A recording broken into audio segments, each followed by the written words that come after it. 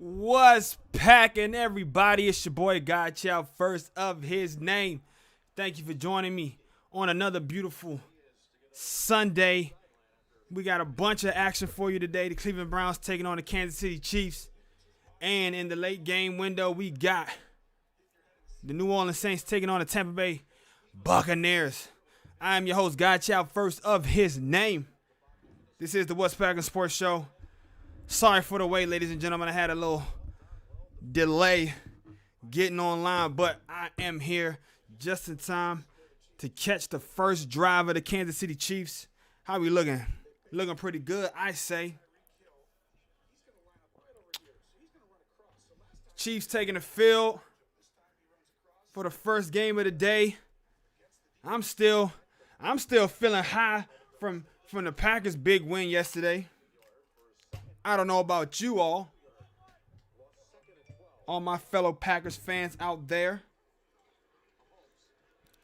We watching to see who the Packers going to obliterate next weekend. My man Broken Ankles, hey, what's packing? Broken Ankles, a.k.a. Broken Hearts, but I call him, he goes by Broken Ankles, but I like to call him Broken Hearts because he's a Lions fan. And, you know, the Lions, they always get their heart broken in the end by my Green Bay Packers. Good to see you, buddy.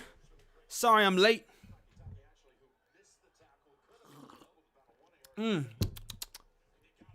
How you feeling today, homie? Who you got? Who you got? Who you got? Who you got in this game? Let me grab my pencil, my pad.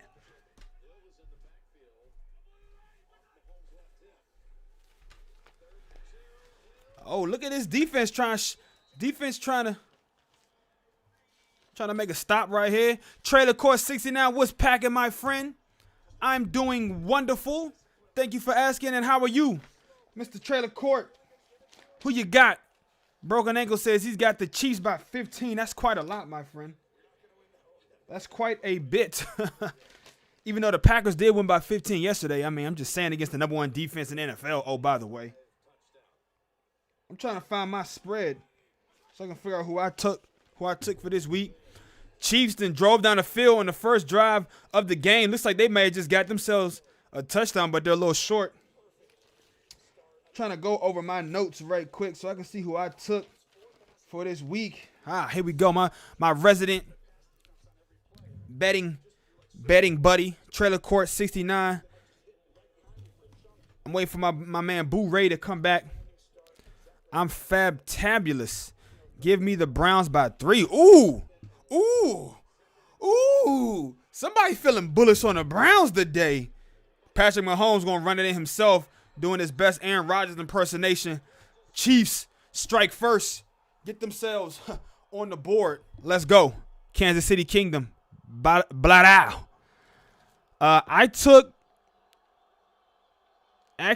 Cleveland to cover. When I made my picks on Friday, Kansas City was a 10-point favorite, Cleveland being a 10-point underdog. They were getting 10 points on the day. The over-under was 57. So I took Cleveland to cover, meaning they will lose, or they could win straight up. Cleveland could win straight up, or as long as they lose by 9 points or less, I still win the bet. And I took the over. I think it might be a high-scoring game. I think both teams can get into the 30-point range. But I'm thinking already now after yesterday's contest between the Packers and the Rams, and also the second game, the Bills versus the Ravens, I'm thinking maybe I should have took the under, because I think I took the over in the Tampa Bay game, and it seems like one game goes over, one game goes under. So I really think the Tampa Bay game is definitely going to go over. So I don't know, man. We'll see. I'm still learning how to fill out my gut feelings on these things. Broken Ankle says, I don't know if anyone can beat the Chiefs in the playoffs. We about to find out right now. We about to find out today. We about to find out. Yeah, that's right. I'm taking the underdog. Trailer Court says, I want to see the Browns win, but I don't think they will. I'll take the over as well. Okay. So we got two players. We got me and Trailer Court taking the Browns, the underdog. My man Broken Ankles is taking the favorite. It's just two people right now in the viewership in the chat. So as the stream continues to go along, we're going to find out as other people join the chat who they got, what's going on, what's packing over around the rest of the league.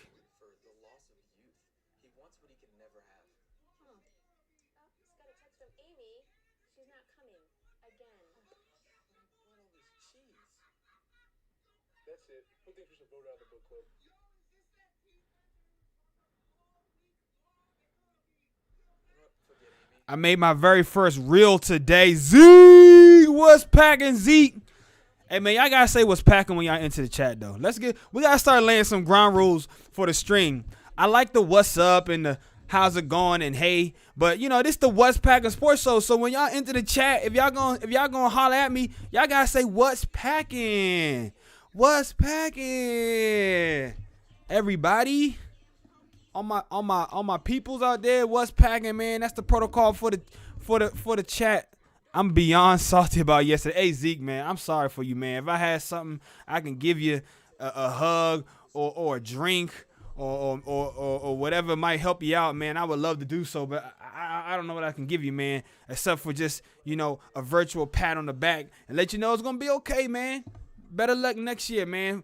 For now though, you could come on over to the pack train, to the pack bandwagon. Come on over to the Packers bandwagon. And, you know, you can root for us along with me as we go on into the NFC Championship game. Dom Giggity. What's packing? Let's go Browns. Hey, I'm rooting for you and the Browns, man. They got their work cut out for them, down by 6. But they about to get their first drive of the game going. So we're going to see how they respond. I made my very first reel on Instagram. If y'all not following me on Instagram, man, go ahead and do that right now. As you can see, it's what's_packing on Instagram. I made my very first reel ever, and I think it's going to be a good one.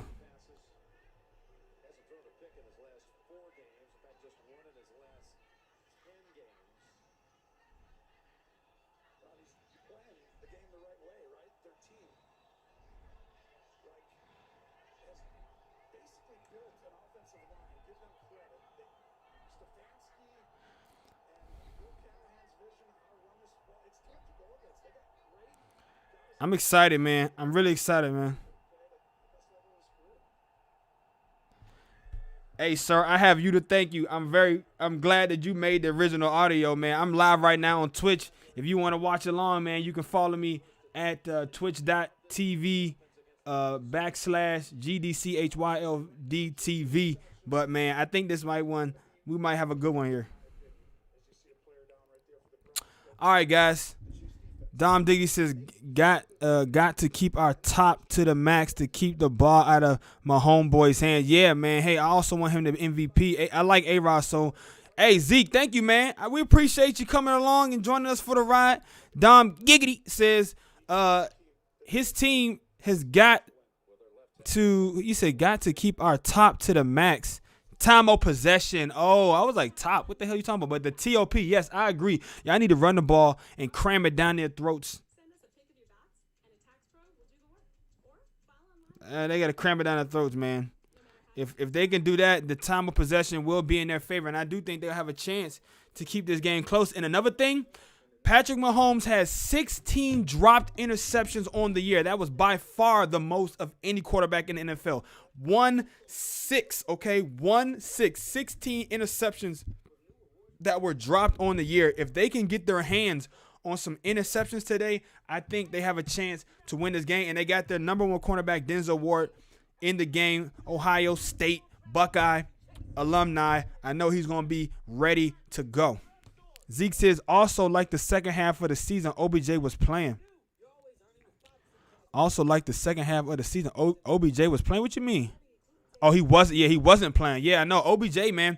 The Browns went to going 0-16 to beating a 12-4 team and being into the. Hey, you right, Zeke. I mean, I wasn't really. Oh, hi. Oh, says Dom Giggity.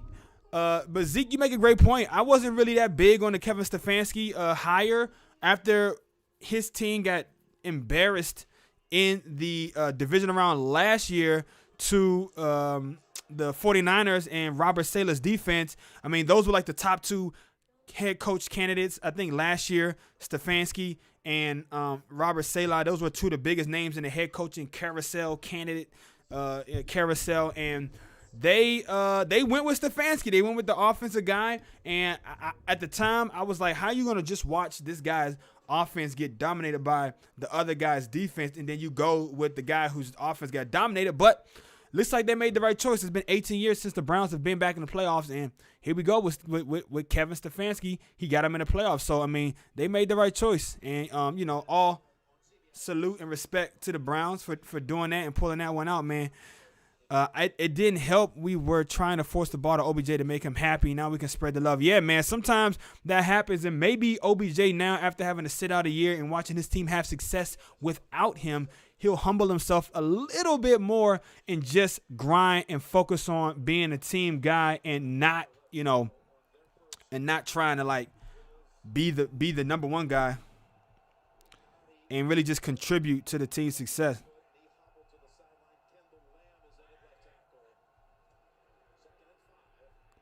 Here we go, man. Very first play for the Browns, and they got Njoku on a very nice little screen, and he's got some speed. Big play. That is Njoku, right? Yeah, man. I remember that dude coming out of college, man. He was one of the top. That was a great play. And on the very first play of the game, the Brownies pick up like 20, 25 yards on a nice little receiver screen. 5, 10, 15, 20, 25. Shit, that was like a 30-yard, 32-yard play right there, man. They should trade OBJ. Yeah, maybe they should trade OBJ. Maybe they will. I wonder who might want to pick him up. Maybe he can go back down to Miami. He can go to Miami or something. Here we go. The Browns got 3 to the right, 1 to the left. A little play action pass to Chubb. It gets the defense. Oh, the defenders were biting on that. And Landry was open on 1st and 10, but now it's going to be 2nd and 10. They do a lot of play action with Baker Mayfield and Nick Chubb and Kareem Hunt. Yeah, the play action game going to be working because they got the number 1 rush attack in the league, so teams have to respect it. Baker was a little off target. If he would have hit Landry right there, I think Landry at least picks up 5 or 6. This would be more manageable 2nd down. But the play action was working. Like the play action was working for the Packers last night, man. When teams run the ball and they run the ball well, the defense has to respect the play action, and that makes your passing game all that much more deadly. Down 6-0, the Chiefs are trying to drive down the field and respond, and Baker Mayfield's under a little bit of pressure. He steps up, rolls out to his right. He's directing traffic, and he delivers a shot downfield under contestant to Hooper, but he's not able to hang on. 3rd and 10 coming up. Kareem Hunt, once the best backup running back in the league. Kareem Hunt, one of the best backer. Yeah, Kareem Hunt, honestly, if he didn't have his domestic, troubles off the field, he still would be in KC right now. They have the best 1-2 punch in the league. I got to say, maybe second only to the Packers 1-2 punch of Aaron Jones and Jamal Williams. We saw them rush for over almost 100. They rushed for over 180 yards yesterday. 3rd and 10. This is a big one for the Cleveland Browns. You can't go possessions. There you go. Get upfield, Hooper. Put your shoulder down. That's what I'm talking about. There you go. The Browns got to make sure they stay pace with the Browns got to make sure they stay pace with Kansas City. They can't have possessions that don't at least sustain drives and get field goals. You're going to need to get touchdowns, but you got to give your defense a chance to rest and make some adjustments and look at the steals and talk it out and, think about what they're going to do for the next possession. And you got to stay on the field. And like my man, who was I said earlier, Dom Giggity, you got to keep that TOP in your favor, man. Time of possession. Baker under center. He's got a little kind of I formation in the backfield, and he hands it off to Chubb, who cuts up the left side, puts a mean little stiff arm on a would-be tackler, and picks up about 5 yards on the play. I don't think there's a better tight end duo in football than Hooper and Njoku. I mean, it could be, man. Both of those guys are pretty good. You can't win against the Chiefs kicking field goals. You're right, Zeke. You can't win kicking field goals, but you can stay in it. You can stay in it, and you can give yourself a chance to win late and, maybe get some momentum off a turnover, but you damn sure not going to stay in it if you just have possessions where you get nothing and you have 3 and out. So I agree you can't win kicking field goals, but I'd rather get a field goal than not get a field goal if it comes down to, a possession. You got to kind of sustain that drive. You got to try to get in the field goal range and kick field goals if you can't score, because every point matters against the Chiefs. But I do agree you got to get touchdowns, man. That was a great – that was a hold right there. Hold, flag on the play. I call them how I see it. If they don't, so be it. I will. I call it how I see it. So be it. If they don't, I will. Flag on the play. That was a holding that should have been called against the Cleveland Browns offensive lineman. 3rd and 4. Baker's in the snot gun formation. He's got 4 to his left, as a matter of fact. 1 to his right. And Baker does a little direct keep to himself, and he puts his shoulder down, and he's going to pick up the first down. Baker Mayfield said, I came to play. That was a nice little play call right there by Stefanski on 3rd and short. Great job blocking by number 82 on the line of scrimmage. Baker put his shoulder pads down, and he was able to deliver the blow, really, to number 53, the linebacker for the Kansas City Chiefs. I mean, they're going to lose, Zeke said. I say if the Chiefs won, they're going to win. They're going to win to the Bills because their defense is bad. I can't spell today. G's. Baker Mayfield going to get paid after this season. We'll see, man. I don't know if I pay him like top tier money, but, I guess I give him enough to try to make him stay. But, I mean, if he doesn't want to take what we're going to give him, then sayonara, buddy.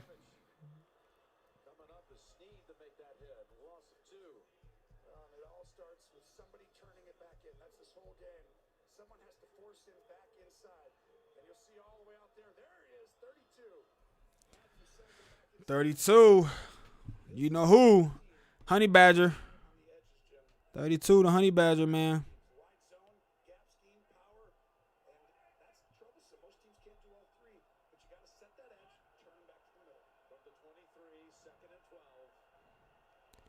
Second and 12. They're heading into the red zone. Baker Mayfield draws back. He's under some pressure. He's able to duck under one defender, but it's taken down by the shoestrings by another. A loss on the play, sacked by the Kansas City defense, but they're still in field goal range at least. Maybe not top money, but they're going to re-sign him. Yeah, I mean, they got to re-sign him. They don't have to re-sign him, but, that should have been a face mask maybe. But I don't think he caught the finger into the grill, so I think Baker would take a pay cut. I think he's got to, you got to stay in Cleveland, bro. They drafted you. They believed in you. They took you number 1 overall, man. Stay in Cleveland. Build something special. Don't chase the money. You can chase the money later on in your career after you get some rings like Brady did. Brady was taking less all year. Brady took less his whole career, and now he got, $50 million over 2 years in the last 2 years with then he signs a, 2-year, $50 million deal with the Bucks. After taking kind of low 20s. He's still only making $25 million a year, which is really low for a Hall of Fame all-time great quarterback who led a team that was basically a terrible, team to a division round into the division round playoffs. You know what I'm saying? So major upgrade right there. Big third down. I agree. Zeke. Dom Giggity says he will get money. Only has 2 interceptions since October. I know. Hey, man, I wasn't really big on Baker, but he had this first 2 years. But, coaching matters, and so does talent. And so, oh, shit, their number 1 draft pick limping into the locker room. That's not good. Zeke says it's hard to kick a field goal in this weather. Yeah. And we saw what happened to Justin Tucker last night. He missed 2. He's the most accurate kicker in the history of the NFL. Baker Mayfield drops back. He delivers a strike out to Juice Landry on 3rd and 21, but they only get maybe about 2 yards, so it's going to be 4th and 18 maybe coming up. So they're going to have to kick that field goal. We're going to see if Parkey can do it. Don't remind me about Justin. I know. I'm sorry, Zeke. I shouldn't have said that. I should have said Justin, you know who, maybe.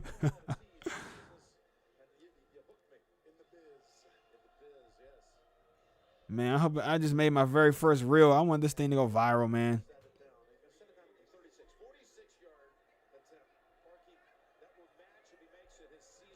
want this joint to go viral, man.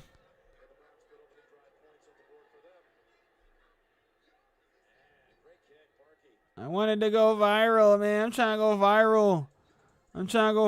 Y'all. Y'all gotta follow me on Instagram at what's_pack and help me go viral, man. I'm trying to go viral. Trying to go viral, man. I'm trying to go viral.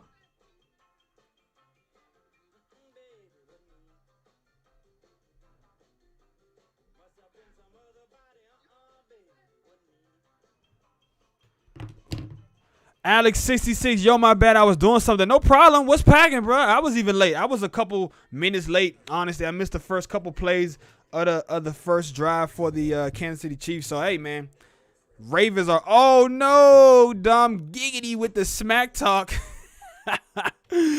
Zeke, are you even following me on Instagram? I'm going to actually tweet that joint out later today on Twitter. I just had to get it. Actually, it was another Packers fan that I follow. His name is Matt Ramage. He's pretty funny, and he has a big following on Instagram. And he did a video talking about the Rams' #1 defense and how everybody was afraid of the Rams' #1 defense, and the Packers basically roasted their ass like a Thanksgiving turkey. And I did a reel and basically did like a voiceover of what he said, you know, kind of reacting to it in a different, I don't know if you guys know what reels are and how they work on Instagram, but we'll see, man. We'll see what happens. I'm going to post it to Twitter later. I want to add some more edits to it and stuff like that. But, yeah, man, I'm excited about it. You know, I'm trying to get my following going. I'm trying to get my base up and all that other kind of stuff.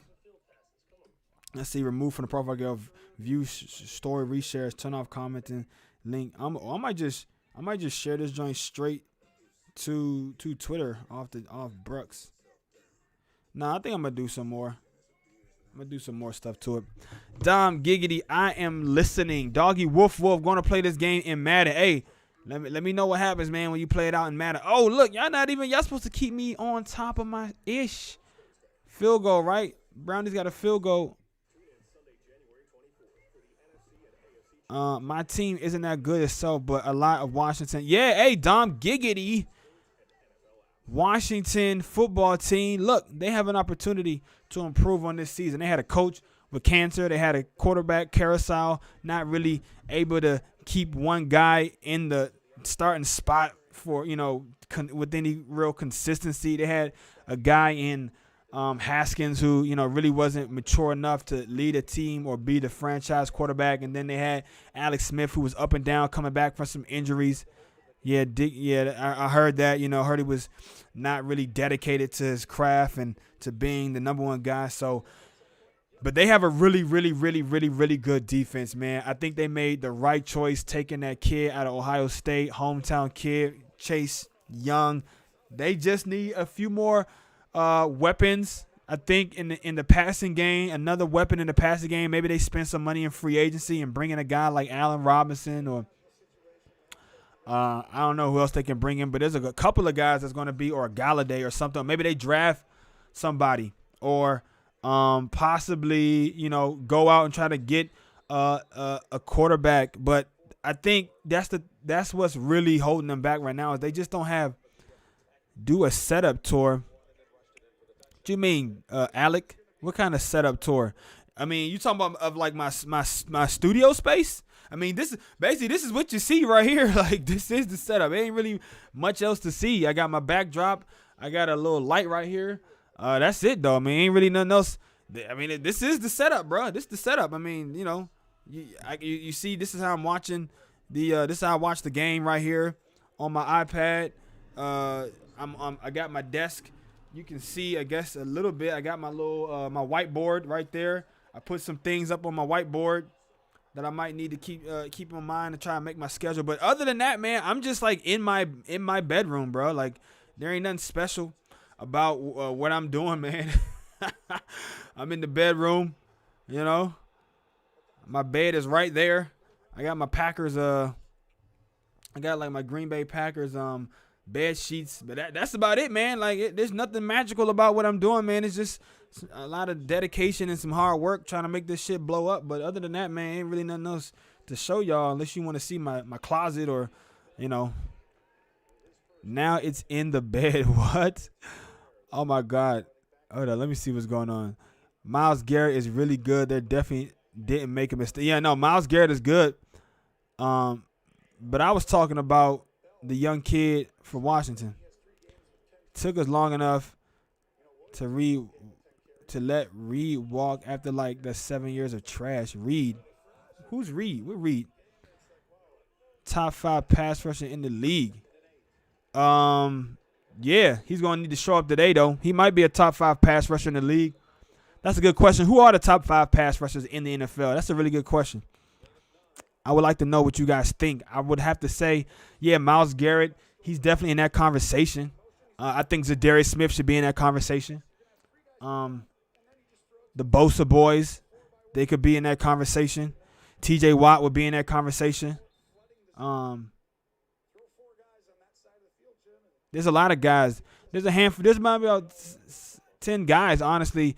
Maybe six or 7 guys that you can say could be in the conversation for top 5 Khalil Mack, even though he's had a down year the last 2 years. And I'm surprised and shocked that he was able to get all pro over my guys, Zadarius Smith.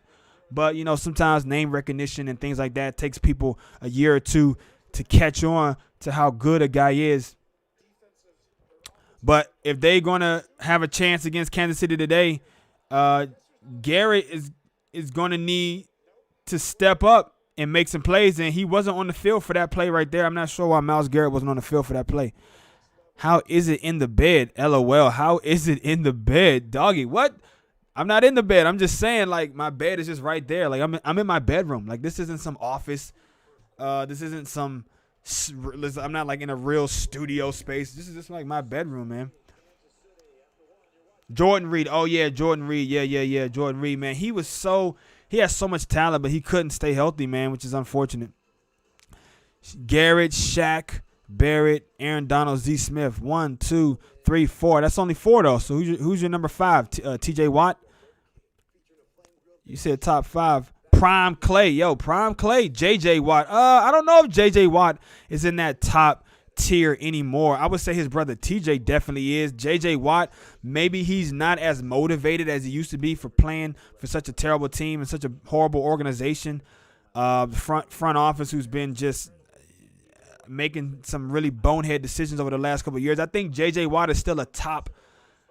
You know, he's still a guy who's very respected in the league, but I can't say that he's a top edge rusher anymore. Not a top 5 edge rusher. No, I don't think the numbers say that. I mean, let me see. What is his numbers this year? Let's see. Pro Football Reference. Pro Football Reference is the best place to get any stats and information on any particular player. I'm going to go J.J. Watt. J.J. Watt. Let's see what he did this year. J.J. Watt, I mean, he had 5 sacks this year, 36 solo tackles, 2 forced fumbles, and he played in all 16 games. I mean, you know, it's not really stellar numbers right there. There was a point in time where he had like back-to-back seasons of 20 sacks. But over the last 2 years, J.J. Watt, I mean, last year he played 8 games. He had 4 sacks. This year he played in all 16 games, had 4 sacks. I don't know if he was injured or anything like that, but in 2018 he had 16 sacks. So, I mean, and then, I mean, he had 2 years of over. I mean, J.J. Watt definitely, man, he's definitely going to go down as one of the more, like, memorable guys from this era, and he has a chance, I think, 2, 4, 6, 8. I mean, he has, like, over 80 sacks in his career, almost over 100 sacks, 2, 4, let's just say 6, 8, 95. Yeah, he has over 100 sacks in his career. I mean, so he's definitely got Hall of Fame numbers if he can play for a couple more years. I mean, he's been in the league now, what? How many years has he been in the league? J.J. Watt has been in the league for how many years? Since 2011. So he's been in the league 10 years, man. So I think he could probably play another good. He could probably has like another 2 or 3 years left of just like prime or sort of descending prime. If he can get it, and as a matter of fact, I would like to see him on the Packers next year. I know that he has. Mahomes almost fumbles the ball, but he's able to get it off and work a little bit of that Mahomes magic. They're in the red zone. I think J.J. Watt, though, like, he's owed like $18 million or $17 million or something like that to the Texans this year. But if they cut him, they owe him absolutely no money, and he'd count as $0 against the cap. So I think J.J. Watt will be on the move this offseason, and I would love to see him get traded, or to be maybe released and signed by the Packers, and have him come and help anchor that defensive front. Maybe he'd be willing to change positions in order to be on a Super Bowl contender and play for his hometown team where he grew up rooting for his whole life and even played in college. Garrett is chasing down Mahomes, who put the little skirt on Myles Garrett, who was just this close to bringing him down. Jordan Reed, Prime Clay was top 5, though. I'm not going to lie. Mack has been down the last 2 years because that whole Bears dude, they killed the talent. Aaron Donald, T.J. Watt, Myles Garrett, Zadarius Smith, Jason Reddick. I don't even know who Jason Reddick is. Is that kid from the Cardinals who had like 7 sacks in a game or some crazy shit like that? Aaron Donald. I don't know if he's one of the – I mean, he's definitely probably one of the best, if not the best defender. But we said, Travis Kelce just leaps his way into the end zone. The Chiefs out to a hot start, man. 2 drives, 2 possessions, 2 touchdowns for the Chiefs. They're off to kind of a red-hot start. These Cleveland Browns are going to have to buckle down defensively, get some sacks and some pressure, and create some uncomfortable situations. Ooh, man, Travis Kelce, he's such a dog. Travis Kelce is such a dog. Hassan Reddick. Yeah, you said Jason. Yeah, Hassan Reddick. Yeah, that's the kid for the Arizona Cardinals. And he plays like safety, doesn't he? Which is crazy. The Packers will not have a chance against the Chiefs. Oh, boy, Brazzle Dazzle. Here you go with the trolling. Brazzle Dazzle, everybody. Welcome, Mr. Brazzle Dazzle, the resident troll of the West Packing Sports Show stream. Welcome him to the chat. He's getting things off to a toxic start after we just saw the Green Bay Packers destroy the number 1 defense in NFL. Brazzle Dazzle says the Packers wouldn't stand a chance against the Chiefs. A top 5 ass rusher. Hey, giggity. Zeke, J.J. Reddick isn't motivated anymore. He's going to leave in the offseason, and then he'll definitely be a top 5 pass rusher. J.J. Reddick, I think you mean J.J. Watt. Somehow we got Hassan Reddick, J.J. Watt, and J.J. Reddick all like morphed into one player. Yes, Hassan Reddick is amazing. J.J. Watt, okay, I think after I looked at his numbers, I mean, he was hurt last year. He only had 4 sacks. He had 5 sacks this year on a very down year. I think, motivation for these professional athletes is a bigger factor than most people want to give it credit for, especially when you know your team sucks. You know what I'm saying? So I'll give him some credit, and I'll say that, if he leaves this year and goes to a team that has a chance to really compete for a Super Bowl, maybe like the Green Bay Packers, I can see him having double-digit sacks again, maybe like 15, 11 to 15 sacks. So, yeah, I would say J.J. Watt is probably still a top 10 pass rusher in the NFL, but I don't know if I'll put him in top 5. I think T.J. Watt, Myles Garrett, Zadarius Smith, Barrett, Shaq Barrett, I feel like there's another name I'm forgetting. Another name of a guy I'm forgetting that's really good. God, what the F is wrong with my spelling? It's okay. It's okay, Zeke. It's okay, man. We know you're still dealing with post-Ravens collapse hangover. All right, BRB. All right, Alec, we'll see you in a second. J.J. Watt, 1,000 times better than Dean Lowry. That, for the very first time, Brazzle Dazzle, for the very first time ever since you have been a follower and a regular in my stream, I actually agree with you. I actually agree with you for the very first time. Brazzle Dazzle, everybody give it up for Brazzle Dazzle. breaking character for once in his life and not saying something that only a troll would say. He actually made logical football sense there. Yes, I agree. J.J. Watt is a million times better than Dean Lowry. What the fuck is Dean Lowry?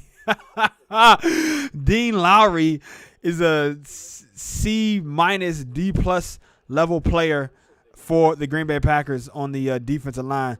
Touchdown, Chiefs, Travis Kelce on 2nd and 19. Yeah, Travis Kelce is an absolute dog. 2 drives, 2 TDs, where the game gets ugly if the Browns can't score. Yeah, the Browns got to keep up right here, and then they're going to need to get a turnover or like a big sack or something. Yeah, he's a linebacker. Okay, I thought he was a safety for some reason, Hassan Reddick, but he's a linebacker. Chiefs went 3 and out, and I just got a QB rushing TD. Oh, okay, doggy, woof, woof. Let's see. The Chiefs going to need some of that, what's going on in the virtual world, to happen in the real world. We're already in the second quarter. Let me go ahead and update that as well. We in the second quarter. Man, that first quarter flew by, man. Jeez Louise. That was some long drives by both of the teams. It ate up a lot of clock. Killer Crazy. What's packing? Killer Crazy. Go Browns.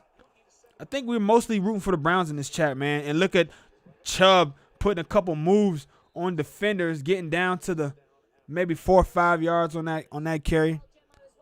Aaron Donald is number 1. I don't know if Aaron Donald is the number 1 pass rusher. He's the number 1 defender probably in the NFL, even though yesterday he got the clamps put on him by Elton Jenkins. I don't care if he was hurt or not 100% or whatever. If you're going to be in the game, then there's no effing excuses. I don't think Aaron Donald is the number 1 pass rusher, though. He might be like 2. But then again, I mean, he did have 20 sacks like 2 years ago, which is insane. Baker Mayfield's got all day after the boot action play. He fakes the handoff, boots out to his left, and he's got all day and throws a little out pass to Jarvis Landry in the flat on 2nd and 6. He's able to pick up the first down. What's packing? Killer Crazy. Brazzle Dazzle, you're welcome. I don't think the Packers could get any big name. They have a few big names and upcoming big names for the free agent this year. Yeah, but I think after a career, after an 11-year career, 10-year, 11-year career of playing for a mediocre franchise that has wasted his prime and starting to waste the prime of their franchise quarterback and have made, mistake after mistake in free agency and in the offseason and just really been poorly run from a front office perspective.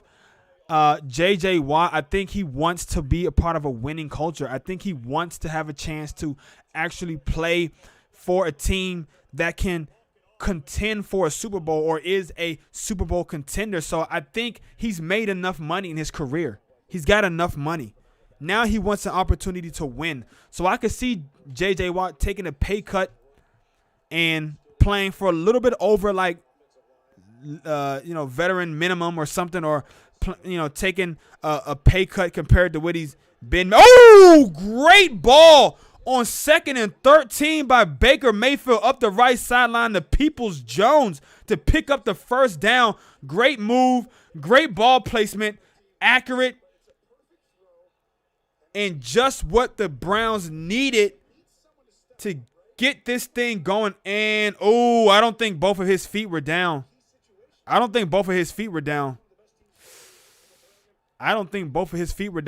need to hurry up. See, that's where Aaron Rodgers would run to the line of scrimmage and get a playoff. If they were smart, I don't think both of their feet were down. Play action pass, puts the ball into Nick Chubb's gut and pulls it back out. Delivers a strike across the middle on the left hash to Juice Landry, picking up the first down. Browns on the move. Sack, 2nd and 19 for Madden. Let's not forget that Godchild was predicting the Browns would win this easily. I did not say the Browns would win this easily. Don't put words into my mouth, Brazzle Dazzle. All I said was I think that the Browns can cover a 10-point spread. The Browns were 10-point underdogs coming into the game, and I thought that they could cover. That's all I said. And I didn't even say easily. I just said I hope they would cover. Then who's first? I think it might be T.J. Watt, to be honest with you. I think it might be T.J. Watt. I think T.J. Watt, to me, he does so much in the running game. He doesn't just – ooh, Chubb, you got to hold on to that one, brother, on 2nd and 20. I think it could be T.J. Watt. He's got the numbers. He's been consistent. I mean, he does it in the running game as well as in the passing game. He gets tip balls and all that kind of shit. He makes plays, too. He doesn't just – and honestly, T.J. Watt and one of those Bosa boys, too, man.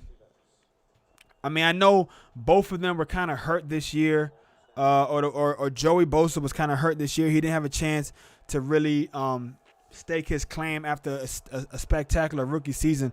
I think those Bosa boys are really good, too. It's tough. It's tough, man.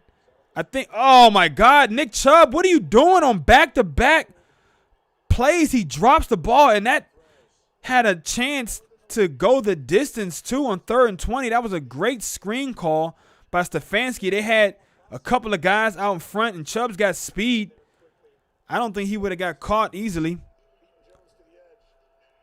A KC fan punched me in the face Friday. No joke. Killer crazy. Are you serious? That's insane. Sorry to hear that, kiddo. No, Killer, don't say that. Don't say that about yourself. You're not stupid, bro. I don't know why you would say that.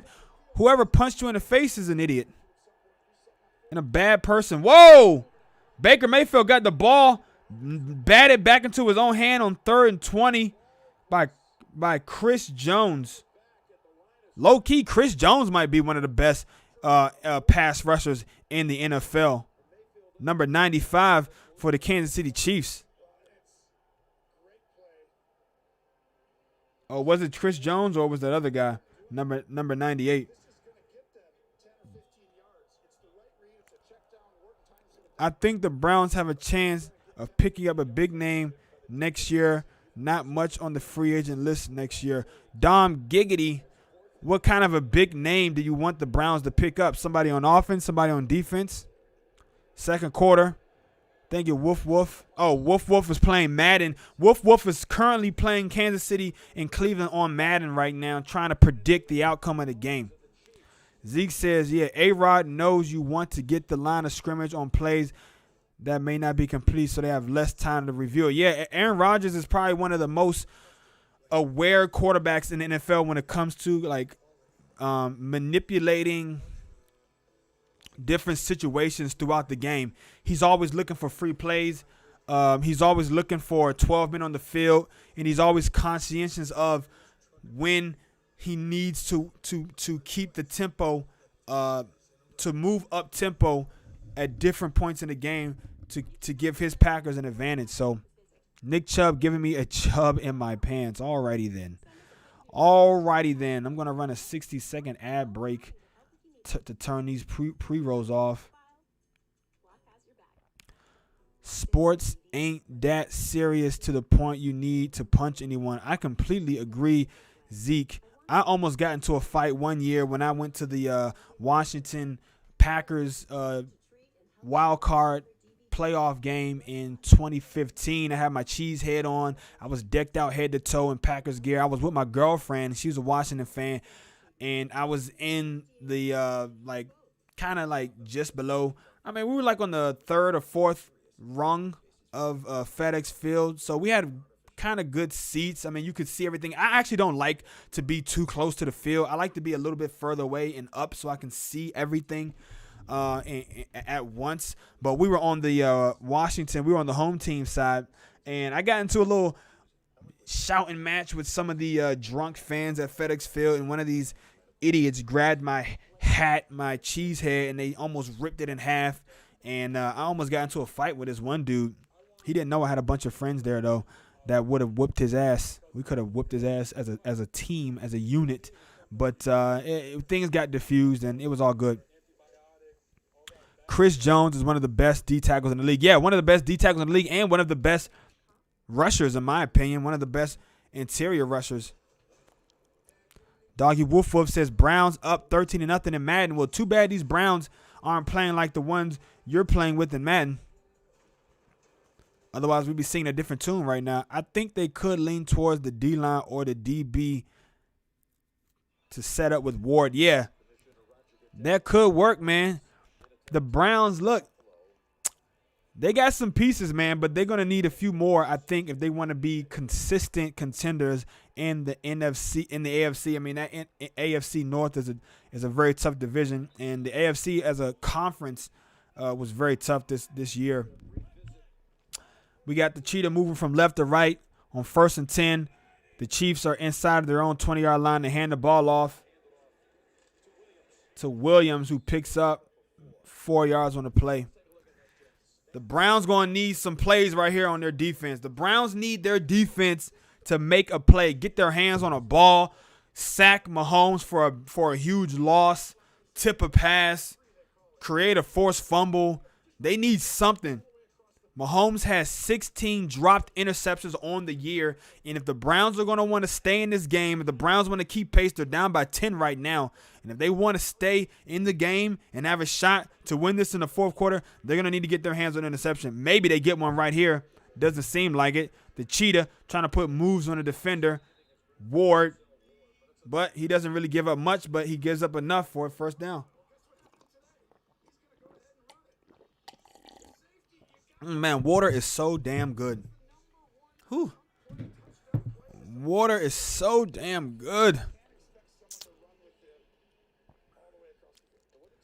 Just heard on ESPN that Rodgers, oh my gosh, Brazzle Dazzle. I'm not even gonna read that crap. And it is cap. It's 100% cap. Brazzle Dazzle. I don't even read that stuff.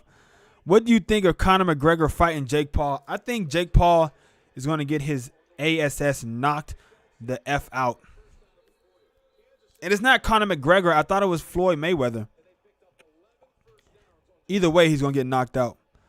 They're playing with Tyrod Taylor. Why are they playing with Tyrod Taylor? What in the world? Okay, this is Madden 19. Okay. Well, that makes a big difference, bro. You got to get the updated rosters or something. I don't follow wrestling. Is Conor a pro wrestler? No, Conor McGregor is a pro. How do you not know who Conor McGregor is? Conor McGregor is a MMA superstar. He's supposed to. I thought it was Floyd Mayweather who was supposed to fight Jake Paul, not Conor McGregor. The Browns D needs to start getting. Yeah, the Browns defense needs to generate a turnover right here. No, Logan Paul's fight. Oh, Logan Paul is fighting Mayweather and Jake Paul is fighting Conor McGregor. Are they going to do that on the same day? Oh my gosh, I would love to see both of those freaking idiots get knocked the F out. And I'm going to try to clean up my language a little bit, guys, because my family is starting to watch the streams now. They're trying to support me, and they don't like it when I cuss so much. So I'm going to try to clean it up a little bit. Oh, big run right there by Williams on 2nd and 3. Look, man, this Cleveland Browns, they need to wake up. They need to wake up, man. Hey, man, Brazzle Dazzle, I appreciate you being true to yourself and not skipping a beat. You're always consistently trolling, and, you know, you bring something. You give everyone something to hate, and that our combined,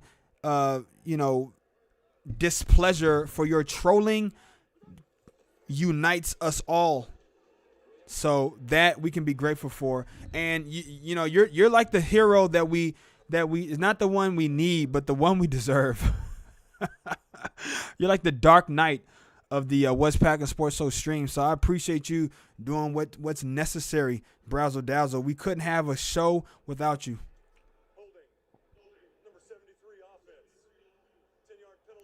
They're doing it on the same day.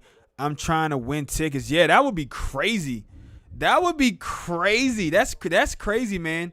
The Paul brothers are going to be fighting arguably two of the best, most talented, most feared, and entertaining fighters of this century. Honestly, I'm not even going to, no cap. I mean, pound for pound, Floyd Mayweather is probably one of the best boxers that ever lived. And, I mean, there was a point in time where what's your boy? What's that fool's name? McGregor was like, undefeated. He was pound for pound the best MMA fighter. So I mean that's gonna be killer crazy. You're not so much a troll as you're just I don't know. You're just a little out there sometimes. But Brazzle Dazzle was definitely the resident troll.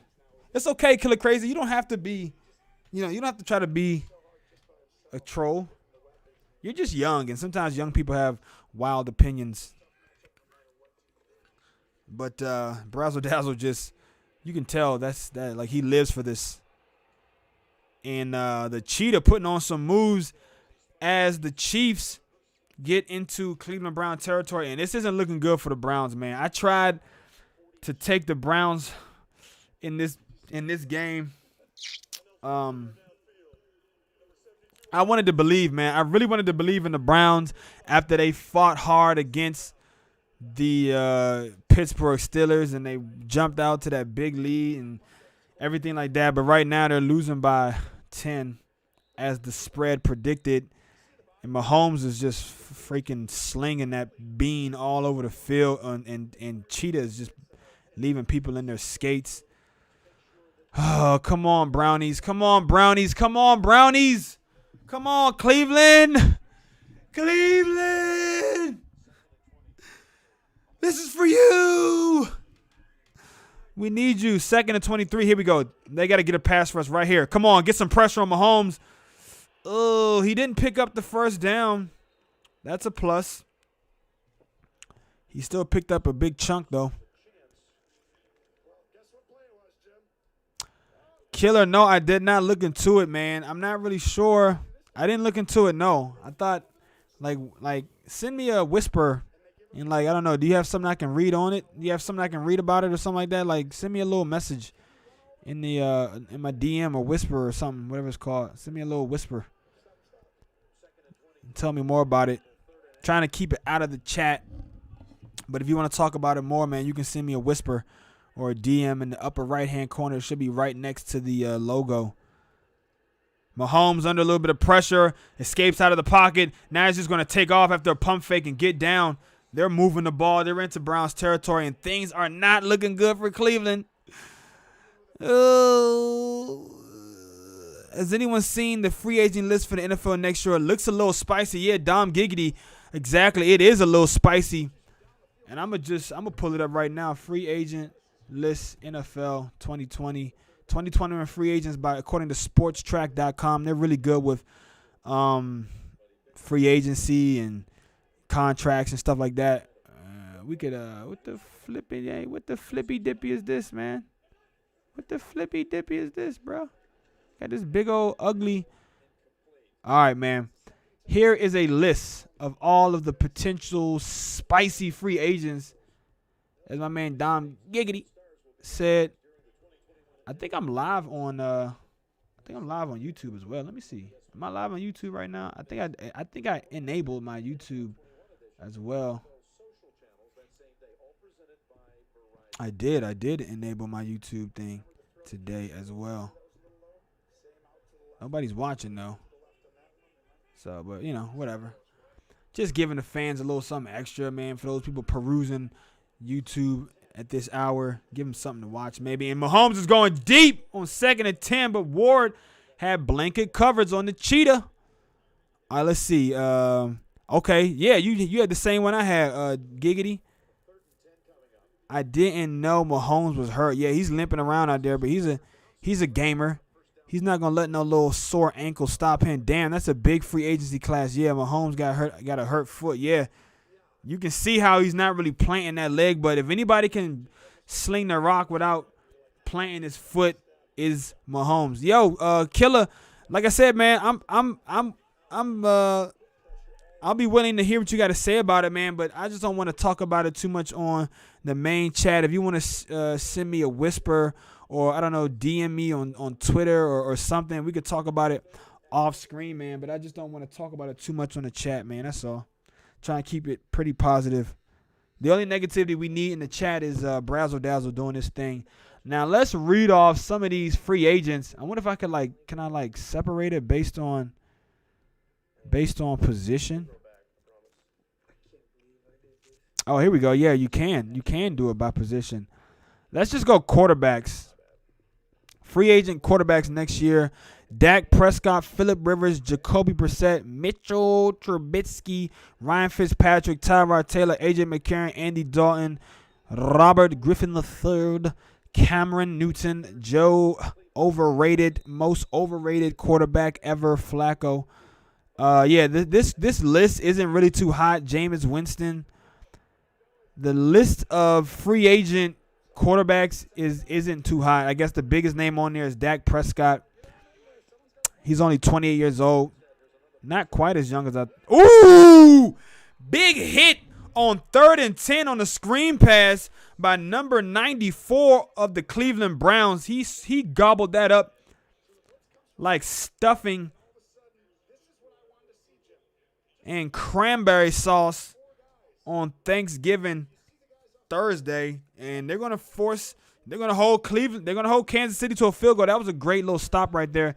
So the quarterback class. What y'all think about Dak Prescott? Do you think Dak Prescott, Claiborne bringing a boom? Yeah, Claiborne is bringing a boom. Pick 6. That would have been nice. Oh, you got a pick 6 on the game. What y'all think about Dak Prescott? Do you think Dak Prescott is gonna get an extension from the Cowboys, or do you think they will let him walk and seek more money in free agency, or do you think they will sign him to the franchise tag and keep him around for another year? Yeah, you think he's gonna get tagged? Dak Prescott, who was here when I said who was here when I called him Dak Prescott?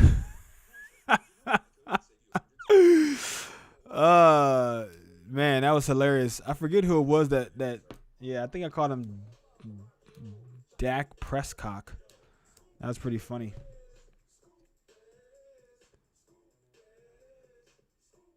Allen Robinson and the Packers are a match made in heaven. Yeah, Doggy said I think I was. I think Dak. Look, man, here's my thing about Dak, man. The Packers need to go out and get Allen Robinson. Scoop, there it is. Yeah, they need to scoop Allen Robinson up. I was here, says Killer Crazy. Pepper's Farm remembers when I called him Dak Prescott. Look, I think honestly, if I were the Cowboys, I wouldn't pay Dak what he wants. Dak wants to get paid like a top 5 quarterback in the NFL, and I'm sorry, brother, you're not a top 5 quarterback in the NFL.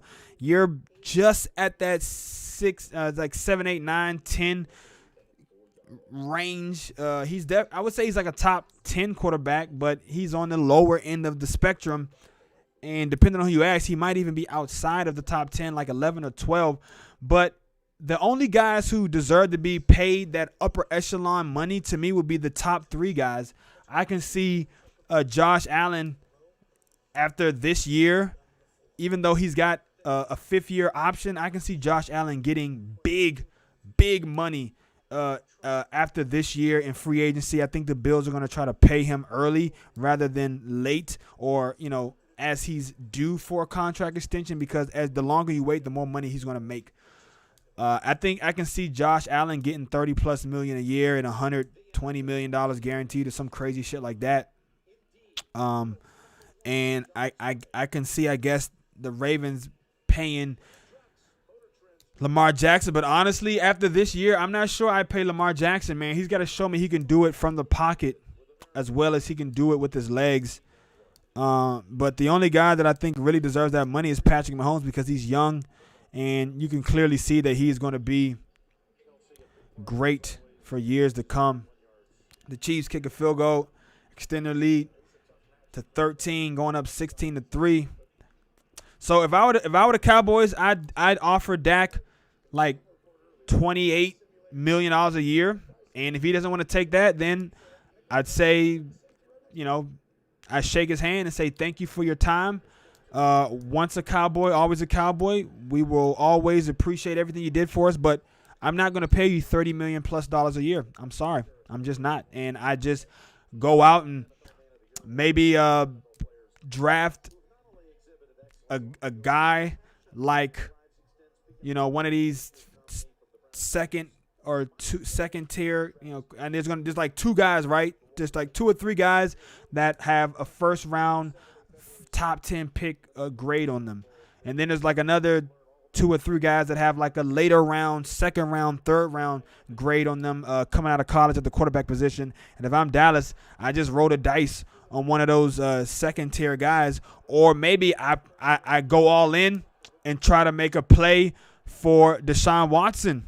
Baker Mayfield dancing around in the pocket, throws up a prayer to his tight end, which is incomplete. Going to be 2nd and 10 now for the Browns, trailing by 13, and they definitely need to get back on the scoreboard here if they're going to want to keep this thing from getting out of hand.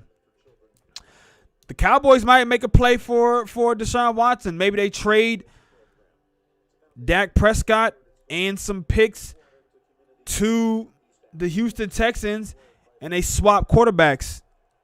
That might be a nice little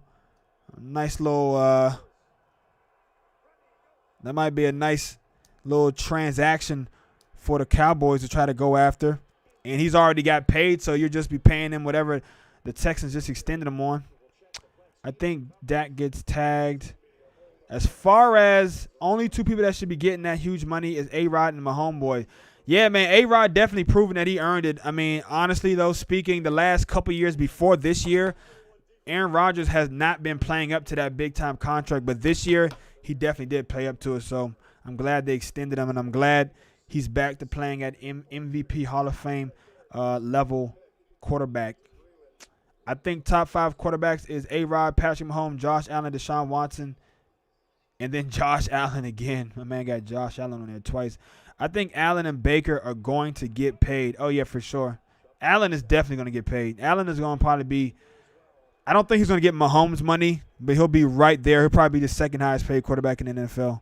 Ooh!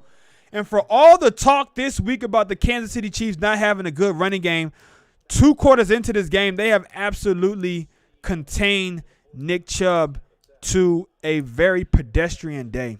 Mahomes already got paid, and he's locked up for the next 5-6 years. Mahomes is technically locked up for the next 10 years, even though after about 5 or 6 years they can get out of that contract. But Mahomes is locked up for the next 10 years. He signed a 10-year, $500 million contract. So he's definitely going to be a Kansas City Chiefs for a long time. Ooh, and Baker had a man open deep, but they threw a flag on the play. That might be a spot foul.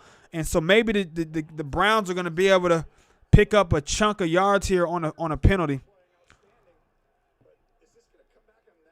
Yeah, no, Josh. What? They called pass interference on the offensive guy, on the wide receiver, number 11. Dang. Yeah, Josh Allen is going to probably get like $35 million this year in the offseason. I think he's going to be a $35 million guy. One guy's holding his shirt. The other guy kind of pushes off a little bit. I think Trey Lance is a sleeper. Trey Lance. Is that a wide receiver?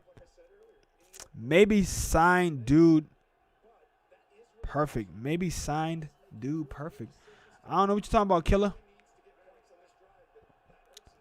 Deshaun Watson is a special, but he's getting wasted by – yeah, that's what I'm saying. He is getting wasted by Houston. That's why maybe I'm thinking the Cowboys make a play for him. And what a strike delivered on 2nd and 20 by Baker Mayfield to Njoku over the middle. I mean, that was a beautiful ball, beautiful route, beautiful play by the Cleveland Browns trying to get back in this thing, down by 13 with 1:56 to go in the half. Mahomes got paid way too much, and I know he's amazing, but $500 million, are you kidding me? I mean, look, you're right. I don't know if I would have paid him that much, but at the end of the day, what the hell are you going to do, man? And my real learn more pre-roll ads are on, run an ad break to disable them. I'm going to click the learn more, and I'm going to run another 60-second ad break.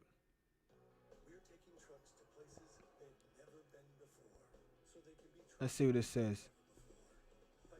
Pre-roll ads are on, run an ad break to disable them. Okay, I think I just did it, so I need to read this later. I don't want to bore you guys with the behind the scenes production. Patrick Peterson. Man, shit, the Packers might need to go after Patrick Peterson, bro. Look, I'm trying not to talk too negative about my Green Bay Packers because they are the number one team in the NFL, I think, this year. They've got a very, very underrated defense, and they've got the best offense in football. They just destroyed the Los Angeles Lambs, the quote-unquote number one defense in football. But I'm going to say right now, from what I've seen, that is the one area where the Packers could, like, improve, I think, vastly. And it's not even that it's so bad, but it's so glaring because Jair Alexander, to me, is the best. He's the number one cornerback in football. He doesn't get a lot of interceptions like maybe a Xavier Howard or a Stephon Gilmore, who maybe the Packers go after Stephon Gilmore, man. But Kevin King is a liability in coverage, man, and he gets targeted so disproportionately compared to Jair Alexander, because Jair Alexander is the bank of jaw, and anybody who is on Jair is in the vault and they are locked down and they ain't going nowhere for 60 minutes. Kevin King becomes a target, man, and I just hate to see a team like exploit him. Like he kind of got exploited a little bit yesterday, or maybe not exploited, but he was just so heavily targeted yesterday. And, you know, whoever he was on was the guy who was getting all of the catches and getting most of the attention. And Kevin King, he could play a lot better, you know. I hope maybe over the next couple weeks, the next couple games. And Doggy Wolf Wolf says, I got to go. I see you on the flip side. I'll see you next time, Doggy. And Zeke says, do you watch the NBA? I don't really watch the NBA, but I might, man. I might start watching the NBA. Once the football season is over, I'm going to have to find some new things to do on my live stream. I was thinking about doing some art. I'm a sculptor. I'm a photographer. I'm a illustrator. So I was thinking about maybe streaming some live artwork, or me searching for materials to make sculptures out of. And I was thinking about maybe streaming video games again. But people have been asking me if I want to stream hockey, if I'm going to stream basketball. And I might try it out and see how I like it. I think the Packs should fix the run. D has never really been good. Honestly, bro, like, over the last couple of years, yeah, the run defense hasn't been that great. But, I mean, the last 6 weeks, the Packers haven't allowed a 100-yard rusher. And yesterday, they held the Rams to under 100 yards rushing again. And as of the last 5 weeks, this Packers defense is one of the better defenses in the NFL. So you can always improve. You know, Dean Lowry and Tyler Lancaster, yeah, I think they're like C-, D+, like level players. So you can always improve on the D-line. That's why I think I like the idea of them maybe going out and getting a J.J. Watt on a discount, who might just want to try, you know, get on a contender and take a pay cut to be on a contender, Super Bowl contender. But I think their biggest needs right now, or the one area where the Packers could improve the most would be, defensive line and the opposite cornerback from Jair Alexander. Ooh, and what a play on 2nd and 10 by Baker Mayfield. He hits number 82, Higgins, on a crossing route over the middle. Great release, great route, even held on the play right there. Great hands, sure-handed catch by Higgins, and the Browns are on the move, man. Killer says, can you stream baseball? Oh, Killer, I don't know if I can stream baseball, man. It's so boring, man. Zeke says, I'm a terrible drawer. I'm not too shabby, not going to lie. I'm pretty good. I've been drawing since I was like 4 years old. I'm not as good as I used to be in my early 20s because I haven't practiced as much. And there go the Browns getting on the board. Touchdown. Higgins, after catching the ball on 2nd and 10.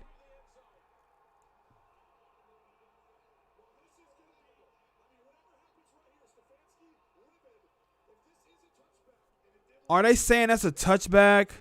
No way.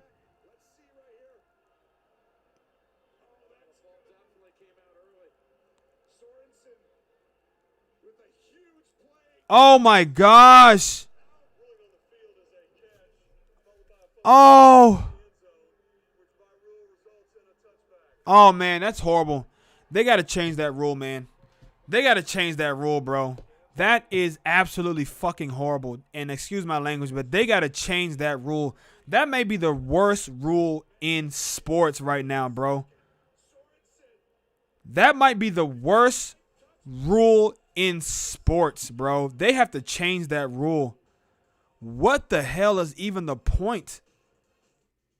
What is the point of that rule? The Browns driving the ball down the field. Higgins trying to make a play for his team, trying to put the team on his back, trying to put his body on the line, dives and reaches for the end zone. He's hit on the elbow by the Chiefs defender, fumbles the ball into the end zone, and it's going to be a touchback for the Chiefs. That is just heartbreaking right there, man. They held Derrick Henry to under 100 yards too. Yeah, I mean, this Packers defense, low-key, is actually like a top 5 defense in the NFL, bro. It's not what people have been used to seeing over the last couple of years, but the Packers have really morphed themselves into a top 5 unit down the stretch, and that's why I think they're the best team in football. The Packers need 2 wide receivers. Brazzle, I'm not going to argue with you. I mean, the Packers had, let's say, a Justin Jefferson. Had they drafted a Justin Jefferson and moved up a few more spots from 26 to 21 to draft a Justin Jefferson, I can't even imagine how much more deadly this team would be offensively. They're already the number 1 offense in football. Imagine if they had Justin Jefferson. Yeah, that touchback is soul crushing right there. They're already the favorite in the NFC, Brazzle. Or haven't you been watching football? You were here, yeah. You were here yesterday, Brazzle. You saw what the Packers did to the number 1 defense in football. They absolutely embarrassed them, beat them by 15 points. I can draw really well. Killer Crazy says, I can draw really well. That's what's up, man.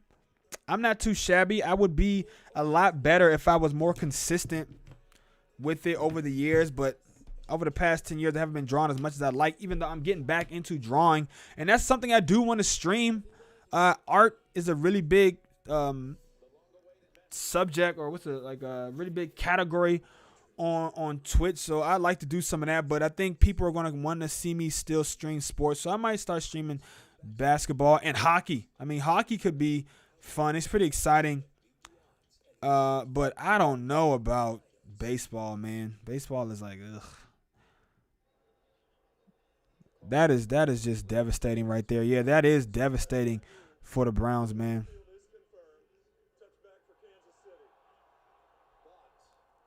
That would have definitely put them back in the game. Yeah, I'm looking at Twitter right now. They agree with you about how unfair the rule is. Yeah, that rule has got to change, man. That is like, I don't even know what the hell is the point of that rule. 1 second, guys.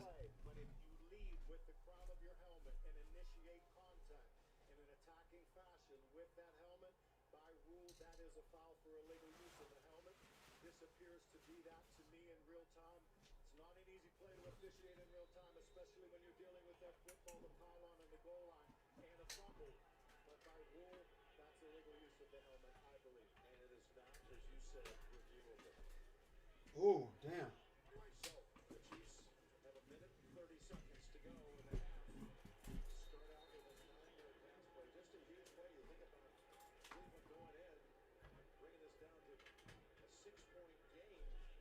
Man, that sucks, bro. Poor freaking, dang, that sucks, man. They were driving the ball. Oh, man. I feel bad for the Brownies on that one, man. Lazard was a good comeback from India. Lazard, man. Lazard had a big game yesterday, man. Lazard could have had a monster game if he would have held on to that first play action pass that Rodgers threw him that could have maybe been a touchdown. Lazard could have maybe had 2 touchdowns and over 100 yards on the day. He came up big in the play action game. And he had a couple of other big receptions for first downs and chain movers. So, I mean, Lazard is I think Lazard, good pressure on 1st and 10, causing Mahomes to throw the ball early, and Tyreek Hill couldn't hang on to it. That was a nice little blitz that the Browns sent at Mahomes right there, number 35. He hit him just in time. I mean, he got it off, but I think he would have liked to hold on to that just a tick longer maybe. And but I think Alan Lazard definitely, I think, has established himself as a legit number 2 receiver, but MVS still leaves some to be desired. And I mean, MVS had a drop yesterday that could have been a big gain, maybe even a touchdown. And they need to try to poke that ball out. And then Equiminius St. Brown, we could definitely upgrade at the wide receiver position. I mean, I like MVS, and I know the team really believes in him, but there have just been too many times this year where his inconsistency has cost this team the momentum or an opportunity to really put a game out of reach, or to like climb back into the game, or just consistency. Really, I mean, offense is all about consistency, and I think the biggest word to describe MVS, you could say he's explosive, you could say he's talented, you could say he's fast, but I think the most accurate word to describe Marquez Valdez-Scantling is he's inconsistent, man. And everyone around him on this offense is so consistent. When he's the most inconsistent piece, when he's supposed to be that deep threat, that shot play guy, you got to be able to count on him for those plays, and he's like 50-50, and I think it just hurts the offense. But I'm really hoping that he sticks with it, and maybe just when we least expect it, he'll have his best game of the season and his career and shock everybody and just catch everything and have like 200 yards receiving and like 3 touchdowns or something crazy. Can I stream NASCAR? That would be a negative. Baseball is meh for me. I don't really like it. Yeah, I'm on the same wave with you, Zeke. I mean, baseball is just kind of meh. I like going to baseball games. I mean, those are fun. It's the ultimate social setting because it's kind of slow. It's one of those sports where you can just tune in when you want and tune out, and it's good. It's a good sport to just like kind of drink at and just be social and socialize. But as far as sitting down for 3-4 hours and just watching it, I can't do that on the stream. I've been making designs for my merch company for YouTube. Killer Crazy, man. Let me see. I want to see some of your designs, man. I want to see some of your designs. I actually been thinking about designing some of my own merch myself. Maybe we can collaborate. Not is the time BS, but they missed the clear foul for leading with the helmet. Yeah. Hey, Trailer Court, that's what the commentators were saying about that last play, but it's not a reviewable, which sucks. I mean, that would have been offsetting. Oh, wow. Cheetah in the open field. Pull that football out. They got to be going after that football. 5 seconds left. The Chiefs had one timeout, and they use it. There was a flag.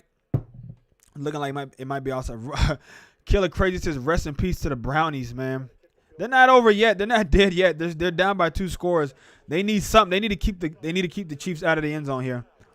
The Chiefs did get the ball first, so the Browns get it coming out the half. That would help them out.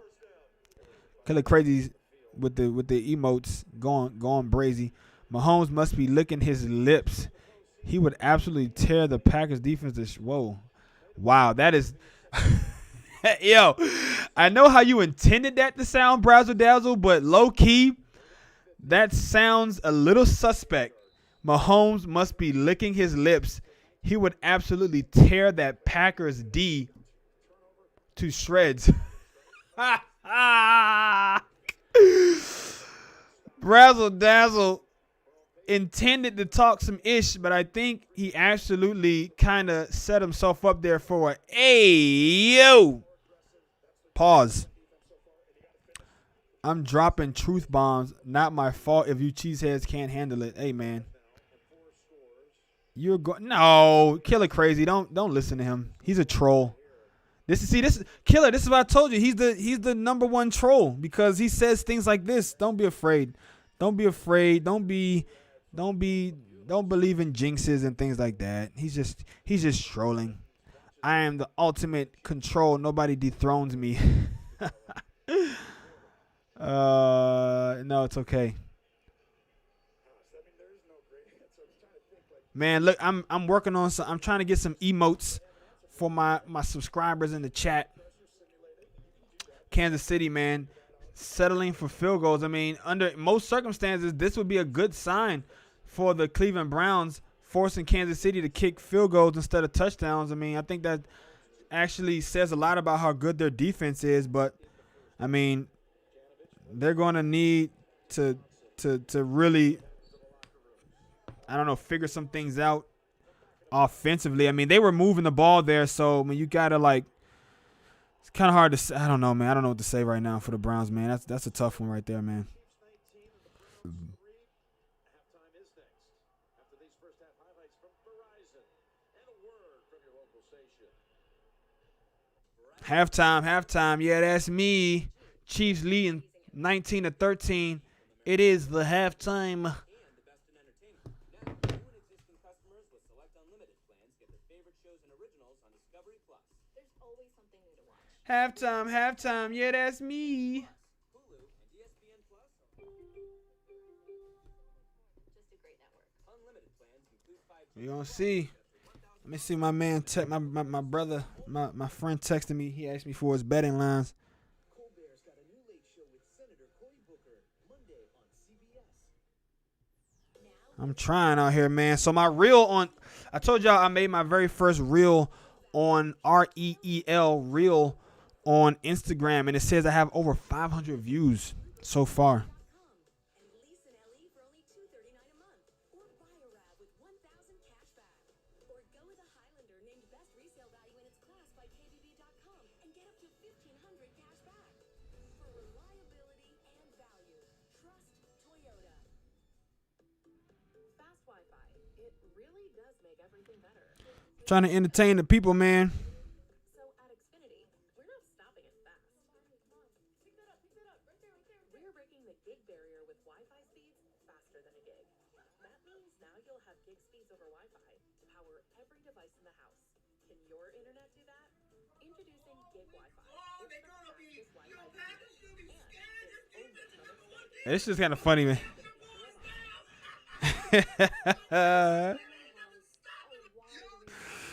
Go Pack, go baby, ain't nothing stopping us. Go Pack, go baby, ain't nothing stopping us. Let's see, what did you take today? I'm gonna just send him the whole screenshot, man. I ain't about to keep reading this shit to him. Let's see if he can. I wonder if he can read my handwriting. I got kind of sloppy handwriting, honestly.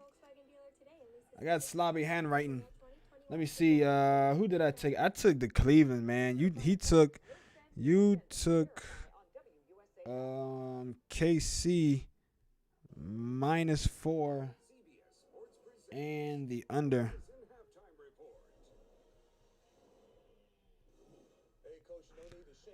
You looking good, man.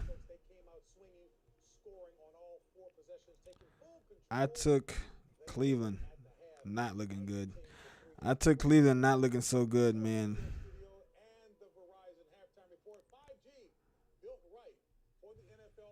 Not looking too hot.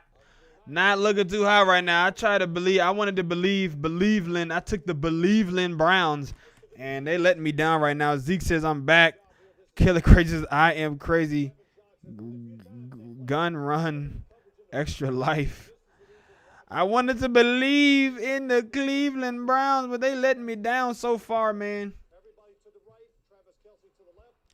They letting me down so far. We're gonna get back to reading these we're gonna get back to reading these what you call it? Reading these we're gonna get back to reading these free agents though. Cause I wanna read the free agents, honestly. I'm gonna get back to reading these free agents. But first, let me see. Let me fix my stream here. There we go. 19. That's a little too close. I want to make sure my stuff looks nice and presentable. Maybe I put it down here. Nah, I like it right here. I like that. There we go. We also live on the tuber. We're live on the tuber. Nobody checking us out on YouTube yet, but that's all right. That's all right. Yeah, that was man. They gotta get rid of that freaking. They gotta get rid of that dang on. They gotta get rid of that thing, man. They gotta get rid of that touchback BS, man. They should have had the ball on the 1 yard line, and they would have probably gave it to your boy Chubb, and he would have got himself a touchdown, and they would have been back in this game. So, yeah. Yeah, it should be reviewable. Him, Brown on the same though doesn't negate the fact Hollywood is not as great. Yeah, I mean, I don't know what the heck you guys are making some dumb arguments on Twitter, man. Some people make some of the stupidest arguments I've ever seen on Twitter. Wow, somebody says Aaron Rodgers had arguably one of the worst playoff performances ever yesterday and still beat the Rams very convincingly. That doesn't happen in the McCarthy era. What? Brazzle Dazzle, is that you? Brazzle Dazzle, is that you?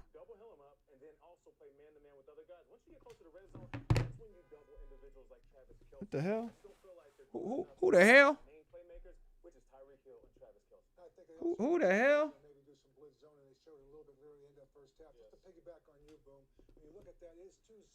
Shake my head, man. What is this person?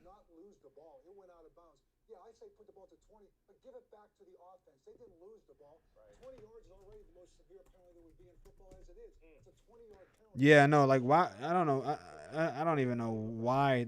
That rule makes absolutely no sense to me, bruh. That rule makes absolutely no sense to me, man. Like, I don't understand that rule at all. Whew, one of the worst players. Yeah, I know, man. Like, that sounds like some shit Brazzle Dazzle would say. I can't quite believe. I cannot believe my eyes, my ears. I can't believe what I just read, man.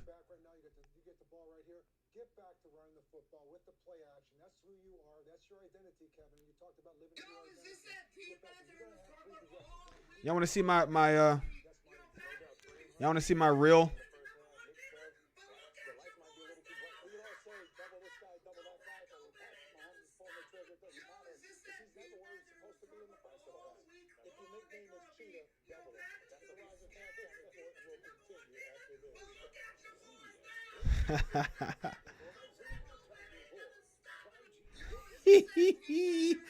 That's my reel. I'm trying to get to go viral, y'all.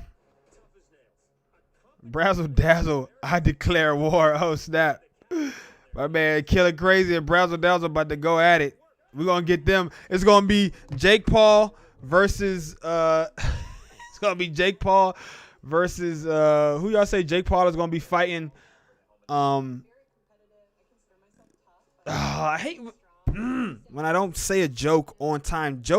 A comedy is all about timing, and I just messed up the timing on that joke. But basically, I'm saying the Paul brothers are going to be fighting Mayweather and McGregor. We're going to add Brazzle Dazzle and Killer Crazy to that fight card as well. And you guys can fight it out for my biggest troll. That's something. I don't even know if Skip Bayless would take it that far. And the crazy part about it was, I think the person who tweeted that was a Packers fan. Like, what the F, bro? Like, 26 of 36, 300 yards passing, and no INTs with a TD and 2 TDs passing and a touchdown rushing against the best defense in football. Is like, I mean, how the hell can you mess that up? Who's gonna win in the Bucks versus Saints game? I'm taking the Bucks, man. I'm taking the Bucks, baby. Give me the Bucks, baby. I'll take the Bucks, man. I think the Bucks got it, man. They're gonna be hungry. They're gonna be hungry. Hungry.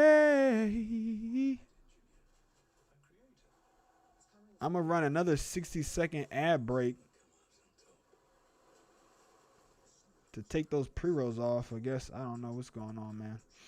I don't know what the heck I'm doing when these ad breaks and the pre-rolls. I have no idea, yo. Okay, Zeke said he's taking the Saints. Brady hasn't proved he can handle the Saints pass rush. Yeah, man, but it's the rule of threes, man. The rule of threes say when a team play each other 3 times in a season, take the underdog. And the Bucks are the underdog, so I'm taking the underdog. Who do you think, Brazzle or Killer Crazy? I don't know. I don't know, Killer.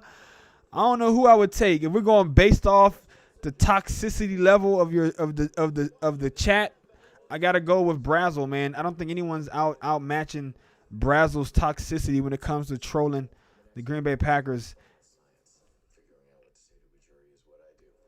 If it came down to who's the biggest troll, I'm sorry, Kill It Crazy, but I think I might have to go with Brazzle, man. And that's no knock on you, man. I was so Brazzle in the face. Yeah, Zeke says Brazzle. Even that name, Brazzle Dazzle, it just kind of makes you want to just throw some water in his face and push him into the dirt and make his face muddy. I don't know. Yo, is this the defense that we were talking about all week long? They're gonna be, Packers gonna be scared. Lane departure alert, and Amazon Alexa compatibility. Standard. Experience the crossover in its most visionary form. I think I'm gonna start making more of these. I'm gonna try to make more of these reels, man. I'm about to make more of these reels, man. I can't even like view story reshares. I got a couple of reshares too.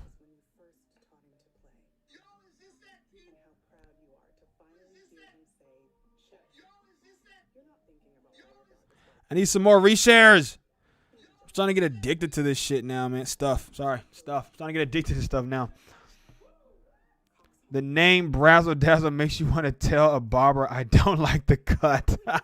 I would shock Brazil in the face. Yo, my man says it makes me want to tell the barber I don't like the cut. That's hilarious. It does kind of have one of those names. No offense to you, Kill It Crazy. You still being big troll, but I mean Brazzle Dazzle is like the Aaron Rodgers of trolls. As much as that would probably, you hate to hear that, Brazzle.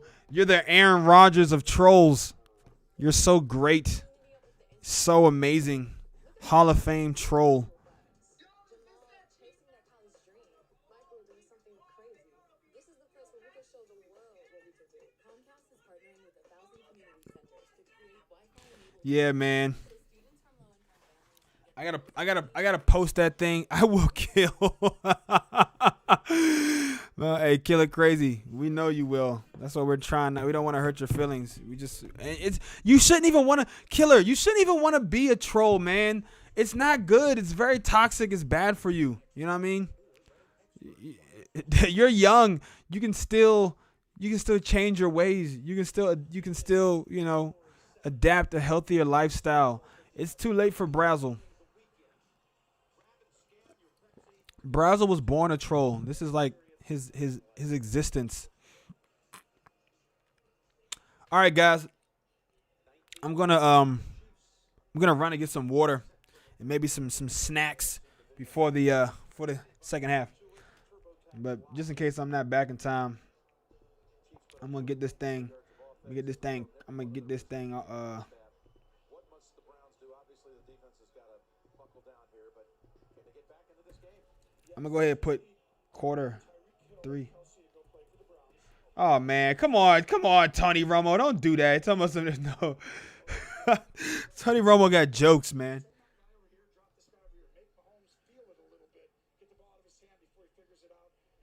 Damn, all right, I'll be back in a second.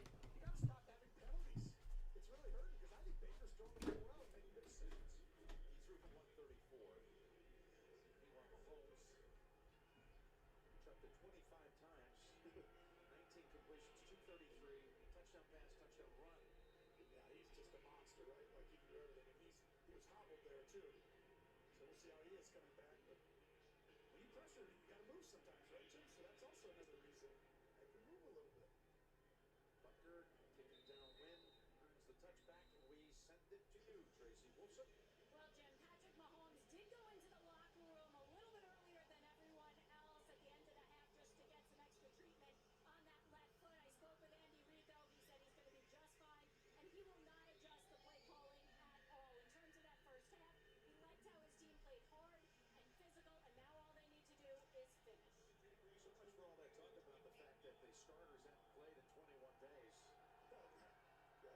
They practice hard, and He's done this a number of times. He knows what his team needs. They were obviously very ready to come out here and show what they got. First play of the second half is tipped away by Breland. 10 for Higgins. And what was the story from the Cleveland locker room? Let's go to Evan with that. Well, Jim, Kevin Stefanski told me 3 possessions, 3 points, that's just not good enough.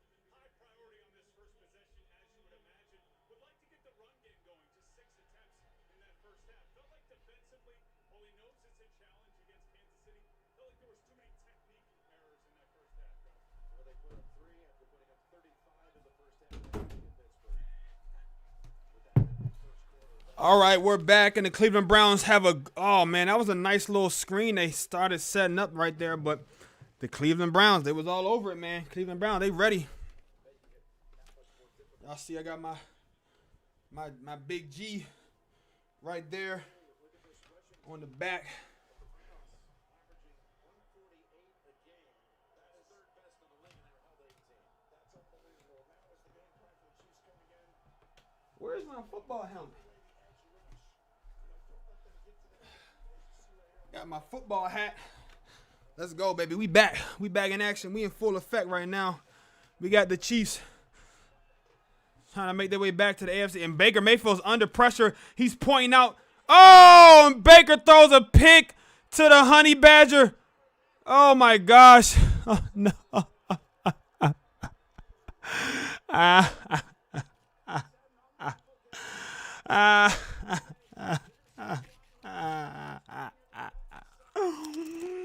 No. No, Baker. Damn it, Baker. Killer. I'm proud to be a show. The FBI is watching. I am the FBI. Catch me outside. How about that? Cap. Hashtag 2011. I don't see you outside. The fuck are you? Not outside your house. Yeah, I got no beef with you. I was about. Hey, nobody's throwing hands. Nobody is throwing hands in my chat. Pick. Oh my gosh. Yeah, nice play by the Honey Badger.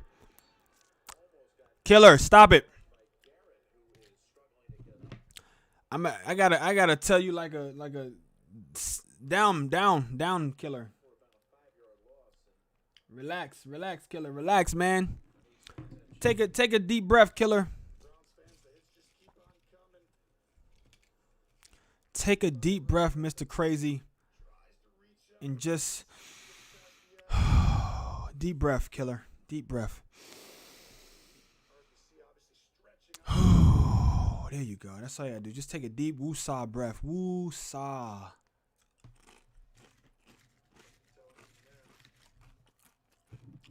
Oh no! Now Garrett is hurt. Now you saying Myles Garrett is hurt? Man, I knew I should have picked the Browns to win.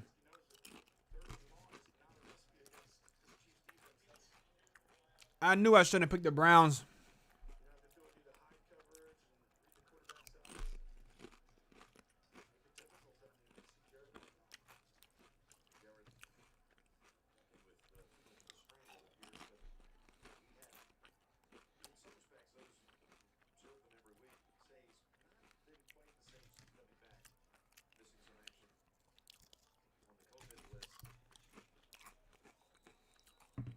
Wow.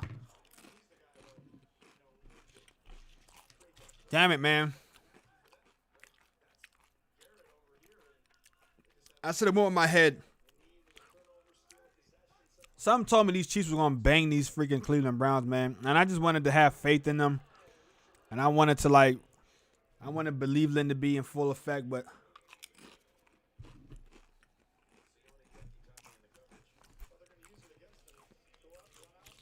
what you talking about, Crazy, man? No one's trying to fight, man. Crazy, now you trying to fight me? Why you trying to fight me, Crazy? I thought we was friends, man. I thought we was cool. I thought you was my #1 fan, Crazy. Now you want to fight me? Mahomes. Mahomes is under pressure. It's going to be fourth. There you go. Myles Garrett. Myles Garrett is not at 100%, but he's giving 110%. He's all over Mahomes, and he takes him down.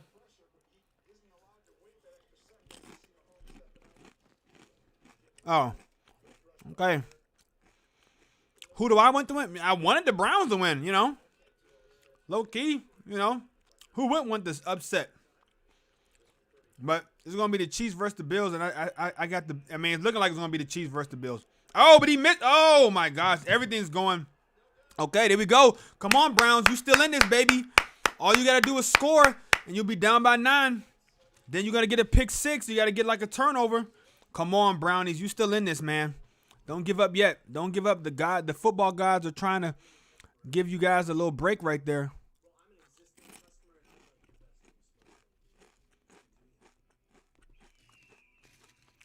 Should I got somebody watching? Hey, what's up? What's packing to whoever's watching on YouTube right now? I see ya.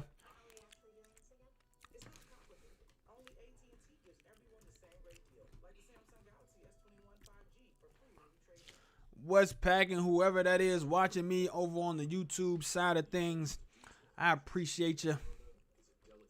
I see ya. I want the Browns to win, man. But if they're gonna win, they're gonna need to get it together like right now. They need to score on this drive. If not, then I mean I don't know what they're gonna do, man. It's gonna be ugly. It's gonna be kind of ugly, honestly.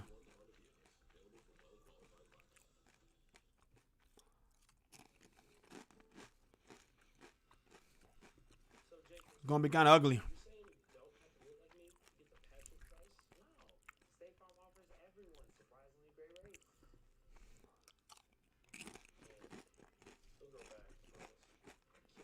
It's getting ugly, man. It's getting kind of ugly right now. They need to do it. They need to get it together right now, man. The Browns, man, if they want to hold on. Killer, why are you so angry today, man? What happened? You all right, man? Do you need a hug? You seem very angry and aggressive today.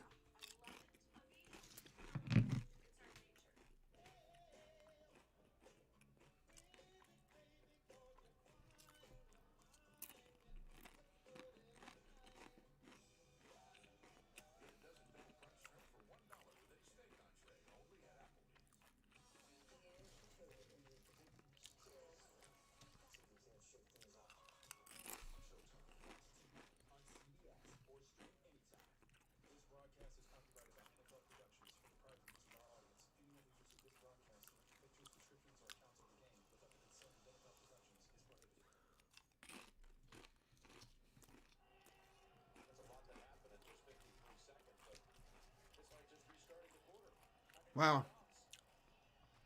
And now they got someone else going injured to the back. I mean, this is not looking good for the Cleveland Browns, man. But they got to get it together, man. They gotta step up. They gotta make something happen. Come on, Cleveland. Come on, Cleveland. Come on, there you go, Chubb. Break one, Chubb. There you go, Chubb. Chubb breaking tackles down to the 40-30, carrying defenders. There we go. That's what we needed to see, Mr. Chubb. Mr. Chubb.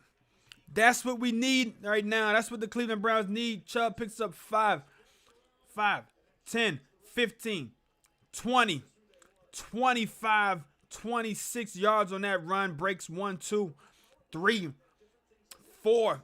He broke like 3 or 4 tackles on that play on 1st and 10. Here we go. We about to get the Chubb. We about to get Nick Chubb. About to get the Chubb going. Browser Downs, you know it, man. I might have to try to see if I'm trying to get the magic. I'm trying to get the mojo going for the Cleveland Browns. Nick Chubb breaking off some big runs right here for the Cleveland Browns. Down to the 40, 35-yard line. Let's go, Nick Chubb. Nick Chubb putting the team on his back-to-back carries of 20-plus yards as the Cleveland Browns are hanging on for dear life. 13 minutes to go in the third quarter. Nick Chubb said, put the ball into my hands, and I will put the team on my back. Breaks a tackle, throws a stiff arm, and picks up another 15, 14, 13 yards at the contract. I'm trying to get the mojo going for the Cleveland Browns, baby. Let's go. Now they give it to Kareem Hunt. I would have just kept feeding Chubb, honestly. I would have fed Chubb 4 or 5 times in a row, and then I would have just hit him with the play action over the head. Bong. And that would have been a touchdown. Sometimes you got to know when to keep the foot on the gas, man. Don't take Chubb was hot. You just ran him 2 times for 20-plus yards. Why would you take him out of the game, man?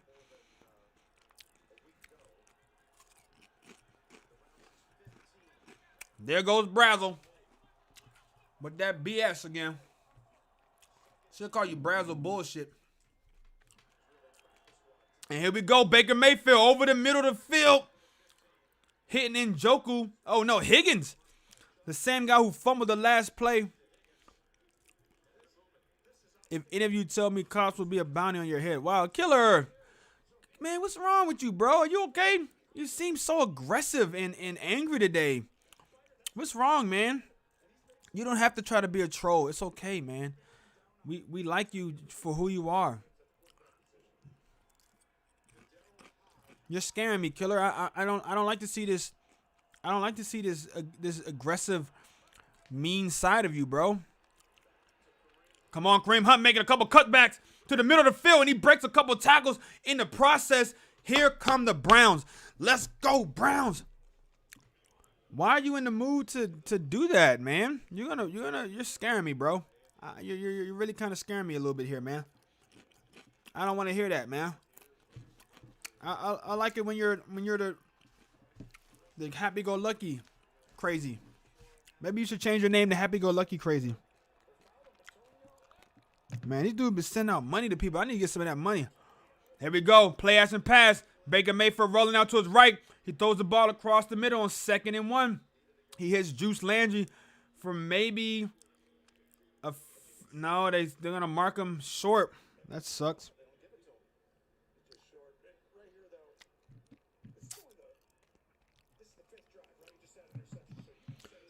That wasn't a response for the stat differential.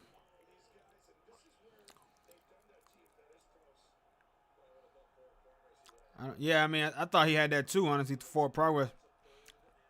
Yeah, Packers versus Chiefs Super Bowl would be insane, but I'm taking the Bills. But maybe I should. 3rd and 1. Oh, Baker's going to go for it himself, and he picks up more than enough.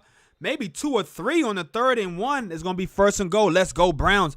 Let's go, Browns. Let's go, Browns. Let's go, Browns. Let's go. Can we get some brownies in the chat, man? Brownies, brownies, brownies. Matter, I got some brownies downstairs, man. I'm about to F them joints up. Let's go, brownies. Come on, brownies. Y'all can do it, man. We believe. I believe in you, brownies. Come on, let's go, man. 1st and goal. Y'all got to punch this thing in. Come on, Cleveland. This is what they need. They need a score, and then their defense will be energized. They're going to go play action pass on 1st and goal, and they get the touchdown with Juice Landry. There we go. That's a way to respond. That's how you respond. There you go. Cleveland getting on the board, baby. Cleveland getting on the board. 9-19. Let's go, Cleveland. Let's go, Brownies. Ooh, that was a nice little move, Juice. And that was a great throw by Baker Mayfield, man. Baker Mayfield has kind of that weird little stance where it's like kind of cock-legged, but he's accurate with it.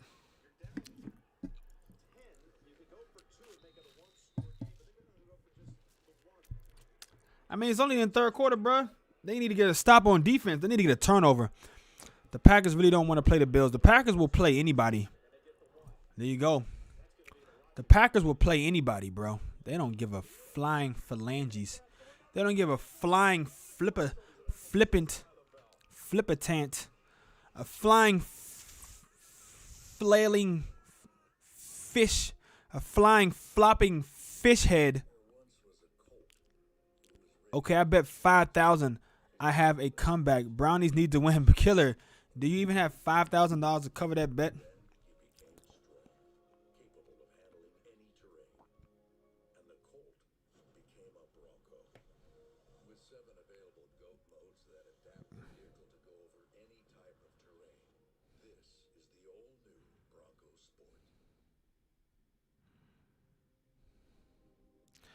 I want to like share this.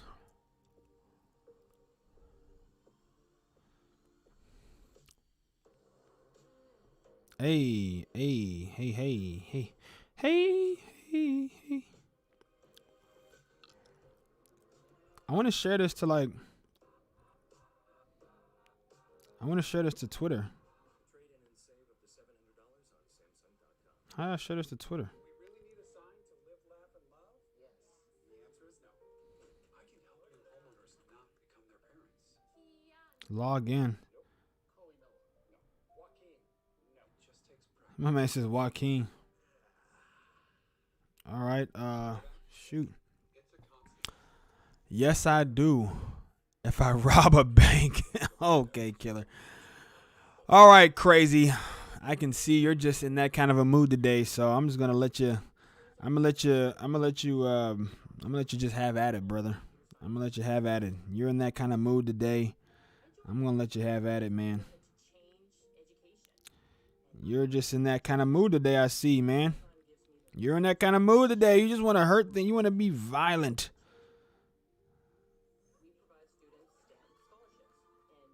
You want to be violent. I see.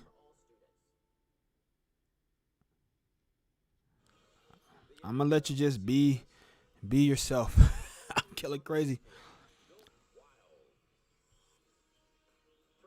Let me see if I'm trying to share this thing.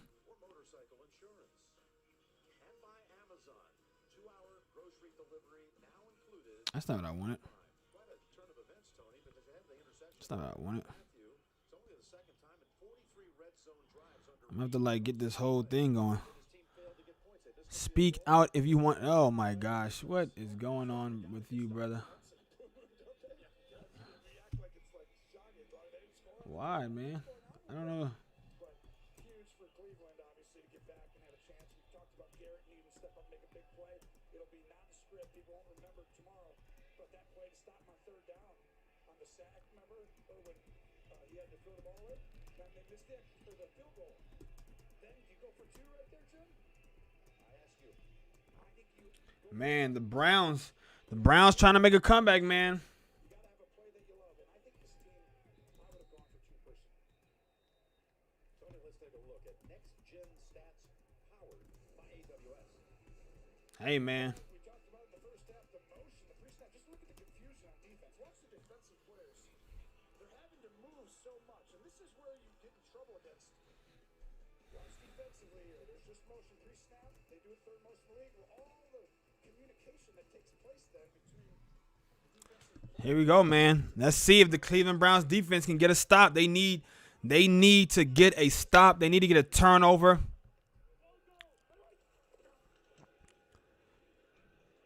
And there goes a little bit of pressure on Patrick Mahomes. Oh, there's almost a chance for an interception. Good job on 1st and 10. The Brownies trying to get themselves back in the game. They just scored. They're only down by 9. They could have went for 2 and made it a 1-score game. But now all they got to do now is get a turnover.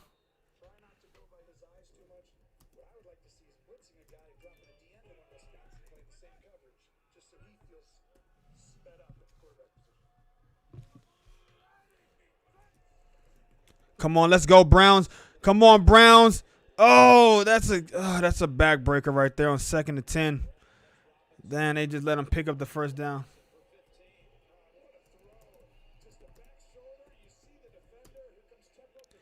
Wow. Dang, man. Come on, Browns. Get that turnover, man.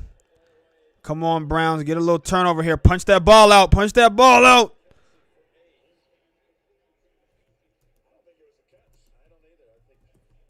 Wow. See? You got to. Yeah, that would have been incomplete, man. That would have been major, man. What? Where you going, killer? Don't go, man. Don't go, man. Ooh, great play on 2nd and 2.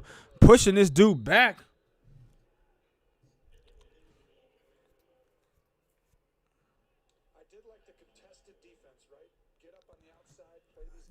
Killer Crazy, don't go, man. We need you, man. We need you. I love having you around. I just, I'm just saying, you relax a little bit, man. You don't have to try to scare people away. You know what I'm saying? We want people to stay. We want people to interact. We want people to, have a good time in the chat. We don't want them to be scared. That's all I'm saying. 3rd and 1. This is a big play right here for the Browns, man. And here they go. Patrick Mahomes keeping it. He's going to pitch it, and that was really close. Hey, Mahomes. Oh, Mahomes. Woo, he's woozy. Mahomes got the stanky leg. Mahomes got the noodle legs, y'all. That was a stupid call. Wow, Mahomes is going to be in the concussion protocol. Wow, that was a huge play. He's definitely going to be in the concussion protocol. And that was a clean hit. Oh, man. Mahomes definitely got the stanky leg on that one, bro.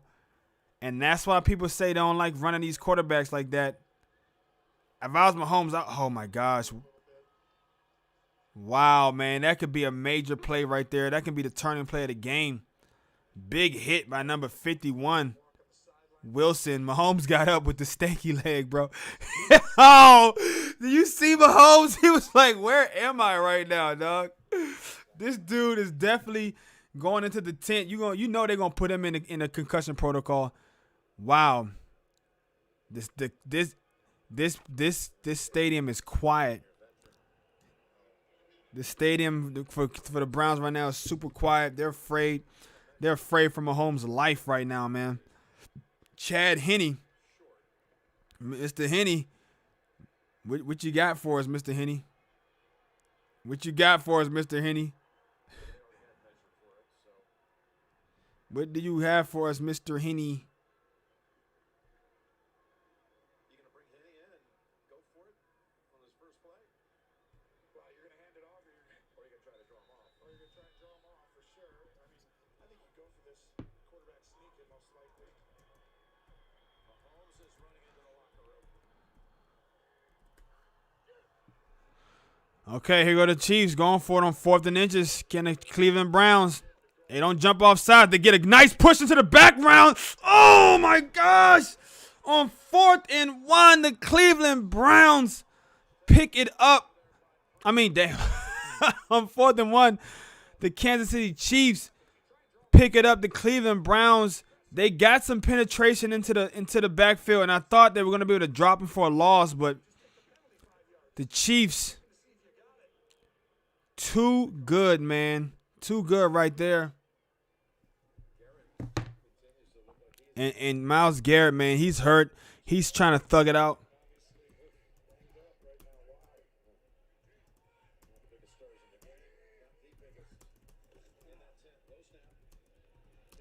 Wow, man. Jeez Louise. This guy rips off another 15-yard chunk play on back-to-back runs. And the Kansas City Chiefs are imposing their will on the Cleveland Browns.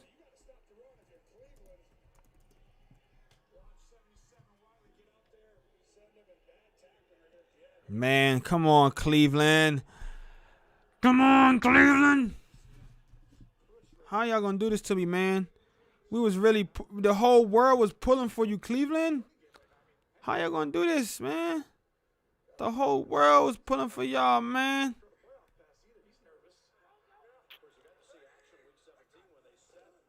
All right, cool. All right, man. Okay, cool. Yeah, man. Brazzle Dazzle. Talking some ish finally after being quiet. You got a point, though, man. My prediction is looking kind of not good right now. I'm not even going to lie. My prediction is not looking too hot right now. You was making a sandwich. What you put on that sandwich? Some hate. Hey, man. Damn. They don't even have Mahomes, and they still moving the ball. I mean, this Chief team is kind of scary. Cold cuts and troll sauce. Oh. What the heck just happened? He batted the ball down. My man said cold cuts and troll sauce. Sounds toxic. A guy that came into the league as a second-round pick by the Miami Dolphins. Sounds toxic. The big first team All Big Ten at Michigan. Spent time there with the Dolphins and Jacksonville, and then on to Kansas City. And that was, as you said, Tony, his first career. Man, I thought that the Chiefs would struggle a little bit on offense. The Browns would have a chance to kind of make this thing a little bit closer. But damn, Chad Henne then move these dudes down the field. It's 3rd and 6. Oh, they over the holding though. They held them on 3rd and 6. They held them they picked up about 5 yards. Let's see if I think the Chiefs might go for this again, man. You're welcome, man, for the big game. See you next weekend for the big game. This game is done, so I'm out. All right, Brazzle. I'll see you next week, brother, for the big game. Packers, probably going to be the Packers taking on the Tampa Bay Bucks, man. But if maybe the Saints. Could be the Saints, man. Could be the Saints, though. We'll see. We'll find out. But appreciate you stopping by the stream, homie. All right, man.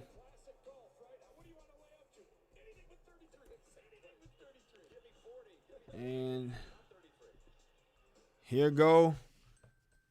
They're back on it. They got another little field goal out of this thing. But hey, man, but now the Browns kind of jive like, all right, 19, 20, 21, 22. All right, sorry, 22.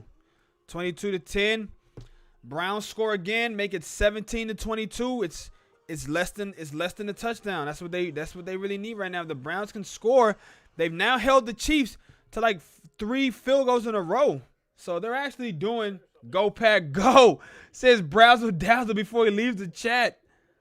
Go pack go. Would you look at that? Brazzle Dazzle with a little go pack go before he leaves the chat. I am a little shocked. I'm not going to lie. I'm a little shocked.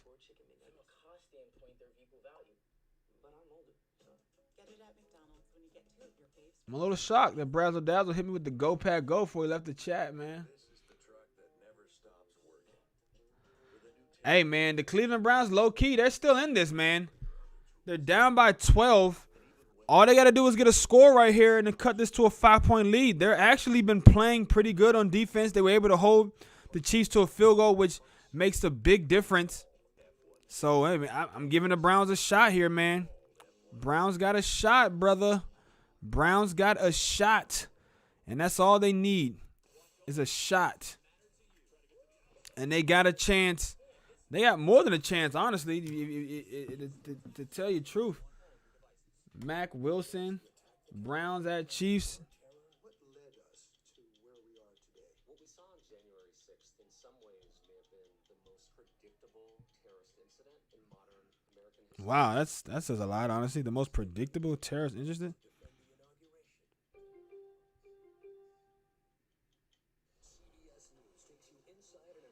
Okay, multiple people around it says multiple people around the Texas organization believe Deshaun Watson has played his last snap for Houston. So, hey, man, I think he's going to be on the move. Maybe he goes to a team like.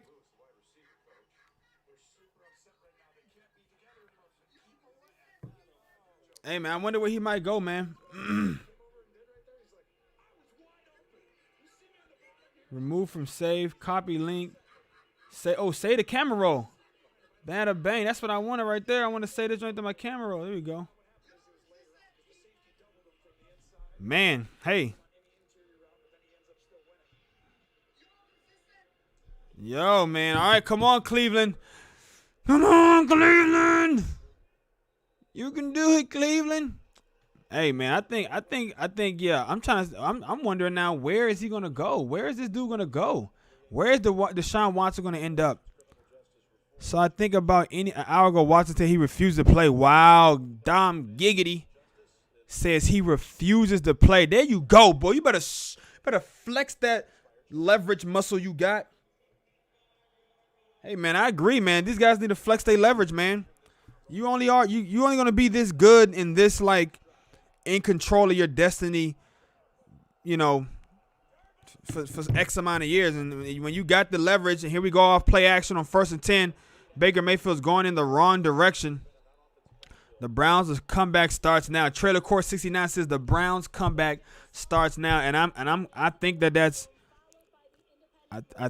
very likely right here. They've held Kansas City to a couple of field goals in their last drives. That was a clean hit, no helmet to helmet there, and Mahomes actually fumbled the ball, low key.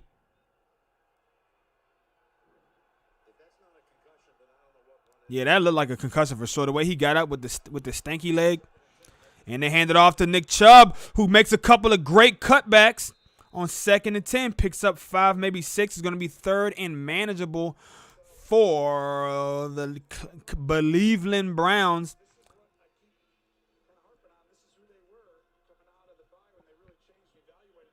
Yeah.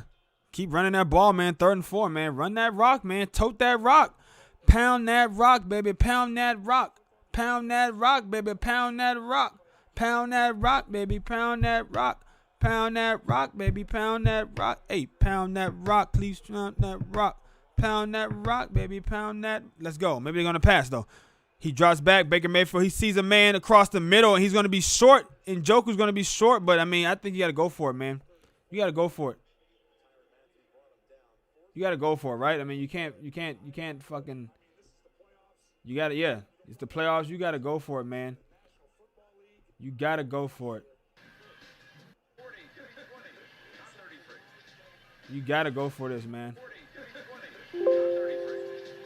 Tyreek Hill was kirking off of somebody. He even pushed the coach. I don't know what the heck that was about.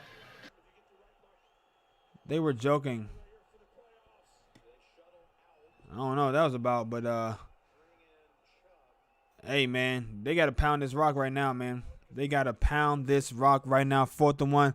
Cleveland holding on to their playoff lives right now. Can they, will they be able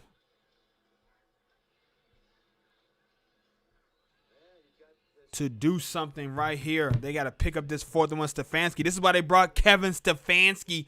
This is why they brought him in. They brought him in to turn this Browns organization around and to make them a powerhouse offense. They feel like they've got a franchise quarterback. They've got one of the best running backs in the NFL, one of the most underrated players in the NFL. They got a legitimate number 1 target in Jarvis Landry, I think. They got some weapons, and here we go. They're going to hand it off to Chubb, and he picks it up with the forward progress. 2 minutes ago. 2 minutes ago, man, in the 3rd quarter, the Browns come down and they score right here. I'm going to say that they come back and win like my man Trailer Court did. And Stefanski with a great call right there.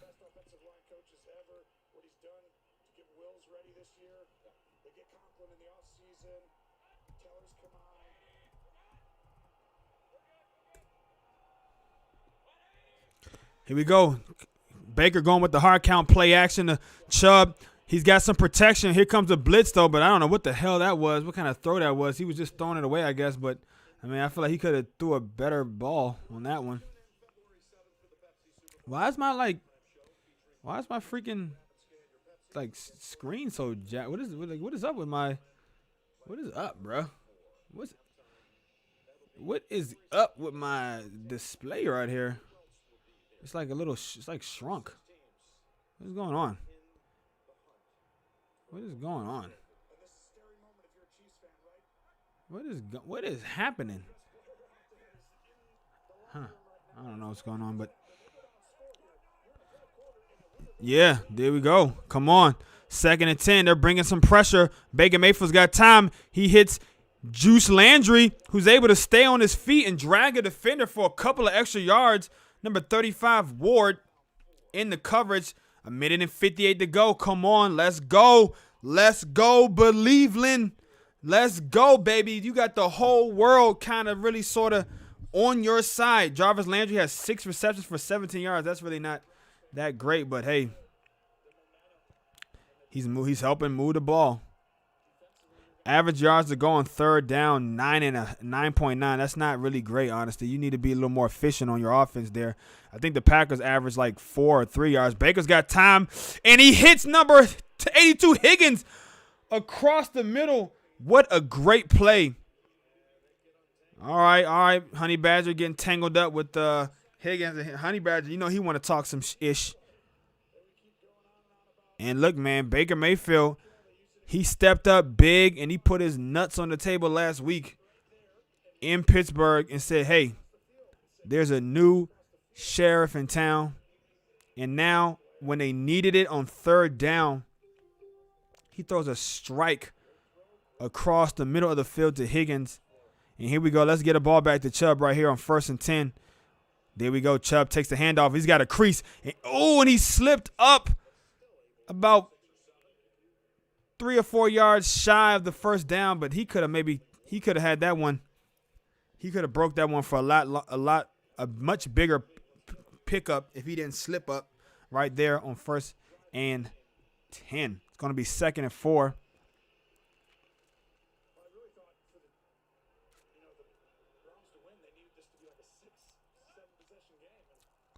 Browns, man, they're moving the rock, man. No more mistakes, man. Come on. There you go. Chubb, that's like the second time in a row Chubb kind of slipped up off of a cut he made. They might want to look at giving him some different cleats or something, yo. Yeah, I mean, this dude, you need him to stay on his feet, man. You need him to stay on his feet.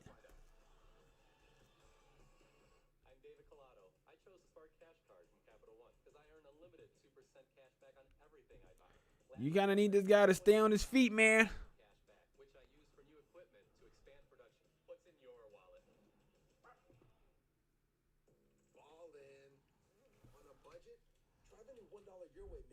This just in, Packers expected to have 10,000 fans for the NFC Championship game next weekend.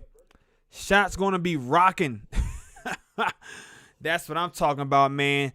The Packers allowing more fans into the stands next weekend. It's going to be rocking. It's going to be ruckus. It's going to be quite the home field advantage, I think, for the Packers next weekend, man, with who knows, maybe Brady, maybe Breeze coming into town. I don't think it matters, honestly. I really don't think it matters. Now, let's get back to some of these let's look at the running backs that are going to be on the free agency market next year. Kenyon Drake, Todd Gurley, Tevin Coleman, James White, Matt Breida. Ooh, okay. Mike Davis, Rex Burkhead, Carlos Hyde, Brian Hill. Leonard Fournette is going to be a free agent next year, only 26 years old. That's interesting. TJ Yeldon, he was a bust. LaShawn McCoy, 33 years old. Adrian Peterson. I think Adrian Peterson has another. I mean, if Frank Gore is going to be 38 and he's still in the league, I think Adrian Peterson definitely could play another 2 years, bro. Alfred Morris, there's a name I haven't heard in a while. I didn't even know he was on the Jets. Lamar Miller, Devontae Booker, Ty Montgomery, running back for the New Orleans Saints. Also of previously the Green Bay Packers. He was actually drafted by the Packers.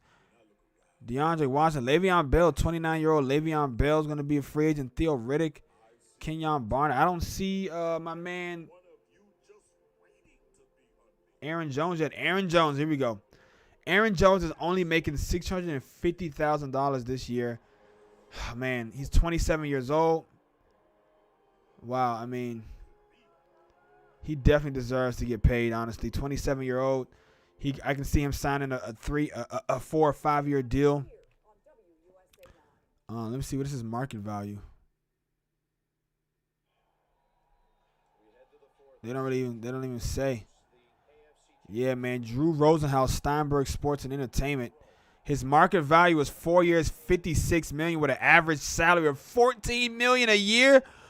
Woo! I don't see the Packers paying that. On 3rd and 3, Baker Mayfield throws a shot to Njoku, who was a yard short of the first down, but he's able to stay on his feet after Baker Mayfield threw the pass a little high.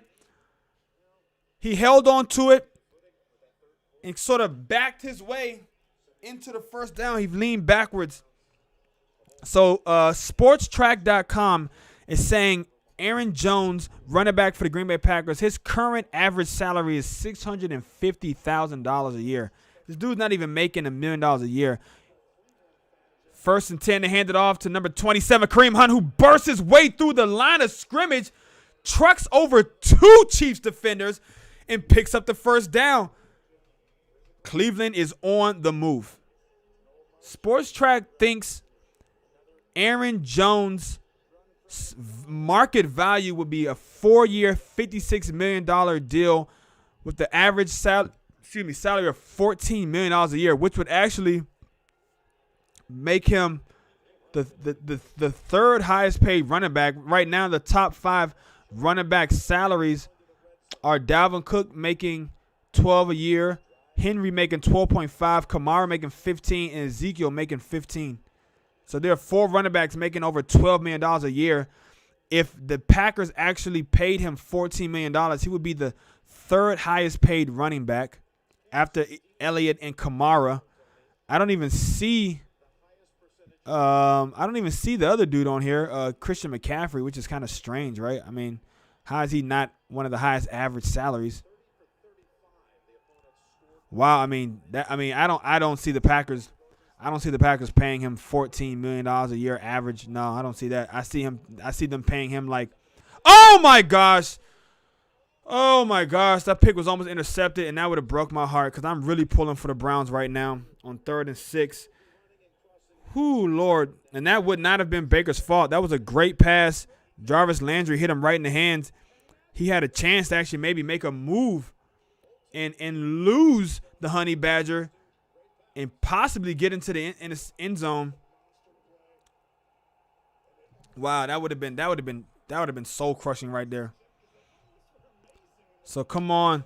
And funny, the Chiefs have 0 third down conversions in the second half. The Browns have 3 of 5, and they need a big one right here. 3rd and 6. Let's go. What they're going to do? Baker Mayfield, he's got Jarvis Landry, but he's short of the first down. That looked like it had potential to pick up. Do you go for it, or do you kick the field goal? Do you go for it, or do you kick the field? I think they're going to go for it.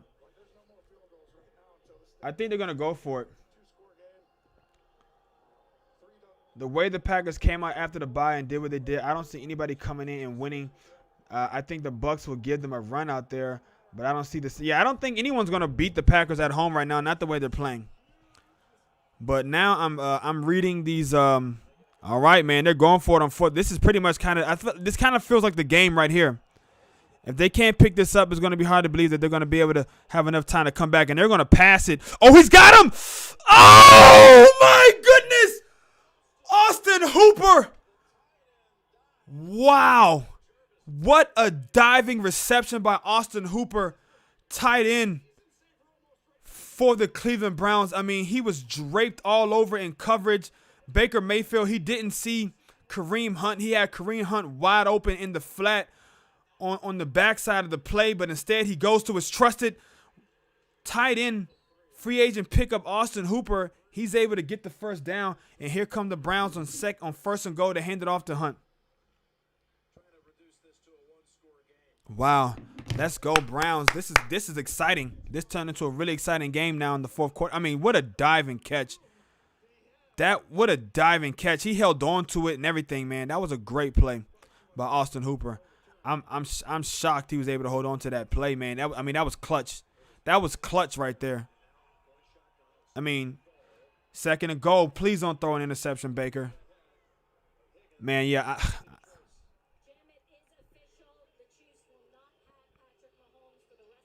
11-11. That's a sign. That's a divine sign from above. What does that say? For as soon as they said that the Chiefs aren't going to have Patrick Mahomes for the rest of his game, he's been evaluated for concussion and ruled out. 11-11, it was on the play clock. And maybe that is a sign the Cleveland Browns will have an opportunity. Down by 12. They hand it off to Kareem Hunt, and he's going to slash his way through the end zone. Let's go, Browns. Now we got ourselves a game. Trailer Court says 69 says, here we go, ladies and gentlemen. Now we got ourselves a game. The Cleveland Browns just found out that Patrick Mahomes won't be back. The momentum has shifted. The air is now popped and the air has gone out of this Arrowhead Stadium. I don't even know if they call it Arrowhead anymore. But this is exactly what Cleveland needed. And if you notice, since this in the second half, the Cleveland has been able to hold the Chiefs to 3 field goals. The Chiefs are 0-3 on third down. I think it might be taunting. No, it can't be taunting, right? I thought you were allowed to use the ball as a prop and all that kind of stuff. 16-22.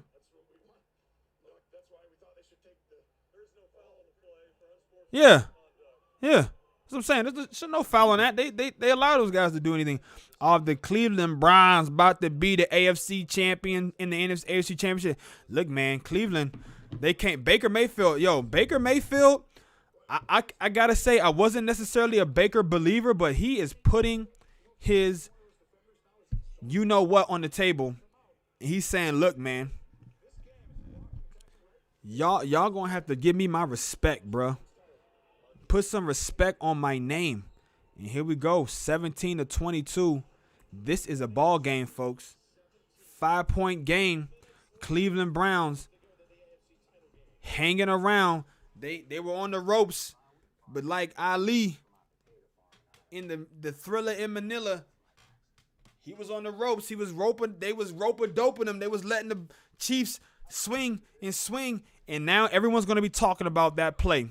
Everyone's going to be talking about that play on, what was it, 4th down, I believe it was. It was either 4th or 3rd and short when Patrick Mahomes did a little quarterback keep, and it seemed like he could have pitched it, but he kept it himself, and he was tackled short of the first down, and he was tackled to the ground, but he was a runner, and he gave up all protection because he left the pocket. He was running, and everyone's going to be questioning that play call by Andy Reid and Eric Bieniemy. Why would you make that kind of a play call right there when you have a bunch of other running backs who can do that? You have Travis Kelce who could have did an end around. You could have did anything, man. Yeah, Dom Giggity. Pat is out. He was ruled out. He's in the concussion protocol. I want to say it was 4th and short, or maybe 3rd and short. The Chiefs were going for it, and they gave the ball to Patrick Mahomes. He kept it, and he was trying to pick it up himself. It was a designed quarterback keeper. It looked like he had an option to either pitch it or keep it, and a defender for the Browns took Patrick Mahomes down to the ground, tackled him to the ground hard, and Patrick, he got up, and he had the stanky leg. I mean, his legs were wobbling like he had just been out all night drinking. And he was definitely, it was obvious to me that he had a concussion. They took him to the back. They evaluated him for a concussion, and now he's not coming back into the game. He is going to be in concussion protocol if the Chiefs if the Chiefs even win this game, you might not even have Patrick Mahomes next week. It depends on how he's able to bounce back from this concussion, but they got Chad Henne. And now the Browns, man. The Browns have a shot, dog. The Browns have a shot. They are in this game.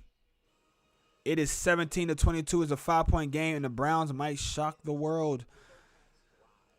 I mean, people are going to be talking about how, it would have been a different story if Patrick Mahomes was healthy and all this. But, hey, injuries are a part of the game, man. Toughness is a part of the game.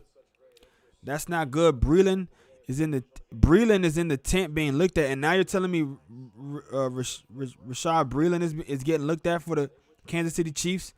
Oh, man, all of a sudden the Chiefs have a rash of injuries that are threatening to maybe cost them the game. The biggest one, of course, being Patrick Mahomes.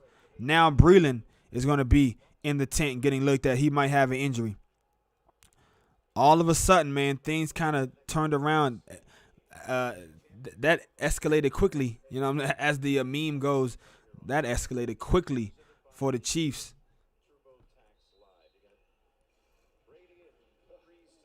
Can't really Man, I mean, if they come back and win this, man, that'll be wild, honestly. Why is that significant? They just passed 100 miles between them. Oh wow. Oh no, he didn't catch that. That is not a catch. That is not a catch. Oh, oh man, we gotta maybe challenge that. Let's see.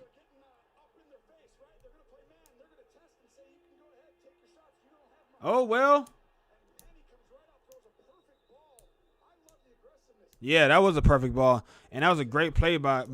A lot of people underestimate Tyreek Hill, man. They want to still just say, "Oh, Tyreek Hill, he's just all about speed," and maybe he is all about speed, but shit, man, speed kills, and it's not something that you can ever really, you know.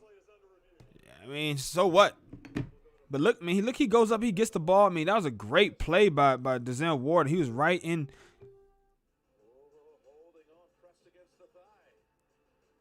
Man, if that thing would have hit the ground, he would have been good.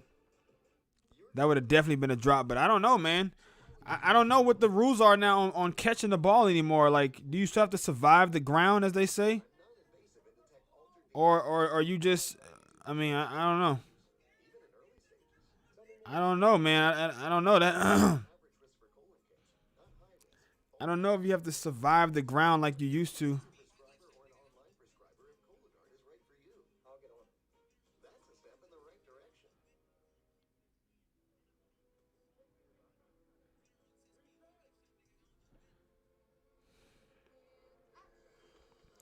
We're going to see. We're going to see. Yeah. Yeah, yeah, yeah, yeah, yeah, yeah.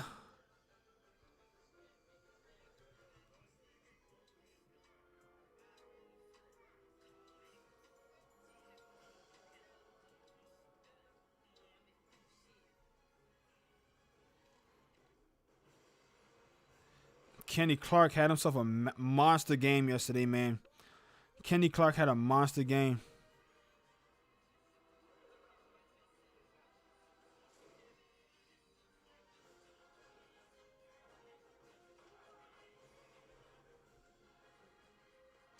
And beginning to farm my own fields in 2021.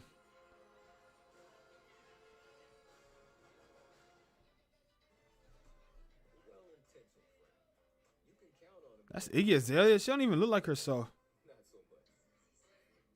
But dang, she do look bad as hell. Wow, Iggy Azalea. Whew. I love to put a baby in her. All right. Sorry. Alrighty, guys, here we go. That is not good. Okay. Nothing new in the chats. I'm on the gram, seeing what's going down, what people talking about. I'm about to get on Twitter, see what the people talking about. Man, I gotta think that, I mean, everyone's gonna be talking about that Patrick Mahomes play. I mean, that was a great catch by Tyreek Hill. I mean, Mahomes, man, officially out on the. Oh, that's crazy, man.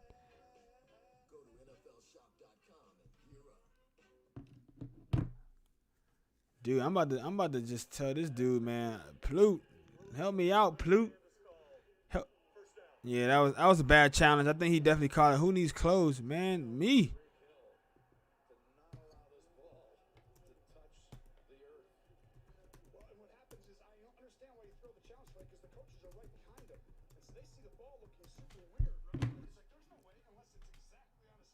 Yeah, no, that was kind of a weird little lucky play. I mean, but I mean, he was able to hang on to it, man. Shoot, you know, he was able to hang on to it.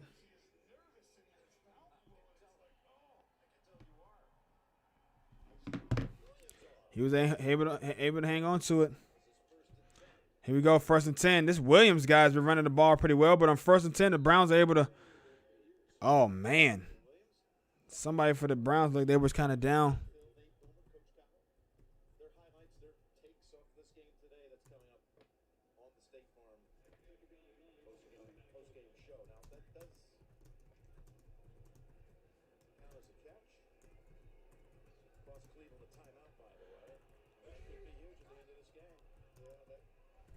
Yeah, no, I wouldn't have challenged that. That was kind of a costly timeout challenge. You know, like that timeout could be critical, man. False start. Number 10 offense. 5-yard penalty. Second down. Clay Martin, good to have him back. His last game that he worked was December 13th, Kansas City at Miami. And then he went on the COVID list and even was in the hospital for 5 days. And this is his first game back in his first playoff game as a referee.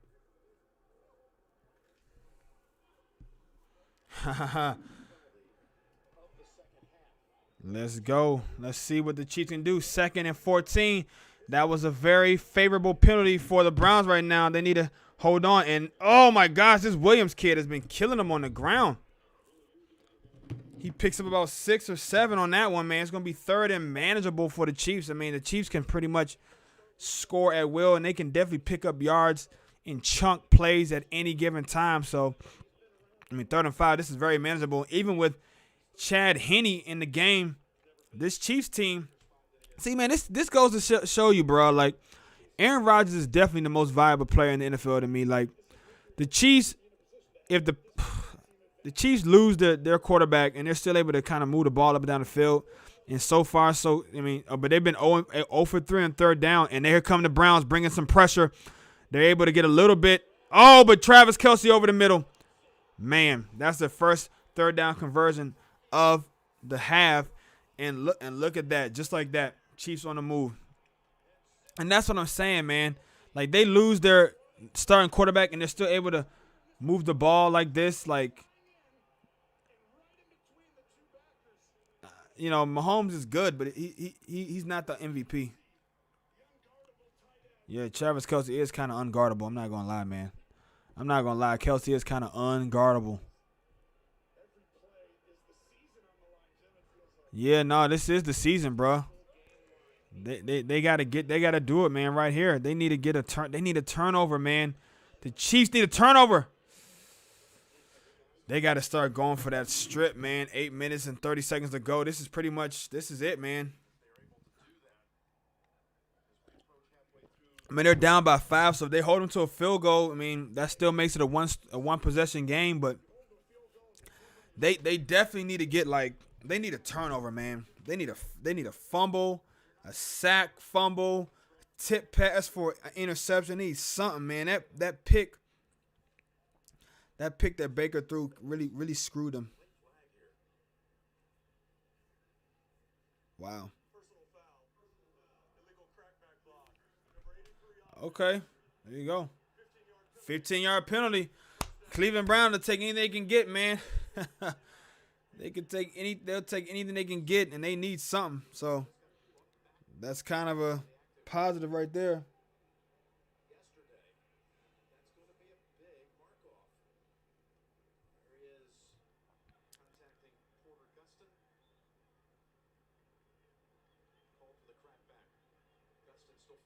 I know, Gustin still made the play. Oh, Trailer Court says, oh, shit just got real. Oh, no, what just happened? What just happened? Is that a pick or a fumble? Oh, Trailer Court says, just got real. 1st and 25. Let me see what happens. Let's see what happens.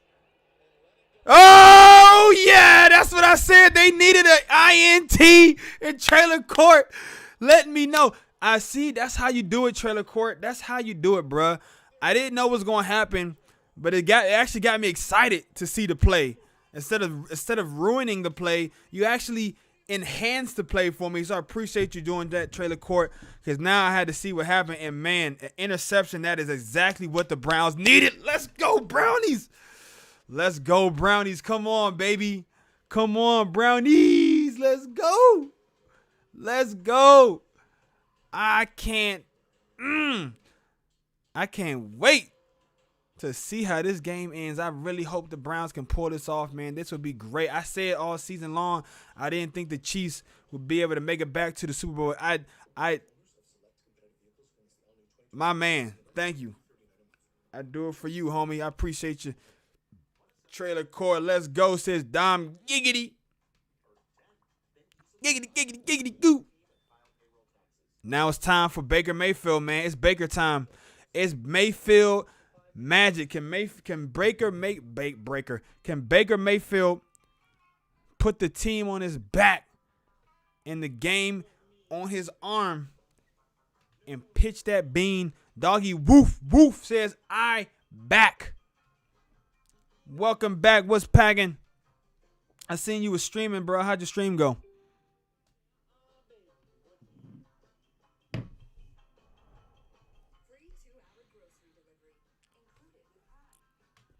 Wow, free 2-hour damn. Free 2-hour grocery delivery? Yeah, I'm about to try to get me a job with. I'm trying to get me a job with these bammers, man. Little side joint or something, bro. Hey, yo, if the freaking Brown my son was, he was kicked off for some oh, okay. Trailer court. Yeah, man, it did just get real. That was a bad interception too. Like, I don't know what he was doing with that one.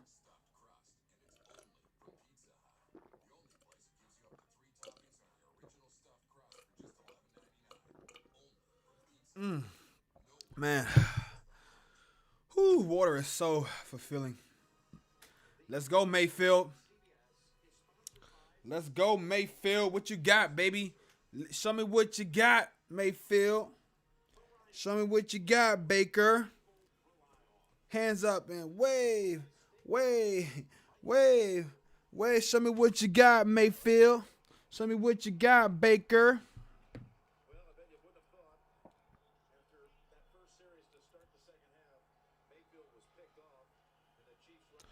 I know, man. Mayfield, he threw that pick. That really hurt their chances. And that fumble ball into the end zone. But now here come the Cleveland Browns down by 5. Mayfield's under center. He drops back, and he's got Chubb on the right side. Chubb makes a man miss, throws a little stiff arm, and he's dropped. Sorensen getting a little chippy there. Second down coming up. Second down coming up. Okay, NBA basketball triple header next Saturday. Maybe I'll stream that. NCAA, Cincinnati at Houston, Baylor at Oklahoma, Ohio at Wisconsin. Brazzle Dazzle is back. What the F has happened? The Browns, Patrick Mahomes was ruled out with a concussion. The Browns are making a comeback. That's what happened.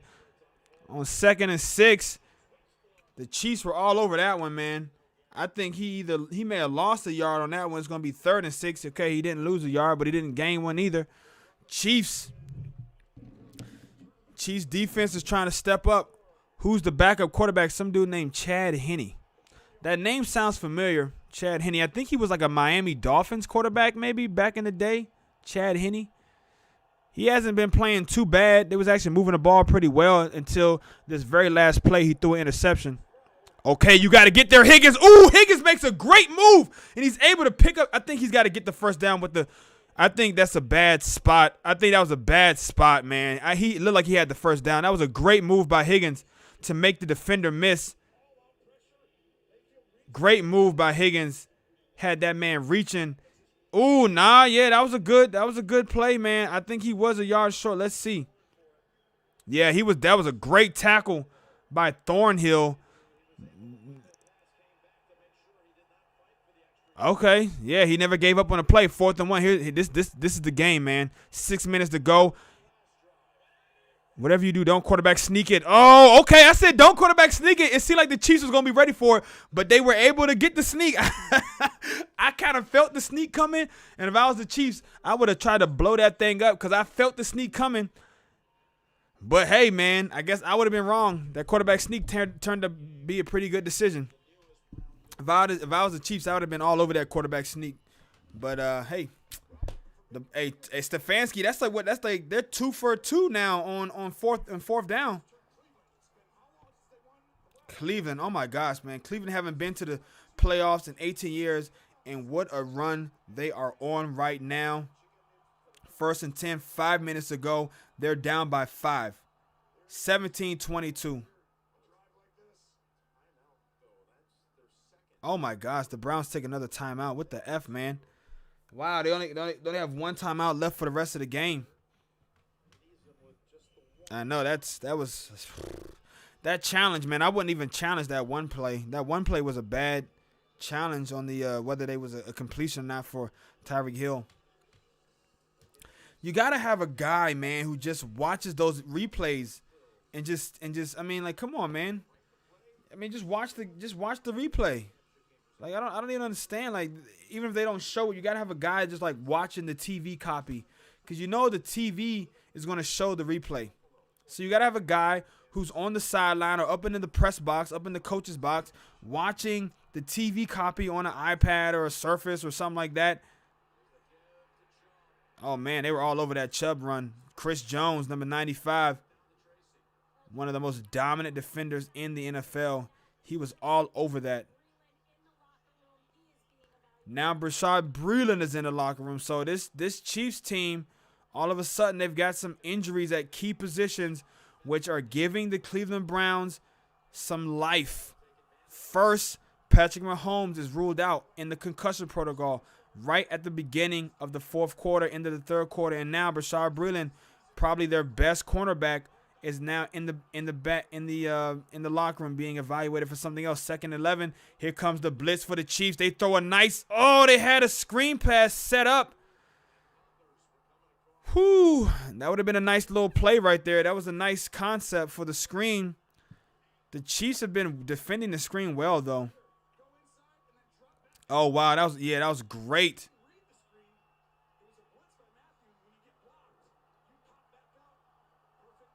Yeah, that was a perfect call. They were expecting the screen probably on that play because they had a nice blitz call, and the guy who would have been rushing right there, number 55, instead of him rushing, they brought the DB, and he dropped back in the coverage right into like that screen lane that they were trying to call, and it's going to be 3rd and 11, and they're bringing some more pressure. Ooh, he almost drops it. Are they going to have to go for are they in field goal range? I mean, they can't go for it this time, right? They're not close enough. Is it a punt or a field goal coming up? Oh, no, they're not even on half field. Maybe a fake punt. Maybe a fake punt. Man, would you go for a fake punt right here? 4th and 9.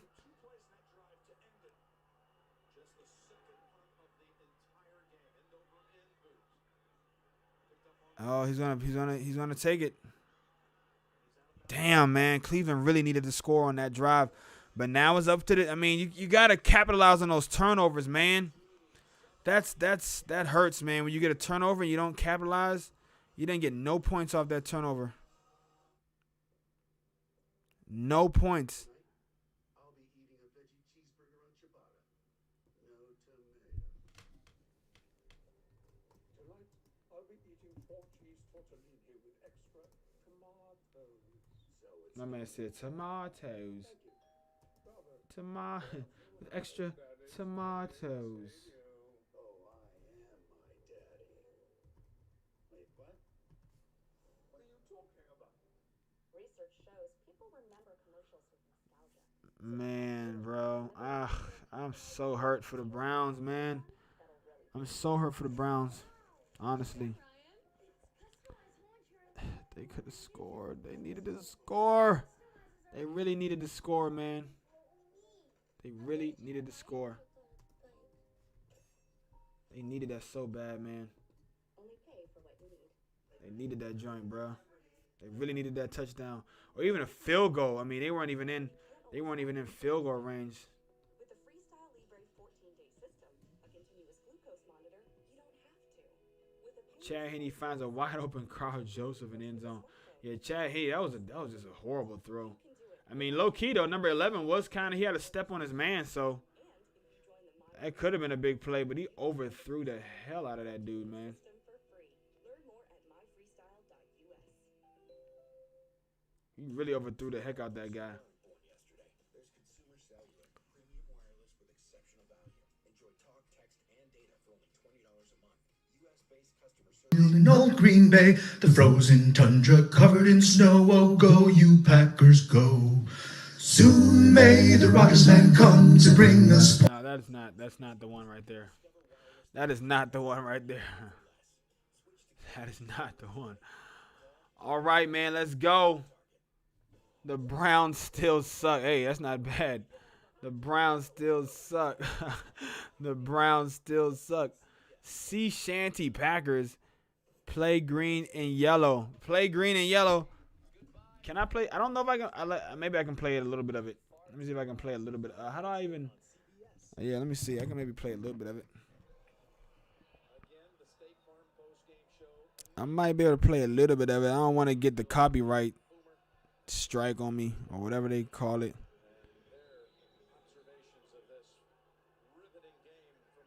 Only 1 hour left in the MVV contest of the year. Okay. 1st and 10 for Chad Henne. He's going to hand it off to this Demi. Oh, he was nice. Nice play by number 98.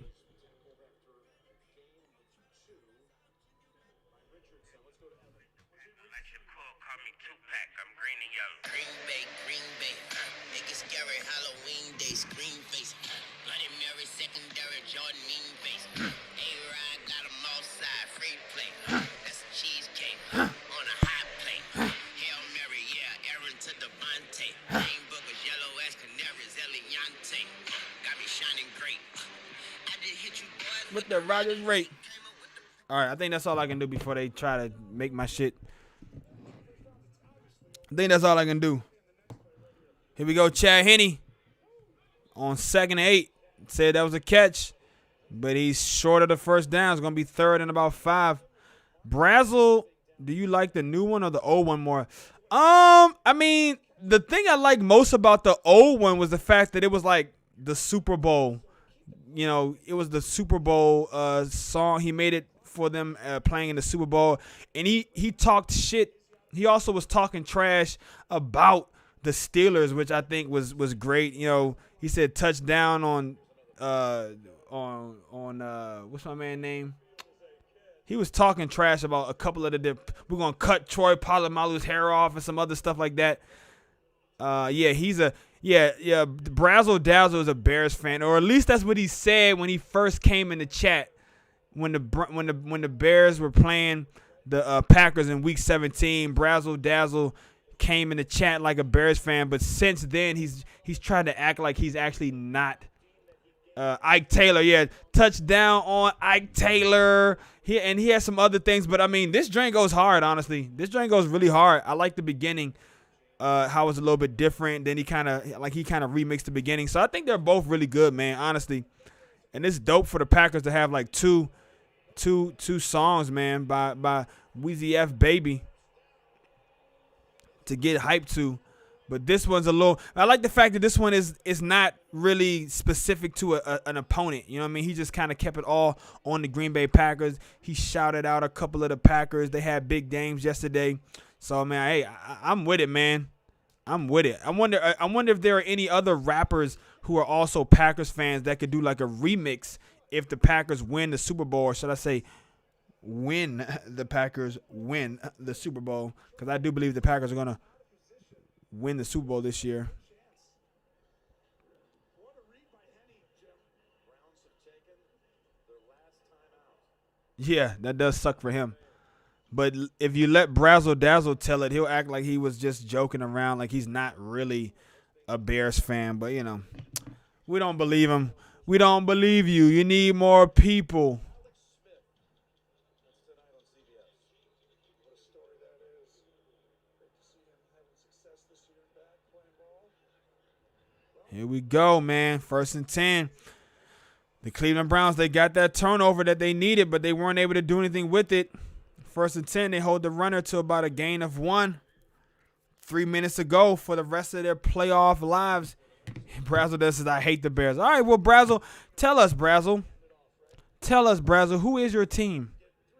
Or are you just a true troll that only exists to hate on the Packers? You don't actually even have a team that you like. I like that dog pound chain that the Browns fans are wearing.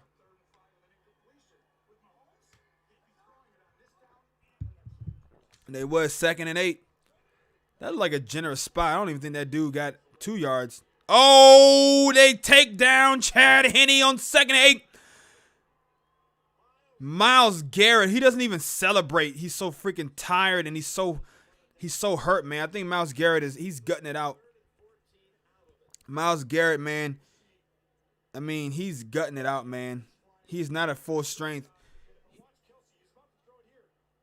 Great coverage by number 42.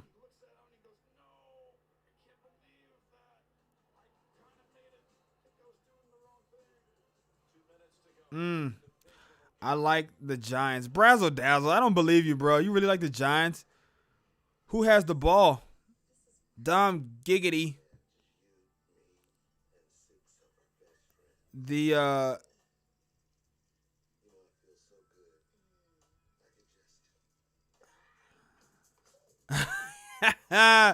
look at these old commercials, man. Look at a much younger Cedric the Entertainer. Some more classes at BudLight.com vault. The Chiefs have the ball though. Brazzle dazzle. Why would you say you like the Bears who suck and then also like the Giants who suck? How do you feel about D Jones? He's not no real Bears fan, bruh. And who is D Jones? Is that defensive tackle?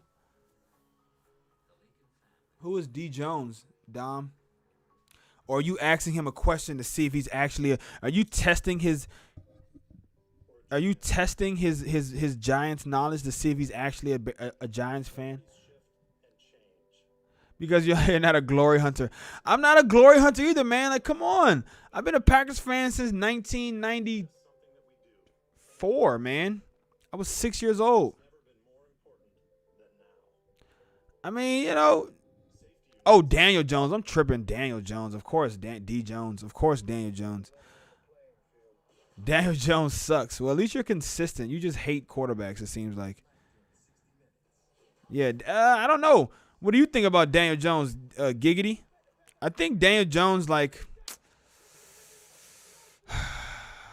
I don't think he hasn't really shown to me that he can be like a guy you can depend on. I mean, you know. But then again, the Giants, they have so many holes in their team. They need more help at receiver. They haven't had their number one overall pick, the running back Saquon Barkley. Now in back-to-back seasons, he hasn't been able to really stay healthy. I mean, what is this, his second or third year in the league? I don't even know. Like, it seems like both years, every year he's played, he's not been able to finish the season. So, I mean, I think that goes a long way to factoring in like how good they look offensively. They don't really have a lot of weapons on the perimeter. They've got injuries on the offensive line. Like the organization itself is kind of a mess. They do have some pieces on defense though. Yeah, he kind of gives me lifelong backup vibes, to be honest with you. 3rd and 14. Can the Browns get some more pressure? They do. And Chad Henne's going to take off and maybe be able to pick up the first down with his legs. And he does. Wow. On 3rd and 14, the Browns needed a stop more than ever. They have no timeouts. And that, ladies and gentlemen, is going to be the game. That is going to be the game.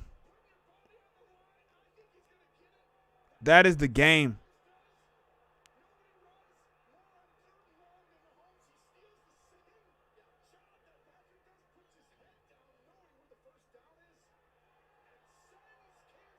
Wow. That's the game right there, man. The Browns have no timeouts.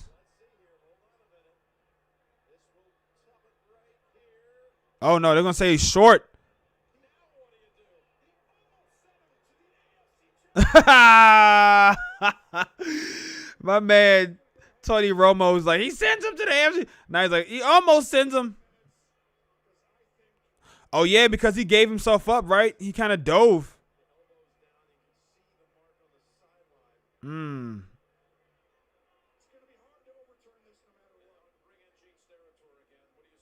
Yeah, he was short, though, when the elbow went down. He was short. He was short when the elbow went down, so that's actually a really good spot. That was a great spot on 4th and inches. Okay, they're gonna go for the win here. They said F this. I mean, Cleveland has 0 timeouts, so even if you like don't get it right here, it's like very unlikely that they're able to like do anything. And that's why you got to hold on to some timeouts. Stefanski, in his first year as a head coach, maybe he needs to learn to clock management a little bit better. And he just wasted all of his timeouts like early in the freaking in the half. And it's like, bro, you got to hold on to at least one timeout. You can't just, I mean.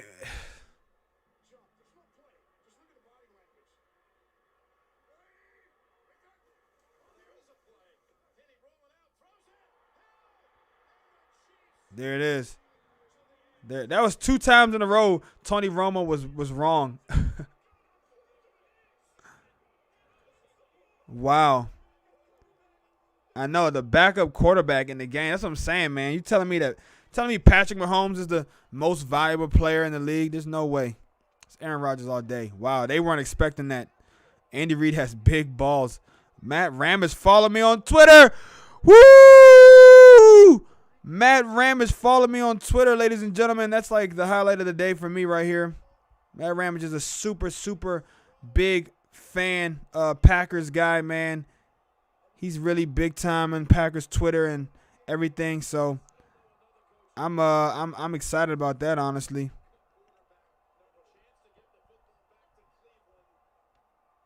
Kind of excited about that.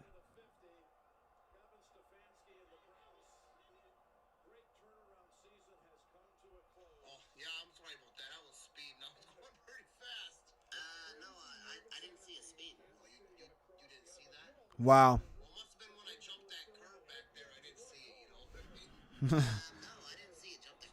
Wow. Hey, but guess what? I still won. Guess what? I still won the bet. I picked Cleveland to cover, but I took the over. Damn, I should have took the under, bro. If I would have took the under, I would have been 2 for 2 on this bet, man. But I didn't get the over. It was under 30, 7, 9. It was 39. Damn, it was way under 2. But I did take Cleveland to cover, and they lost by 5. So I still won that. I still won the bet. I'm not good at the over-unders. I'm a little bit better at picking the games against the spread. I'm not so good at picking the over-unders yet. But my man, the black sheep is looking really good right now. He was 1 for 1 on he picked Green Bay -6.5 and the over, and that hit yesterday. Then he picked Buffalo -2.5 and the under. He was 4 for 4 yesterday. He's starting out 2 for 2 today on both of his bets so far today. He took Kansas City -4 with the teaser. He did something called a teaser where he combined the Cleveland Kansas City game with the Tampa Bay New Orleans game. He moved the line from +10 to -10 to -4 for Cleveland. So Cleveland, so Cleveland won by 5. Okay, so bam, he gets that, and it was under. He gets both of those. Now it's time for the Tampa Bay game. Wow, man, that was an entertaining game, though. 5 points. Didn't see that either. Well, damn, you see about as good as I do. All right, get out of the car, man. Okay, I'll get out of the car. All right, officer. We're gonna go downtown. I have my own car. I want to meet you guys. You know what I mean? Hey, officer, how you doing today? You know what?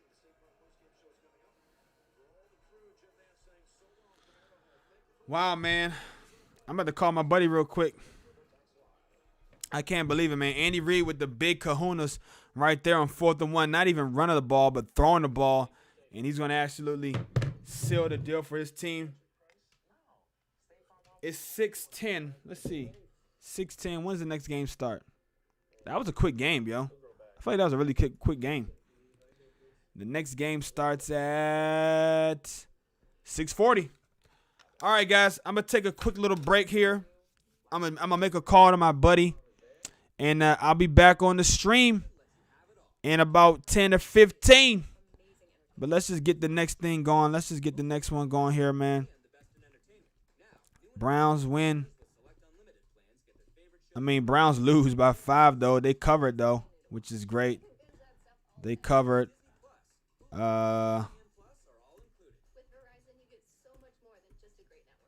And I'm going to switch out this overlay for the Tampa Bay overlay. Let's see. I got Tampa Bay and New Orleans. Here we go. Divisional round overlay.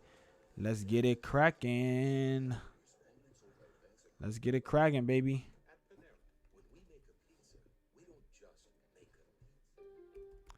Man, that was a close game, man. That game came down to a couple of plays, man. And that one play where the guy fumbles it. I mean, they gotta really change that. I think they gotta change that, man. I think they really gotta change that rule on the touchback. That is a horrible rule, and it kind of screwed the Cleveland Browns. I mean, that would have made a big difference. It's a 3-point swing. They lose by 5. It's a 3-point swing. I mean, you could say that cost them the game, maybe. You know what I mean? They would have been up by 2. Instead of losing by 5, they could have won by 2, possibly. I mean, but the Chiefs were moving the ball kind of at will.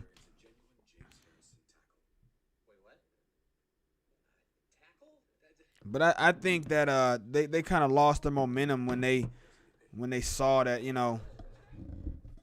I don't know, man. I don't really know what to say. For the Browns right there, man. Great job. Boo Ray. Hey, man, I took the points. I took Cleveland, and they covered, right? Since Cleveland lost by 5, they covered, correct? So I win that bet. Isn't that right, Mr. Boo Ray?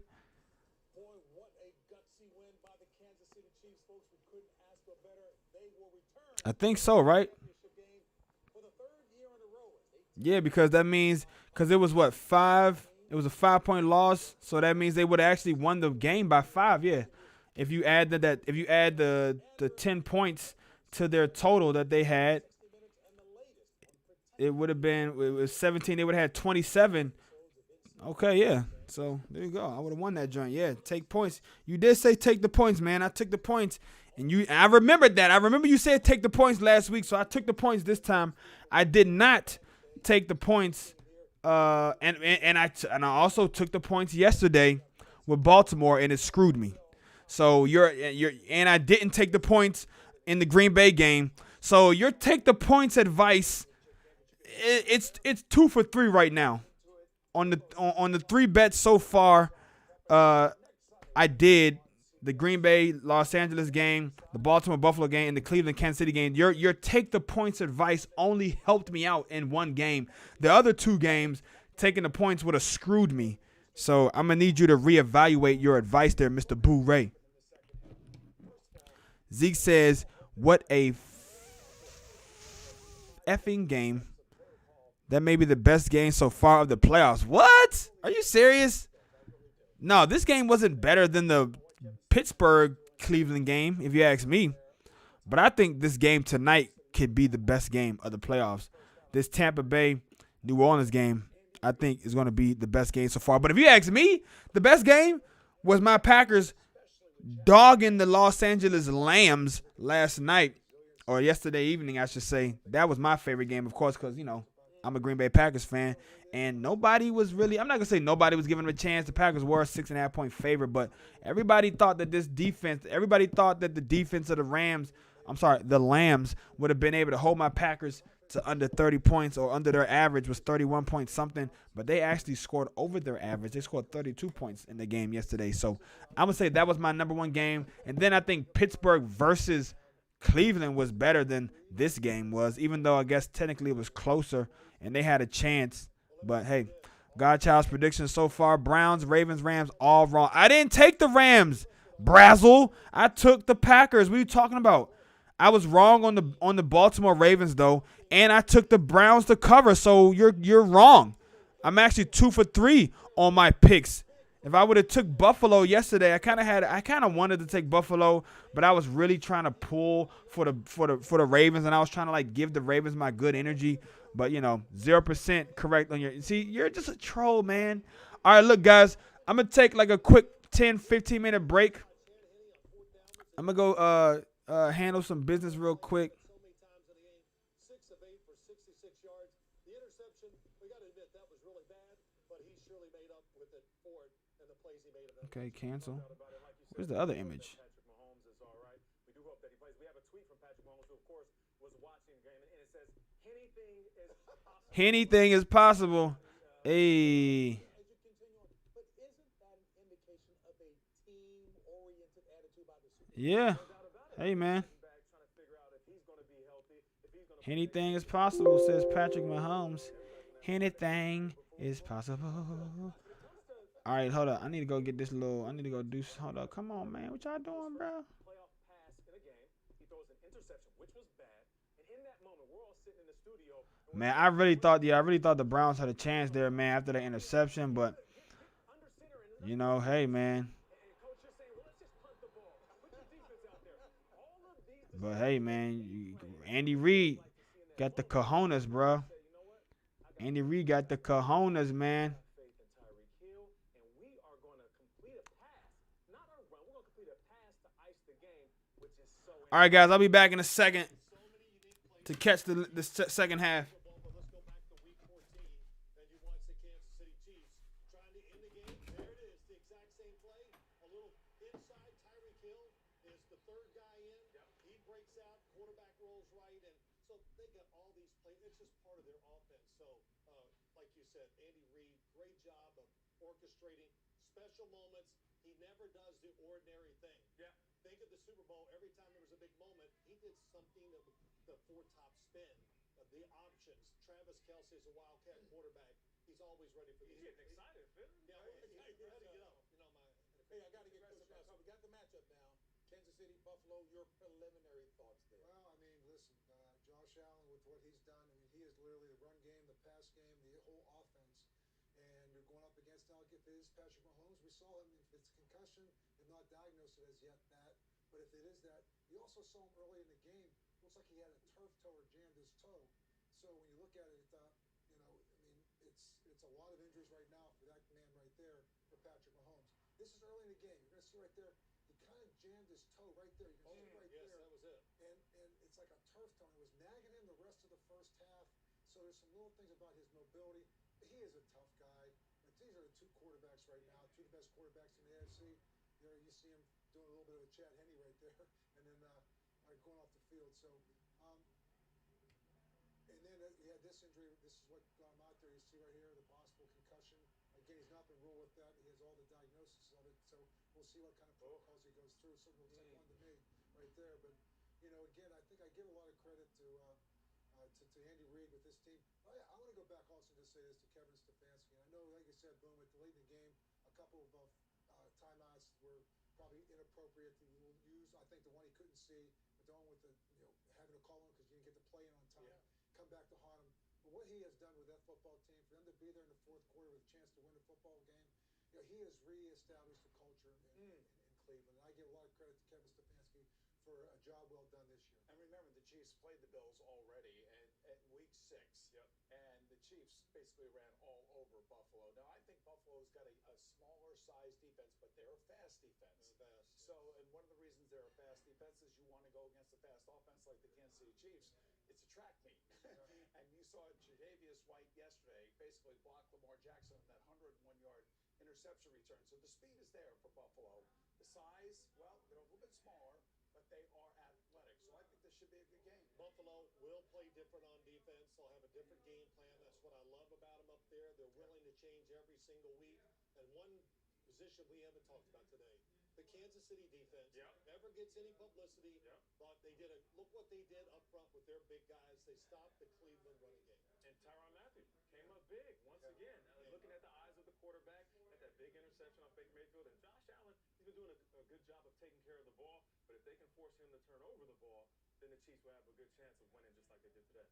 All the talents that Nate does have, we know being clairvoyant is one of those because he just set up the interview that's coming up with Tracy Wolfson, who caught up with, after the game, Mr. Tyrann Mathieu. Wow, Tyron, congratulations. How about that play call from your head coach? Hey, man, that's why we love Big Red. You know, he's always on time. You know, he's like our spirit warrior out here, you know, behind the scenes. You know, he's always firing us up, but we always know he got one play in the chamber, you know. Well, he take the lead.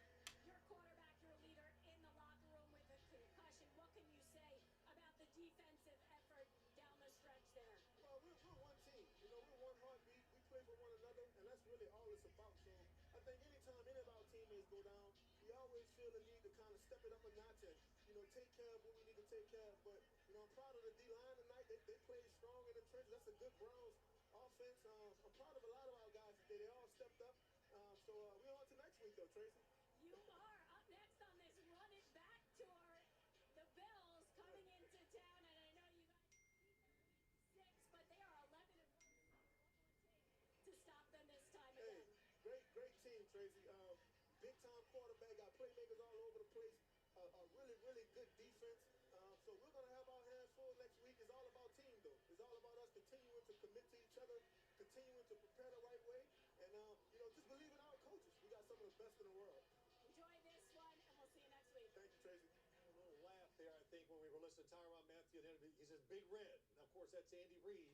And, you know, what he does in big moments, he doesn't rely on the players. He relies on himself. He puts them in, he calls the play, and the design is so good that the players can't mess it up. Does that make sense? Yeah, Every time when they get in these situations, it's a unique play. I thought the best point you made, honestly, was the fact that Chad Henne got the chance to play in their Week final 17. game. Yeah. And that was big because it did show itself today. And, you know, that is think about that moment for a second. Oh. Here you are, you're thinking maybe Andy's going to, you know, try to get them jump offside or something like that. And all of a sudden, in comes sprint right and Z out. Yeah. Yeah. And they're like, really? Okay. And here's your backup quarterback that makes the play of the game. I mean, it was just, it's so great of Andy Reid to be that aggressive. When everybody else is zigging, he's zagging. He's always thinking ahead of the curve, especially when you have a team like this. And he did this with his backup quarterback coach. I thought my other point was really good, but go ahead, That Coach. was That's to your first point that they hit it. You know, the players can't screw it up. Well, they can screw it up. Yeah, okay. So, well, you know. Yeah. But I just go looking ahead. You're thinking about two of the most exciting receivers in the game, Tyreek Hill and Stephon Diggs. I mean, we're going to see these guys going back and forth. Two guys who want the ball. And if they don't get the ball, they'll let you know that they want the ball. For sure. So, you know what? And they got two quarterbacks. And again, we're hoping that Patrick Mahomes can play. This would be a really good offensive showing that we're going to have in this AFC Championship game between these two teams. And shout out to these two coaches, McDermott, who is Yes. clearly one of the coaches who could be up for Coach of the Year. And back to Big Red, though, like when you think about the plays that we compliment during the game, the crossing routes by Tyreek Hill, Travis Kelce really doing whatever he wants in between the hashes, that's skill set. But what makes this team dangerous, this offense dangerous, is that their scheme over skill set. And that's what that last play was. It wasn't the skill set or the speed of Tyreek Hill. It was the scheme drawn up by Andy Reid. And the guts to call it. It's one thing Oh, to call. man. It's one thing to see in practice, but go ahead now in the Bill, fourth he's quarter. been making these calls for so long, he's immune to the of the guts or whatever. and everybody would say, dials you know, if Andy Reid calls it, it's got to be right. Yeah. Right? Because that's the credibility that he has right now, and good for him. And it's just like I keep my fingers crossed. I think he's going to play. If I had to bet $1 million, I would bet that Patrick Mahomes will play next week. You got plenty of those. Another nugget on Big Red. He's as calm as they come. And let me tell you something. This is his 8th conference championship. Big Red, good coach. Back with more after this. Hey man, I appreciate that Rogers rate on my insurance so much. I might let you win today. Rogers rate? You know State Farm offers everyone surprisingly great rates. Really? Said so. All right. Driver.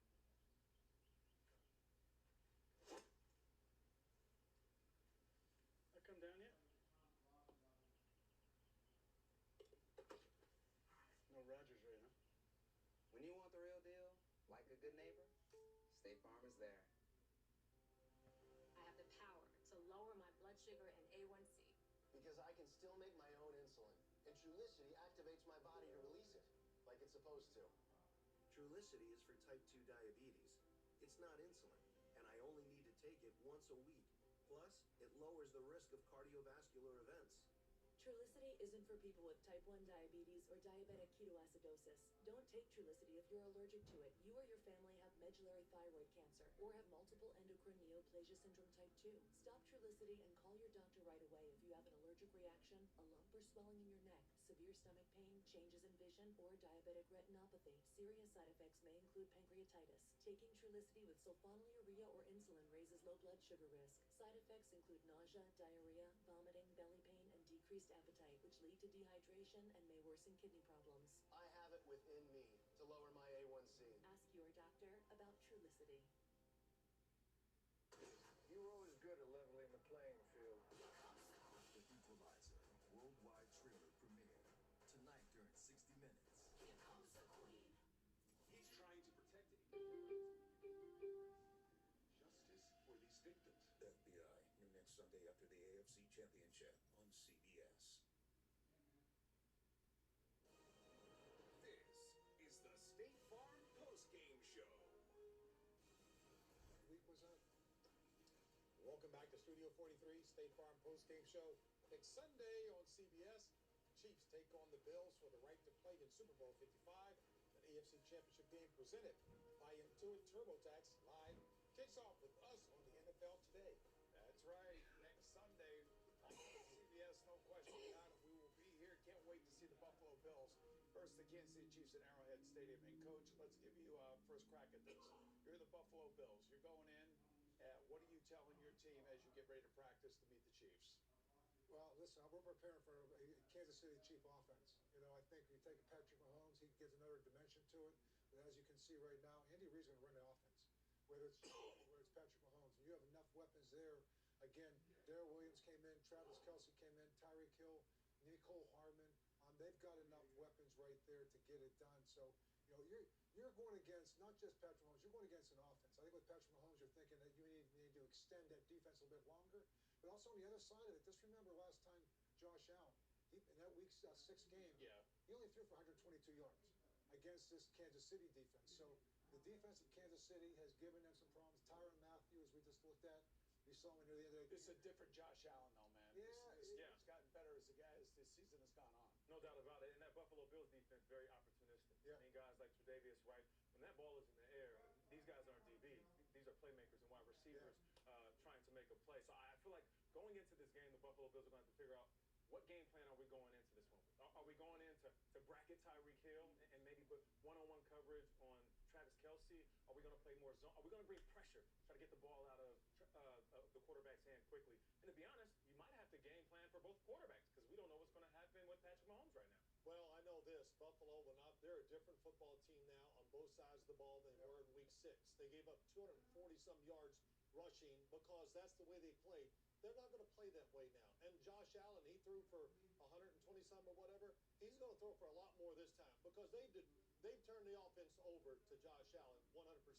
We saw that the other night, last night I should say, the way they played, and I think they'll play the same way against Kansas City. They've also found more playmakers, too. Guys like Gabriel Davis are complimenting Stephon Diggs. The great thing on our side, we got the 2 best teams in the AFC. We got the 1 seed and the 2 seed. Yeah. Now we get ready for the 2 seed and the 5 seed to determine who is going to go to Lambeau Field next week. 2 great quarterbacks, Drew Brees and Tom Brady. Can't wait to get it on. Championship Sunday. Yes, baby. Exciting. Hey, my guys were helping me out as I was struggling down the stretch. But guess what? We got you We'll back, be ready JB. next Sunday for the game. See you next week. We're all finding ways to keep moving. And at Fidelity, you'll get planning and advice to help you prepare for the future without sacrificing what's most important to you today.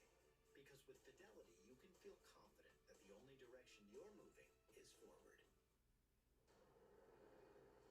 CBS Sports thanks you for watching this presentation. McCourty tweeted out as that play was happening, every guy who has played for Bill Belichick started screaming to the TV, don't reach it out, because we know the Patriots do that. Stefanski says he does it as well, but you can understand in the moment what happened there. Unless it's 4th and goal. Unless it's 4th and goal, and then time off the clock. That's right.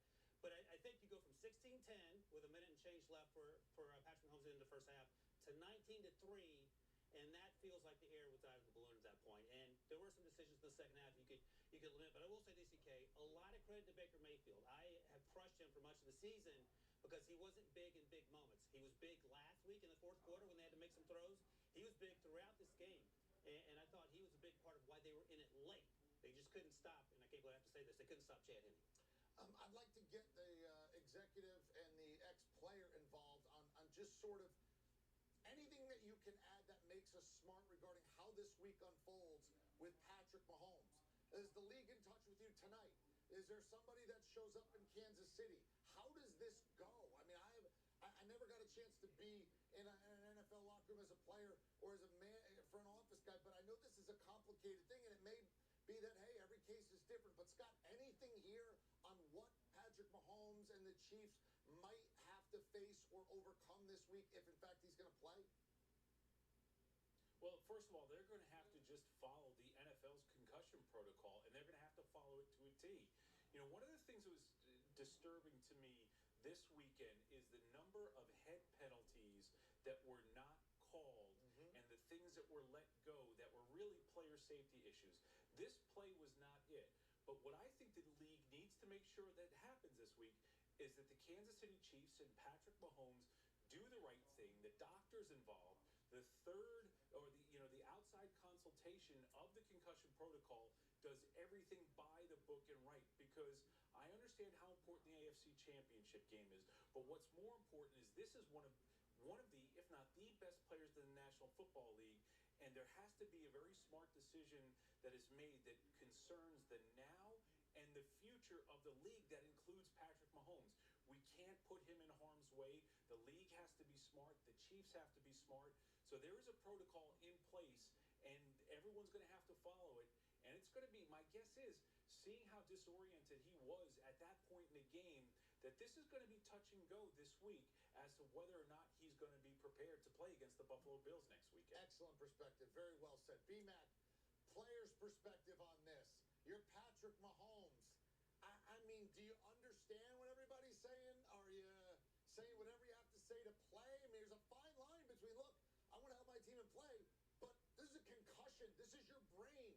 You know, you're going to live to be, an older guy here. We've seen this become an issue in some cases.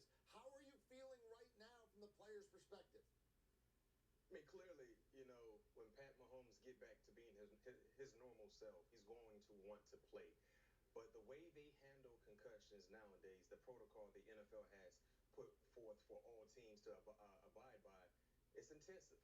I mean, earlier in my career, we used to memorize the concussion test, the protocol. I mean, because it was so generic and so simple, they would pretty much ask you a few questions on the sideline. And if you've been through that format a few times, you can kind of memorize certain things to kind of get back to the flow of the ball game. Now, things have been intensified. You getting concussed, you're coming straight out the ball game. Also, too, you must remember, an independent doctor will come in to execute the exercises, the protocol. So no one affiliated with the Chiefs organization will be able to go through that process with Pat Mahomes. So me personally, seeing how discombobulated he was, he didn't have his balance. You can tell he was out of it. I wouldn't be surprised to see Pat Mahomes not play this upcoming Sunday, right? Because that is where the NFL is going and how serious they take concussions. And this was a national televised game. So everybody will be talking about, will he play? And if he will play, did he clear everything that he was supposed to clear? You and Scott both made an excellent point there. Look, everyone's going to be watching this, right? Everybody's going to be watching. This is going to be done by the book, as it well should. This is going to be done independently, as it should.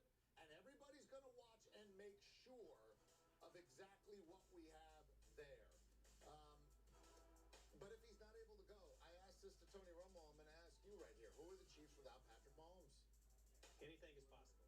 So Patrick Mahomes has full confidence in his guy. Apparently so does Andy Reid. That's the takeaway. That last play to me screams, especially after that interception the series before, makes me think that they're fine. Okay. All right. Same thing to you, B-Mac. Who are the Chiefs without Patrick Mahomes? They're not a great team. They're still a good team, but not a great, superior team.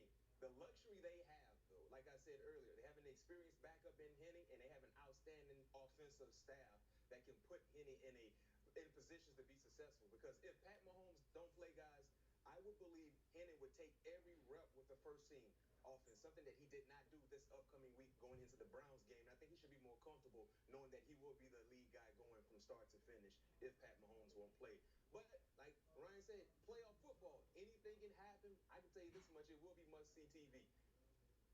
Excellent, excellent, excellent work all the way around, gentlemen.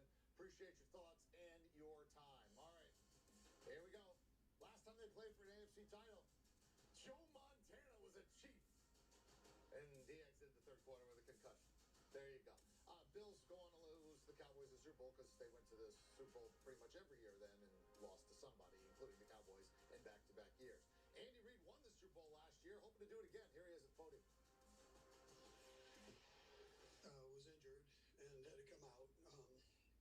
Was injured and had to come out. He got hit in the back of the head and kind of knocked the wind out of him and everything else with it.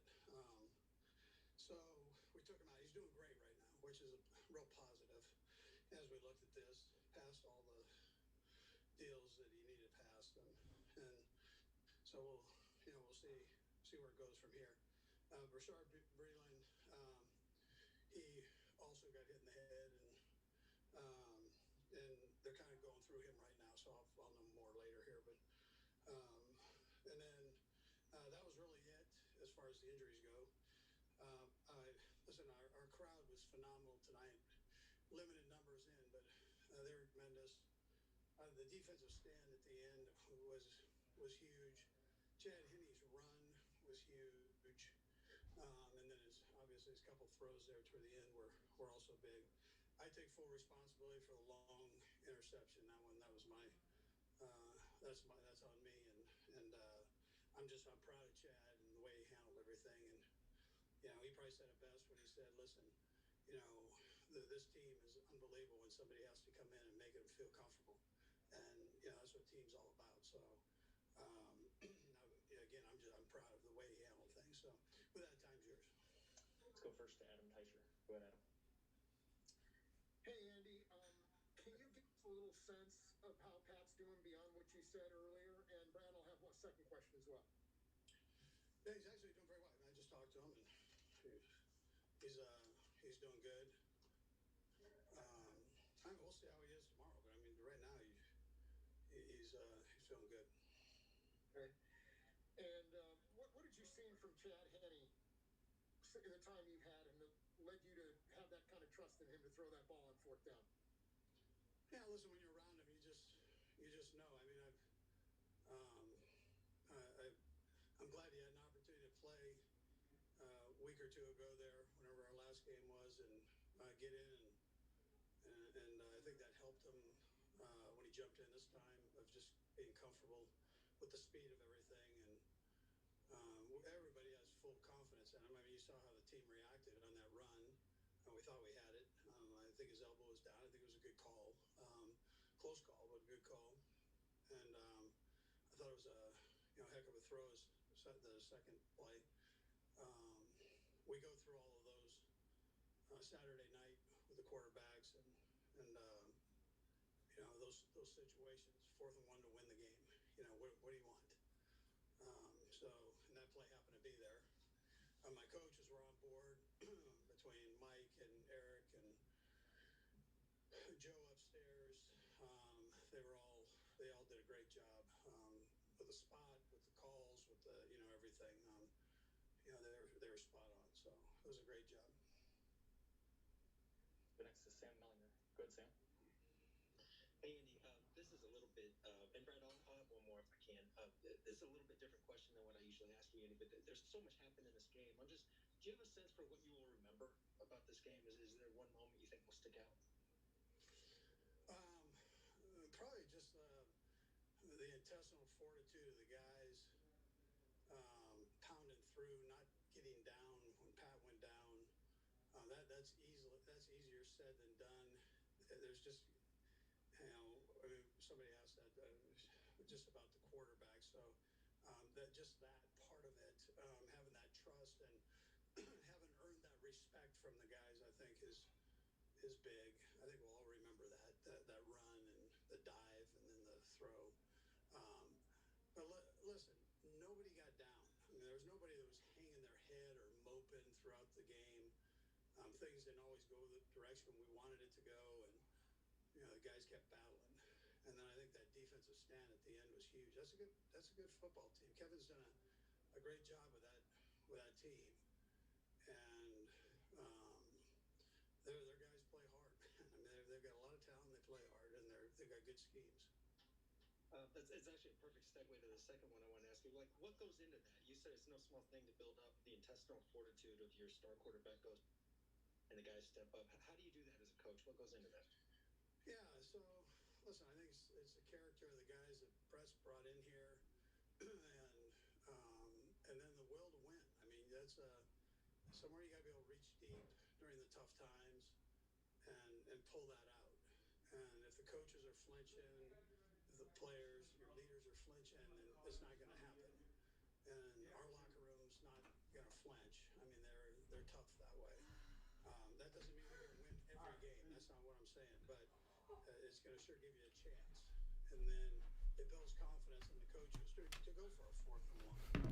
I mean, there was no doubt. There was no doubt.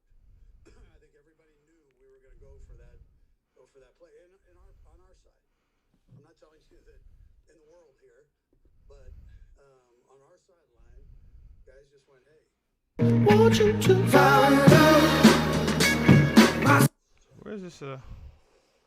Where is this game being played at? Is it on Fox? Like, where's the game actually being played at? It's got to be on Fox, right?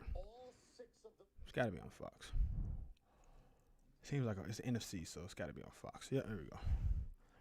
Live TV. Here we go. Fox. All right, guys.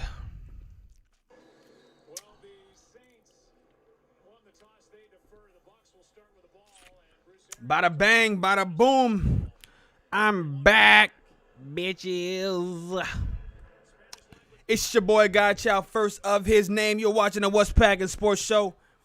Live coming at you for the last game before the NFC Championship game. We're going to see who will go to Lambeau to get slaughtered by the Green Bay Packers. Will it be the Tampa Bay Buccaneers or the New Orleans Saints?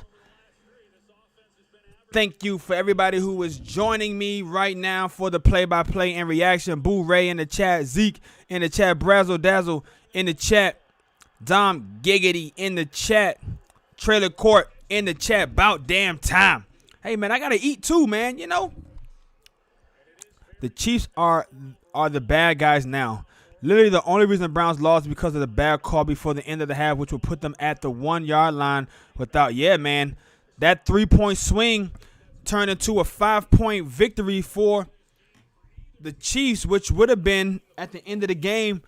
It would have if the Browns score right there, they would have actually been up by 2. So, I mean, it's kind of crazy. Rick LM, founder, got the first next to his name. Rick LM, thank you for joining the show. What's packing, brother? Neither are coming to Lambeau and leaving without an L. Rick LM, I must agree with you, sir. You heard what Weezy said. I hope you pack light because you going home tonight. Weezy F, baby. Already predicting whoever comes into Lambeau in the NFC Championship game, I hope you pack light because you're going to be going home tonight. Oh, you said I meant the game. Okay. I was like, damn, man, I got to eat, man. I got to eat, man.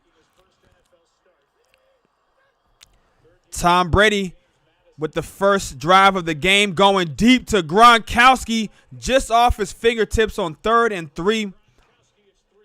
3 and out. All right, I took Tampa Bay. Trailer Court, who you got, homie? I took Tampa Bay +3 and the over.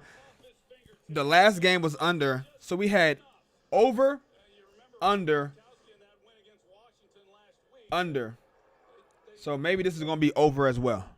So many Packer songs dropping this week. Lil Wayne, Second Greenlaw, Jeezy, Jeze, Louis, Bobby Tyan. There's a song about Bobby Tyan?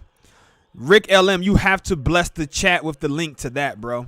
I had no idea Bobby Tyan had a song. Oh, wow, that was a risky play by the Saints guy, but he's able to bounce off the tackle, and he's up the sideline 50, 40, 45, 30, 35, 20, and he's tackled at the 17-yard line. What a crazy play. Oh, my goodness. Oh, my God. Oh, my God, again. I can't believe that this dude bounced. He took a big risk taking that ball, receiving the kick, and he bounced off the hit. Wow, boom, he bounced. I mean, that was a risky play, man. But, I mean, it paid off. 35-40, 45-50. I mean, geez Louise. That was risky, but no risk it, no biscuit. And my man Rick LM blesses the chat with the Bobby Tanyan song. I'm going to go ahead and open that up real quick. Wow, man, what a what a play to start the game. That was a shocker right there, honestly. That was a freaking shocker, bro. I can't believe this dude fielded that ball. Nah, I'm not gonna put the shades back on. Man. I'm not gonna be able to listen to it yet, but I mean, Bobby Tanyan, Jeez Louise, my man Jeez Louise with the Bobby Tanyan. I'm gonna have to listen to this later, man. But thanks for putting me on to that. Saints 3.5 with the over. So you took the Saints minus 3.5 in the over. I took Tampa Bay plus 3.5. I like the dogs right here. Plus I said the rule of threes, man. With the rule of threes. All right, man. I'm about to try to post this video that I made earlier today. I made a reel on Instagram, and that joint kind of had it kind of blew up, man. I got 1,000 plays on my reel. I got 1,000 plays on my reel, man. That's what's up. Wisconsin houses. Who the F are y'all? Okay, I'm about to follow y'all back.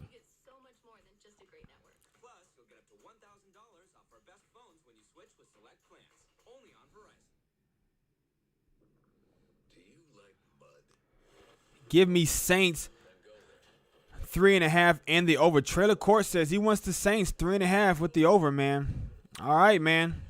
I see you, brother. I took Tampa Bay plus 3. Rule of threes plus 3. When I made my bet, it was just 3. It wasn't 3.5. I used DraftKings. Are you using DraftKings, Trailer Court? Maybe the line changed after Friday. I would if I was placing this bet, I would have placed it on Friday. And if I'm correct, right, if you placed a bet at one line, even if the line changes, your bet is at the line that you placed it at, right? So if the line started out at 7.5 or whatever, and then maybe it moves down to 3.5 or something crazy or whatever, like my bet is still at the line that I placed it at, or does my bet now move to the new line?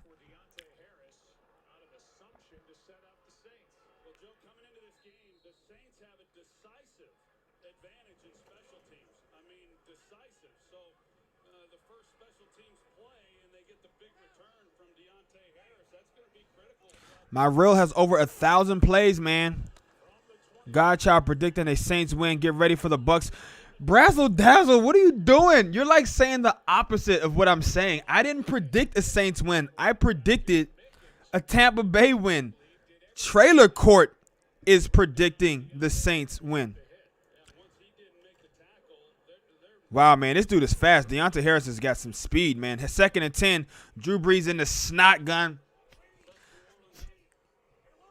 He's got 3 to his right, 1 to his left, and he's gonna probably go to his right. Ooh, big hit on the play. And was that a fumble? No. Oh, but it's gonna be a flag too.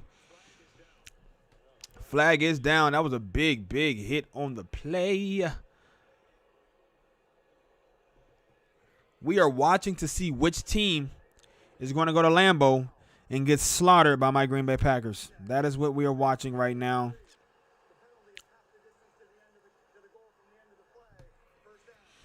Who wants to get slaughtered by the Packers? Let's see who wants to get. We're going to see who wants that work, man. Who wants that work?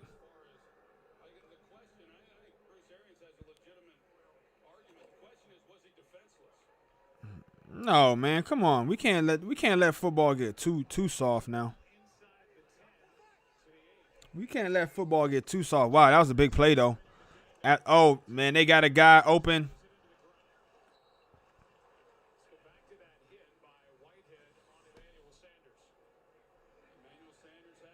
No, that was clean.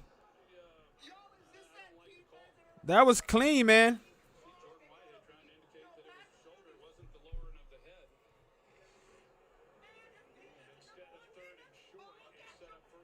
That was clean to me, man.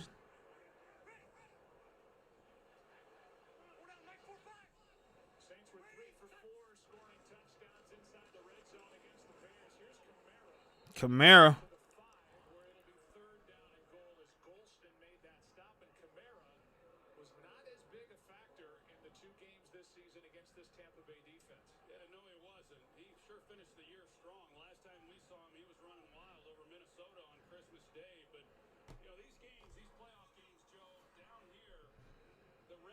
Hey, man.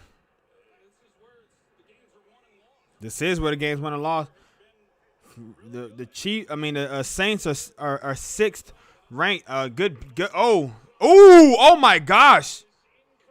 Wow. That was a great one-handed grab, though. I mean, gotcha. Okay, Packers. Okay, I'm not even gonna. That was a great one-handed grab by Slant Boy, as some people like to call him. Great grab, man. Yeah, that shin. If that knee would have been, if he would have been able to get his knee down, he would have been good. I didn't think he had a chance at all either.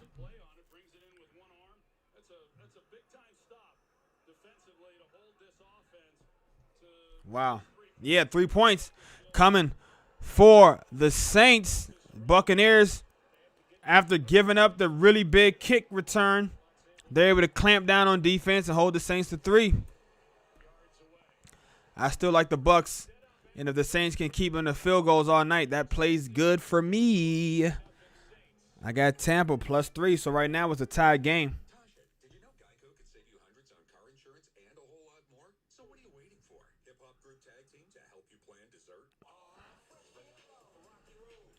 I need some stickers right here. I need a sticker right here.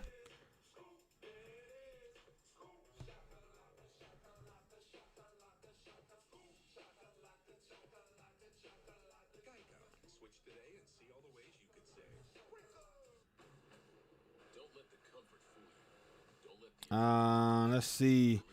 I'm trying to get this thing off the ground, man. I really want to get this. I want to make this meme funny as I can. I want to make this one as funny as I can, bro.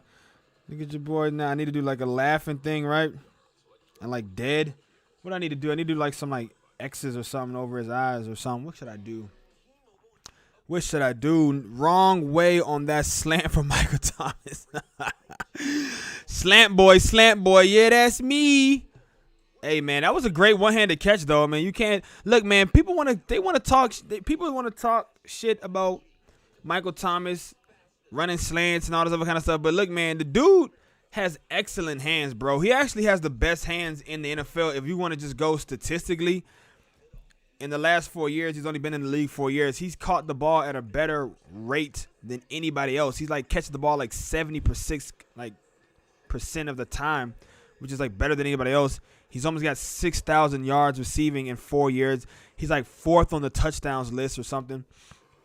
So a lot of people want to hate on Michael Thomas, man. I don't know why people want to hate on this dude, man. Like, even if he does only run slant routes, the fact that he can run one route and it's practically uncoverable, and he can catch 149, 150 passes and still almost have 6,000 yards on slant routes. That means he's great after the catch.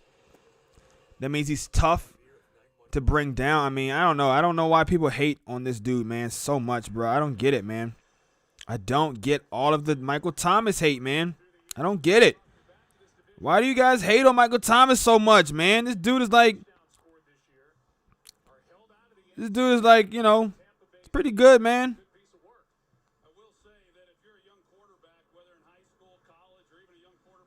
Michael Thomas is pretty freaking good, man.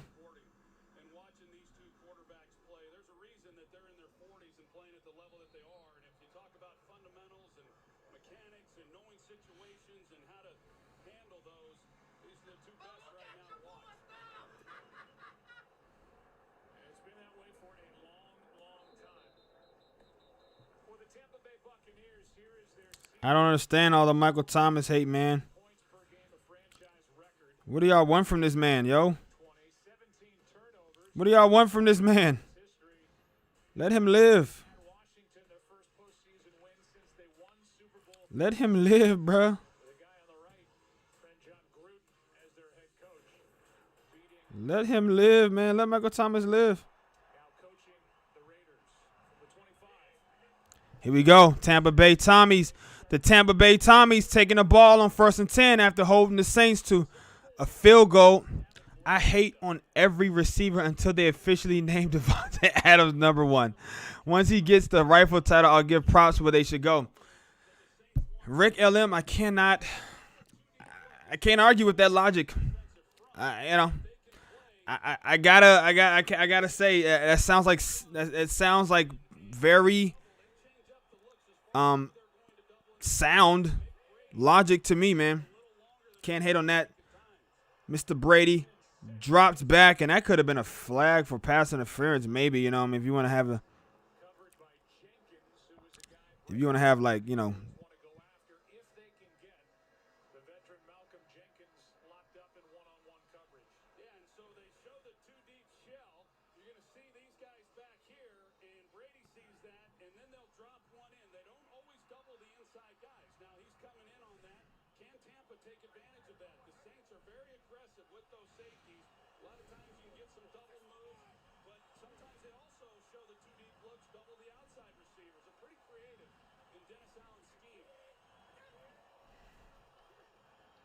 Brady drops back and he goes down under pressure on 3rd and 6. The Saints bring in a little bit of the house. Who is better, Thomas or Adams? Brazzle dazzle.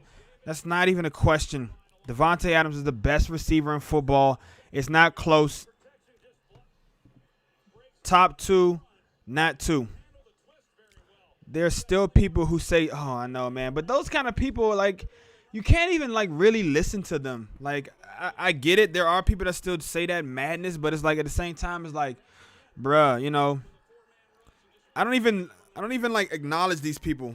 Like, really, I don't even acknowledge them, bro. I'm not gonna acknowledge them. I'm not gonna give them any. I wouldn't even waste my breath trying to have a conversation with these kinds of people, bro. Saints got robbed. Got robbed on what? Oh, my gosh. This dude, Deontay Harris, is having a breakout game. He is not going to get caught. There is a flag on the play, but he's at the 15, 10, 5, touchdown, Deontay Harris. My goodness. My goodness. My goodness, Deontay Harris.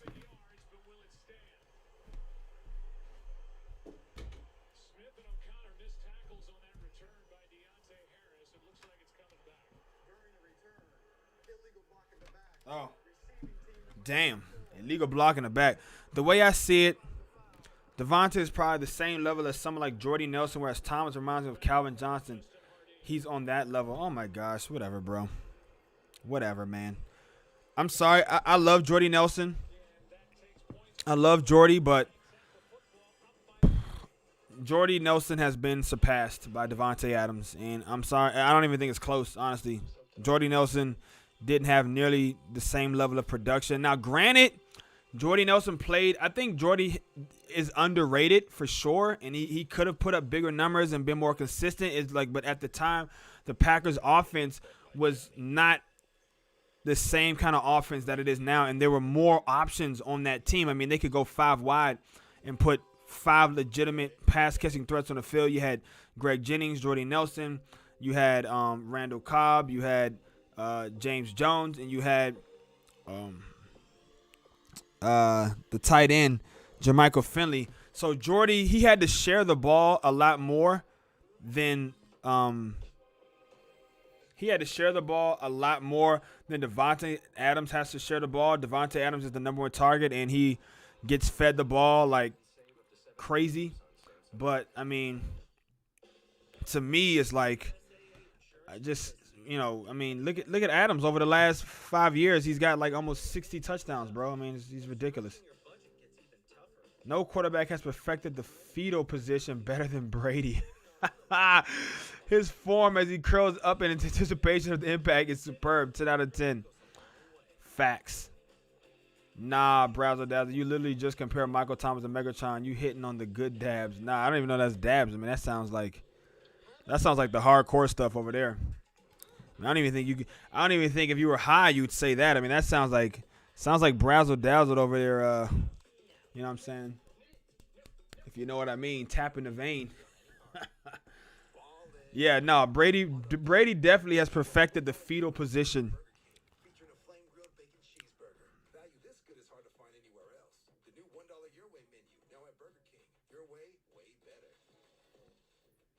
I'm not even gonna do that, bro. I'm gonna just like do like a little. I'm just gonna add some text, man.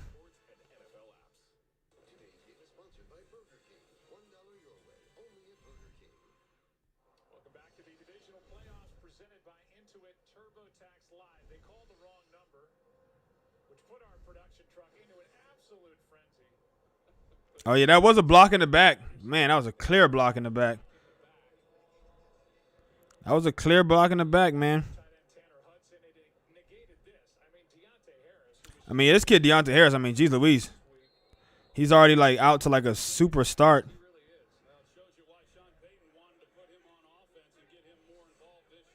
He's out to a great start, man. He's put the team, I mean, like he's got them in excellent field position twice. He scores a touchdown. They take it back. One of these refs got money on the Brady illegal block in the back. Dude, that was a block in the back. Oh, no, that was a block. I mean, I don't know how you can say that wasn't a block in the back. I mean, that was clearly a block in the back, right? I mean, why would he go to Green Bay? He's under contract. Great diving play.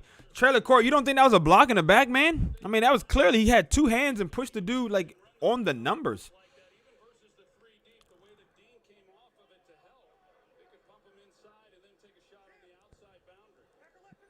Like a clear block in the back to me, buddy. Breeze drops back. He's got time in the pocket. Hitting this kid, Deontay Harris. This is turning into the Deontay Harris game. They haven't even, I mean, he's been getting all the play, all the action so far. Is this dude a rookie? Like, who is this guy, man? Who is this Deontay Harris character? Who is Deontay Harris?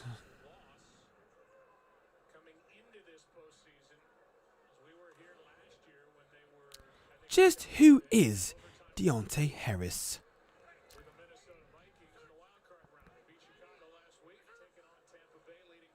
Just who is Deontay Harris? Okay. 3rd and 10. Breeze is dropping back. He's got a man over the middle. Traquan Smith on 3rd and 10 picks up the first down. No way, dude was already falling. All right. I don't know, bro. I don't know, honestly. I thought that was a block in the back to me. Even if the dude's already falling, you can't, like, push him in the back. You know what I'm saying? Like, you got to let him just fall, you know? Even if the dude's already fallen, even more reason why, like, it was dumb of him to push him in the back, you know? If the dude's already fallen, just go on to the next guy. It's not a problem for your runner. 1st and 10, they hand it off to Kamara.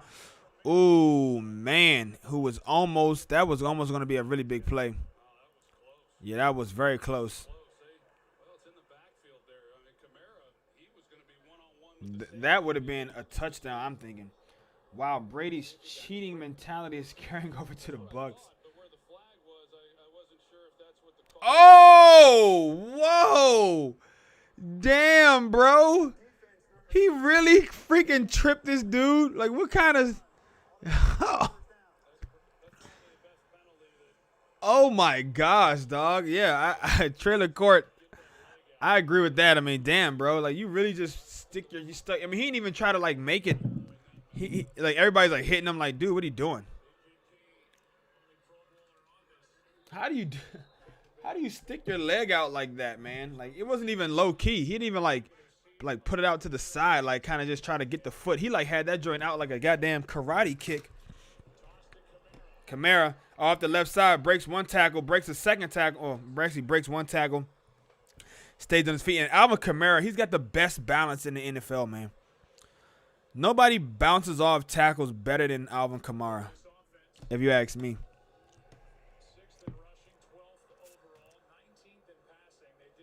I mean, nobody bounces off tackles better than Alvin Kamara. Okay, my point exactly.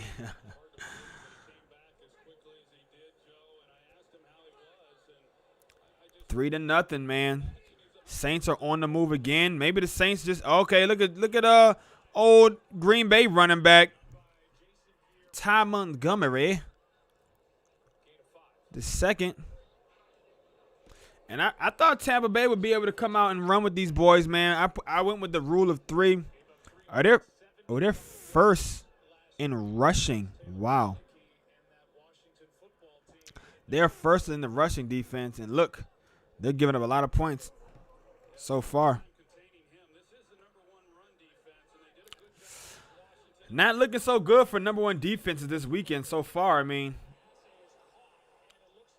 Packers shredded the #1 defense overall, and now the Saints are kind of gashing this #1 rush defense. And man, I really thought it was going to be Tom Brady, but look at this. I mean, it's only the first quarter, man. It's 3-0. And Tom Brady, you know, look, he's over there devouring that film. He's looking at the plays. He's dissecting things. Look at Peyton, man. Peyton fresh got the Jordans on. He full on tried to round kick his ass. Yo, he did. Oh, my man says, boo. Ty Montgomery, boo. Yeah, Ty, man. Oh, wow. Man, that was almost. How did he even slip there, dog? Like, it's like turf, man. Like the perfect conditions. You're supposed to be like a track field out there. They kind of shortchanged him on his spot. Oh, yes, foot slipped. I mean, but look how good his balance is. Even after slipping, he was still able to, like, put a hand down and lean forward, lunge forward, I should say. Now, that was definitely a first down. Like, I never understood these guys wear these chains. They wear this jewelry. Like, has anyone ever lost a chain? Except for that one time. I do remember that one time Aqib Talib said he, like, snatched. So I think Aqib Talib, didn't he, like, snatch a wide receiver's chain off his neck? Or did somebody snatch Aqib Talib's chain off his neck? I remember one time. Somebody he was beefing with. Mike Evans or one of those guys. Or Michael Crabtree. Maybe it was Crabtree when he was playing for the Oakland Raiders. And Aqib was on Denver. Crabtree had beef with a lot of people, man. I don't know why guys just didn't like Crabtree. Remember Crabtree had beef with Richard Sherman?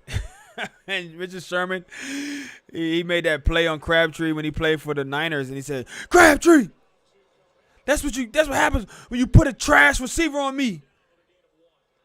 And the poor Aaron Andrews, I think it was, right? It's like, who was talking about you, Richard Sherman?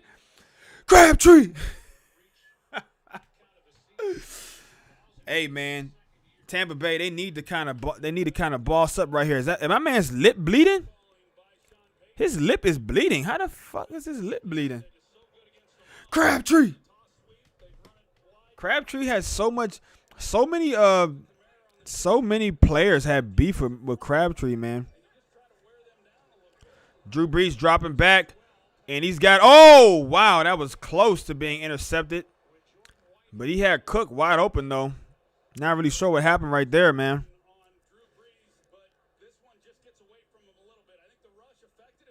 Yeah, the rush did affect him a little bit. He definitely had an opportunity. I mean, he had an opportunity, you know. Ball was right there. Matter of fact, he should have stepped into it. He was kind of like playing it back. I feel like if he would have stepped up into that thing, he might have actually had a better chance at getting the pick, but he just kind of let it come to him, which wasn't too smart if you ask me. Man, I got to, like, get some topics.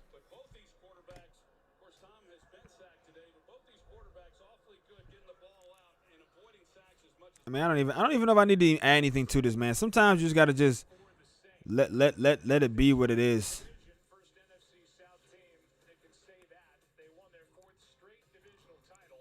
I think I'm just going to add this thing to YouTube, man. I'm not even going to, like, I'm going to add this thing to Twitter. I'm not even going to add anything to it, man. Overthinking it, bro.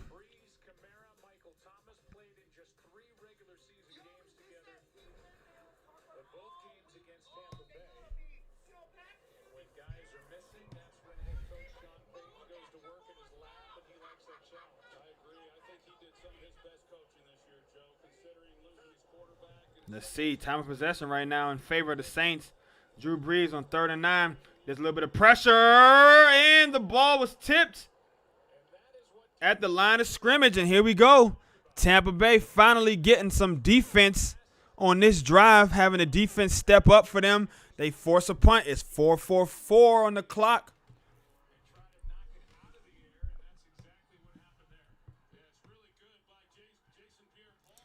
Jason Pierre, wow, man. Jason Pierre-Paul being double teamed on the play after.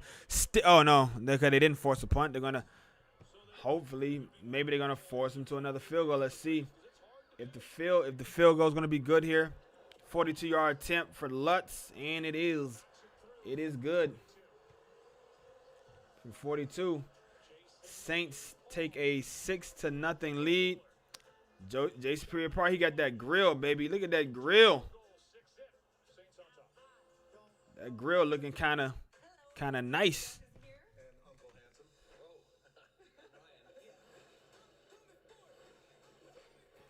Gal Dot, man. Her Wonder Woman movies suck, bro. Like Gal Dot, she's beautiful, and I think she was like a good choice for Wonder Woman, but those movies suck ass, bro. Like,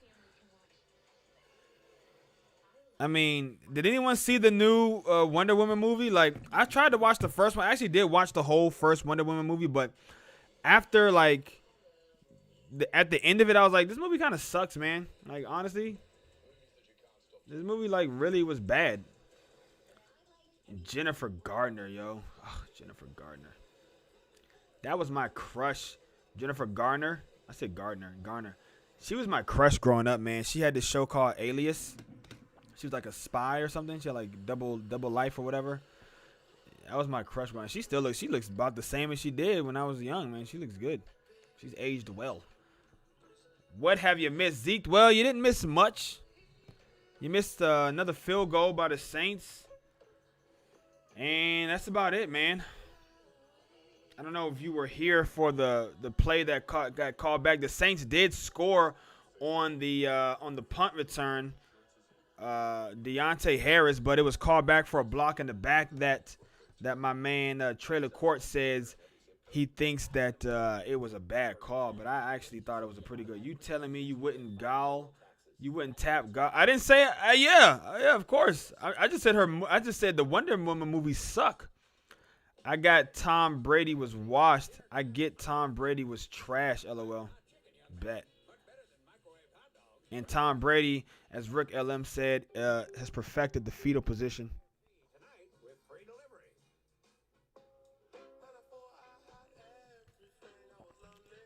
What movies do you like? My favorite movie of all time? What's new?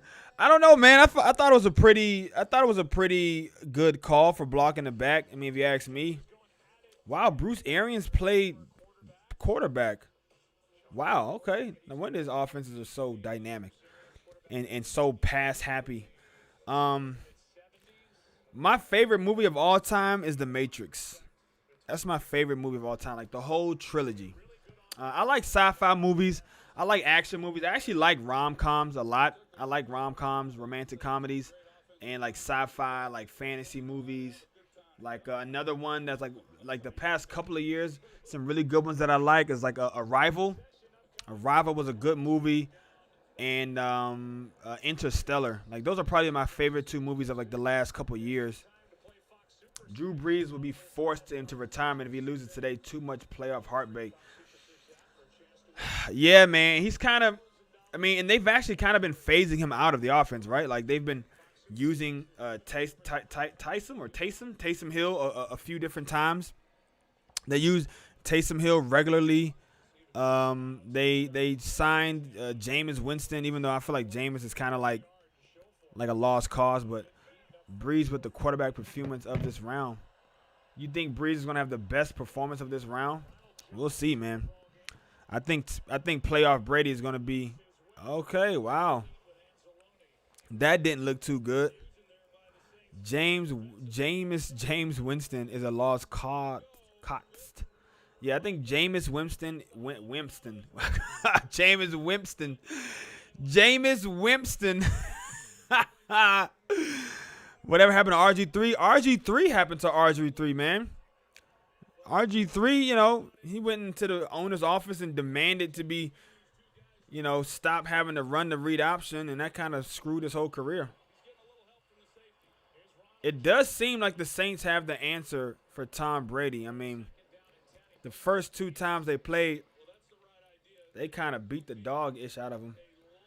Amazing pass rush. Yeah, that's always been Tom's biggest weakness. I mean, it's any quarterback's weakness, but especially for Tom, as Rick LM says, who's perfected the fetal position, Tom really usually just allows himself to be sacked. He doesn't take a lot of unnecessary hits, and he's not really mobile. He's good in the pocket. He actually has a lot of pocket awareness, and he's able to step up and into and around the pocket and evade the sack. But if the sack is coming and he can't, and he knows he can't really evade it, he'll just go down and take it. I think he picked that up. Rojo, they're going to mark him shy, but if you ask me, he picked that up, man. So you only really just rush 4. I mean, yeah, if you just can get I would say, more than anybody else is his weakness. If you can just rush 4 on him, he was still on top of bodies. I would have gave him the first down on that 4th one. I think that was a bad spot. And they're going to go for it.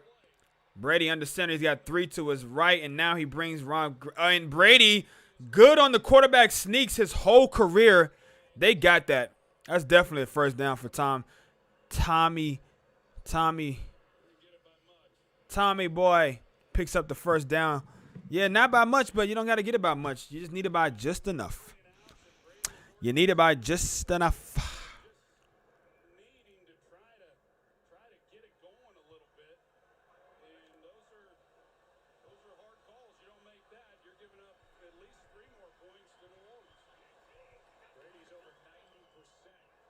Oh, look at Rojo. Oh, that wasn't even Rojo. That was number 28. Damn, what's my man's name? Leonard Fournette.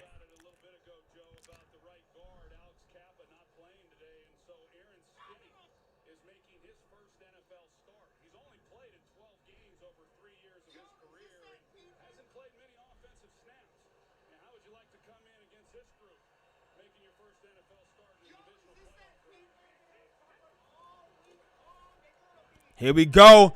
Leonard Fournette with a nice cut off the right side on 2nd and 5. He picks up enough for the first down. Maybe got 10 on the run. Leonard Fournette, he's healthy. He's got fresh legs. Bam, there you go. Nice cut off the right side. Good blocking. And he makes another cut to make another man miss, and he almost breaks 2 more tackles. Leonard Fournette. What happened to Leonard Fournette, man? At one point in time, this dude was the 4th overall pick in the draft by the Jacksonville Jaguars. Everybody thought he'd be a surefire Hall of Famer. His career definitely hasn't turned out how they thought. Nice little fake on Tom Brady. He's going deep. He's got a man. Wow, great coverage. Great coverage by Marcus Lattimore. That was excellent coverage down the field by Marcus Lattimore. And honestly, if that was Devontae Adams, I think he would have caught that.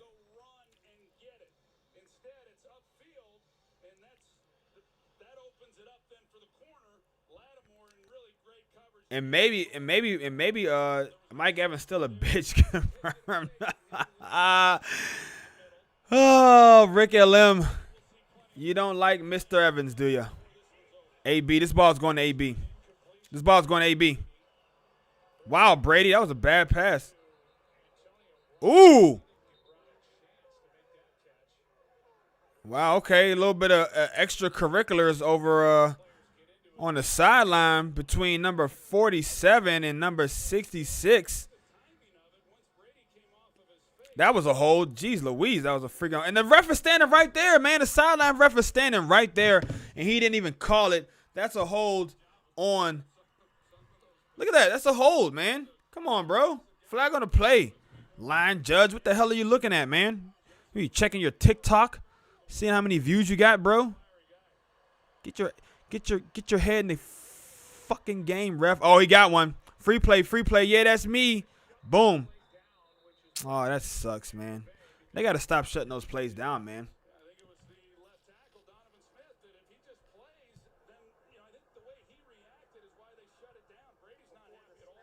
Yeah, I don't know why they stopped letting those guys get those free plays, man. Rodgers is the king of the free play. Don't.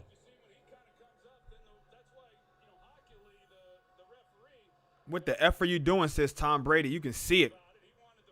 Yeah, that free play, man. You gotta get those free plays, man. I mean, damn, that's and now, I mean, what happens right here if you throw like a pick, you know what I'm saying? It just throws off the whole momentum.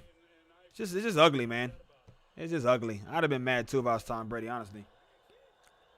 Brady's got 2 to his right, 2 to his right, 3 to his left. I was correct. 5 wide, and here comes the pressure. He gets it off quickly to Godwin, who breaks the tackle and picks up the first down on 3rd and 5. Let's go, Tampa Bay Tommies. The Tampa Bay Tommies trying to go down the field and answer the 2 field goal scores of the New Orleans Saints and put 7 on the board to take a 1-point lead.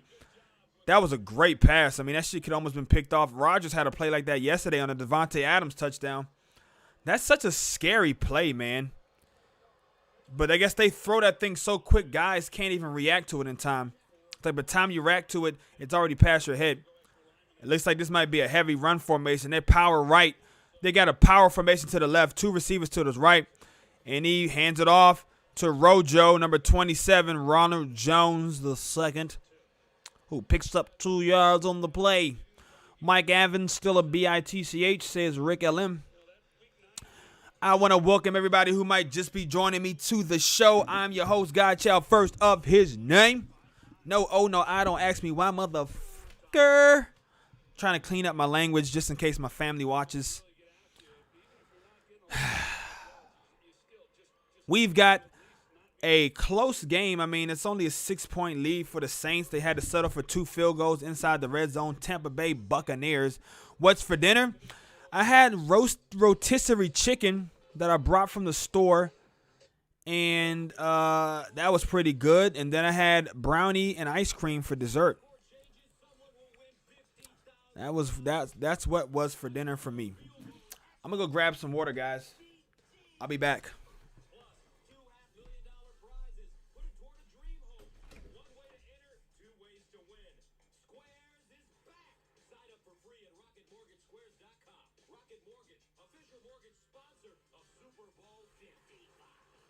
And next up, we have the Experian Boost Cow. It reminds us we can now raise our credit scores instantly, free with Experian Boost. I'm up 13 points. Boost your credit scores instantly, free with Experian. Download the Experian app now. The refreshing chill of the Thai beach, packed into each can. 0 grams carbs, 0 grams sugars, 90 calories. Corona Hard Seltzer. It's time for prime time. Smart talk on the topics Americans care about most. We're standing up for what's right, and no one does it better than Fox News. Starting Monday, don't miss Fox News prime time. America is watching. Fires want a collision course with the city. I know you're exhausted, but we have one last shot to turn the tide. Let's go!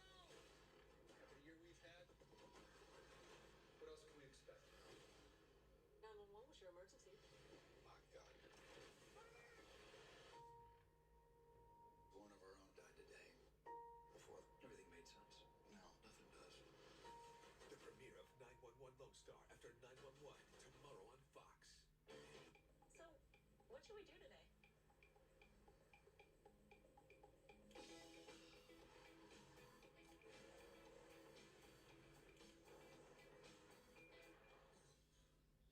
Should we just go see a movie? Yes. I'm always up for a good movie. The Rogue, in the all-new fiercely reimagined Nissan Rogue. Get a low $229 per month lease on Rogue, or get 0% financing for up to 84 months on 13 models.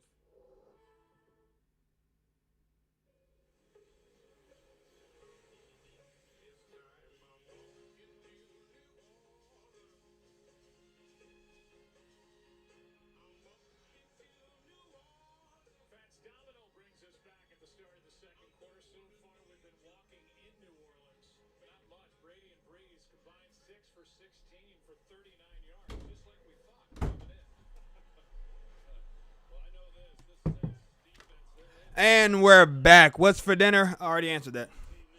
2nd and 8 for the Tampa Bay Tommies. He takes the snap. He's got all day to pass, and he hits Rob Grant. No, not even. It's Mr. Taylor Brait. Is that name? The guy's name Brait, right? Taylor Brait. What's that dude's name? Taylor Brait. What's his first name? I know Brait is his last name.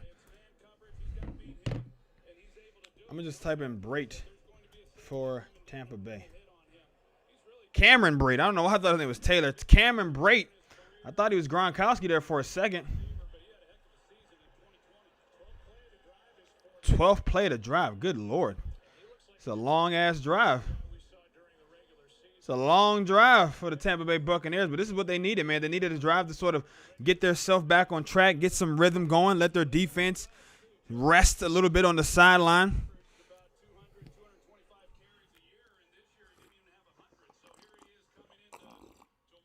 Yeah, no, that's what I just said. Leonard Fournette, he looks healthy, man. He looks healthy. He looks well rested. He looks ready to tote that rock. The Buccaneers are ranked 7th in the NFL in red zone efficiency. They hand it to Rojo, who kind of pitter-pats at the line of scrimmage, and it's getting nasty. Number 66 and number 47, they got a little thing going on right now.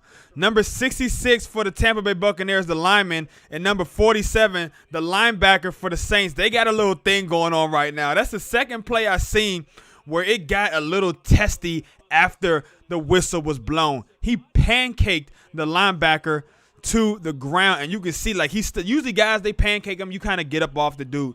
But he kind of got up and kept pushing him down. Tampa Bay moving the ball. Brady's got Gronkowski. He dropped it on 3rd and 2. Are they going to go for it or going to kick the field goal? Jenkins in coverage. Jenkins been all over the field today. Yeah, he should have went to the flat. But, I mean, you know he's going to go to his BFF. Yeah, Fournette was open in the flat, but you know he's going to go to his BFF, Rob Gronkowski. You know what I'm saying?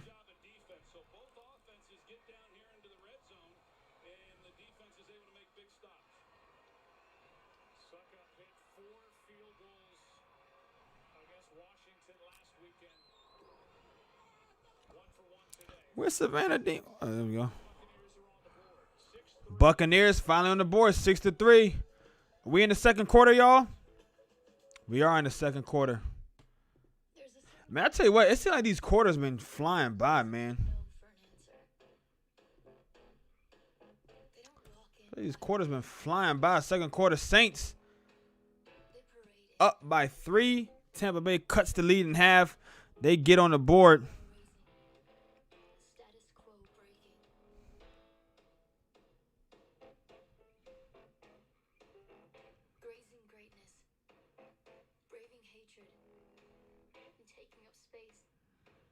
Hey, hey, hey, hey, hey, hey, hey, hey, hey, hey. So who y'all got, man? Let's talk about let's talk about the next week, man. We know now it's gonna be Buffalo versus the Chiefs. I've been saying all year, I think the Chiefs are gonna be taken down before they reach the Super Bowl. But I don't know. Now that the Chiefs made it all the way to the AFC, I got to kind of put my money where my mouth is. I'm thinking right now, I'm not sure if I would take the Buffalo Bills to beat the Chiefs in Kansas City. But then again, we might not have Mahomes playing. And if Mahomes isn't playing, then yeah, I think it's definitely going to be Buffalo. But we'll see if Mahomes can wink past the protocol. And I think they might pull some strings. Bills beat the Chiefs. Saints beat. Okay, I'm not even going to say that, man. I'm not even going to speak any negativity into the atmosphere, into the ether about my Packers, man.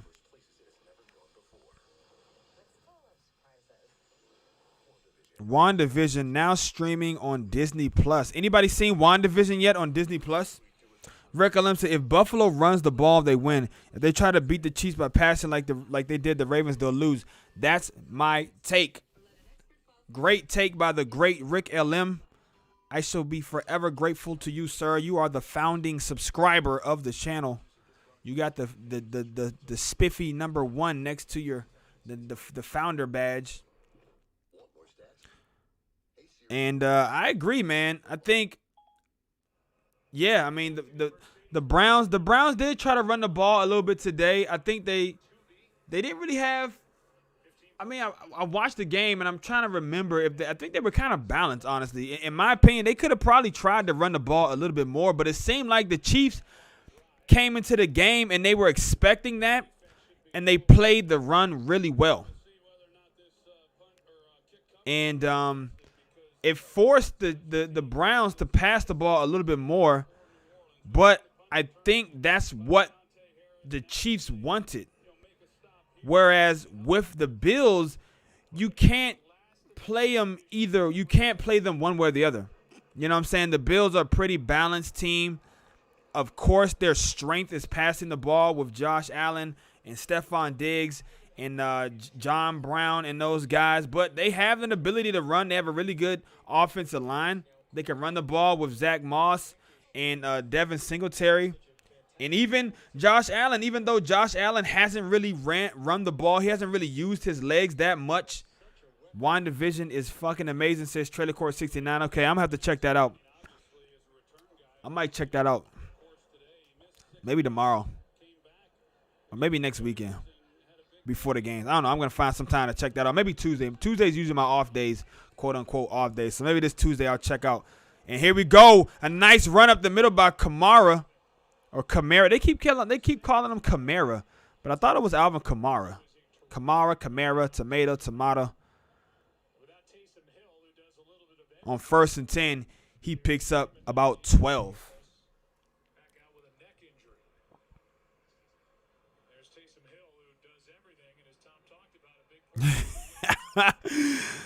Brazzle dazzle, man.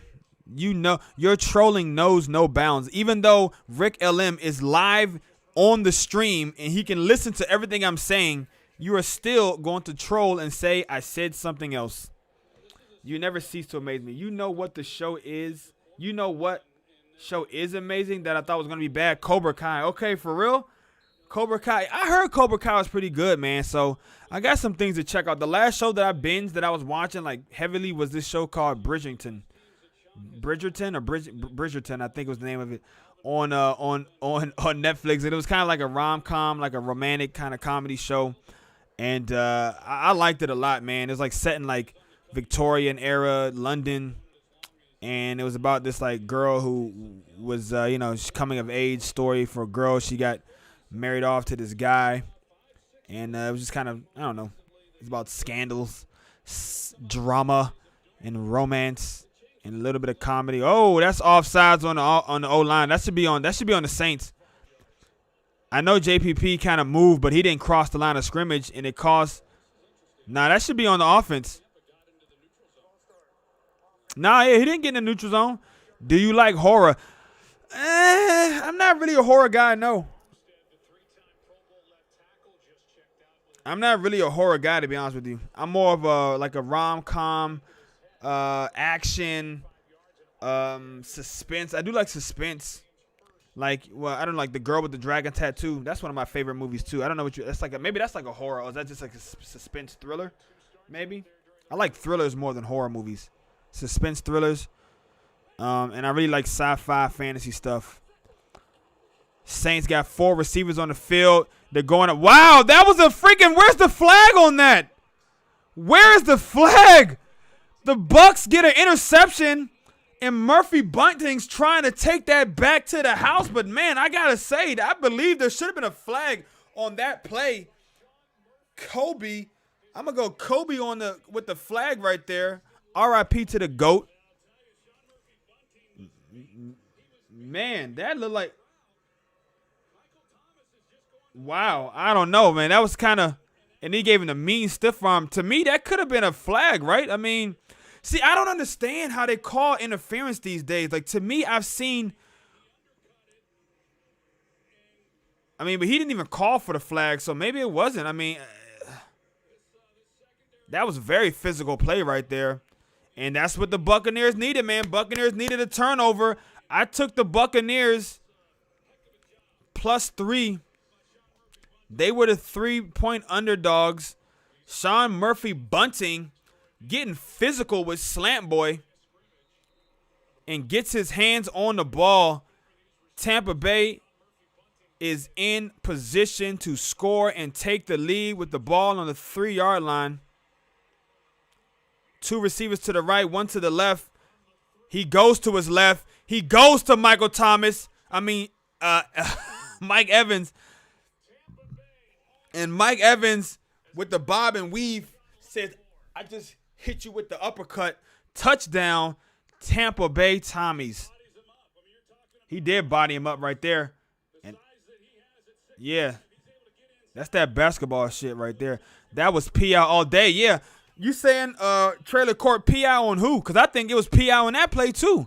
I think, honestly, on back-to-back plays, there was PI. I think there was pass interference on the Sean Murphy bunting interception. I think he interfered on Michael Thomas. And I think that there was interference right there on the Saints defender on Mike Evans. Yeah, 188 yards on the #1 defense is a gas. If you like comedy, you should watch. If you like comedy, you should watch the Packers running game. Brazzle Dazzle, the resident troll. I'm going to get you a troll badge, bro. I'm in the process of trying to get some badges and some emotes made. And Brazzle Dazzle, you are going to be my troll, my resident troll, bro. I'm going to get you a troll badge. And you... You're the troll, man. That's just great. That's great stuff right there. You can't make this up. This is literally who you are. Like, I don't even think you're trying to be like this. You can't help it, can you? Wow. That is hilarious, bro. That is hilarious. I just love trolling. I'm imagining you like if this was like The Office. You know, where they like have the show and then they have the people in the one-on-one like talking to the camera. And it's like you're in the chat. You're like, saying all this crazy shit. And everyone's like reacting to it. And then like in the one-on-one, you're like, yeah, I mean, I just love trolling. I mean, what can I say? You know, it just gives me great pleasure. You are truly a character, sir. You are truly a character. That's hilarious. Yeah. Aaron Donald injured, so it doesn't mean nothing. I mean, people are going to say that. I can't wait for Monday for all the get-ups and the football mornings and the speak for yourselves and the first takes and undisputed. Yeah, I think people are going to try to downplay what the Packers were able to do. But, I mean, if you're out in the field, there's no excuses, bro. Like, I don't want to hear any excuses. If you're out there playing, and he was saying all week, oh, it's not going to be a problem. Aaron Donald said all week, it's not going to be a problem. It's not going to be an issue with it. And, all right, man, I don't want to hear it. He was crying like a little baby on the sideline. Get him a pacifier and a freaking bib.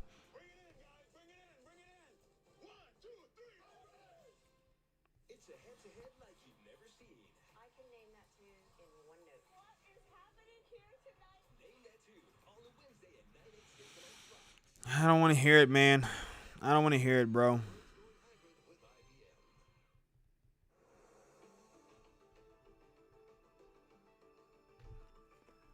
What else can we talk about? What are some other good topics to talk about? And the Deshaun Watson thing's really heating up.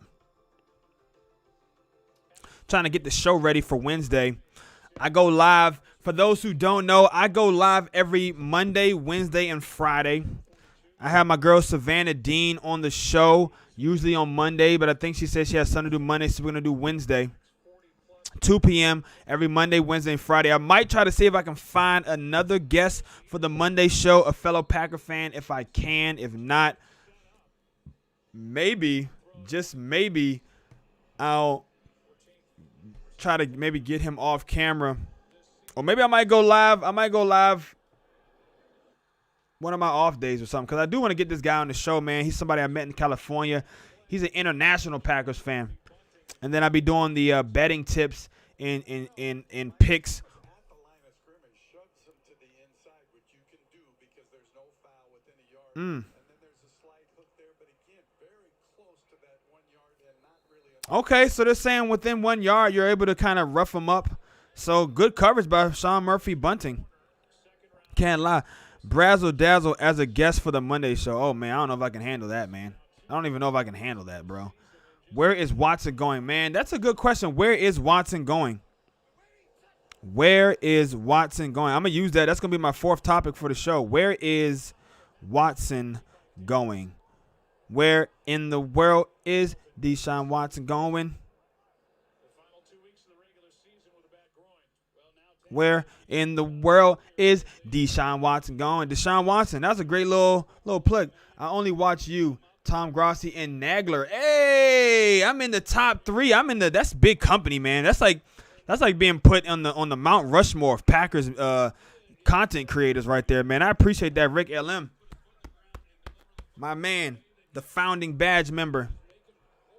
That's pretty high praise, man. Nagler and Nags and Grossi, man. That's like to put me up in that same company, man. That's like pretty high praise. I appreciate it, man. Not Chicago, ha. Yeah, not Chicago. That's for sure. Hey, bro, just a friendly reminder. Score is 10-6. Thank you very much. Thank you very much. I know I'm supposed to be on top of those things, man. We got caught up in all the conversation and stuff. Appreciate you. I know I need to be on top of those things, man. Sometimes I forget. I'm still learning. Trailer Court, appreciate you, man. Appreciate you, man. Trailer Court, my resident bookie. Well, not the bookie, but you're the resident money man. And you keep the numbers right, even the numbers on the scoreboard. And Breeze trying to make some plays with his leg, throws it to the middle of the ocean, basically. Why you gotta bully me like that, Rick LM? Hey, man, you can't be a troll and then you can dish it out, but you can't take it, Brazzle. Come on, man. Don't be soft. You sound like Aaron Donald now. Boo-hoo, go cry. Go cry on the sideline. Aaron Donald, he's bullying people all year long. That should have been both guys, right? Both of these dudes.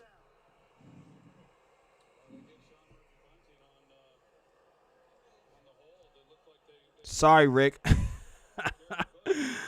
Yeah, that's fair. Hey, man.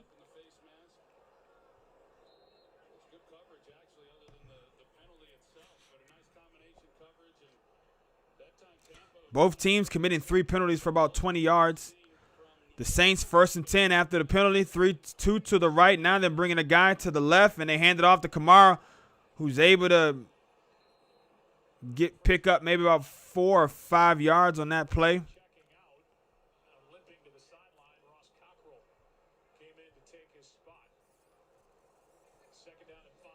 Cockrell, Ross Cockrell, coming in to take his spot.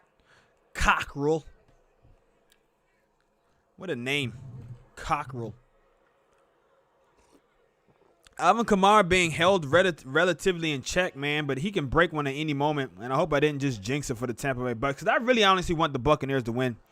I'm pulling for the Bucks because I want the Packers to have a chance at getting some redemption and revenge on these Buccaneers who embarrassed them back in Week 6. I want them to come to Lambeau and play in the frigid cold and snow. And I want them to be on display for the whole world to see them be just dominated. I read that story in the Bible when I was a kid. Adam Donald, 99, gave his rib to Eve Wilson, number 3. That was the end of paradise. What a I don't even know what to say, joke or just that was a great little I don't even know, anecdote. That was funny. That was a good one. I'm at a loss for words. Adam Donald, number 99, gave his rib to Eve Wilson, and that was the end of paradise. But I don't think it had anything to do with the rib, though. Why are they putting 30 for 30 in? Who's 30 for 30? Who's 30 for 30? Jameis Winston? Is that who 30 for 30 is? Why you call him 30? Oh, yeah, that's right. That's right, because he had 30 interceptions or some crazy shit. Oh, my God. Did he really have 30 interceptions? Did he really have 30 interceptions, bro? Oh, wow. He's got a man wide open down the middle of the field. Jeez Louise. That was a great play design. Yeah. I'm here for it too, Rick LM. Did Jameis Winston, he really did have 30 interceptions, didn't he, man? That is insane. 30 for 30.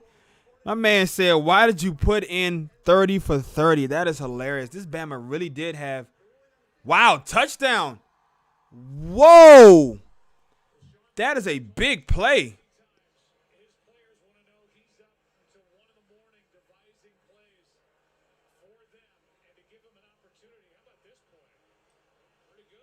Great throw by Winston, man. It was perfect touch pass and everything.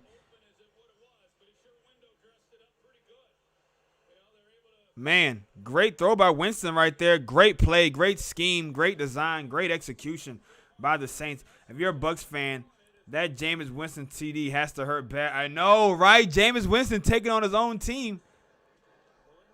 Isn't that something? A nice little underrated storyline for you right there. Jameis Winston taking on his own team. There we go. First touchdown as a Saint, too, against his old team in the playoffs. There you go. How you like me now, Tampa Bay, says Jameis Winston, throwing the first touchdown of the game from the third string position. And here we go. 3-point game. Buccaneers now trailing by 3. They got to come back and answer the score. What will they do?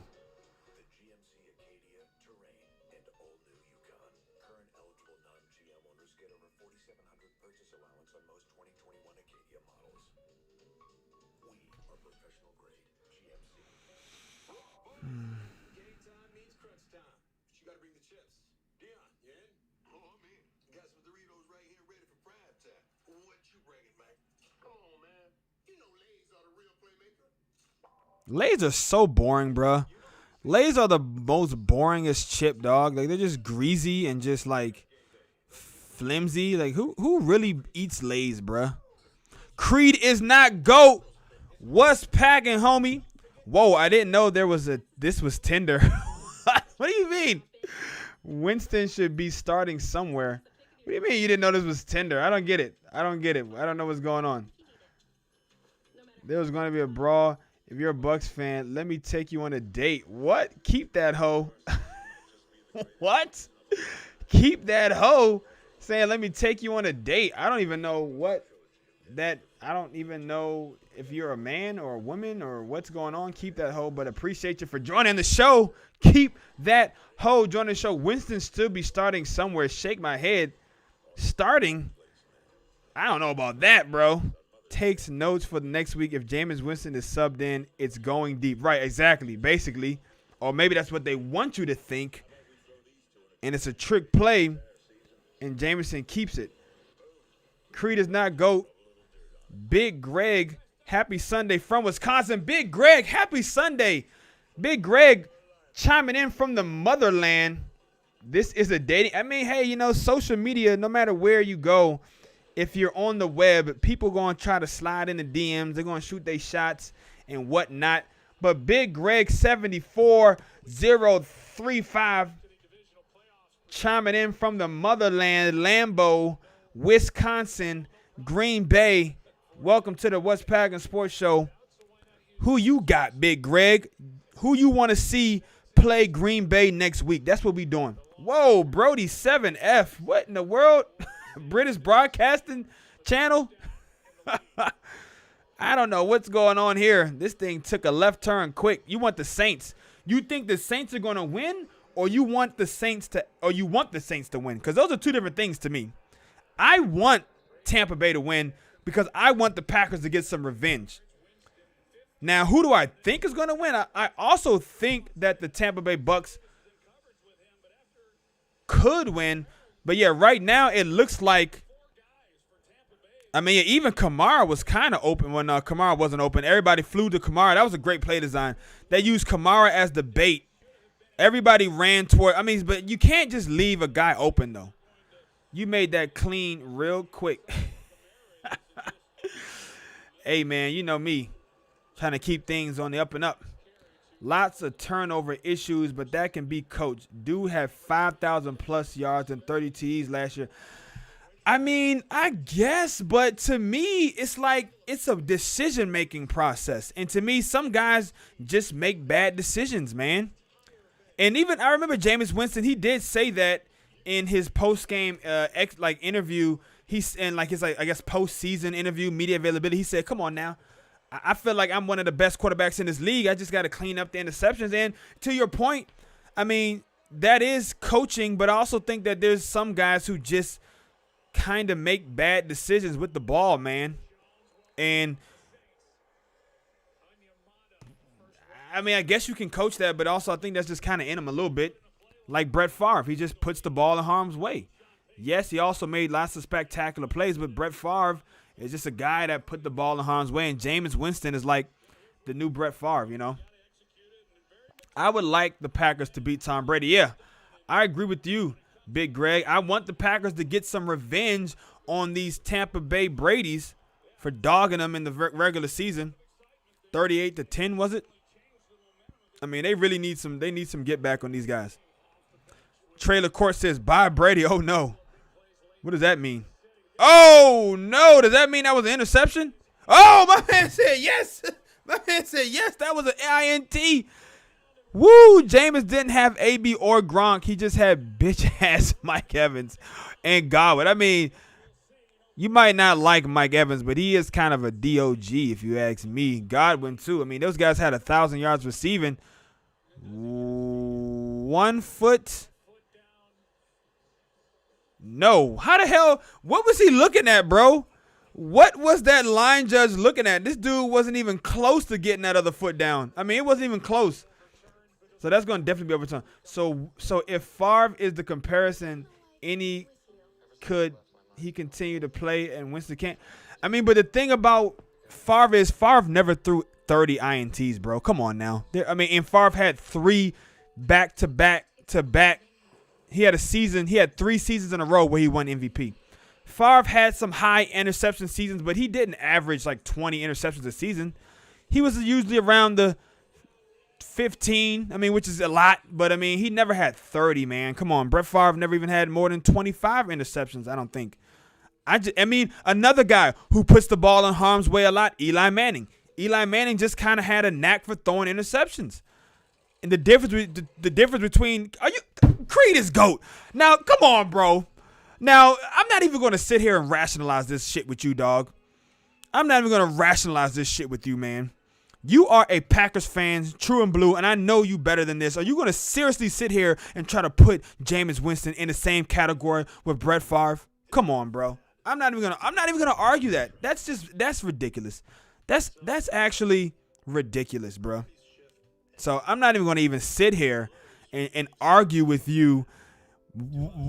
I'm not comparing Jameis Winston to Brett Favre on anything other than the fact that some guys just make bad decisions sometimes, or some guys have a knack for putting the ball. Patrick Mahomes. Now, he doesn't throw a lot of interceptions, but he had 16 dropped INTs on the year. Patrick Mahomes kind of has a knack for putting the ball in harm's way. But Jameis Winston, 30 touchdowns and 5,000 yards, that's to me is a little bit skewed. 5,000 yards, yeah, that's a lot, but he also had a lot of yards because he was throwing the ball so much. This offense pushes the ball down the field. He was throwing the ball so much, so yeah, he had the yards, but he committed 30 turnovers, bro. He's just not, to me, that means he has accuracy issues and he has issues making good decisions with the ball. Because Brett Favre was a winner regardless of his touchdown interception ratio. Yeah, Jameis Winston, and he's also not a winner. And even though he had 30 touchdowns, that doesn't excuse having 30 interceptions. And Jameis really hasn't. Brett Favre won MVP 3 years in a row. He won a Super Bowl. He went to 2 Super Bowls back to back. He's also the all-time leader, or he was the all-time leader in every other statistical category besides interceptions. And yeah, Brett Favre would throw you an interception. He might throw 2 or 3 interceptions in the game, but he could still win you the game. When Jameis Winston throws 2 or 3 interceptions, you lose the game. That's the biggest difference. That's why Brett Favre is a Hall of Famer. And don't you ever, ever, ever try to compare Jameis Winston to Brett Favre ever again. Eli got to play too. I'm just saying the only difference might be skin. What? Come on. Fuck that. No. Come on, dog. This is not about black-white issue. And I'll be the first person to bring up the race card. Trust me.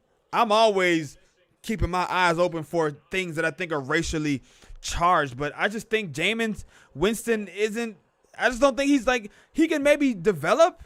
But right now, no, man. 30 interceptions, no. That's not a starting caliber – if you have 30 interceptions, you better have 50 touchdowns or you better still be winning games. Now, if he was throwing 30 interceptions and still winning games, that'd be a different story. But he threw 30 interceptions and he lost his team. And he didn't even start the whole season. He threw 30 interceptions with like 10 starts. If he would have started the other 6 games that Ryan Fitzpatrick started, maybe he throws 40 interceptions or 50 interceptions. So, no, I'm sorry. It has nothing to do with race. He's just not a top-tier quarterback to me. He's not a starter at this moment. He has to develop. And maybe this will help him. And maybe they have good enough coaching to help him develop. But as he's the tape that he's put with the play that he's put on tape thus far, no, Jameis Winston does not deserve to be a starter. In my opinion, he has a lot to prove. Now, maybe if he goes to Washington, maybe they trade him to Washington. Maybe he can have a chance, or maybe they trade him to Pittsburgh. And he can fight for a job, but you can tell me you think he deserves to be a starter? Not after throwing 30 interceptions and 10 starts. Hell no, bro. He could have threw 40 or 50 fucking interceptions. That's insulting to Favre. Yeah, to me, yeah, that's kind of. I'm surprised that you, Creed. I know you personally, and I know you are a diehard Packers fan, and I'm a little shocked that you would try to put him in the same category as Favre. Brett Favre was the gunslinger back-to-back Super Bowls, the most pass completions in NFL history, most seasons leading the league in touchdown passes, oldest quarterback to ever send a dick pic via Snapchat. Yeah, come on, man. Brett Favre is arguably one of the greatest quarterbacks of all time. Some people might even put him on the Mount Rushmore of quarterbacking. And, Winston is a winner. A bad Bucks team? You mean the same Bucks team that's now in the divisional round of the playoffs and could go to the NFC Championship game? That Bucks team? Okay, yeah. This is literally the same Bucks team that Jameis Winston had last year that barely could win, 8 games last year? And now they've won, 11 games, 12 games this year? How many games did the Bucks win this year? 10 games, 11 games? They're in the freaking divisional round of the playoffs, and they might have a chance to go to the NFC Championship game. How can you say this dude's a winner, bro? Yeah, maybe in college. What has he won in the pros? Winston, he did not play every game last year, bro. He didn't play every game last year. Y'all are missing the point. I would never say Winston is better than Favre. I'm talking about opportunities. Yeah, he doesn't deserve an opportunity. In my opinion, you threw 30 picks, dog, and he did not start 10 games last year. I'm about to go to Pro Football Focus. This dude did not start 10, and it's 10-13. You guys haven't even. We got so into. Okay, I'm up to date on the score. All right, cool. Jameis Winston. I don't even know how to spell this dude's name. Let's see. In 2019. Damn, he did start. But I know he got pulled some of those games, though, man. Okay. He did start all 16 games last year. They went 7-9. They were under. But I know he didn't finish every game. He may have started every game, but there were a couple of games where he got pulled for Ryan Fitzpatrick. Or was that 2018? Is that 2018? I thought he got pulled for Ryan Fitzpatrick some games last year. I mean, 60% completion, bruh. 7-9 record. 30 interceptions, dog. I mean, how can you even?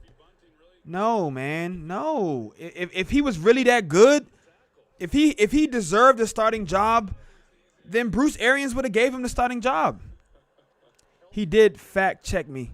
I had to fact check you because I thought that he didn't. I remember Ryan Fitzpatrick playing in the games last year, so I thought that maybe I thought he got benched for some of those games.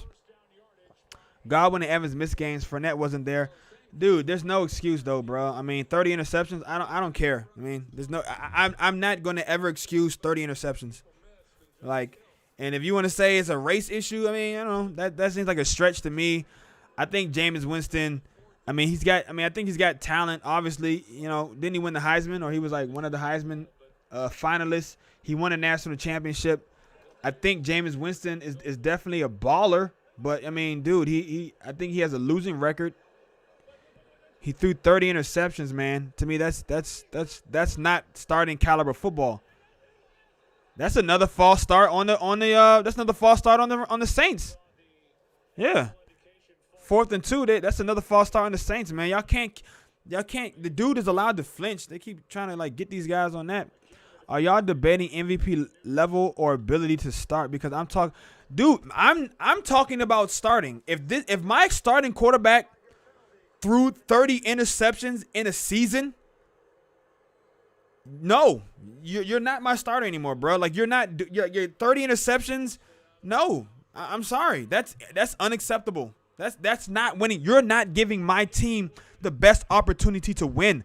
Not throwing 30 interceptions, bro. They had the worst defense in the league because he threw 30 interceptions, and they were always on the field, and they were playing in all these close games. And the time of possession was all effed up. This year, they have one of the better defenses in the league. And they have a winning record, and they're in the division round of the playoffs. Like, all because there's one common denominator here. Jameis Winston? No Jameis Winston. With Jameis Winston, they're a 7-9 team with a horrible defense. Without Jameis Winston, they're what's their record? They're an 11-5 team playing in the divisional round with a top 10 defense. Like, I don't really understand what the argument is here, bro. Like, I don't think Jameis Winston is a starting level quarterback. That's not to say he never can be or he never will be, but he's not a rookie, man. He's been in the league long enough. Like, ooh, Fournette making a nice little cut on 1st and 10. Big hit, though, drop for a gain of about 2 or 3. I just think Jameis Winston, he needs to develop. Now, this could be a good place for him. The Saints, they've developed quarterbacks in the past. Look what they've done with Taysom Hill. You know what I'm saying? So this could be a good place for Jameis Winston, and maybe Drew Brees doesn't come back after this year, depending on how the season goes, and he'll have an opportunity to fight for a starting job. But to me, I mean, to just say he deserves to be a starter in this league, I mean, I don't know. Like, where would he go? I mean, to me, Bruce Arians is about as quarterback-friendly a head coach as there is in the league. So if Bruce Arians ain't want shit to do with you, and oh, by the way, his offensive coordinator is Byron Leftwich, a black quarterback, ex-quarterback. So, I mean, I don't think the race thing has anything to do with it. You know what I'm saying? I just think that Bruce Arians and Byron Leftwich both could tell that they weren't be able to get it done with this dude. And you got a former quarterback, and you got 2 former quarterbacks because Bruce Arians played quarterback in college, plus Byron Leftwich, and that's a quarterback-friendly system. They understand that they are actually like open. They're not as what's the word I'm trying to say? Bruce Arians, I don't think he's as hard on quarterbacks for throwing interceptions as other head coaches might be, because he knows that his system is designed to push the ball down the field. And it's like no risk it, no biscuit. And sometimes you have to put the ball in harm's way, and you have to try to make plays and 50-50 jump balls and all that kind of stuff. So if Bruce Arians gave up on him, I feel like that shows me he's not a starting level quarterback, at least not right now, bro. Which starting quarterback in the league do you think he deserved to lose their job to Jameis Winston? Yeah, that's a good question. Winston is not the starter when your team doesn't believe in you and you throw the 30 interceptions in the season. Yeah, I agree. You don't deserve to start, bro.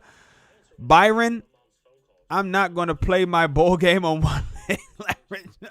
I'm going to play my bowl game on one leg. Exactly, yeah. This year, Washington, no. Jets, no. Jags, No. Broncos, no. Lions, are you kidding me? Lions? You think he's better than Stafford? Now that's cap, bro. That's all cap. The Colts, no. Over your boy? You're the one. Yeah, he is wild. I've never. I know this guy personally. I've known him for 10 years now. Wow, that's a long time. I am honestly shocked. Was your account hacked, bro? Like, I'm shocked. Washington, no, he doesn't. Yeah, I would like. To me, I would rather have Alex Smith over Jameis Winston any day of the year. Okay. Now, if you're talking about Jameis Winston over the other two guys, yeah, maybe. You know what I'm saying? Over Dwayne Haskins, yes. I would take Jameis Winston over Dwayne Haskins. Yes. I would take Jameis Winston, but I don't know if I would take Jameis Winston over this Heineke kid. Like, not the way he played in the playoff game last week. And I damn sure not going to take Jameis Winston over Alex Smith. I mean, Alex Smith is one of the better game managers in the NFL. He's like the poster boy of game managing. Would I take Jameis Winston over Gardner Minshew? No. Would I take Jameis Winston over Drew Lock? I don't know, maybe. I mean, Drew Lock is only his second year. I mean, I haven't really seen enough of him. Maybe he could battle him out for the position, but Drew Lock is their franchise guy. They picked him in the first round, and they have to give him time to develop. He's a rookie. You know, he has to develop. We don't know. Would I take Jameis Winston over Sam Darnold? No. I mean, again, that's another guy who's only in his second year, so it's hard to say. But if you put Jameis Winston on that Jets team, I think that Jets team would be just as bad, if not worse, because he throws 30 fucking interceptions. Would I take Jameis Winston over Matthew Stafford? Hell no. There's no way in hell I would ever take Jameis Winston over. Matthew Stafford is one of the best quarterbacks in the NFL. He's definitely a top 10 quarterback, bro. That's cap. Would I take Jameis Winston over I don't even like Phillip Rivers. I'm not even a Phillip Rivers guy. And actually, maybe that might be the only one. I'm not a Phillip Rivers guy, and Phillip Rivers throws a lot of interceptions too, and he's old. And I think on that team, maybe I would take Jameis Winston over Phillip Rivers at this point in his career. But if you're talking about like prime Phillip Rivers, even though I'm not really a Phillip Rivers guy, but if you take like LaDainian Tomlinson, early mid 2000s Phillip Rivers, hell no. Are you kidding me? But 38-year-old Phillip Rivers, yeah. And Teddy Bridgewater, no. I would not take Jameis Winston over Teddy Bridgewater either. So you are 1, 2, 3, 4, 5, 6, 7. So out of the 7 teams you named, there are only 2 teams that I would probably take Jameis Winston over the current quarterback. Please tell me you're kidding. He does not deserve to start for any of those teams. Trailer Court, I think the only teams he could start on is maybe the Colts and possibly Washington, but only if you factor in Dwayne Haskins. But if you're telling me like Alex Smith, no, there's no way. So the only surefire team that I would say maybe I would start him on over the current quarterback is the Colts, honestly. Not only Alex Smith, but possibly Heineke now too. Yeah, I mean, I would take Heineke over Winston. I mean, if you had to, for one game, definitely give me Taylor Heineke. I mean, he only started in one game his whole career in the playoffs, and he almost beat Tom Brady. He lost by 8. This game is getting this game is turning into MMA. Yeah, look at this. These guys are throwing punches and shit. 54 seconds left in the half. Tom Brady, does he have a little bit of magic in him to try to go down and score to take the lead before halftime on 3rd and 2? He hands it off to Fournette, who picks it up, and they've got 2 timeouts, so they can either clock the ball, spike it, and clock it, or it looks like they're going to run another play here. Tom Brady, he's cool, calm, and collected. He's been in every single situation you could ever think of. He drops a snap, picks it up. He's got time in the pocket. He's going to Antonio Brown on the right boundary, picking up the first down. Tom Brady with a little magic left in the tank, trying to get the ball down and put the ball into the end zone, trailing by 3. to their divisional rival Saints.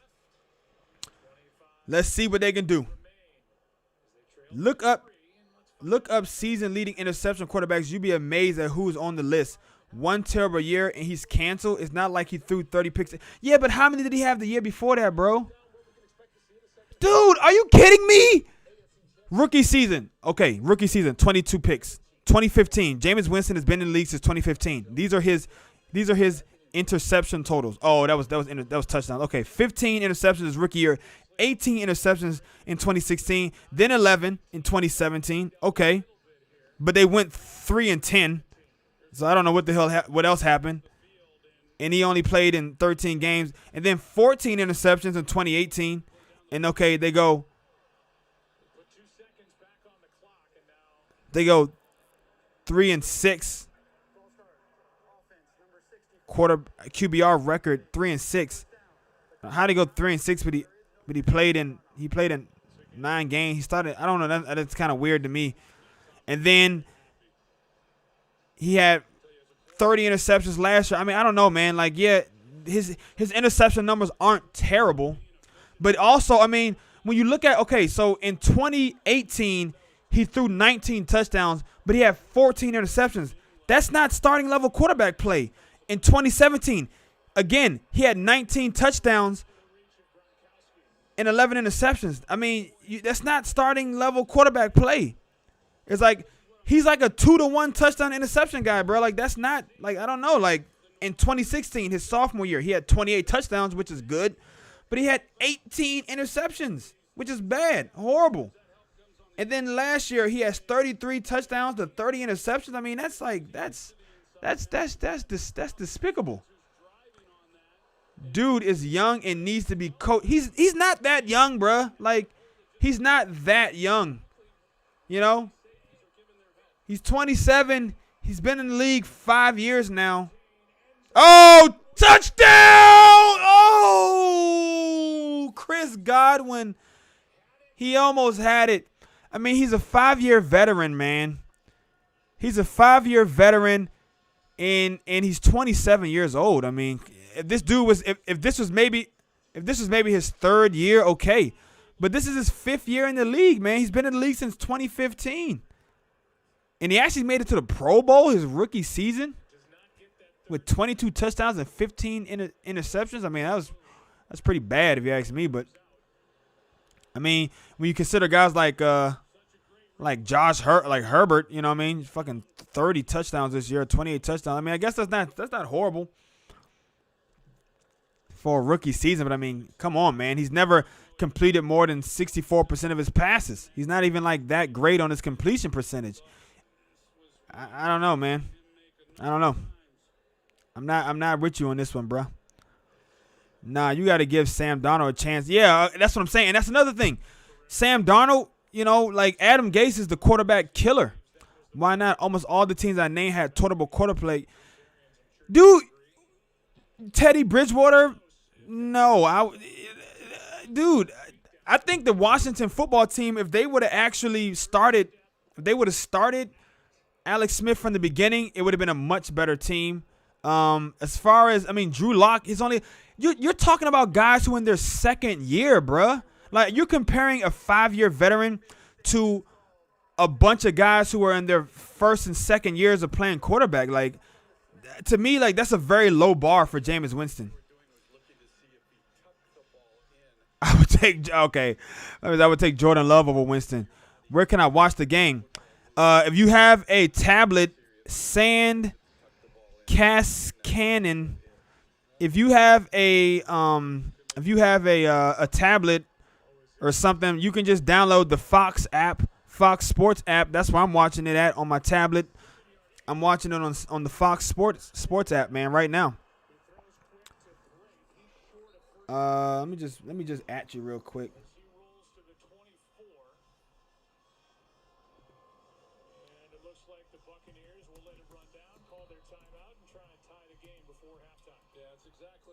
Okay, man. Let's see. Well, I can't say that Trailer Court Season 9. They need at least to have a game under their belt. Yeah, I mean, hold on. Yeah, I'm not gonna take Jordan Love over Jameis Winston. That's a bit of a stretch, but I think he was trying to make a joke. So because he threw 30 picks, he's going to continue to do it the rest of his career. Y'all stop. Dude is young and needs more proper coaching. The fact is he threw 5,000 touchdowns. But, dude, I mean, to me, throwing 5,000 yards in today's NFL is, like, not that impressive, honestly. Like, it's a passing league. Bruce Arians runs a quarterback-friendly offense that pushes the ball down the field. I mean, so in the context of his offensive scheme, it's designed for him to put up really big numbers. And I'm not gonna say just because he threw for 5,000 yards that that's nice, but there's more to playing quarterback than a bunch of yards. It's about decision making. It's about leadership. You know what I'm saying? It's about being clutch, bro. Like, it's about leading your team. You know what I'm saying? Like, it's about instilling hope in your team. Like, you throwing 30 picks. Look, I mean, the dude, he did have 11. I mean, his lowest interception total was 11, which isn't bad. You know what I'm saying? Like, that's like right around average for, like, good quarterback play. But the other years, man, he threw, like, what is it, 16 to 10 now? I don't know, man. Right? Oh, it's 13-13. Oh, shit, that's right. The Bucks just did that. I'm tripping. I got so damn wrapped up in this Jameis Winston argument, I didn't freaking lost track of who was actually on the field. Yeah, man. I don't know, man. I can't rock with you on this one, homie. And look, I'm not saying that this dude is going to be this guy forever. But if you're telling me right now he deserves to be a starter, no, he doesn't. Like, he can still prove himself. He can develop, and he can, be coached, and he can get better. But if you're saying right now, today, he deserves to be a starter in the NFL, no, he doesn't. He's got to prove it to me first, in my opinion. I mean, they don't even have him starting over fucking Taysom Hill. Are you kidding me? Like, he's not even the second string guy. He's the third string guy. Tampa has been a bad team for a while. They get the GOAT, and now they're good. I mean, to me, but it was the same roster. To me, that goes to show you how bad Winston is. If you telling me Jameis Winston is so good, or he deserves to be a starter, he was a starter. They drafted him number 1 overall to start for this team, and he couldn't get it done. He couldn't lead them to a winning record. You say he's a winner, but the dude has never had a winning record in the NFL. Okay, I'm sorry. In 2016, he went 9-7. I'm sorry. But he also threw 18 interceptions. Yeah, he threw 28 touchdowns, but 18 interceptions? That's horrible, bro. 60% completion? That's horrible. And a 9-7 record. I mean, that's one game above 500, dog. Like, that's not a winner. All his other seasons, they were way below 500. He hasn't even had a winning season, except for one time in his career. And when he did, they didn't make the playoffs, or maybe they did make the playoffs. I'm not sure. I mean, 9-7, that could have been good enough to make the playoffs, potentially. But he threw 18 interceptions, bro. There's no middle ground with this guy. Either he's kind of okay, and his team loses, or he's like terrible, and his team wins a little bit. You know what I mean? Like, his best seasons were 9-7 and 7-9, but those were also his 2 highest interception seasons. So it's like, I mean, this guy's an enigma. He's not a winner, bro. I'm sorry. He's not a winner. And he's going into his 6th year?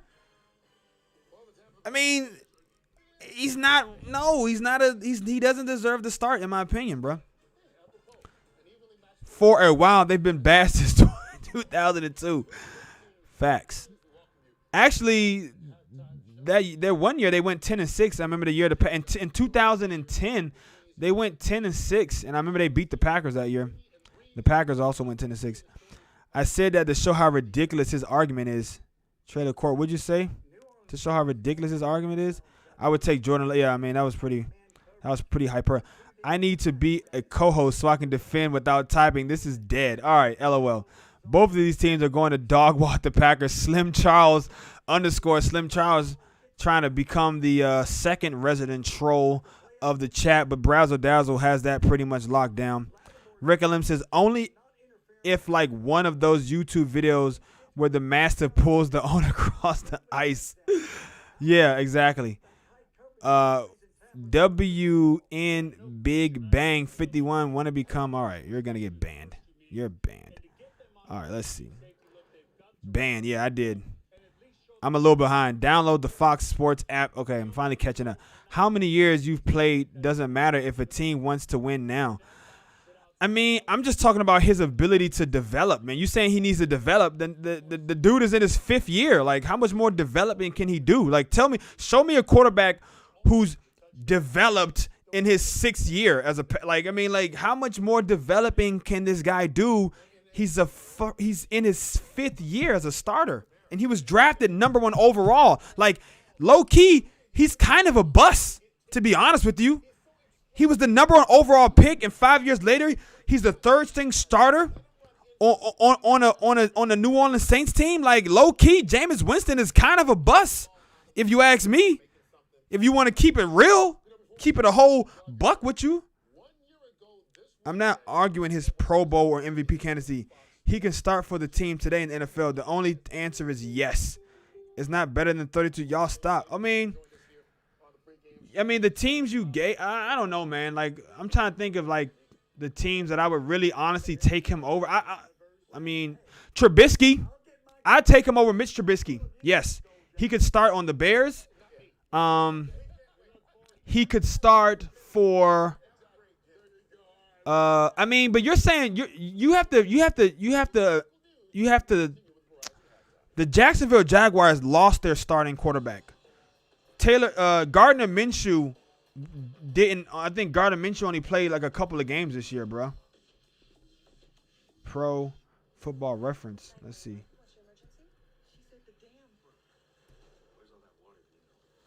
Where's Minshew at? What's his name? What's his name? Hold up. Minshew. How you spell this motherfucker's name? Oh, Gardner. Yeah, Gardner Minshew. Let's see. Gardner Minshew. Yeah, he only played 8 games this year. And he had 16 touchdowns and 5 interceptions. Are you kidding me? In 8 games. So that's like 32-10 if you just extrapolate that. I mean, some people don't like to play that law of averages here, but I mean, yeah, they were 1-7, but that whole team is garbage. But I would definitely take Gardner Minshew over Jameis Winston. I'm sorry. And I'm not saying he can't. Like, I would, like, off the top of my head right now, the only, like, I'm trying to think of other teams. Like, I think he could start for the Bears. I think he could start for the Giants. He could have started for I'm trying to think of other teams. Like, if you're talking about the starter quarterback, I don't know, man. Only a handful of teams, in my opinion. Hey, this might sound weird, but thank you for being here with sports. You make me happy when I'm sad. And just last night, lost my dog, and I watched with you to cheer me up. Hey, man, Bray, triple 007, man. Thank you for that, bruh. I'm here for you guys, and I'm glad I could be here for you in your time of need, man. I'm really sorry to hear that you lost your dog, bro. And I thank you for those kind words, man. I'm glad I'm able to cheer you up, man. That's why I do this, man. I do this because I love football. I love talking to people. I love connecting with people, and I love, being, I just love interacting with people, man, and connecting with people. So, Bray King 007, salute to you, and thank you very much for the kind words, and my condolences. My heart goes out to you, man. I know how that feels for some people, man. Creedus Gross said it's not the same roster. Stop saying that. Look up their roster from last year. You just saying the wrong stuff. Okay, I mean, like, who's all the offense is the same, bro. I mean, yeah, you add Antonio Brown and you add Antonio Brown and you add Gronkowski, but Chris Godwin and all the other guys are the same. Leonard Fournette is new. I don't know who their running back was last year, but I mean, a lot of the offensive, like, who's different? Like, I got to do too much. This is your argument, bro. You got to bring the evidence to the table. You got to prove me. You got to prove your argument to me, not the other way around. You are outnumbered by a jury of your peers. No one else in this chat is buying this argument that Jameis Winston deserves to be a starting quarterback in this league. So if you want to win this argument, you, sir, have to provide the evidence to the chat. I'm not going to go look up the last year's roster. You tell me who the major players are who aren't the same. From what I remember, this is pretty much 70% the same roster from last year. I wouldn't call Winston a bust. I mean, he's still in the – but, dog, to go broken ankle says I wouldn't call Winston a bust. He's still in the NFL. But, I mean, he was the number 1 pick in the draft. The number 1 overall pick in the entire NFL. And 5 years later, he's not even a starter. He's not even second string. He's a third string backup 5 years later. I'm not saying he's a certified bust, but low-key – he's kind of a bust. Smitty Lee says, wow, what a fucking game. Smitty Lee says, I'm hyped. Smitty Lee, Aaron Rodgers developed it. Dude, are you? Creed is not GOAT, bro. We are going to have to talk. We're going to have a little talk, my friend. Are you kidding me? You want to sit here and say Aaron Rodgers developed in his 6th year and beyond? Bro, what the fuck are you saying? I'm sorry. I'm trying not to cuss as much because I know my family is watching. But what are you saying, bro? Rodgers developed in his... First of all, Rodgers sat on the bench for the first 3 years of his career. He wasn't even playing, dog. And Jameis Winston started from day one. That's the first reason why that argument is asinine. The second reason is Rodgers took his team to the playoffs and won 10 games by his 5th year. Okay? I'm sorry, by his 4th year. No. 2009, right? He got drafted in 2000. Let's see. They won it in 2010. 2009. Rodgers was drafted in what, 05? Right? 05. So by his 5th year, Rodgers had won a Super Bowl. Are you really going to sit here and try to compare it, dog? Oh, my God. You are, I don't know, man. Creed is go. You starting to sound like a troll to me, bro. Nah, he's not a buzz. He's still on a roster, and he could start a few teams. Manziel is a bust. Okay, I said low-key. I didn't say he's a bona fide bust, but I'm saying if you're going to talk about a guy who was drafted number 1 overall and who was supposed to be, by all accounts, a franchise quarterback, and supposed to turn your franchise around, I mean, I think he's more of a bust than he's not a bust, if you ask me. Broken angles, Winston over Minshew. Come on. I would take Minshew over Winston at this point. I mean, I would. I would take Minshew over Winston at this point. That Jags roster is trash. That Jacksonville Jags roster is garbage. And Minshew is able to put up decent numbers. They added AB, Gronk, and Fournette. Okay, yeah, they added those 3 pieces, but they already had 2 Pro Bowl wide receivers. The only team in the league who had 2 receivers who caught 1,000 yards apiece on the same team was the Tampa Bay Buccaneers. They had a pretty good offensive line. Or actually, they had a pretty bad offensive line. I'm not going to lie. A bust is extreme, even if you don't like him. Like you said, he made a Pro Bowl. Yeah, his rookie year. And I don't even know if he was a starter. I don't even know if he was a Pro Bowl starter or if he was like an alternate. He was probably an alternate. I don't have to imagine he was like an alternate. It doesn't say whether it was like first string or second string or no shit like that. I mean, but you don't have a winning record, bro. You don't have a winning record, and you're a number 1 overall pick, and now you're not even your 3rd string quarterback. From number 1 overall pick to 3rd string quarterback, kind of sounds like let me put it this way. If he's not, I'm not saying he's a bona fide bust yet, but I'm saying he's definitely trending towards a bust. I mean, now if he was taken in the 2nd or 3rd round, then no. But a guy who's taken, think about all the other number 1 overall draft picks in the NFL who isn't starting right now at quarterback, you would say they're a bust.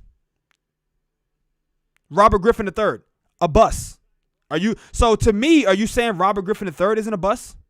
If you're going to say Jameis Winston isn't a bust, then you have to say Robert Griffin III isn't a bust. But would you say that Robert Griffin III is a bust? You brought it up saying the team is the same. I need you to prove it. Dog, I said basically the same team, okay? Yeah, they added some weapons, but they had enough weapons to win in the previous years. In the defense, I mean, yeah, you can't talk about the guys they drafted, but I mean, they didn't draft anybody this year on defense that is changing. All the same players on defense is what I was also talking about the defense too. A lot of this JPP, Adamakin Sue, those linebackers, those cornerbacks, all those guys are the same. Yeah, they added Gronkowski, and yeah, they added AB, and they added Fournette. Okay, those are good pieces, but Godwin and Evans, they were, the main two weapons on this team. Those are still the main two weapons on this team. They were there. Rodgers won the Super Bowl in 4 years, bruh. Rodgers won the Super Bowl 4 years into his career. Come on, man. Stop it. No, actually, no. He sat the first 3 years. The fourth year, they went 6-8 or some shit, right? And then they went to the 2000. When was Rodgers drafted? Now I gotta look up when Rodgers was drafted. I want to know. Rodgers was drafted in 2005. Okay, so 5 years into his career, he wins a Super Bowl. 4 years into his career, he goes to the playoffs. Do not ever compare him to Aaron Rodgers again. Even if it is to say about his development. Rodgers was already developed his third year in the league. He just didn't have an opportunity to start because, oh, by the way, he had a Hall of Famer sitting in front of him and a living legend. We can all agree that the Packers and Bucks organizations are on a different level, so comparing the two is not relevant. What? You're the one trying to compare this dude to Packer all-time greats. What are you talking about?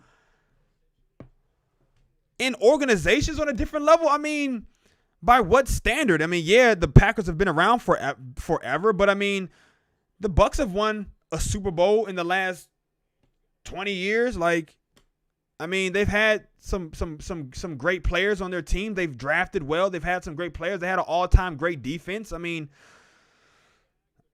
I'm just saying, in what way are you saying that the organizations are on a different level? Yes, I think the Packers are a better run franchise, but I mean, they definitely put weapons and they put pieces around Jameis Winston, and he wasn't able to get it done, bro. Yeah, the Bucks aren't going to be good in a few years. I'm not. Slim Charles says Winston might walk into Lambeau and throw 2 TDs next week. Oh, boy, be careful. Okay. It does Minshew win? Stop it. That team is horrible, bro. Are you gonna sit here and try to compare the Jags team to what the Bucks have? Come on, bro. That Jacksonville team is garbage. Absolute garbage, man. That Jacksonville team is garbage. Come on, bro. That roster up and down for the Bucks is way better than that Jacksonville roster. And Minshew is still only in his second year, dog. He's still only in his second year. So relax with that. Relax with that. You're comparing a 5-year veteran to a guy who's only in his second year. And, oh, by the way, not a guy who was drafted number 1 overall in the draft, bro. You have to keep in mind that Winston was drafted number 1 overall, which means that he was seen as the best player in the entire draft. And now 5 years later, this dude is a third-string quarterback? Yeah, and AB is only getting older. Rick LM says, I can't believe we spent 30 minutes talking about Jameis F. Winston. Me neither. But this is actually kind of interesting. I'm actually kind of loving the debate. Winston and Griffin are different players. What are you talking about, Creed? What do you mean they're different players? They're similar players. They both were drafted very highly in the draft. Winston was taken number 1 overall. Robert Griffin was taken 2 overall. They both had really good rookie seasons, okay? They both made the Pro Bowl their rookie seasons. They both were in offenses that tried to stretch the field and rely on the running game. I mean, they both had talent on defense. And now, 5 years later, or however many years later, Robert Griffin, I guess, is 4 years. Oh, here we go. Alvin Kamara breaks through the tackles into the Buccaneers territory. We're into the third quarter. 11 minutes to go in the third quarter. Man, wow. I'm not even giving any commentary on the game. I'm just so freaking wrapped up in this damn conversation. Robert Griffin III made it to the playoffs with Washington injuries got the worst of him. It wasn't even injuries. It was his own ego got the worst of him, honestly. Honestly, Bucks have a better change next year if they keep the offense on the roster and use draft on O-line and secondary. Yeah, I agree. No one is comparing Winston and Rodgers. I was making a point to development. Yeah, but to me, that development argument isn't even a good argument because Rodgers, oh man, Kamara breaking tackles on 1st and 10, picking up 5 tough earned yards. To me, that Rodgers comparison to Winston and as far as development doesn't even fly. It's a moot point because Rodgers, first of all, he didn't start from the very beginning. Winston started from the very beginning. And if you're going to say Rodgers developed, he did develop. He definitely improved his footwork, and which was the most thing he needed to improve. But he was always a guy who was careful with the ball and didn't put the ball in harm's way and made smart decisions with the football. That's who he was since high school. He's always been that way. Since high school, since JUCO, since Cal. I mean, Rodgers has always been accurate and smart with the football. The only thing that really developed was his footwork, and he did that in 3 years. We're talking about a 5-year veteran who's been starting since day one. To me, there is no argument. Every time I say something, you're taking it to. I'm not taking it to the extreme, bro. You're just.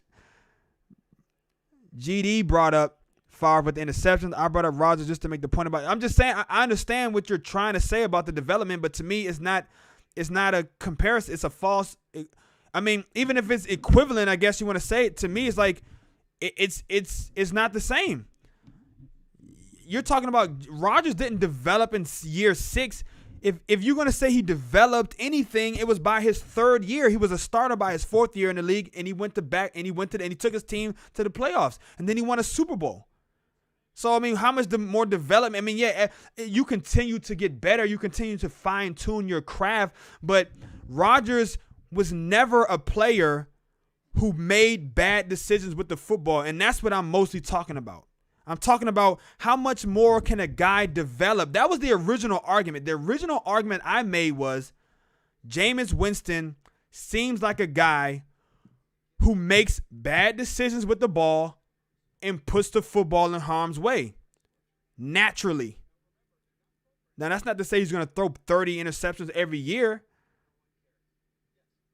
But to me, he seems like a guy who makes bad decisions and puts the ball in harm's way. And if you're going to do that and you do it to an all-time historic level, then no, you don't deserve to be a starter. You had your chance to develop, bruh. 5 years.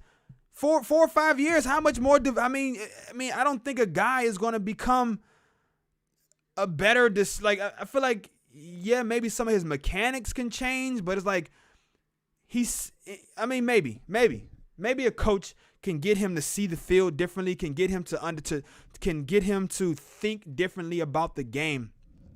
Maybe a coach can do that. And if it's not like I'm a Jameis Winston hater. I just don't think he deserves to be a starter right now. From what he's put on film, he's not a winner, and he throws a lot of interceptions. Also, Brady being on Bucks is a major change. He's arguably the best quarterback of all time. I don't think there's any argument to be had. He is the best quarterback of all time, and he made every team a contender. And no, please don't compare Winston and Brady. It's irrelevant. Yeah, I would never do that. That's just blasphemy. Winston didn't have a Hall of Famer on his roster to teach him. Rodgers had hope from Favre, and I wouldn't even say that broken ankles. I mean, it's pretty well documented that Favre didn't really mentor Rodgers at all. He actually was kind of shitty towards him, like in comparison to how Rodgers has been to Jordan Love. Go Packers comedy divisional round. Discover.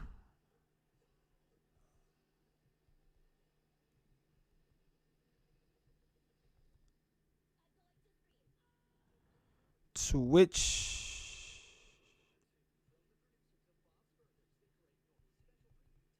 Wow, I can't. Man, my typing is all fucked up. Twitch affiliate. I'm like, go Packers. I'm just gonna post this shit, man. I'm also gonna tag some other people. Attention.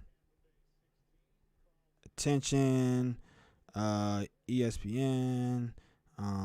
Who else want to put attention to? Tom Grassi. Attention. Bleacher Report. Oh, going for the touchdown. Saints. Traquan Smith with the moss over the Tampa Bay defender. Scoring out the slot, man. That was a great catch, great ball. Well contested, really, by the defender, man. Traquan Smith. Traquan. That sounds like one of those names you just. Traquan. Okay, just scratching the surface, they say. 19. Make it 20. 20-13. Saints take a 7-point lead over their divisional rivals. All right, who else am I going to put attention to on this joint? ESPN. I did ESPN. Bleacher Report. Who else I want to say? PFF. Maybe. Who's some other people that have like put comedy on their page? I don't know. That's it, man.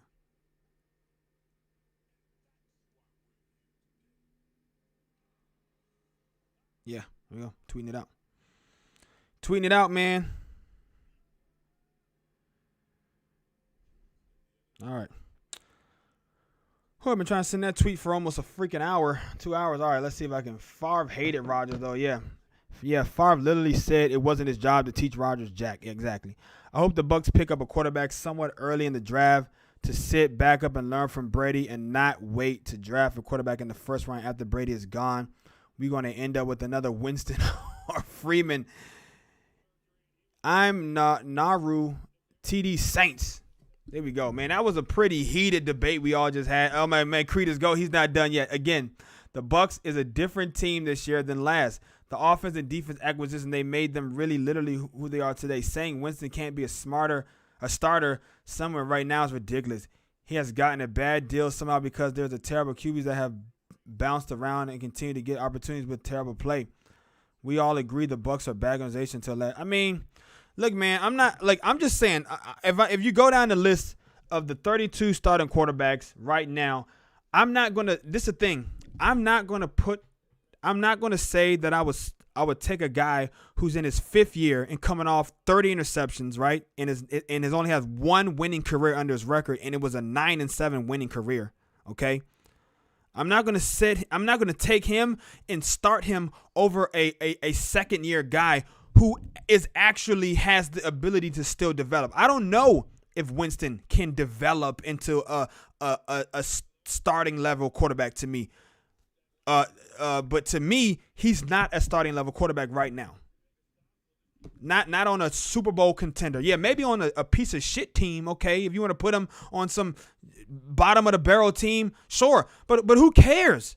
But you're talking about, like, if you're to me, the conversation only needs to be had if the Bucs are bad. He ain't the only player on the team. What do you mean the Bucs are bad, bro? The Bucs are good. They're 11-5, and they're in the divisional round of the playoffs, and they're fighting for a trip to the NFC Championship game. Teams win games. Oh, my God, yes. Teams win games, bro. Yes, we all know teams win games, but there's a reason why they're starters in their second string and third string, bro. Players help teams win games. It's not just it's not like they all turn into Voltron, and it's just like one unit that does everything. No, individual players improve the quality of their team's play and rise the rest of their team's play up to a high level, and some individual players lower the quality of their team's performance. Like Jameis Winston, he lowered the quality of his team's performance, bro. They went from literally having the work. Who were some of their free agent acquisitions on defense? Prior to who were some?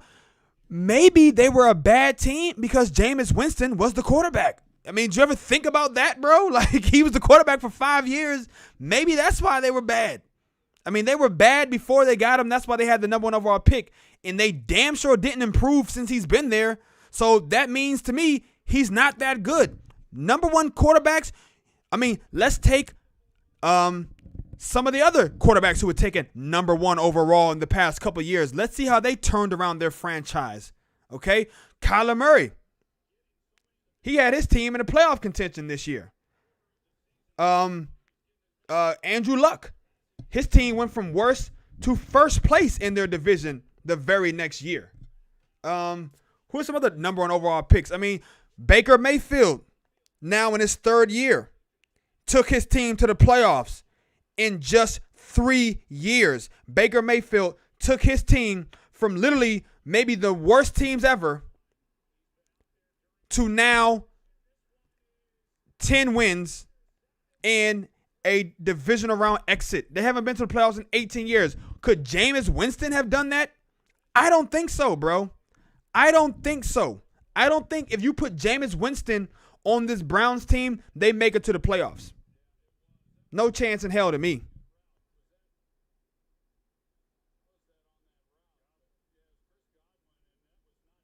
Yeah, I'm not saying he can't start ever again, but if you're trying to convince me that right now, in this moment, he deserves to be a starter, yeah, maybe for some shitty-ass team. But to me, off the top of my head, and like I said, any quarterback who's in their first or second years, I'm going to automatically take off the table because those guys are still developing, and they didn't even have a full offseason to develop in this year because of COVID protocols. So I'm not going to even count any team that has a second-year quarterback because to me, that's not fair. And yes, the reason why they probably have a second-year quarterback who's just starting for the second year in a row, and he's only been in the league 2 years, is probably because they were a bad team to begin with. So they need time to develop. Jameis Winston in his 5th year in the league, okay, how many teams could he supplant? That's what I'll say. If you want to give me this argument about teams that he could be starting on, there has to, the starting quarterback has to at least have been in place for 5 years. You have to. I would only consider teams that have 5-year veterans or longer. To me, that's the argument. You are comparing him to decent and good quarterbacks for no reason, bro. The argument was, can the man start? Should he have an opportunity? I say yes, and I say it really depends on the situation, bro. Actually, I take it all back. Technically, I agree with you, Creedus Goat, because I forgot about the 49ers. Jameis is just sort of a Jimmy G.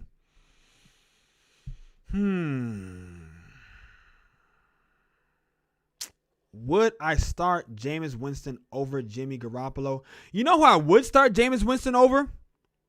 I'm not sure if I start him over Jimmy Garoppolo, and I don't think that Cal Shanahan would want anything to do with Jameis Winston because he turns the ball over too much. And they play a very specific style of offense. But I guess just from talent-wise, yeah, I'll give that to you. I agree with Rick Ellum, and I'll give you that. I would start Jameis Winston over Jimmy Garoppolo. Because Jimmy Garoppolo, what year is Jimmy Garoppolo in? Yeah, Jimmy Garoppolo was drafted 1 year after Jameis Winston, so he's been in the league 4 years, and but he only started 2 years though. I mean, I don't know, like that's also like another tricky situation. He spent the first couple of years in New England, the first 3 years of his career in New England. 1, 2, 3, 4, 5, 6, 7. Jesus. He's actually been in the league a year longer than Jameis Winston. But the first 3 years of his career, I mean, he was in New England. And then he went 5-0 and then got hurt. And then he went 1-2 and got hurt. Then he goes 13-3 and gets hurt. And then he goes 3-3. I mean, honestly, no.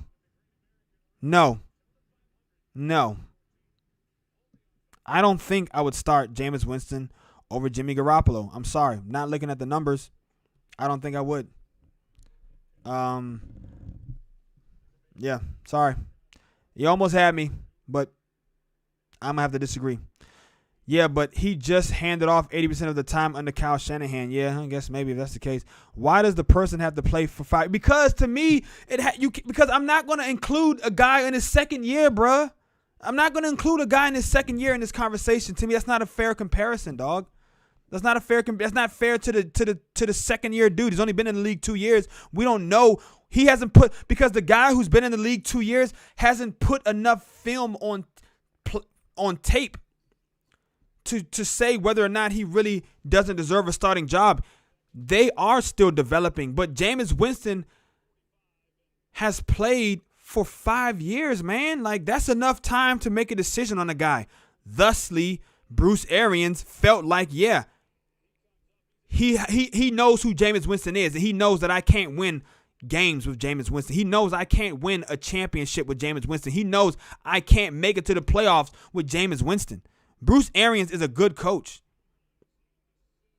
So, developing 20 years experience, who cares? Can the guy I'm picking play, and does he deserve to get? Does he get? No, I don't think Jameis Winston gives you that good of a chance to win games. That's what I'm saying, and neither does Byron Leftwich and Bruce Arians. That's my point. I don't think he gives you that good of a chance. Not throwing 30 fucking interceptions, bruh. Come on. Jimmy G is $100 million though. I mean, Jameis could probably be had for a third of that. Yeah, Jameis could be had for a third of that. But I mean, honestly, I'm not sure. On 3rd and 8, Drew Brees almost throws an interception. Great play on the. Oh my gosh, they're gonna call him for pass interference. Jeez Louise, man. It's hard for these dudes these days to play defense, man.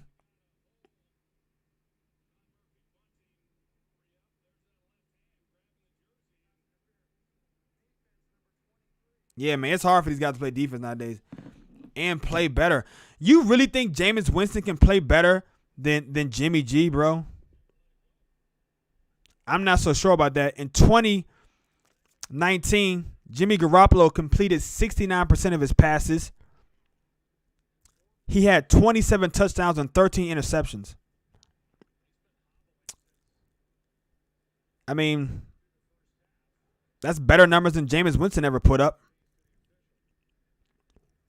Now, granted, he didn't have 5,000 yards passing, but that's not really what the Niners do. They're not really a pass-heavy team. They're a run-heavy team, and Drew Brees is going for it all, and he almost has it picked off by Whitfield Jr. Got his hands on it. Should have had it. Could have swung the momentum in the Buccaneers' way. It's going to be 2nd and 10. Drew Brees knows he got away with one there. I mean, Jimmy Garoppolo, man. The dude he's had injury problems. He's had injury problems, man.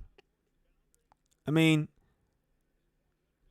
he wasn't off to that great of a start this year. I mean, he started 6 games. He went 3-3, but he was completing 67% of his passes. He had 1,000 yards and 7 touchdowns to 5 interceptions. I mean, that's not great. But I mean, like I said, I don't know. I'd have to see. I have to put them in a quarterback competition and see, and be healthy. I don't know if Chandon Sullivan can cover Traquan. Yeah. I mean, now we're talking about the Packers again. I mean, we're gonna find out, bro. Okay, we aren't comparing them, but since you brought it up, the Niners are a different style of team. They run the ball and play defense. They are well coached on both sides. Yeah, I agree. And maybe, you know what? And to that point, and to Rick Elam's point, and to your point, maybe Jameis Winston would actually, maybe that's the problem. Maybe, oh, there's a fumble. Let's go. Let's go. That's what I'm talking about, baby. That's what I'm talking about. On 3rd and 2, Jared Cook fumbles the ball after picking up the first down, and now the Buccaneers are back in business, baby. 4 minutes to go in the third, down by a touchdown. The Buccaneers are back in business, and Whitfield Jr. has been all over the field. He almost got his hands on an interception the play before, and this time he doesn't allow the ball to get away. He punches it out of the arms of Jared Cook, and bam, what a play by the Bucs. Packer fan too, and hope it lasts forever. Rick Elam, All I know is that I'm a 35-year-old Packer fan, and I don't know what bad quarterback play feels like. We can all agree on that, man. We can all agree on that. I don't even know what bad quarterback play looks like. As long as I've been alive, the Packers have had Hall of Fame quarterbacks, and who knows, ladies and gentlemen, might be 3 Hall of Famers in a row. Maybe, just maybe, the Packers will be the first franchise in NFL history to have 3 Hall of Fame caliber quarterbacks in a row. Who knows what the future holds for one Mr. Jordan Love. The first play off of the big turnover, Tom Brady goes to Cameron Brate on 1st and 10 and hits him, and they're almost inside the red zone, folks. Here comes the Tampa Bay Brady's. Pack have to win the Super Bowl for that Jordan Love pick to be okay. And I think everything's going to be okay at the end of the year, man. Packer fan too, and hope it lasts forever. Yeah, man. I mean, you know, we all agree on that. I'll drink to that, fellas. To the Green Bay Packers and continued success at the quarterback position and 3 back-to-back Hall of Fame quarterback caliber players. Go Pack, go.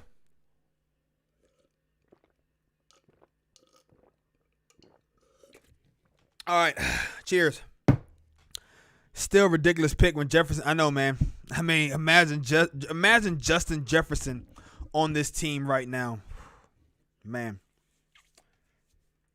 Imagine if Justin Jefferson was on this team right now. Jeez Louise. Lord, have mercy. I think it just wasn't meant to be, man. That'd be like Armageddon for defenses. I think the Packers would have went undefeated, honestly. The Tampa Bay Brady's are threatening to score and tie the game up here right now. They just handed it off to Ronald Jones II. That was some heated debate, man. I love it.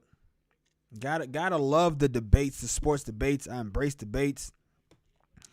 I love it. I love it. I love it. I love it. I want more of it.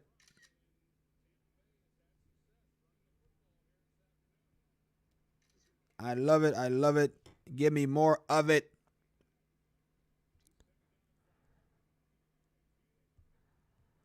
Here we go. 2nd down and 5. Brady surveying the field. He's got all day in the pocket. Now he gets under a little bit of pressure and he throws it away. I'm not sure if he was going for Cameron Brate or Mike Evans, but 3rd and 5 is coming up. I mean, even if they have to settle for a field goal, they're still going to be in good position.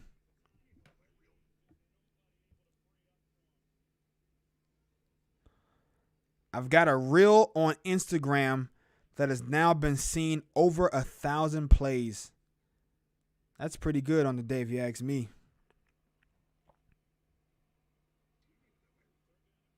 Oh, look at that. The Black Sheep Chronicles. Wow, potential new logo. What you think? I think that is great, bro. Oh, we got ourselves a game, ladies and gentlemen. Leonard Fournette catching a touchdown pass. Oh, by the way, yeah, what about the Jags? They had Leonard Fournette. That was a pretty good pickup for them. To be fair, Justin Jefferson in the 2 games with the Green Bay Packers only 52 more yards than Jordan Love. I mean, well, he was in the bank of Ja. I mean, you can't really compare the rest of the league to what Jaire Alexander has done to football this year. He is absolutely cementing himself, in my opinion, as the best cornerback in football. Now, he's going to be tested this week, but so far, so good.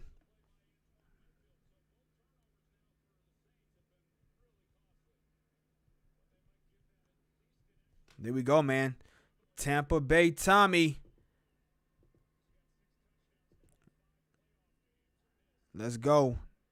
And they put the PAT is good. And we've got ourselves a tie ball game, folks. I mean, but the second game, they really ran the ball a lot more than they did the first game. In the first game, I mean, he's a rookie, man. His first season, he didn't have any offseason workouts. I'm not going to really hold that against him. The second game, they didn't have to throw the ball because Dalvin Cook, ran all over the Packers. But, I mean, Justin Jefferson anytime you break the record of a Hall of Fame player, you're doing a pretty damn good job. And Justin Jefferson broke the record of Randy Moss's single season yardage total for a receiver. So I mean that's pretty good. Tie game is good. They're going to continue beating the hell out of each other. There you go, Rick LM. You've got the right idea. This game is intense. Yeah, SNK Assaskinen. How do you pronounce your name, bro? SNK Assaskinen. Is that how you pronounce it? SNK Assaskinen? I'm confused. I'm bad at pronouncing people's names.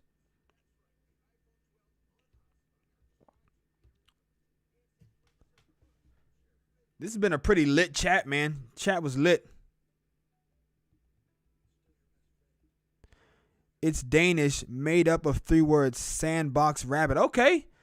Sandbox rabbit. I kind of like that. Why didn't you just go with sandbox rabbit? It's sand Kasekanen. Sand Kasekanen or something like that. Okay. Danish. Are you what country is Danish? What country is that? Denmark. Are you viewing from Denmark right now? Danish is a northern Germanic language spoken about 6 million people, principally in Denmark and Greenland. Are you live from you're viewing from Denmark right now? Oh my goodness, ladies and gentlemen. The What's Packin' Sports Show has gone international. Hey, we international with it. We all the way in Denmark. That's what's up, man. Thank you for joining the show, Sandbox Rabbit. Taking the show international. We live in Denmark, bruh. Doggy Woof Woof says, what's packing? He says hi. What's packing, doggy?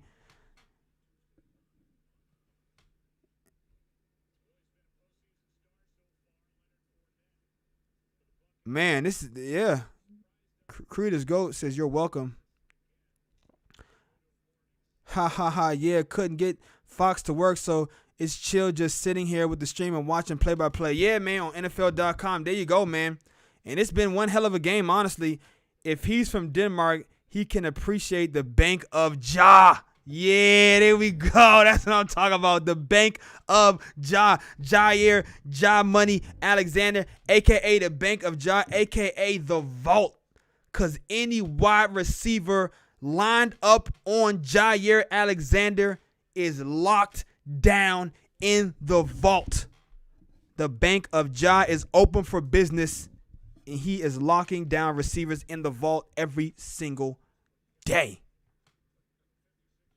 The Bank of Ja. Ladies and gentlemen, I'm trying to get that popping. I want him to see that, man. I think he'd like that.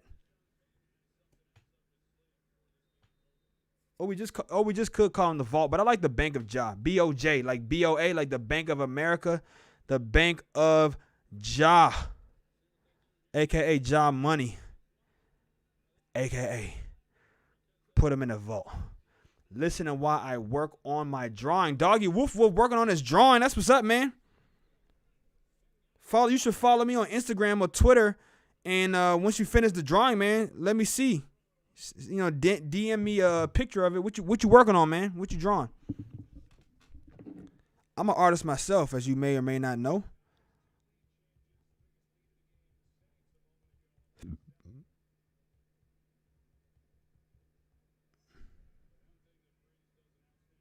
Man.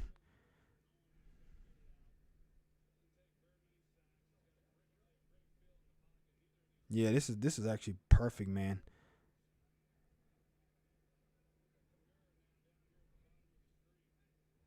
Kamara at the bottom of the screen. The Saints found themselves in a little. This is a much better, much tightly contested game than it was the first couple times these teams played.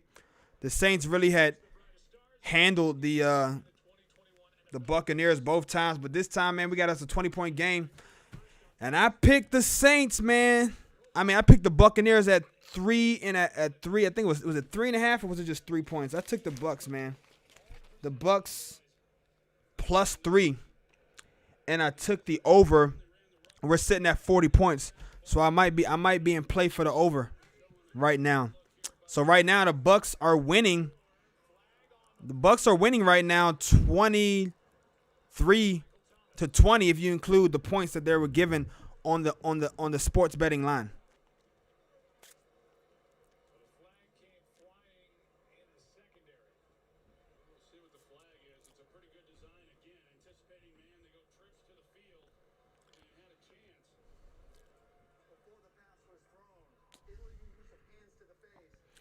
So I just Google search buildings and tried to draw. Oh, okay. You just Google search buildings and you try drawing them. Are you like a architect or something, or what has compelled you to start drawing buildings? Are you an architect, or are you like some kind of a artist, like a background artist, or are you just drawing buildings for fun? Is it like your therapy? Is it something you do to relax and to decompress? Okay, you want to be an architect. All right, on 1st and 10, Alvin Kamara gets the ball. And what the hell kind of BS was that? Alvin Kamara looked like he kind of tiptoed out of bounds a little early. Okay, that's what's up, man. Are you in school for this, or are you thinking about going to school for it, or what's up?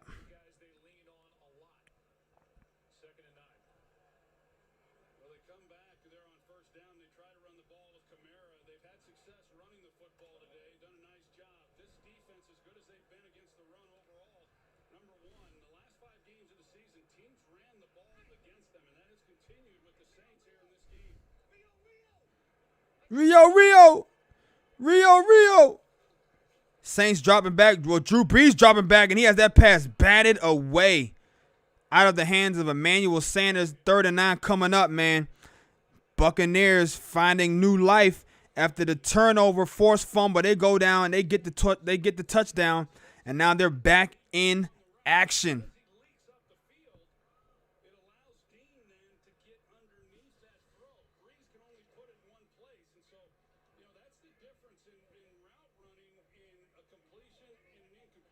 Let's go, man. I'm off. Okay, dog. Yo, you Bixie. 3rd and 9. There you go. Kamara was the target. Cockrell in coverage. This Tampa Bay Buccaneers defense has showed up, and they are what's the word I'm looking for? They are energized. They're playing with some excitement right now, with a little bit of hair on there, like their hair's on fire, man. I don't know. That could have been maybe some interference. Let's see. I want to be an architect for some reason. I've always wanted to be an architect. Hey, man, I have no problem with that. You Bix says, yo, F the Packers. And my man Doggy Wolfwolf claps back with a go Pack go. Rick LM says, all of them? No one has the stamina for that. Rick LM. Always can count on Rick LM for a good clap back on the trolls. Packers are ass, though, says UBXIX. UB, what's XI? Maybe 2029? UB29? Or whatever your name is. Thanks for joining the show. Thanks for the hate. We love the haters. The haters give us power. Are you dumb? I don't know. If I'm dumb, how dumb does that make you? For watching me. They're astronomically great. Broken Angel says, are you? I know. Come on, you Bix. I don't know what your problem is, bruh. For real, they're insane. I don't know what's going on, man. I don't know what's going on with this guy, but hey, man. Trey Young pulling up casually from 34 feet. Oh my God, I want this Saints so bad next week. Please give them to me. Pause. Look, man. I'm not sure if I want the Saints. I mean, I'm not sure who the better matchup is, Saints or Bucks. But I know one thing: I want the Bucks because I want some revenge on the Bucks. Go Packers! Now he's saying go Packers. I don't know what's going on. That's what I said to my wife last night. I know. What is he going? First he coming here F the Packers. Now he's saying go Packers. No way Bucks gonna be taking this. B-O-T. What's B-O-T mean, doggy? Now he's saying F the Packers. I'm not sure what's going on. The power of humor can cure all trolls. I don't know what's going on. He is a bot. Okay, never mind. Guess not. I know, Rick. As soon as you said that, he like went back to you. He went back to the freaking Packers, saying F the Packers. Let me see. Let me click on this guy. Let me click on this dude. Created March 18th, March 1st, 2018. Can I like check out his page? Let me see what's up with this guy. He's got 9 followers. And he's got no videos, no schedule, no chats, no nothing. But he plays Call of Duty, and that's about all there is. He's got 9 followers.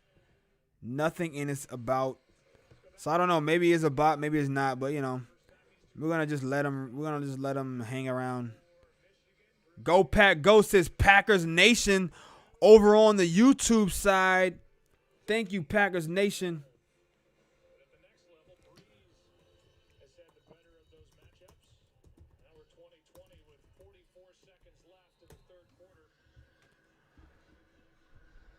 I'm also streaming on YouTube. I'm dual streaming. And here go the Tampa Bay Brady's. 1st and 10, 44 seconds to go in the third quarter. They hand it off to Ronald Jones off the left side, breaking some tackles, giving a stiff arm to the would-be tacklers, picking up about 8 yards, maybe 7 yards on the play.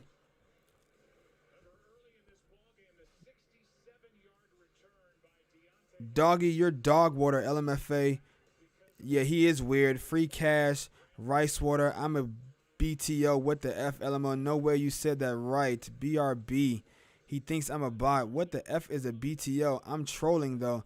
All right, you Bix, whatever your name is. You got one more chance, and then I'm going to ban you, bro. All right, yeah, have a good night, because I was getting ready to ban you anyways. Fourth quarter and combined passing yards under 300. LOL, I know, man. Everybody put them foes up. Let me see them foes in the chat.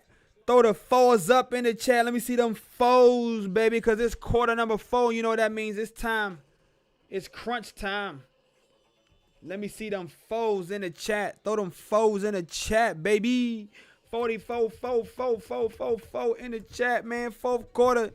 Ban me for what, though? Because you're acting like a crackhead, bruh. You're not making any sense. I don't need no crackheads in my chat. What is this? What is this? In theaters and on HBO Max. Oh, snap.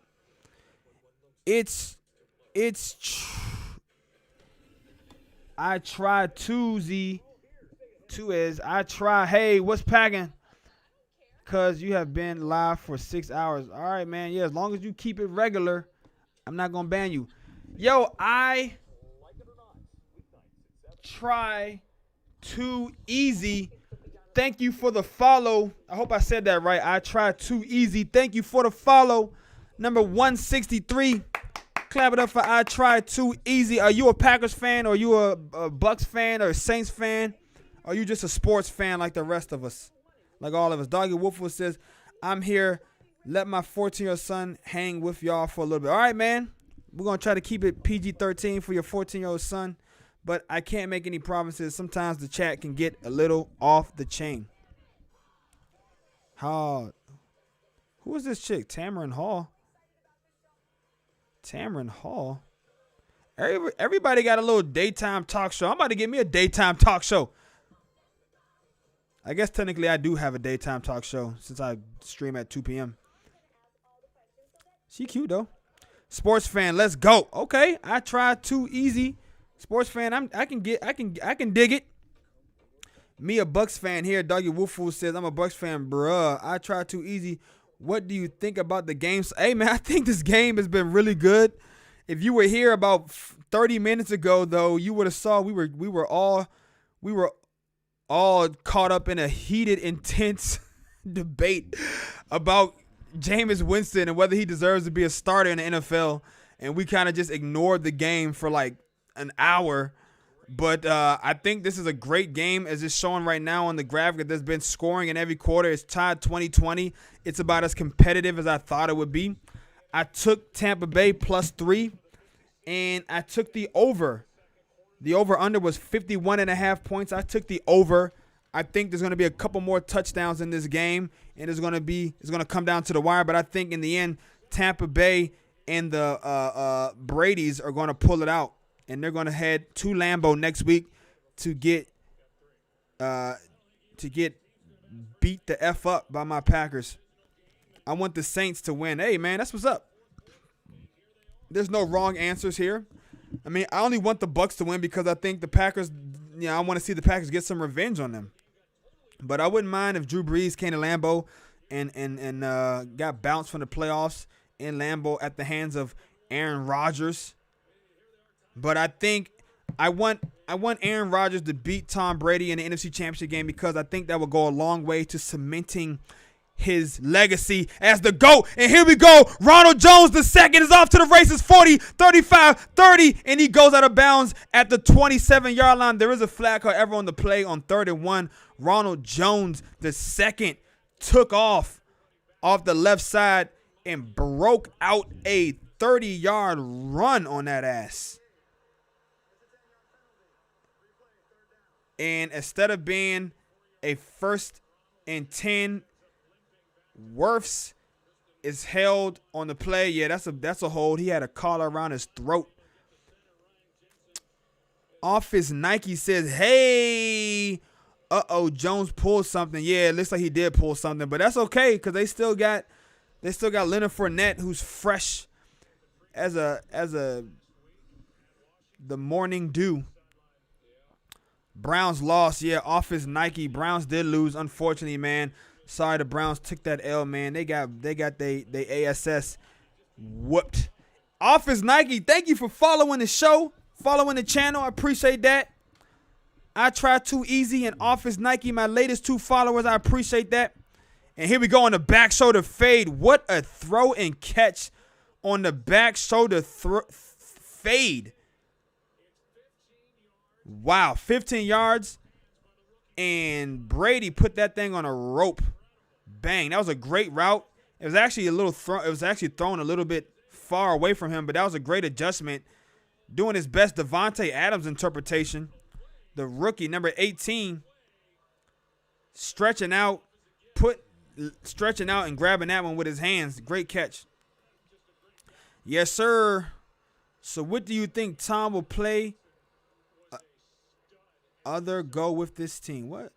Okay, so do you think Tom will play other go with this team? I'm not sure what you meant right there. I try. Too easy. I don't know what you meant, bro. You said, so do you think Tom will play other go with this team? I'm not sure what you meant right there, bro.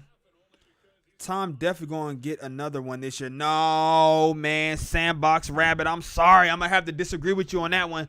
This is not Tom Brady's year. This is the year of Aaron Charles Rodgers. Aaron Charles Rodgers. That is who is going to get one this year. And Fournette on 2nd and 6 picks up about 1. It's going to be 3rd and 5 on the next play. My previous message, Doggy Wolf says my previous message. What's your previous message, Doggy? At school, me and someone almost got into a fist fight on Friday over if it's octopus, octopi, or octopuses as the plural. Well, obviously it's octopi. It's octopi. Octopi is the plural of octopus. Octopuses is not a word. Octopi is how you say the plural. A rare Scotty Miller sighting, and they go to Scotty Miller on 3rd and 5 to pick up the first down, and there's a flag on the play. Laundry on the field. Looks like it might be on the Saints. Ooh, double move. Scotty Miller got Janoris Jenkins jumping on the out route. Janoris Jackrabbit, he wasn't jumping on that out route, and he had my man on skates. Tom does need to go back. That is true. LOL. Wow. Hey, Office Nike. Uh-oh, my bad. I'm late. A teacher came in and cleared it up by Googling it, and it is No, it's not octopuses, bro. It's octopi. Are you kidding me?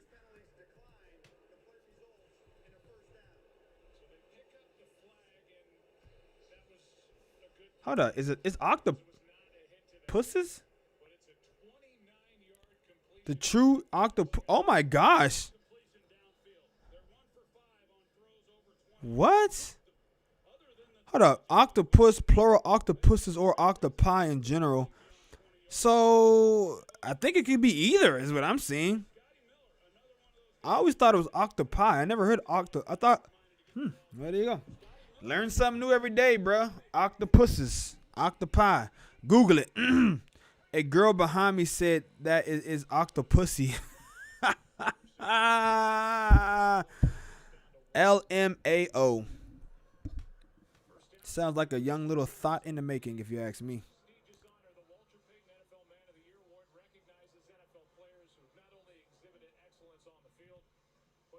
This is middle school for you. Yeah, there you go. Exactly.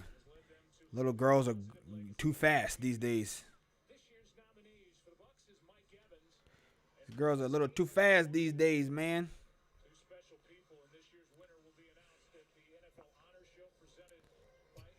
My man, 0007, man. Thanks for being here, bro. If you're still around in the chats, 0007, aka Triple. I'm still thinking about what you said, man. It really means a lot to me, so I appreciate that so much, for real.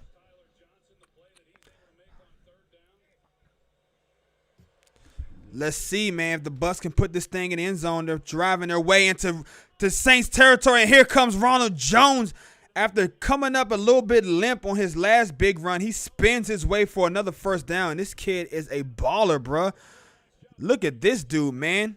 Making a cut, spinning. Looking like Eddie Lacy, man. Breaking out the Eddie Lacy spin moves. Jones, the second, rocking the number 27. Breaking out the Eddie Lacy spin move. That was an impressive run to pick up the first down.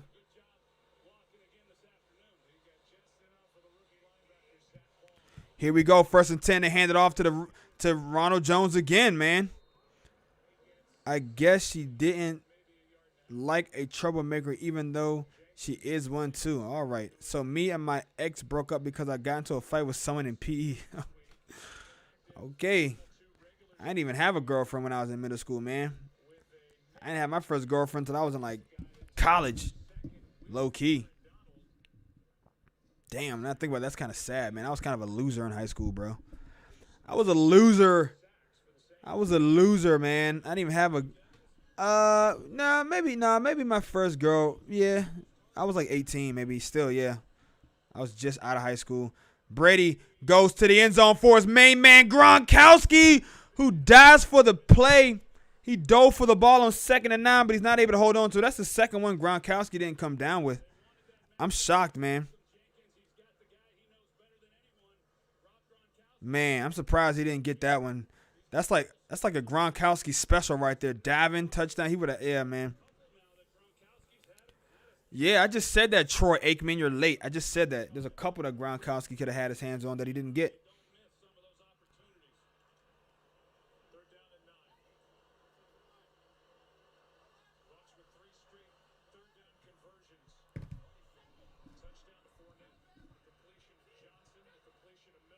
Here we go, 3rd and 9.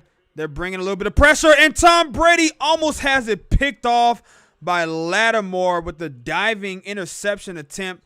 He's not able to hang on to it, but yeah, covering Scotty Miller, little Scotty Miller. He almost had his hand. He almost got his hands on it. They're going to have to settle for a field goal. That was a pretty pass, though. Man, could have put that a little bit more out there. Yeah, obviously, Troy. Triple, hey, what's pagging? What's pagging, brother?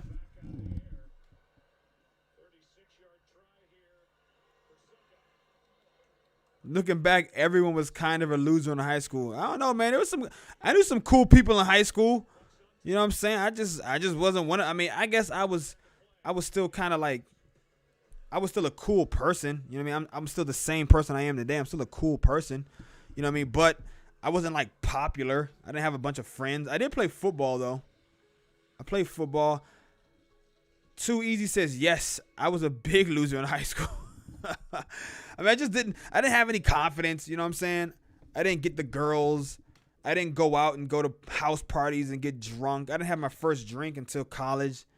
or anything. You know what I'm saying? I was like a good kid. I was like kind of like a goody two shoes kind of sort of. You know what I mean? I stayed home on the weekends and had sleepover parties with my Yu-Gi-Oh friends, and we played GoldenEye. And then once the GameCube came out, we played GoldenEye, and we played Super Smash Brothers, and we played Yu-Gi-Oh, and we just fucking watched scrambled porn. We watched scrambled porn on the TV channel. You know, we were dweebs. We were nerds. I didn't go out and go to house parties.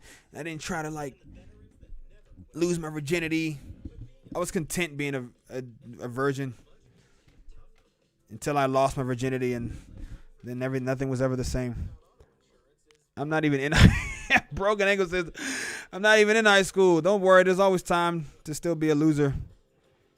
High school's not going nowhere. I played tight end for the local junior team back where I used to live. I had no friends and no house parties and no drugs. There you go. Hey man, no drugs is not a bad thing. I already have fun in bed. Oh, alrighty, doggy. Doggy woof woof. Keep it. We're trying to we don't want to, talk about any young kids engaging in bad activities. I had sleepovers with my hockey friends and video game friends. Yeah, there you go. I'm almost there. Yeah, man, hockey. Yeah, man. Hey, there's nothing wrong with having good old wholesome childhood fun. You know what I mean? Some people get into drugs and alcohol and adult activities pretty early, and some people don't. Some people just like to have good old wholesome fun, and I was one of those guys. I just was a good old wholesome kind of fun guy. What do you think? The Saints about to get the ball back? How do they now get the ball down the field? Well, I think if you look at this game and what Tampa Bay's done defensively, they've really clamped down on these wide receivers. They've not been able to get the ball down the field. Breeze hasn't. I think you've got to ride Alvin Kamara. You got to ride Alvin Kamara like a Clydesdale down the home stretch of the Preakness.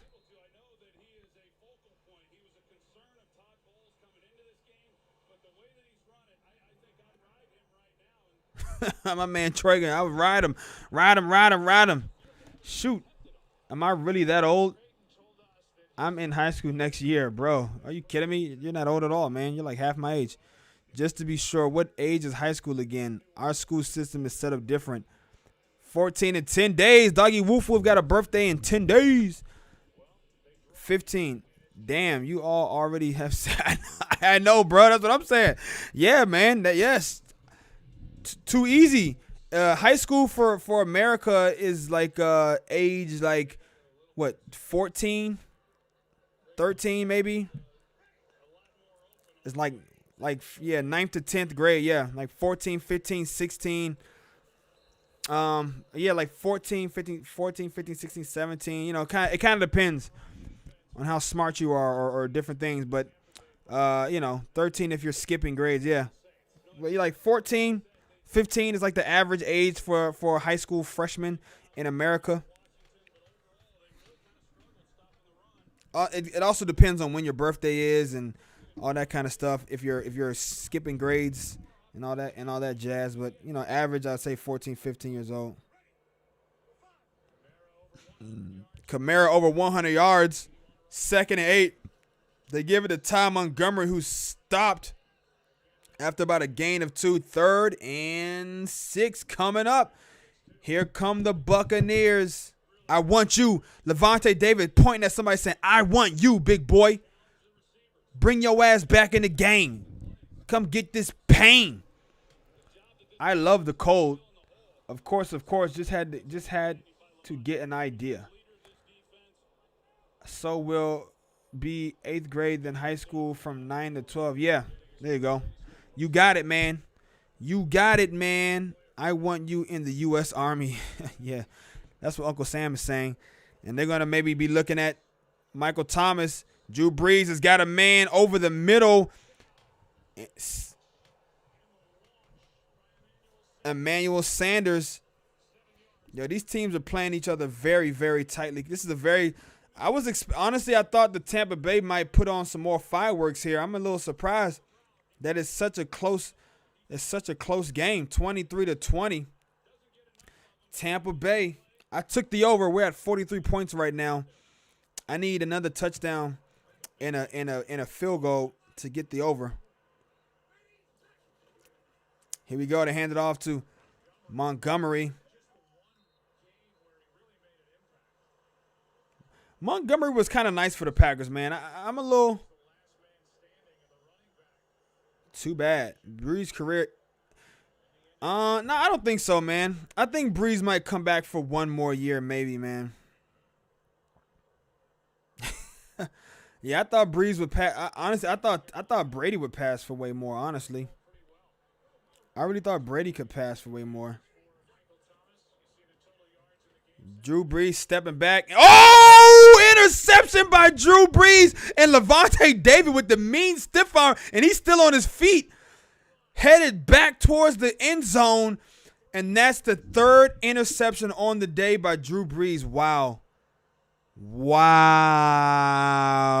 Drew Brees throwing the costly interception. Levante David. Looks like some bad communication on the route. Drew Brees threw it. Kamara wasn't even looking back when Drew Brees threw the ball, so that seems like to me there was a communication problem. Most likely that was Alvin Kamara's fault. I mean, usually the quarterback's not in the wrong there, especially if the running back's not even looking. Maybe Kamara saw something that Brees didn't see. Maybe Kamara thought that he should have converted that route into a go route. Maybe Brees was expecting him to turn around and sit down in coverage. How much time left? We got about 7 minutes left, man. 7 minutes left. 7 minutes and 8 seconds left. The Tampa Bay Buccaneers have the ball on the 20-yard line of the Saints, and they're threatening to score. To hand the ball off to Ronald Jones, who's stuffed at the line of scrimmage and dropped for about a gain of maybe 1 or 2 on the play. 6 minutes and 58 seconds to go. The winner has to head to Lambeau to get their ass kicked by the Green Bay Packers. Doesn't matter who it is. Creed is GOAT chiming in. Says Brees is done. I don't know if Brees is done. It looks like that was a bad play by Kamara. Look at Kamara. He's probably like, fuck, man, I messed up. Green Bay forecast next Sunday, 24 degrees, cloudy, and a chance of snow. Brees has got 2 receivers to his right, 1 to his left, Ronald Jones to his right in a shotgun. He surveys the field, and he passes the ball to Rob Gronkowski, who gets inside the 10-yard line, picks up the first down. It's going to be a 1st and goal for the Tampa Bay Brady Nears. Snot gun. Yes, snot gun. That was something that I coined on the show about 2 weeks ago. Somebody brought it to my attention, and now I'm making it a permanent fixture on the broadcast. I'm going to say snot gun instead of shotgun. Snot gun. Buck's going to take this and make Rodgers' jersey all messy again. Well, I don't think so. 3 receivers to his left. He's got Rob Gronkowski on the line. He moves the receiver to the right, and he hands it off the right side to Ronald Jones, who stretches out, almost reaching for the end zone, but he's going to be about a yard short. 3rd and goal coming up. The ball's going to be placed on the 1-yard line. I got the feeling that the Buccaneers can taste blood in the water. The Saints are vulnerable, down by 3. The Bucs can score right here and take a commanding 10-point lead. 5 minutes to go. Brady is 17 of 32 for 185 and 2 touchdowns on the day. Not his best performance. Yes, I am affiliate. As a matter of fact, if you want to subscribe to the channel, you can go to the main page and hit the subscribe button. I've got emotes and badges coming soon. Brady keeps it himself on 3rd and goal, and that's a touchdown for the GOAT. Saints are now down by 10. Yes, says Sandbox Rabbit. I got the feeling inside my bones. It goes electric, baby, when I turn it on. Yeah, I'm an affiliate, doggy. If you want to subscribe, man, you can subscribe. I officially made affiliate Friday night, man. I finished my paperwork and I was approved for affiliate status. So anybody who wants to subscribe, man, you subscribe to the channel. I'm going to start trying to figure out different things. If you want to support me, man, that means the world to me. I want to turn this into a career. I want to be a content creator and a Twitch streamer and a YouTuber. And I want to be a professional football sidecaster. That's what they call this, man. I'm not a broadcaster because I'm not on the broadcast. I'm a sidecaster because I'm watching the game. I'm interacting with my fans in the chat, and I'm giving my play-by-play and reaction. I'm designing emotes and badges right now for all my subscribers. I'm gonna try to come up with some different ideas for original content. I might do like some subscriber-only streams. And here we go, man. 30-20. Devin White getting his first pick of the season. What a time to be alive for Devin White. My dad won't let me sub anyway. That's okay, doggy. Woof woof, man. You don't gotta. You know what I'm saying? It's not a requirement. You know what I'm saying? I'm just saying for anybody who wants to support the channel or anybody who wants to subscribe, I would greatly appreciate it. You can also go to my YouTube channel, What's Packin' Sports Show. As you can see all of my graphics down below on the right-hand side, man. At What's Packin' on Twitter, What's Packin' Sports Show on YouTube. Please visit me on the YouTube channel as well and subscribe. Hit the notification bell. And go and watch some of my videos and thumbs up my videos. And I'm also on Instagram at what's_packin'. Those are all my socials. That's where you can see me at. Top 3 quarterbacks, everybody go. Of all time or just right now? Like top 3 quarterbacks of all time or top 3 quarterbacks in the game right now? Creed is not GOAT. We know who your top 3 is. You gonna put Jameis in your top 3? Creed is not GOAT. Number 1 on the list. Famous Jameis with all time. Okay. I'm going to say top 3 all time. Okay, I'm going to type it in. I'm not even going to say. I'm going to let y'all.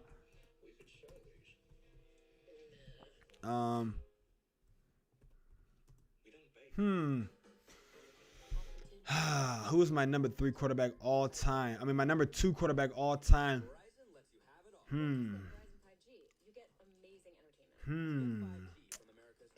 Number 2 quarterback all time. Wow. I got to think about this one, man. Top 3 quarterbacks. It says Brazzle Dazzle, Watson, Prescott, and Brady. All time, Brady, Marino, Breeze. I mean, Brady, Marino, that's not a bad one, honestly. Marino's not bad. I could see that. I'm trying to think. I know number 1 is. But I got to think about 2. Brady, Montana, Manning. Yeah, that's not a bad list. You know, Montana definitely kind of up there, bro. Breeze, no, I'm not going to put Breeze top 3 all time. No, I'm not. But, I mean, Brady, Montana, Manning. Yeah, I'm thinking about putting maybe Manning on my list. But I'm trying to think. But I also want to be really, give all the guys who played an opportunity to really get some shine right here.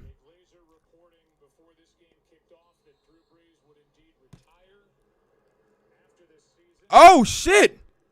Drew Brees already announced that he's going to retire after the season. Did you guys just hear that?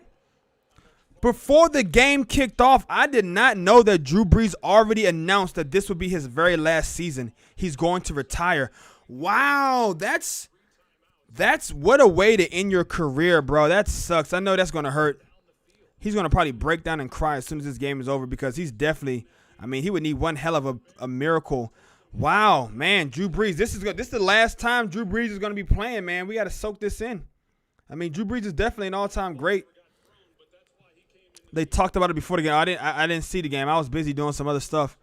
Man, you know, I'm going to look up somebody real quick. I'm going to throw a curveball into this equation, man.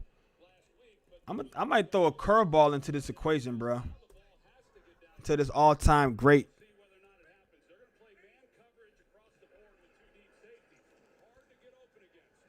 There we go. I'm going to say all-time. Let me see all-time quarterback stats. Let me pull up some guys, man. Pro Football Reference. Let me see some guys. Let me pull up some of these numbers, bro. Let me pull up some of these numbers, dog. Alvin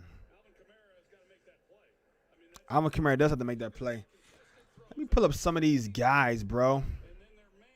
Man, Drew Brees has 80,000 yards, dog. That is insane.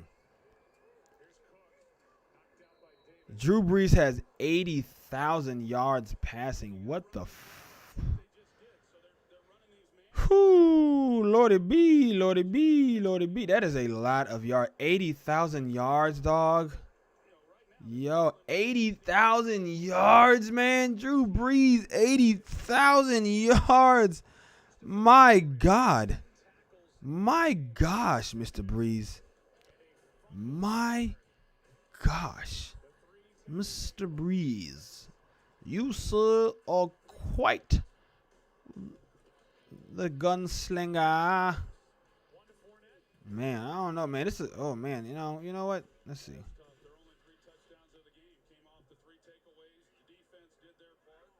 Man. Man, Drew Brees, man. Okay, Alvin Kamara on 3rd and 4. Maybe able to pick up the first down. Man, I'm telling you what, though. I mean, yeah. All right.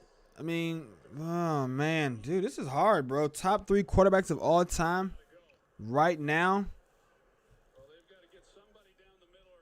The question is, oh, that's the 4th interception, and that's it, man. What a way to end his career, bro. The 4th interception. Brees let the game pass him by. His bionic arm has an expiration date. He could, man. So will Winston start next year? Maybe. He shouldn't have made it these plays kneeling comments. He should have made those players kneeling. Dang. My man Creedus goes to that. I have no sympathy for this man. He deserves to throw 4 picks for every year that Colin Kaepernick hasn't been in the league. There we go. All right, man. I'm going to say my number 2 quarterback of all time right now is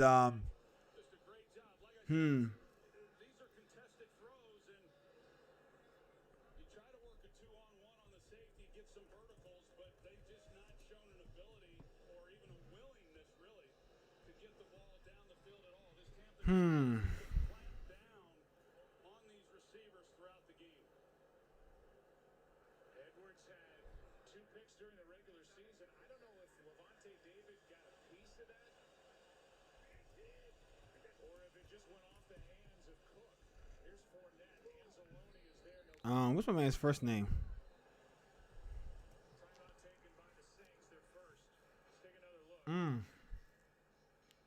Wow. Is it going to be crazy if I don't have Peyton Manning in my top 3 quarterbacks of all time? Yeah, nah, real talk. The NFL did blackball Cap. I'm almost a little disgusted at myself for not, like, boycotting the NFL. I wanted to. I tried to boycott the NFL 2 years ago, man. It just didn't work, man. I couldn't do it. I tried so bad. Okay, I'm going to release my top 3. And it does not include Peyton Manning. Maybe I'm trying to just be a little bit of a troll here. But here we go.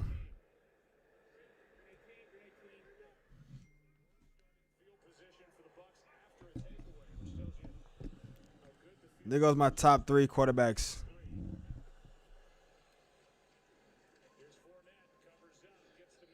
Man, what a way for this game to end. Why can't John Elway be in the top 3, bro?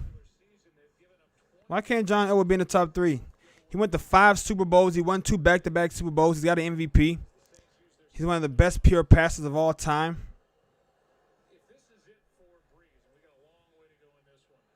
He just ran into 3 other really amazing teams in those 3 Super Bowls. You're trolling because it took you. I'm not trolling. I went and I looked up some of the numbers. And I'm just also trying to look up like John Elway. He's got 50,000 yards. I mean, he played in the 80s, man. You know. It's a different league, different era, man. You know, but he's got 300 TDs. I mean, he didn't have a bunch of TDs. It wasn't the touchdown era that this league was in. But I mean, John Elway was definitely. Oh, here we go, man. Tampa Bay trying to put the put some stank on it. They trying to put some stank on it, man. They trying to embarrass these boys. They still going for the points. Lost too much by y'all standards. He's gotta win, but I mean, he lost too much in the Super Bowl to other all-time great teams, bro. Like, those teams were just amazing that he got beat by, bro. He lost to the Niners. He lost to the Washington football team, and he lost. I would put Montana above Marino. Man, I'm sorry, but I mean, it might be blasphemy to say that Montana is a little overrated, but come on, man. I mean, I think Montana might be a little overrated, dog. I'm sorry, man. Like, that team was so many Hall of Famers on that team, bro. Like, I don't know, man. He won 4 Super Bowls, but, I mean, there was Hall of Famers all over that team, offense and defense. Oh, and by the way, maybe the greatest coach of all time. I mean, maybe he's not great. Belichick is, like, moved into the greatest coach of all time conversation, but, I mean, Bill Walsh is still the greatest offensive mind that ever lived. I mean, Peyton would probably be number. I mean, I put Montana. I guess it's questionable, man. I just feel like you said, Creed, Super Bowls are a team sport. So if you just if you just judge a guy based on Super Bowls, you know. And Elway was definitely a better talent than Montana. He had a better arm talent. He's a better athlete. You are trolling so many Hall of Famers, none more than 3. Are you kidding me? No more than 3? You what? Hold up. Are you what do you mean so many, no more than 3 Hall of Famers, bro? Are you hold up now. Hold on now. Jerry Rice is one, Roger Craig is another one. Ronnie Lott is a third. That's fucking 3 Hall of Famers right there. What's the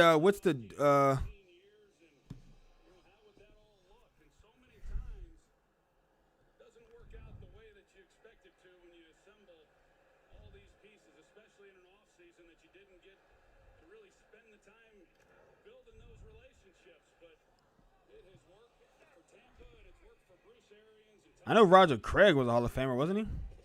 Jerry Rice was a Hall of Famer. Oh, there we go. Oh, I thought he was about to put the exclamation mark on this joint. He had Hall of Famers on defense and offense, bro. What are you talking about?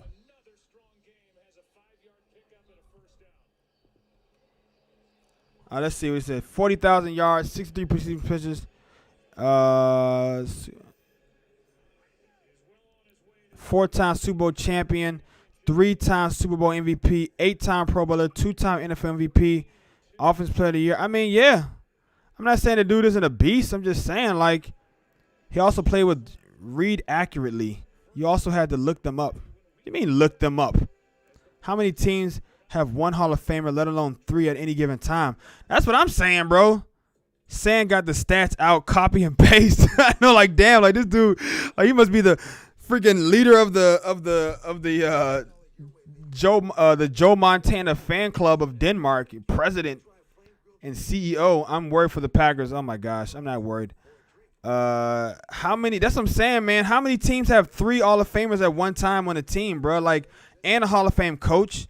Jerry Rice is a Hall of Famer. Roger Craig is a Hall of Famer. Ronnie Lott is a Hall of Famer. I want to say they have some more Hall of Famers on that defense too, man.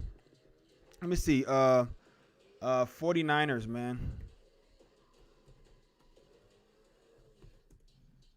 I'm going to look up this 49ers Wikipedia page, okay?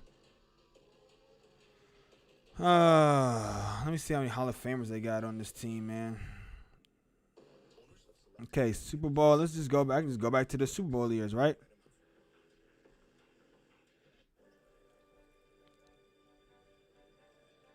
Current Hall of Famers. Joe Montana, Ronnie Lott, Fred Dean. I didn't even know about Fred Dean. Okay.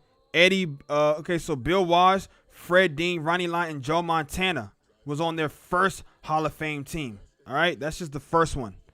Okay, on the first Super Bowl in '81. Now let's go to '84. Add Ronnie Lott to that list. Now we've got Fred Dean, Joe Montana, Ronnie Lott, And who's the last guy? Hold up. Okay, there we go. That's 3. All right, let me see. I thought there was like more on these teams. Let's go to 1988. The hell? Let's go to, and then you add Charles Haley. Okay, Jerry Rice. That's 5 Hall of Famers now on these Super Bowl teams. And they had Joe Montana, but I mean, Joe Montana didn't really play yet, so I'm not even going to give it to him. And then 89, you add. Okay, there we go. 5 Hall of Famers. All right. I thought Roger Craig was a Hall of Famer, to be honest with you. I'm surprised Roger Craig isn't a Hall of Famer. I thought Roger Craig was a Hall of Famer. But I mean, yeah, dog. I mean, how many teams can you say how many teams in the 102-year history of the NFL have had 5 Hall of Famers on one team at one time besides maybe the Pittsburgh Steelers of the Steel Curtain, bruh? So Charles Haley was definitely a Hall of Famer. Did they not have Matt Millen? He's a Packer Hall of Famer. Yeah, I don't think he's a Hall of Famer though. I named 5 Hall of Famers, bruh. Oh, of course I know they had a lot of Hall of Famers. I was asking you name more than 3. You had to look, dude, because that fucking happened in the 80s, bro. I wasn't born until 88. What do you mean, dog? Like, I'm not a fucking encyclopedia of football knowledge, and I'm not even a Niners fan. So I'm a Packers fan. So of course I had to look them up. Like I said, I thought Roger Craig was a Hall of Famer, and I also thought that I thought Dwight Clark was a Hall of Famer too, but they're not. I mean, it's hard to convey at this chat though. What point does him having to look at? Yeah, that doesn't prove anything. I mean, these players played. They won their last Super Bowl the year I was born, bro. So of course I had to look them up. You know what I'm saying? Like, but the point is, I said they have 5 and I didn't even count the coach. Okay, the coach is also a Hall of Fame. So you're talking about 5 Hall of Fame players plus a Hall of Fame coach who was the greatest offensive mind that ever lived and created an entire offense called the West Coast offense. I'm just saying, bro, like, you know, like, the motherfucker had a lot of help. You know what I'm saying? Name one other team in the history of the NFL, or not even history, because I know for a fact that the Pittsburgh Steelers had, like, more Hall of Famers than that. So, I'm just saying, you know, name another team of all those other guys that I named over him, right? Dan Marino and John Elway. How many Hall of Famers did John Elway have on his teams? Let's look it up. Denver Broncos. Let's look it up. Let's look up how many Hall of Famers John Elway had on his team. And you know, we'll see. Super Bowl champions. But I want like this. I want the years he went to the Super Bowl. All right, let me see John Elway. I'm just look up John Elway. It'll be easier that way. John Elway. Damn, Drew Brees. This is the last game of his career. That's a tough pill to swallow, bro. That's a tough pill to swallow, man. How many Super Bowls did this dude play in? Super Bowl 50. Come on, man. Give me this guy's Super Bowls. Legacy. Okay, Hall of Fame. What's his Super Bowl years, man? Super Bowl MVP. Let me just go to the ones he won. Okay. Steve Atwater, Terrell Davis, Shannon Sharp, Gary Zimmerman. Woo! John Elway, that's 5. Jeez Louise. That argument got blown out the water on the very first search. Steve Atwater, Terrell Davis, John Elway, Shannon Sharp, and Gary Zimmerman. 5 Hall of Famers. Bam, right there. Wow. Okay. That argument got blown out the water much quicker than I thought it would. And they won back-to-back Super Bowls. So they're going to be the same amount of players on each one. Yeah. Same amount of players on each one. All right. And I'm trying to think about, okay. Well, so my point exactly. So maybe John Elway doesn't belong on the list over Afro Adam, what's packing, yo? Anyway, top 3 running backs. Backs, tough one. So y'all actually arguing that Elway is top 3. If y'all can't have that, I won't even entertain it. You having your argument ready. If you saying the dude is overrated, okay. Maybe I'm trolling a little bit, or maybe I'm reaching. I just trying to be a little different. I guess I'll give it to Montana. Montana can be top 3. Fuck it, I don't really care. Montana can be top 3, I guess. I guess Montana can be top. I don't know. That's a hard question though, man. I think it's really hard to I mean, only one I know for a fact is Tom Brady. But top 3 running backs, I got mines, man. I get what you're trying to say about Montana. Yeah, I'm just saying. I mean, I feel like Afro Adam, my man, subscribe to the channel. Everybody give Afro Adam a round of applause for subscribing to the channel. 1 month tier subscription, yo. Let's go. Just Afro. All right, Afro. I got it, man. Just Afro. You're a founder. 1 month.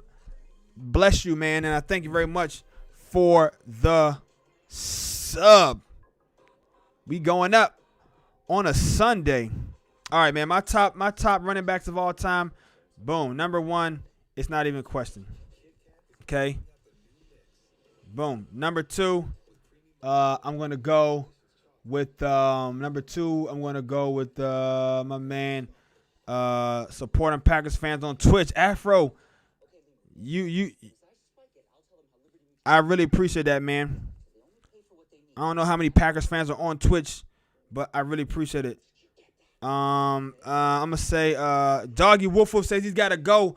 All right, Doggy, man. Peace out, man. I appreciate you stopping by. Damn, I was 1.5 points under the over, man. They could have scored a fucking touchdown or a field goal or something, bro. Dang, I was 1 point under the over. I took the over. 1.5 points. My number 2 running back of all time, I'm gonna say, dang, what's his name? What's his name? There we go.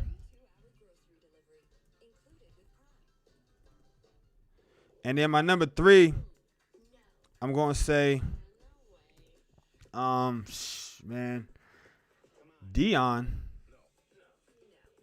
I'm Syson Peterson, though. No, man, I don't think you're Syson Peterson at all, bro. I don't think you're Syson Adrian Peterson at all, man. Go back and watch Adrian Peterson's Barry. Yeah, go back and watch Adrian Peterson's highlights, man. This dude. I mean, my memory isn't the best. And I had to go back and watch Adrian Peterson's highlights again. And dude, this guy is an absolute savage, bro. He's an absolute savage, man.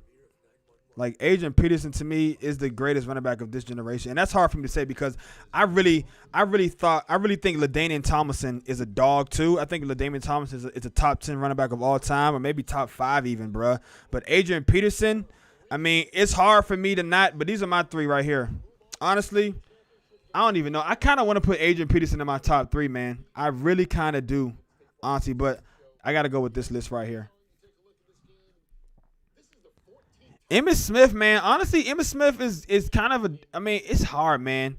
But Boo Ray says +4 in their prime. I mean, Sweetness is nice, but I have my preference. LT gets a honorable mention. Yeah, LT, man. LT. Yo, LT, bruh. LT, man. Dude, he was so nice. And Adrian Peterson, I would honestly put him 4. But I gotta pay my respects to the GOAT. Barry Sanders, man. That horrible team, that horrible offensive line. And Barry Sanders is truly one of a kind. There will never be another Barry Sanders. I think O.J. Simpson. No, I'm not lunching at all. Are you kidding me? OJ the Juice? No. OJ the Juice, man, bro. OJ Simpson is, bro, to me, he's still the only running back to rush for 2,000 yards in 14 games. That's all I got to say. He's the only running back to rush for 2,000 yards in 14 games. Say what you want. But OJ Simpson, he was a dog, man. He was an absolute dog. And yeah, I would take him I put him in number 2. Problem with running backs is so many of them are dominant for 3-5 years and then nothing. Jamal Lewis, Priest Home. Yeah, but we're not talking about those guys though. Never mind, I can stay to the end of the string. All right, doggy. I mean, we're not talking about guys who were just good for 3-5 years. I mean, OJ was good. his whole career. You know what I'm saying? Adrian Peterson has been good his whole career. You know what I'm saying? Jim Brown was good his whole career. He retired early. Barry Sanders was good his whole career.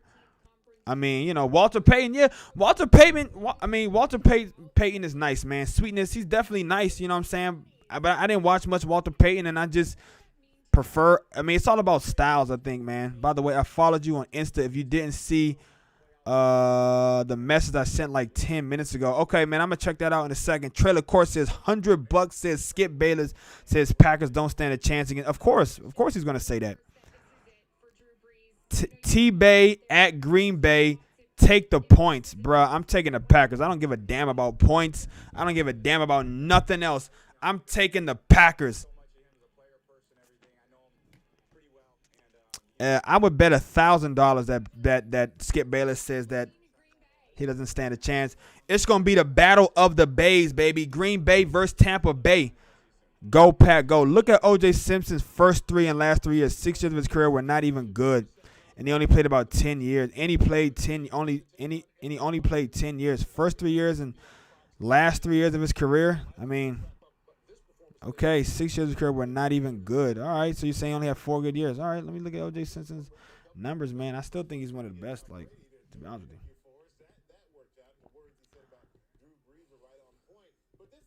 I mean, you know what, though? Honestly, maybe Adrian Peterson is 2. Fuck it. You know what? Fuck it. Let me look up my man O.J. Simpson's numbers. And whenever they put some pressure on Drew Brees, he made some throws, that errant throws, the turnovers, the cost fumbles. Tom Brady in offense capitalized. 69, he had 600 yards. 70, he had 400 yards. In 8 games, bro. Okay, come on, chill out. He had 700 yards. All right. Then he had 1,200. Okay. Then he had 2,000, 1,100, 1,800, 1,500. Yeah, then I don't know what happened the last 3 years. But, you know, hey, man. You might have a point. Maybe he's not the most longevity of his career, but the fact that this man went for 2,000 yards in 14 games, and then he had 1,800 yards and then 1,500 yards, I mean, come on, man. This dude is pretty nasty stuff, but I give you that. You know, the Juice, man. Maybe the Juice didn't have the greatest career, you know. But I still think this guy was nasty, man. Nasty. I like him. Damn it. Do you like animals? Of course I like animals. Do you have a look? Did you have to look that up, Creed? My man Rick LM coming for your next. Skip is the perfect hill. Skip is the perfect hill. OJ didn't suck, but top 3 is a size. Okay, maybe top 5. All right, I'll give you that. Top 5 maybe. Some of the guys I listed had better years than some of the GOATs ever had, just not sustained. Yeah, I feel you. I mean, then honestly, then I guess honestly I would say I'd probably say then Jim Brown, then I'd probably say Barry Sanders, and then I probably have the same top 3 as you then, and then I put OJ at maybe 4 or 5. Okay, OJ can be top 5. I'll put OJ top 5. OJ Simpson is the best running back to outrun police for 45 minutes straight on the highway. Can't doubt that. Campbell was a beast too. Exactly. Ask what's packing. I didn't. I'm stats machine. My man said I'm the stats machine. You are a stats machine, bro. You know your stats. I give you that, bro. I'm gonna say.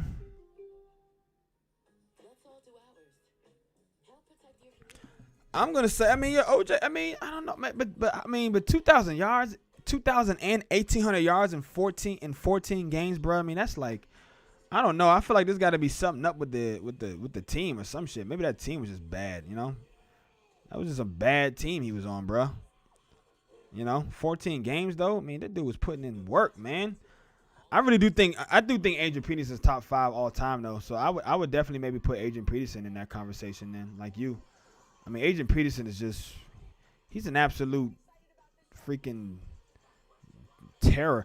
Emmitt Smith was nice, but I don't like the way he kept playing past it. Yeah, I know. And that's the one thing I will say about Emmitt Smith. He clearly was going for the record. You know what I'm saying? Like, he was nice in his prime, but he definitely had maybe the greatest offensive line of all time. And he clearly Yeah, all right, man. You know, I mean, look, it wasn't that hard of an argument. But yeah, I wish I could like see it in context, man. I just want to watch.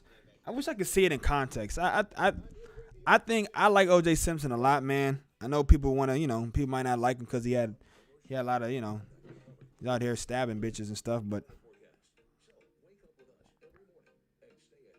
I'll say this: maybe you got me. Top 3 long snappers, go. You guys are hilarious. Let me see. Let me go check out my man. Oh yeah, got a request. Who said they just followed me on Instagram? I mean, send me a message. Doggy, was that you, Doggy? I'm gonna DM it to you. DM you it, what? Walter Payment. Somebody said they followed you on Insta. Doggy, you said you followed me. You sent me a message like 10 minutes ago. What's Ooh, somebody got the custom badges and shit. I might have to get on these, man. Twitch sub badges. Okay, I might have to get. I need some badges. I need some badges for you guys. I don't see anything, Doggy. I don't see anything, Doggy.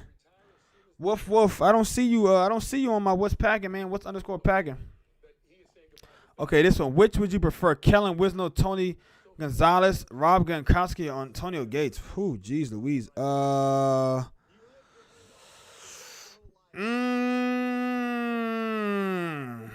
That's a good one, man. Rick, start the convo. Go. Frank Winters. Honestly, Antonio Gates, maybe, man, right? Rob Gronkowski, though.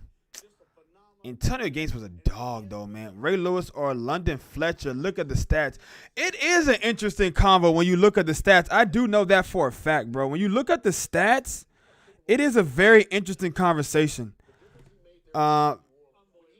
Best tight end. I take Tony Gonzalez for consistency. Yeah, man, Tony Gonzalez. Oh, man, these are some great debates, man. Some really good questions, man.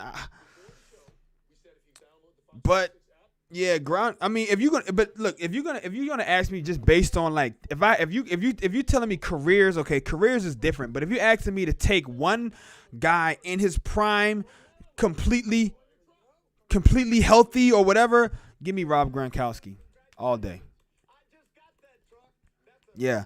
If you just tell me like I have to like not taking their longevity out of it or taking their health issues out of it and all that kind of stuff, if you're just telling me based on pure talent and physical specimen and who I just think was most dominant, I'll take Rob Gronkowski. But I mean, he has health concerns and the longevity issue and all that kind of stuff. But if you just telling me like just who was just Rob Gronkowski was like the Shaq of the NFL, man. He was just like dominant, bro. He was like Shaq. Dominant. I mean, Gonzalez definitely is up there with the number. I think Gates has better numbers than Gonzalez though. Low key.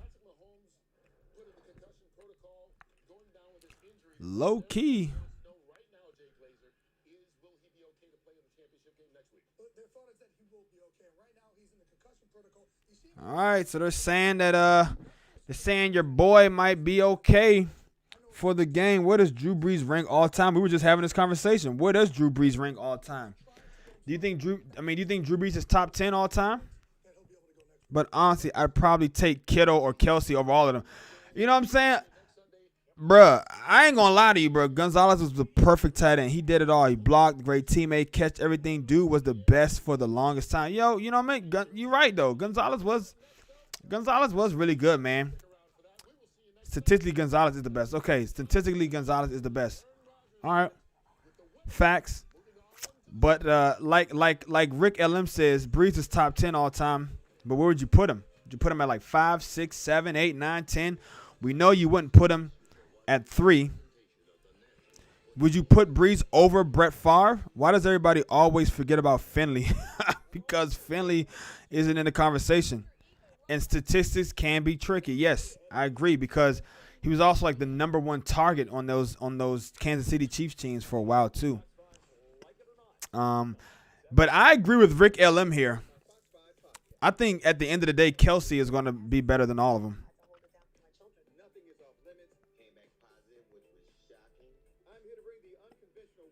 Because Finley's career wasn't very good. He was on have a ton potential. Look at the stats, very little production. Yeah, he had like 1 year of like kind of really high level production. I mean, and I wouldn't even say it was like super high level.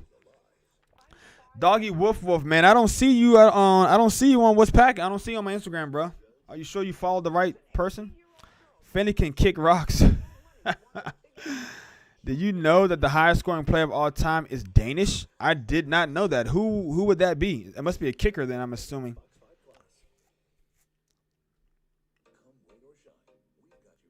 I'm assuming that must be a kicker then.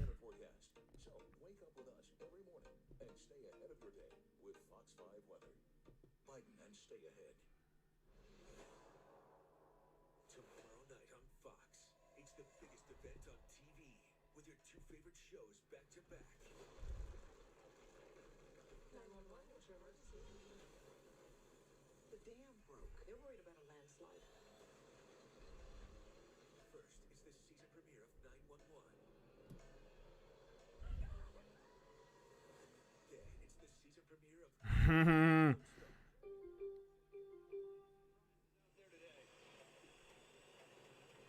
Man, they talking about this Zion Williams dunk. I'm about to absolutely Bubba Franks. Okay, Morton Anderson played in the league since the turf was invented. Yes, Morton Anderson, kicker for the Minnesota Vikings, I believe. Breeze is better than Favre, but why? Just because of the yards? I mean, why is Breeze better than Favre? Yes, Bubba Franks better than Finley. Yes, Finley can kick rocks. Okay. Favre is actually not as good when you look at the whole picture. I mean, he's a top 10, but he's on the lower. What do you mean not as good when you look at the whole picture? What do you mean? Like, what whole picture are we talking about? Because even though he has a lot of interceptions, he's a winner, bro. And I'll take a guy who takes chances but still wins in the end. Now, towards the end of his career, he definitely has some real costly interceptions. I mean, there was some really some really costly ones.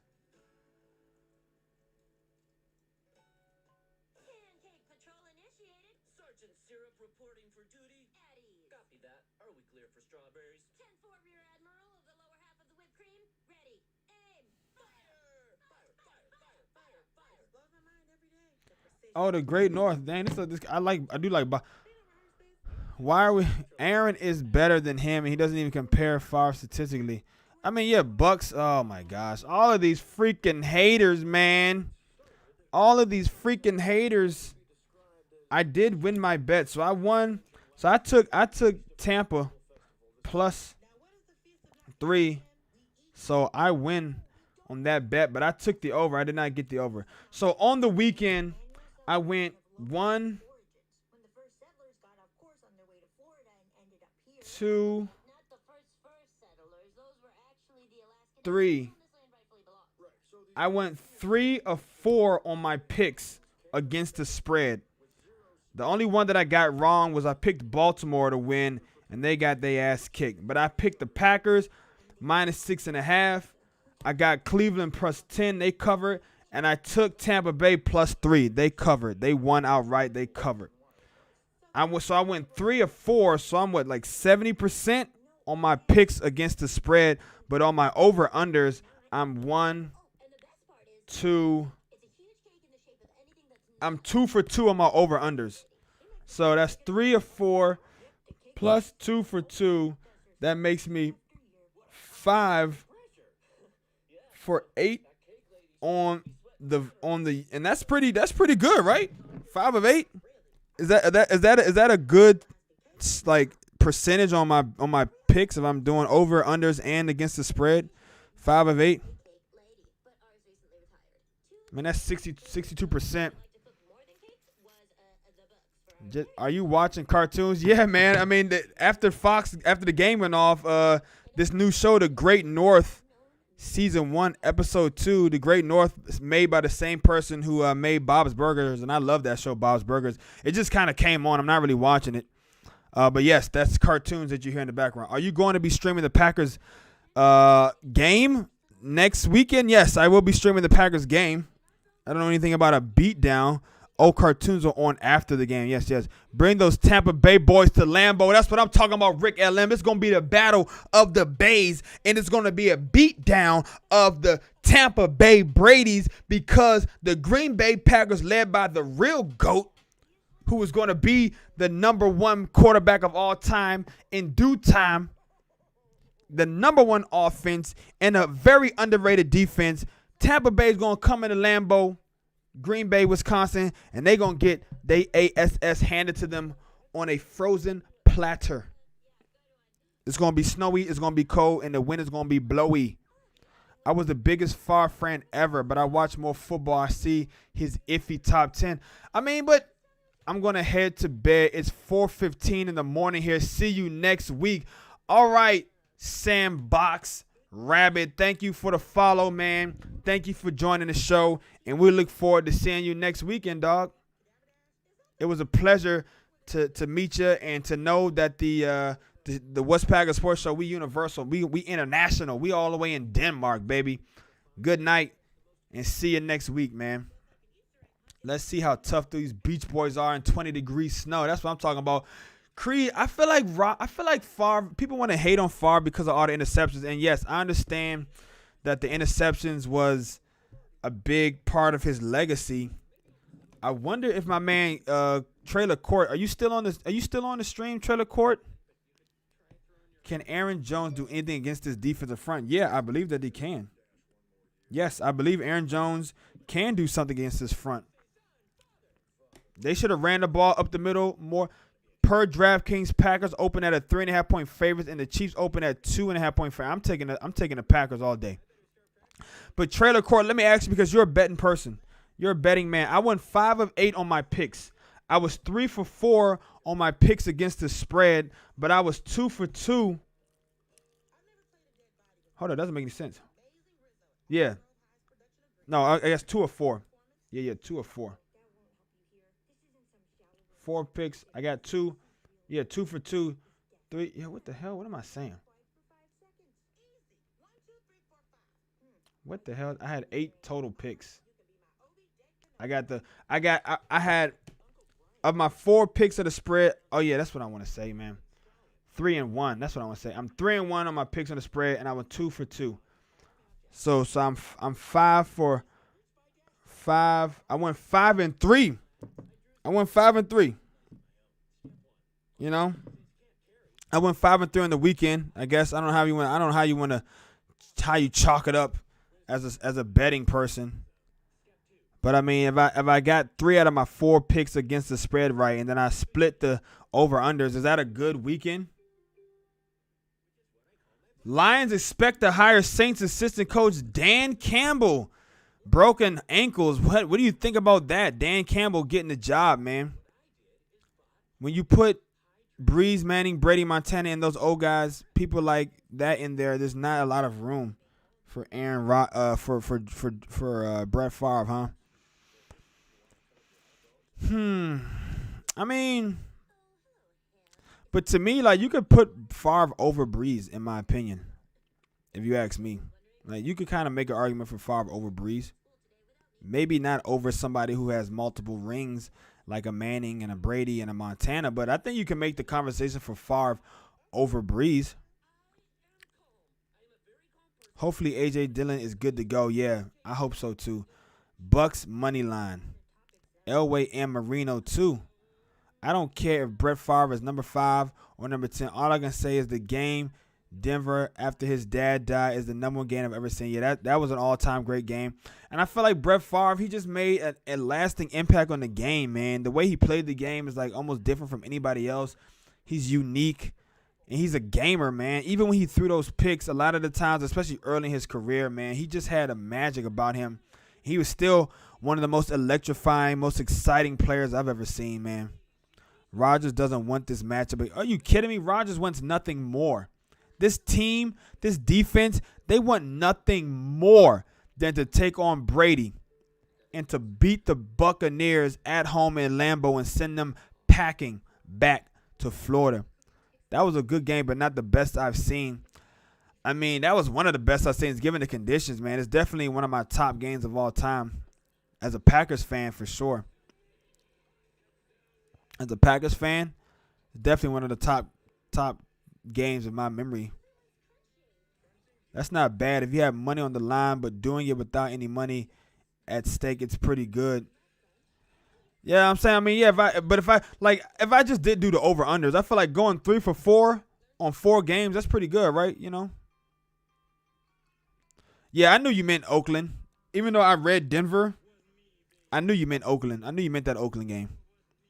Rodgers was rooting hard for New Orleans tonight. I don't think so. I think Rodgers wanted Brady. I think this whole team wanted Brady. Rodgers wanted to beat. Yeah, I think everybody on this Packers team, they wanted Brady and the Bucs because they wanted revenge. And Rodgers knows in his mind and in the mind of everyone else, he has to beat Brady when it counts to be considered the GOAT. Like if he ever wants to get if Rodgers ever. If Rodgers wants to ever be considered the GOAT, the greatest of all time, over Tom Brady, he's going to need at least 2 more rings, and he's going to need to beat Brady right here in the NFC Championship game at home in Lambeau to go to the Super Bowl. And then he's going to need to do it next year. Brady versus Aaron, back-to-back NFC Championship years. Rodgers wins back-to-back Super Bowls. Bada bing, bada boom. That's it. Jair Alexander is scared. Oh, my gosh. Slim Charles, I already have a troll, man. His name is Brazzle Dazzle. I don't need 2 trolls in my chat. But I guess as I continue to get more followers and viewers and shit, I guess the trolls are inevitable. But I'm just saying, bro. Jair Alexander isn't scared of anybody. Jair Alexander is a vault. And the Bank of Ja will be open for business next weekend. And he is going to throw whoever the fuck they put on him in that vault. Jair has come out and spoken about Evans as a tough matchup on numerous occasions. So what? That wasn't this year. Now he's the best cornerback in football. Who cares? Next topic. Next question. Not trolling. I respect the Packers. Bro, that is kind of trolling, bro. Like 0 catches, 0 yards. Mark Evans against Jair Alexander this year. Exactly. Thank you very much, Rick LM. On the stats, 0 catches, 0 yards against Mike Evans this year. Jair Alexander already threw his ass in the vault, bro. But they are just not up to this. No, what do you mean they're not up to this? This defense is playing better than they have played all year. Not allowing a 100-yard rusher in the last 6 games, averaging 18 points a game in the last 6 games. They're ready for this. Trust me. Jair shut down Evans in the first matchup. What the hell are you smoking, bro? Thank you very much, Trailer Court. Mike Evans, 1 reception, 10 yards against Kevin King this year. He couldn't even really do shit against Kevin King. Come on. What you talking, bro? What are you talking? Slim Charles is ridiculous. Exactly. Thank you. Creeders Go. Something we can all agree on finally. Because right now you were definitely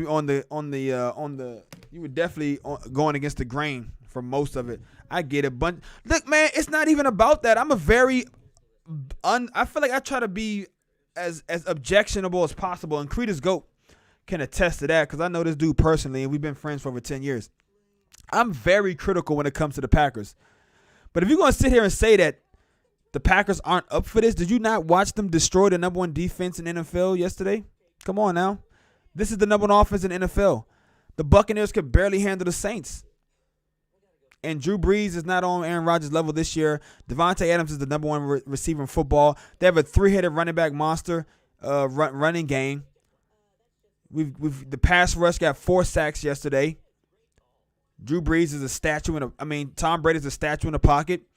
And yeah, they're going to they've got a lot of receivers and a lot of players that they can get the ball to, but I think the Packers are up for the challenge, man.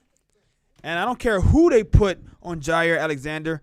He's been shutting down players all year. I just think he's too tall of a task for the Packers next week. Bucks hitting their stride right now. Packers just average to me. Oh, my gosh. Okay. Do you have a team? Just enjoy the game. how are the Packers average? Like, give me some statistics that tell me that they're average. There's not anything average about the Packers. They're the number one offense in the NFL. Aaron Rodgers led the league in touchdowns, touchdown to interception ratio, completions, quarterback rating, QBR.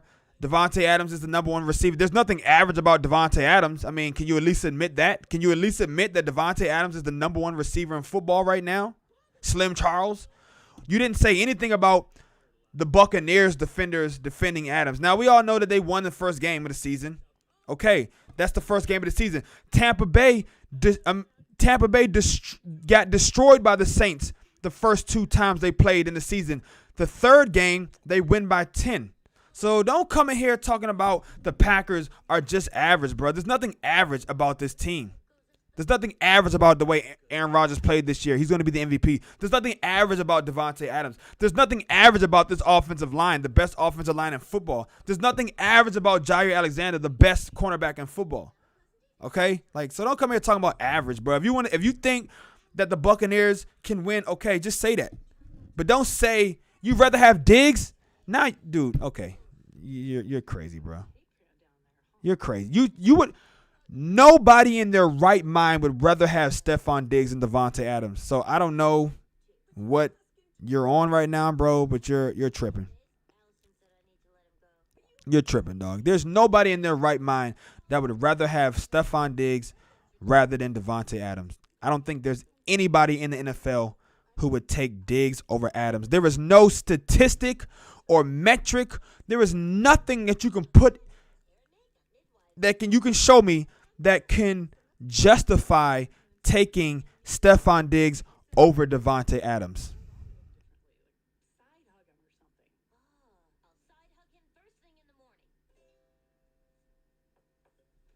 The Bucs can barely handle Washington, let alone the Saints. They will have their hands full next week, and this is a different animal they played than Week 5 matchup. I completely agree. Adams is a dude. Rather have Diggs. Adams is good. Is so good. He told Ramsey to follow him all game.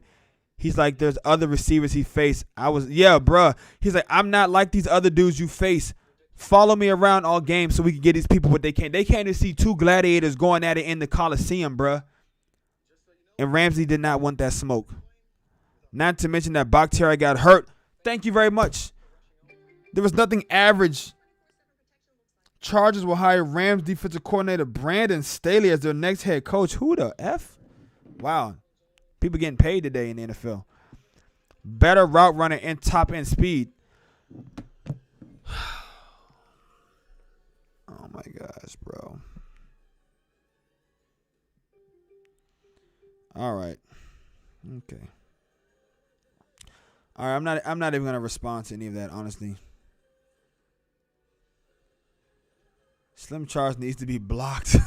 Yeah, I know. I kind of do want to. Honestly, I do kind of want to block him for that bullshit. Like, even Brazzle Dazzle was like I kind of do want to, but I'm not gonna block him for just, But I'm just saying, like, come on, bro. Like, pee poop. Okay, what? Okay, what is this, man? What is this? What just happened to my chat? Can we get him some help? Yo, please, somebody. I don't know. And now I got my man XCZX. He sound like he having a fucking seizure over there. I don't know what's going on in my chat right now, bro. There is no way, dog. Oh my gosh. Slim Charles only slim because he can't keep the bullshit down. No, I'm cooling. All right, man. You talking about some pee poop poo. You sound like you over there having going into, I don't even know, bro. You sound like you over there having a tick. I'm just swinging. All right, man. It might be time for me to go. Like, I really want to stay on.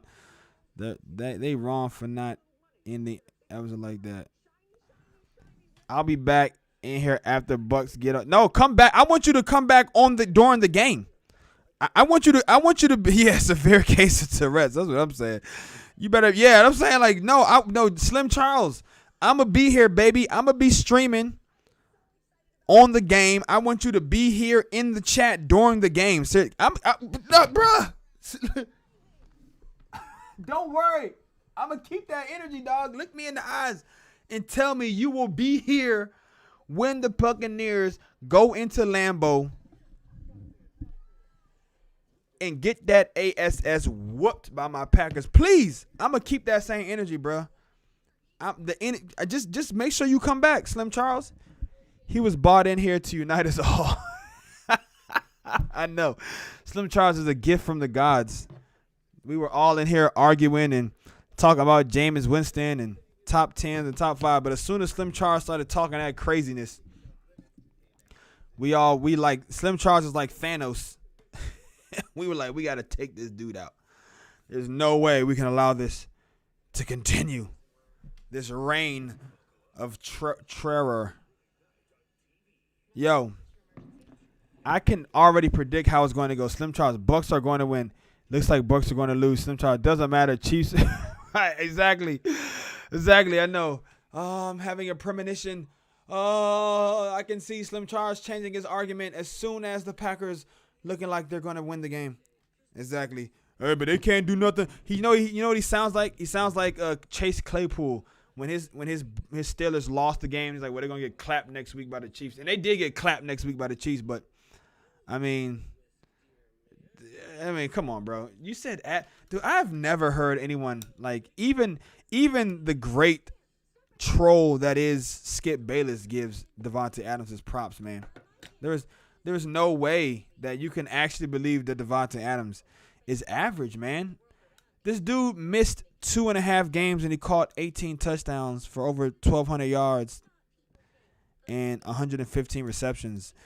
The only two other men in the history of the NFL to ever produce a stat line like that is Randy Moss and Jerry Rice. So, I mean, unless you think Randy Moss and Jerry Rice are also average, I don't know what else I can say.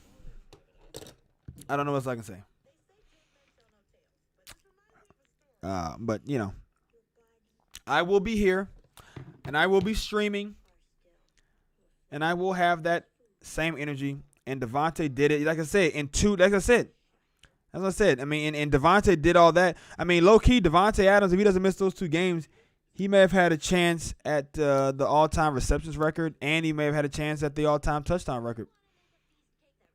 Top 5 receivers, go. All right. Well. All right. Oh, right now. Oh, top 5 right now? Okay, I was about to say. All right. Then I'm going to go.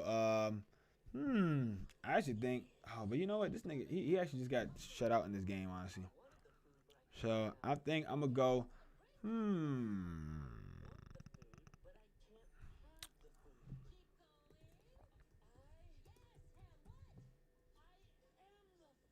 My man said, I am the food. What in the world is going on? What kind of freaky.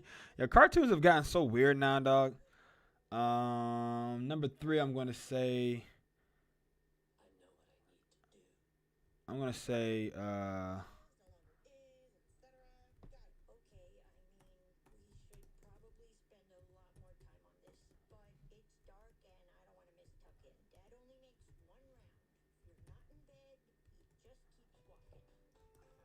And my number 5 receiver is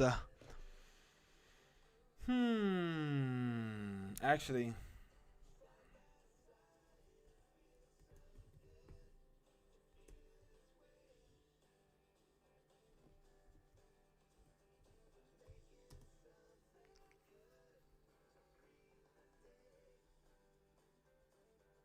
there you go.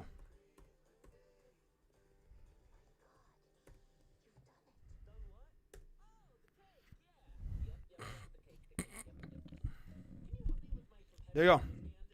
There's my top 5 receivers right now in the game.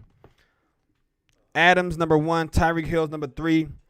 Diggs is Tyreek Hill's number 2. Diggs number 3. Michael Thomas is 4. Hopkins is 5.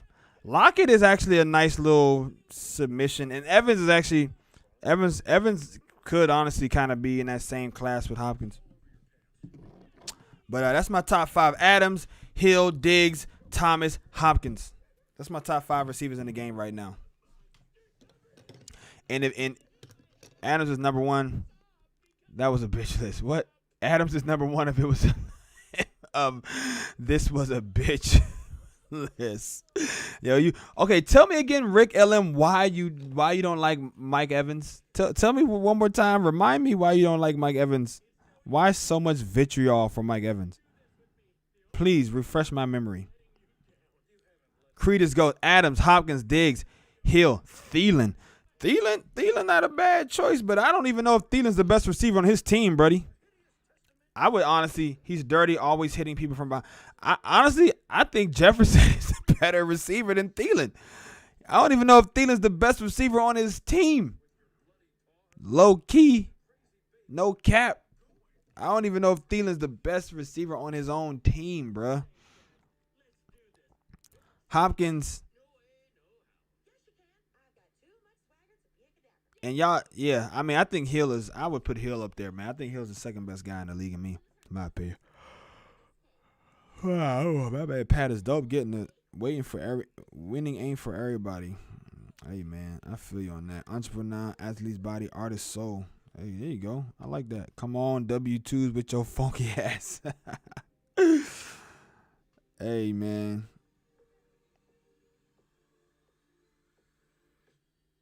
Okay, there you go, doggy. I see you now, man. You like this one? Yeah, I like that one a lot, man.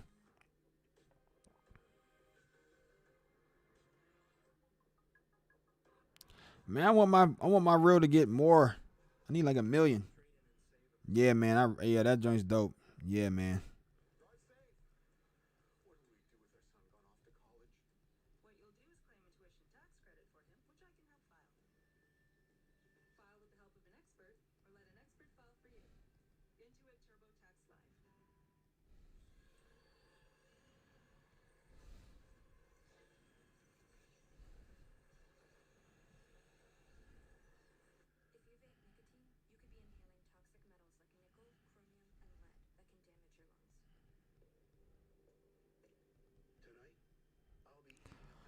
Okay, dude is nasty. Do you think the Packers are going to the Super Bowl? Hell yeah. The GOAT 4516 says, do you think the Packers are going to the Super Bowl? I don't just think. I know. Check Thielen. No, I'm not saying Thielen equals Jordy. He's very good, but not one of the best. I'm not even going to say that. I mean, it's Thielen low-key. I think if Thielen was black, he would get more respect. I'm not even going to lie, bro. If Thielen was black, people might look at him like a Mike Evans or some shit, I think, honestly. But because he's white, I feel like same thing. That was the same problem that Jordy Nelson had. And I'm not saying Thielen isn't nice. Thielen is nice. He's definitely a top 10 receiver. But honestly, I think that Justin Jefferson is better than him, and he's only a rookie. Like, I think I was almost tempted to put Justin Jefferson in my top 5, to be honest with you. I think that kid is going to be that fucking disgusting, bro. And I still think, yes, I wish the Packers, even though the Packers are going to the NFC Championship games in back-to-back years and they went 13-3, if they would have had I cannot imagine how great this offense would be with Adams and Jefferson and Lazard and MVS being like an afterthought at number 4. I mean, that would just be just incredible.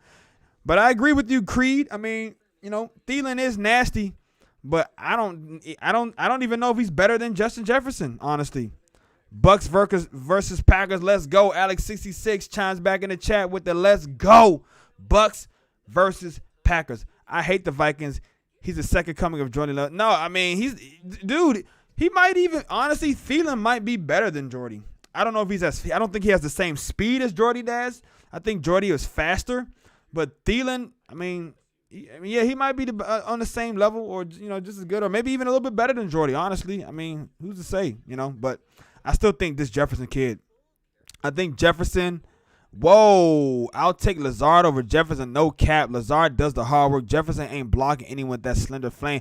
I mean, he's just as slender as MVS. MVS be blocking on the outside, so I don't think it has anything to do about his frame. Blocking is a mindset, bro. Blocking is about your mindset, and I feel like he's a tough dude, man. He was a former one-star recruit, and he moved his way all the way up to one of the best young receivers in football. Lazard, yeah, Lazardo. I'm sorry, man. I'm sorry, Rick LM. You my boy. You my dog. You one of my ride or die day ones, bruh. But I'm gonna have to disagree with you on here, man. I'm sorry. Like I have to disagree with you.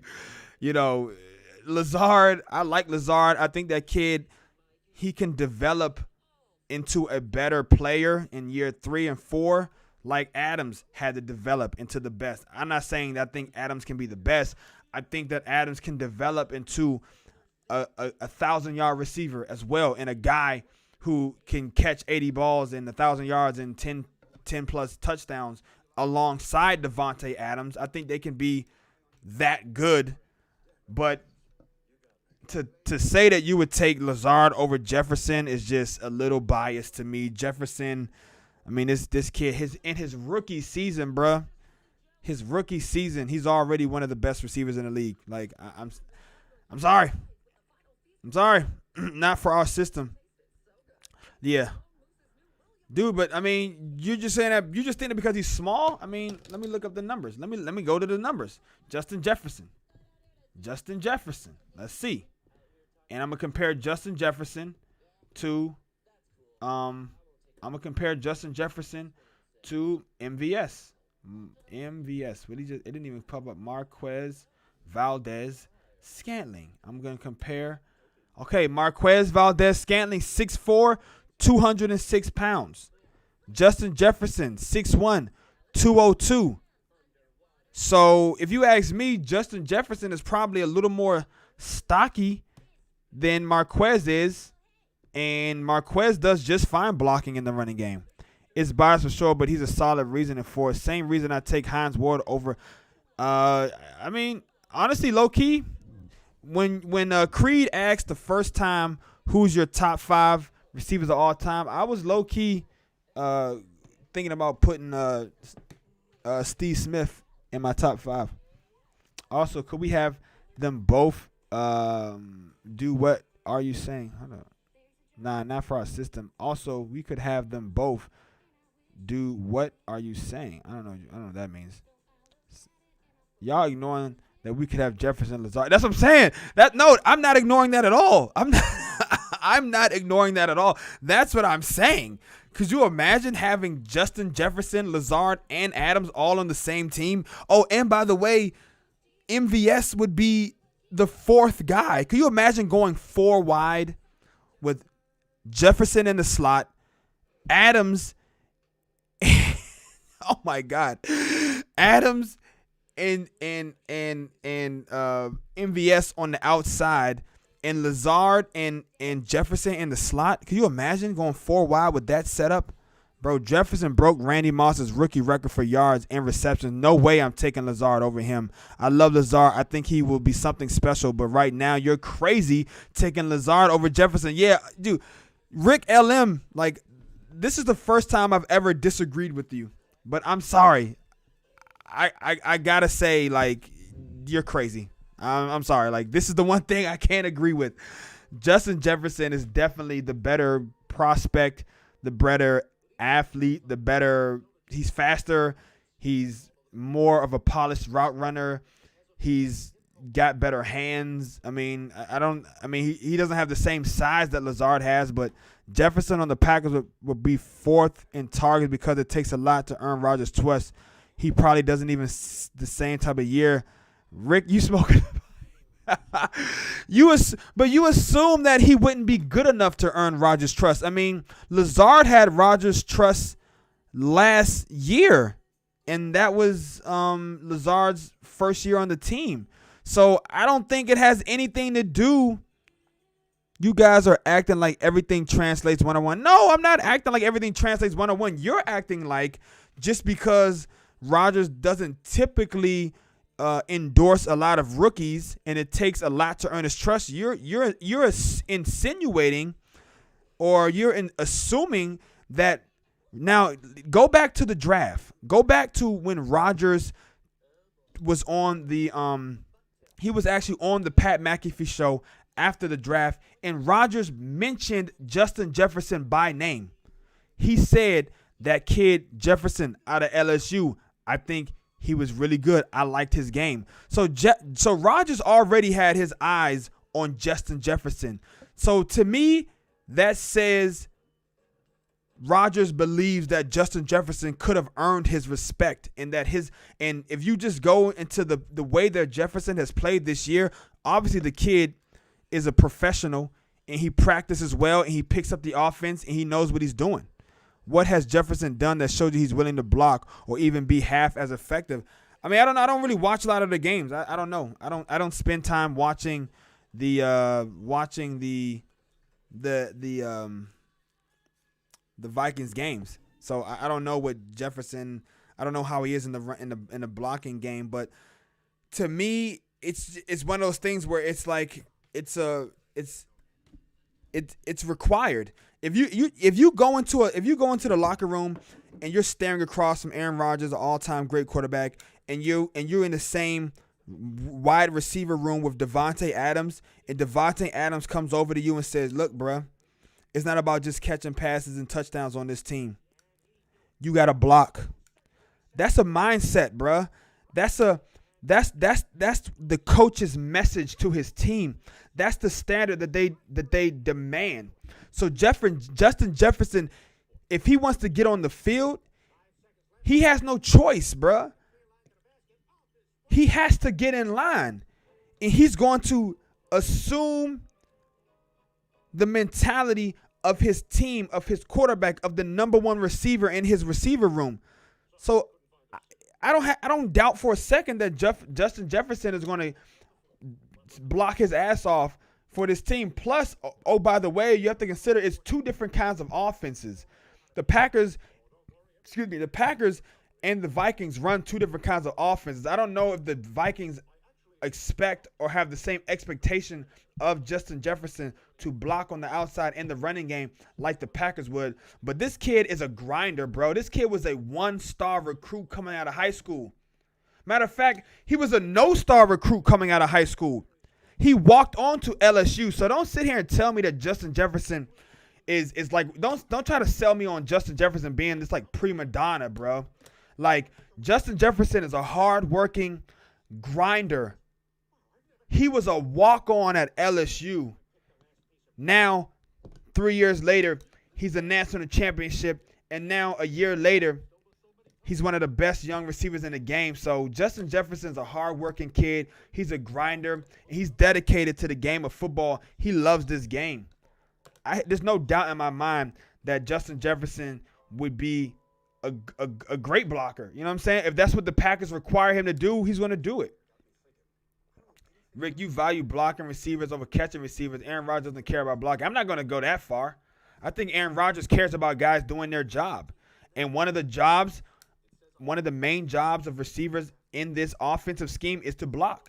And I think Rodgers would value that as much as he values him catching the ball, because he values guys who does their job and make the offense run efficiently and execute and don't make mental mistakes and don't make and if your assignment is to block on this play to make this play successful, then yeah, that matters to Rodgers. I can bet he does. Yeah, I would bet he does too. Blocking receivers mean he definitely cares about. Oh, now I think Rodgers would want him to block his ass off. You know what I'm saying? That blocking helps make Rodgers' play action what it is. And not even just the play action, it helps the running game. Yeah, I guess which helps the play action. So, good point. My point is that Jefferson's game is better than Lazard's all around. Yeah, I still don't think that there's no, yeah.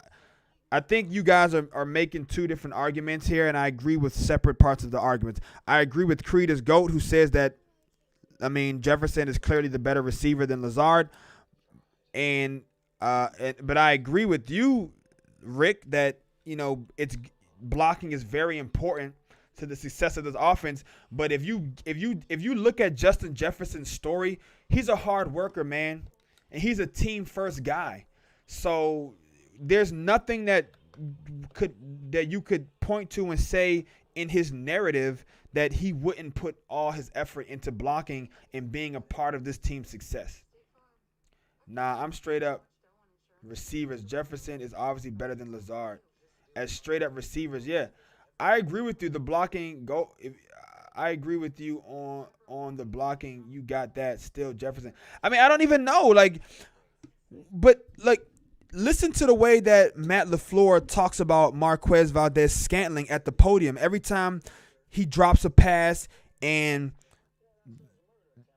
the reporters ask him, how can you live with Marquez Valdez? Tell me why Marquez Valdez is so important to this team's success. Like, every time there's a reason for MVS to come up in the podium to be brought up in the questioning at the podium for Matt LaFleur, he talks about how Marquez is a guy who blocks and is a guy who does the dirty work and isn't afraid to put his nose in there and get physical. And he's just as slender as Jefferson. So if MVS can do it, why can't Jefferson do it? I disagree. So you think, so who has more value in this scheme, MVS or Lazard? Lazard over Jefferson argument doesn't even make sense because we literally can have both. Yeah, I agree with you. It doesn't really make sense. You could have had both. So I mean, it's not really an argument about would you rather. They would be playing together. I'm not arguing MVS over Jefferson in our system. No, but to me, if you're going to say that Jefferson would be, if you're saying that Lazard is more valuable than Jefferson in this system, then you're saying Lazard is more valuable than MVS. Like, that's what I'm saying, because MVS is in the system and he's a better wide receiver.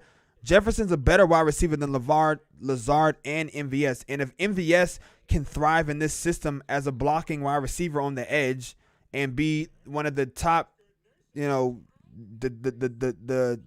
number one target in the play action passing game, to me, that says that Jefferson would be just as valuable. Like, who is more valuable in this system to you, Lazard or MVS? That's my question. I'm saying I'd rather have Lazard and ours. Rodgers has praised MVS this year. That says a lot, especially how he has played in some of those games. Yeah, I mean, Rodgers praised Alex Light too. I mean, but we're talking about receivers here, and you think that Lazard is more valuable? I mean, MVS is the guy who stretches the field more than anybody on this team. Yeah, I know this is a silly conversation because Jefferson's already a top 10 receiver. I mean, I don't even know if Lazard's probably like a top 20 guy, like maybe 25, but yeah, I mean, I feel what you're trying to say, man. I know you really love Lazard, and I know you like Lazard's size, and you think that makes him a better blocker. But I mean, blocking in the NFL is not about how big you are, dog. Like, it's about your mindset. That's why. I mean, let's look at. I mean, just for comparison's sake, let's go to Pro Football Reference and let's look up the guy Hines Ward. Let's look up Hines Ward. Let's look at Hines Ward. So, Hines Ward is 6 feet 205, bruh. So Hines Ward is 6 foot 205. Justin Jefferson is 6'1", 202. So if Hines Ward can do it, so can Justin Jefferson, dog. It's not about the size of the dog in the fight. It's about the size of the fight in the dog. Size or not, Lazard is a better blocker. How can you say he's proven it? I mean, have you sat down and broken down all of the blocking tape of Lazard and Jefferson? He can't be top 20 if there are 32 teams with number one receivers. I mean, I think Lazard could probably be a number one receiver on somebody's team. There isn't a hypothetical based on his size. Case in point, Jimmy Graham. Exactly. Thank you, Trailer Court. Thank you. Case in point, just because Jimmy Graham is 6'8", whatever, 260, he can't block for shit. Yes, I've seen enough tape of, but have you watched tape of Jefferson? I mean, you watch Lazard tape. I've also seen Lazard miss blocks. Lazard whiffed on a block this past weekend. It's not like Lazard has a 90. It's not like Lazard is the best blocking receiver in football. I mean, he's missed blocks too. I've seen Lazard miss blocks on plays before. He even admitted in his postgame interview on the Zoom call that he missed on a block.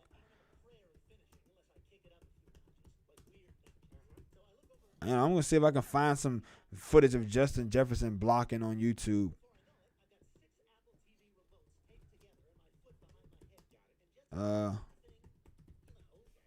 Let's see if I can get some tape of Justin Jefferson. Look at this. Boom. I just Googled Justin Jefferson blocking, and it says right here, Justin Jefferson, best blocking receiver in the draft. Boom. Let's go. Let's put on the tape.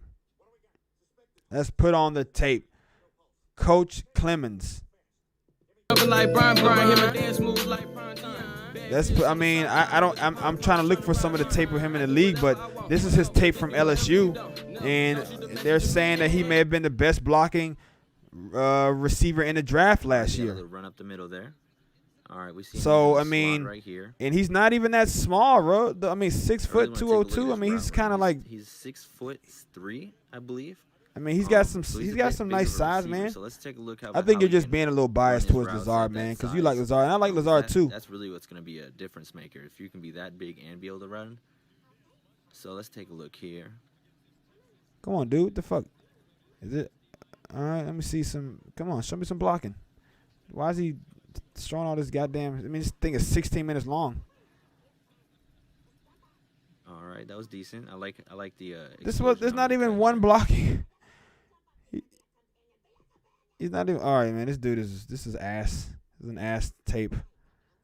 Justin exceeded all expectations. I want to see toying with Malcolm Butler. Oh man. I'm gonna be a problem. Damn it. All right, I'm looking for some stuff, but I can't really find it. I don't know. He's only been in the league 1 year. I don't know, man. I would like to see. He's not saying, okay, I've watched Jefferson on many occasions not even attempt to block. All right. I can't believe we are arguing about receiver blocking ability. I mean, it is important, Creed. It is important. I mean, it's important to the run game. Honestly, I feel like it's really important to the running game, especially on the outside, especially when you run a lot of outside plays like the Packers do. It's actually very important to the running game. It's very important. Yeah, I agree. Yeah, exactly. I mean, I agree with Rick LM here. When in the kind of scheme that the Packers run, blocking a receiver's ability to block, it could be the difference between a 1 yard gain and a touchdown. You know what I'm saying? So, like, I'm not gonna sit here and discredit the ability, the value of blocking. I think it's very valuable. Without guys like Lazard and to a lesser extent MVS, Aaron Jones is half the back he is. I'm not gonna go that far, which makes play action not work. And Aaron Rodgers just. I'm not going to go that far, man. You know, I'm not going to say Aaron Jones because Aaron Jones has the talent that he has regardless. And I think he's a tough runner and he has good vision and he's good at slashing and he can run inside and outside. I think the offense wouldn't be as efficient and the offense wouldn't be as potent as it is without guys blocking on the edge. But I'm not going to say I'm not going to say these guys blocking contributes to how good Aaron Jones is. Aaron Jones is good regardless of them blocking on the edge. Now, them blocking on the edge contributes to his production, but his skill set and what he brings to the game, I mean, Aaron Jones is a top 5 running back regardless of all of that. But to me, if you're going to say that, if you think MVS is a good blocker, then I don't know. I guess I have to try to maybe go back and watch some Justin Jefferson tape or something. I'm not really going to like Aaron Jones is not a top 5 running back.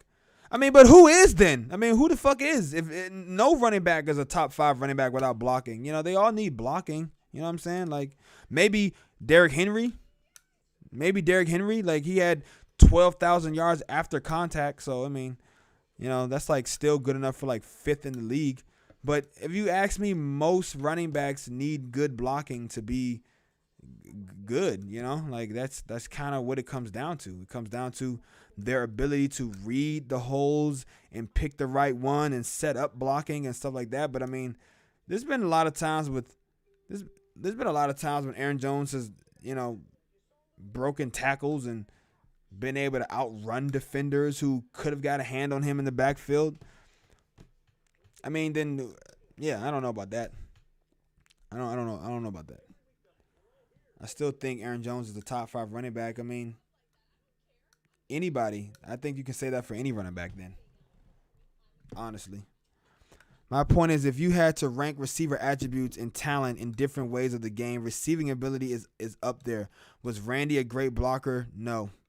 I bet the top 3 all time. Oh, Jefferson broke some of Randy records too. Yeah, I know. We know this. This was brought up by Trailer Court 69.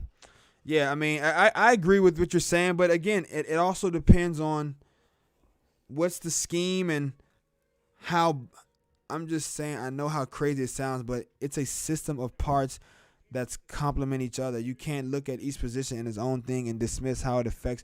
No, I'm not saying that, but I think you're kind of, I don't know, man. I don't know. Maybe, Alan Lazard is one of your, dating your sister's cousin's best friend's brother's sister or some shit. I don't know, but like, but I feel like you're really overselling how much better of a blocker. I don't know. I can't say you're overselling it, like I said, because I haven't watched enough Justin Jefferson film. But honestly, I'm not going to value it that much. I think blocking is important to this offensive scheme. But if you tell me you can pick Devontae Adams and you can only pick one of these 3 guys to be on the team next to him, Cocks or chickens. I mean, yeah, I would take Justin Jefferson in a heartbeat. I'm sorry. Like, I love you and I'm grateful for your support, and I hope you don't unfollow me because I don't agree with you. But I'm sorry. I have to say that there's no way I would ever take Alan Lazard over Justin Jefferson. But to Creed's point, this isn't even it's not even like one or the other. You know what I'm saying? Like, they literally could have had both players on this team. All they had to do was just move up to 21 to take him before the Vikings. Like, that's literally all they had to do. So, Rick, I'm not saying that what you're selling is not important, but trying to convince us that something is ridiculous. Yeah, Justin Jefferson is a top 10 receiver in the league, man. And, until Alan Lazard can have the kind of statistical season that Justin Jefferson had, yes, he is. Yes, he is, buddy. I'm sorry. I don't know. You must have not been watching the same NFL I was watching this year. But you'd be hard pressed to name. I mean, give me your top 10 then. Then you got to put your top 10 on the list, on the table. I mean, if you just going statistically speaking, this kid is he's a dog, man. I mean, he had a top 10 kind of year. I mean, but we said a top 10 receiver in the league. You know what I mean? How long have we been saying Devontae Adams was a top 10 receiver before people were even putting him in the top 10? Devontae Adams has been a top 3 receiver in the NFL for the past couple years now. And people are just starting to give him his credit. So, I mean, and I know you're going to, you do have to do it more than 1 year, but I mean, we're just for the sake of argument, and for the sake of, just skills and just abilities. Yeah. And Winston only had 30 picks. Hey, there you go. Creed is GOAT. But that's a good clap back. But he also had other years where he threw 18 interceptions and 15 interceptions. His best interception year was 11. That was the lowest. The fewest amount of receptions he ever threw was 11. And so, I mean, that's the fewest. I need to see someone more than 1 year to say they're top. Okay, that's fair. That's fair enough. I'll give you that. If you want to say you need to see somebody more than 1 year to say they're top 10 in the NFL, fair enough. That's a fair enough argument. I will concede that to you. But Peyton Hillis, great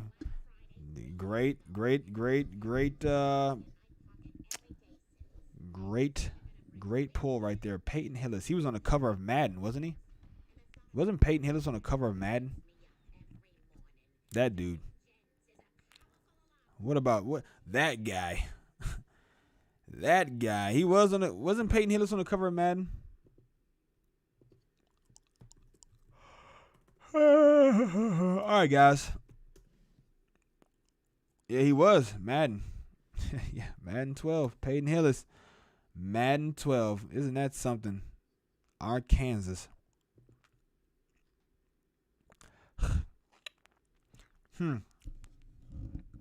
I mean, running back, maybe it's a little different, but I mean, I think the point that Rick Elam is trying to say is that anybody can have one good year, right?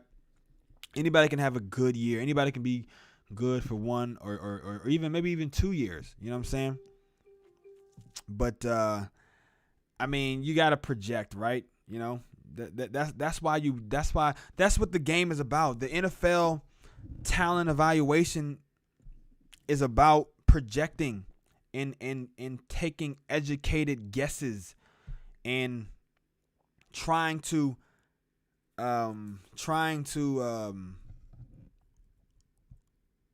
anticipate how a player might develop, or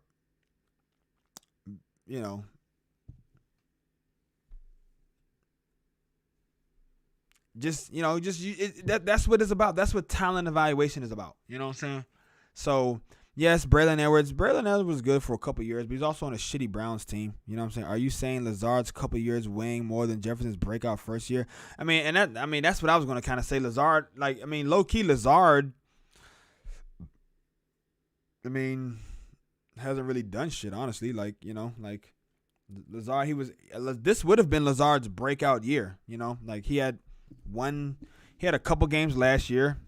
Aaron Rodgers asked him to be put in the game. He had a game last year. He had like 100 yards or something in a touchdown.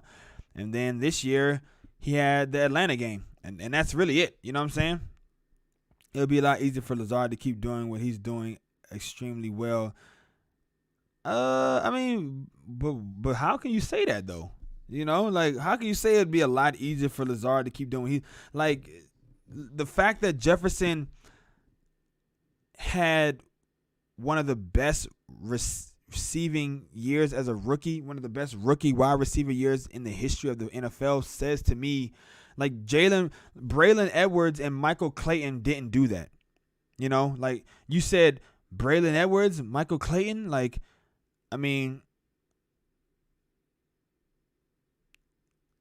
those two guys didn't have the level of success that Justin Jefferson had. So you can't really compare them. You would have to compare him to other guys who've had his similar success. And I would dare to imagine that anybody who's had a similar year to what Justin Jefferson had in their first year probably went on to be a pretty solid player by that argument, the only other person who's had a year similar to Justin Jefferson is Randy Moss, and he turned out to be a Hall of Famer. So, you know what I'm saying? If you're going to compare first-year players, the one person you can compare Justin Jefferson to is Randy Moss, because he's the only other player who had a similar year. So we can see the comparison here would be Randy Moss. Randy Moss is a Hall of Famer. I'm not saying Jefferson. I'm not saying Jefferson's going to be a Hall of Famer, but I mean, none of those other guys had a year like Justin Jefferson that you named. Bro, the fact you were selling this dude will have a great year blocking tells me we're going to have to agree to disagree in this conversation. Yeah. Would you be willing to bet that Jefferson Jetson will have another year like this one before Lazard has another great year of blocking? Yes, I would be willing to bet that. I would be willing to bet. Honestly, I would be willing to bet that by this time next year, Justin Jefferson might be all pro. How about that? Evans, Godwin, and Brown had 6 receptions and 46 yards in a TD tonight. That's crazy. All of them? That is pretty crazy. That's going to be a lot of. Thank you, Trailer Court 69, for bringing it back to reality, because we do have to get ready. And by we, I mean the Packers do have to get ready to face the Tampa Bay Buccaneers next week. And they do have Edwards, Godwin, and Brown. 3 legitimate passing threats that they're going to have to defend. And unfortunately, there's only one Jair Alexander. So we're going to have to find out what they're going to do. They're going to have to scheme some shit up, and they're going to have to play great team defense and get some pressure on Brady. I guess I just value blocking more than you. There's a reason why the announcers talk about Lazard's blocking 4 or 5 times a game during the Rams. That was all of them. All of them combined. I thought you said all. I thought you said each of them. I was like, damn, that's pretty fucking good. Oh, but combined they all had. Oh, okay, well then yeah, there you go. In today's NFL, if you build your team around blocking wide receivers, you would not. I'm not gonna go that far, Creed. I think that's a bit of a stretch. Look at what the 49ers did. The 49ers built their team around a dominant running game and blocking receivers and blocking tight ends to the point where sometimes Kettle doesn't even get that many targets in the passing game because he's just the best blocking tight end in football. So I'm not going to go that far. That's a bit of a stretch to me. You can definitely win a lot of games if you build your team around receivers that primarily block, because that doesn't mean that they can't get open. That just means that you value their contribution in the running game and your primary focus of your team is to run the ball. So I'm not going to go that far. Yeah, you obviously need different types of players. They can't all be the same archetype. Did they win a Super Bowl? Nigga, you didn't say win a Super Bowl. You just said a lot of games. So you need to be more specific, bro. You said if you build your team around blocking receivers, you will not win a lot of games. You didn't say you will not win Super Bowls. You said games. And the 49ers, when healthy, did win a lot of games. They weren't healthy this year, bro. What are you talking about? Come on.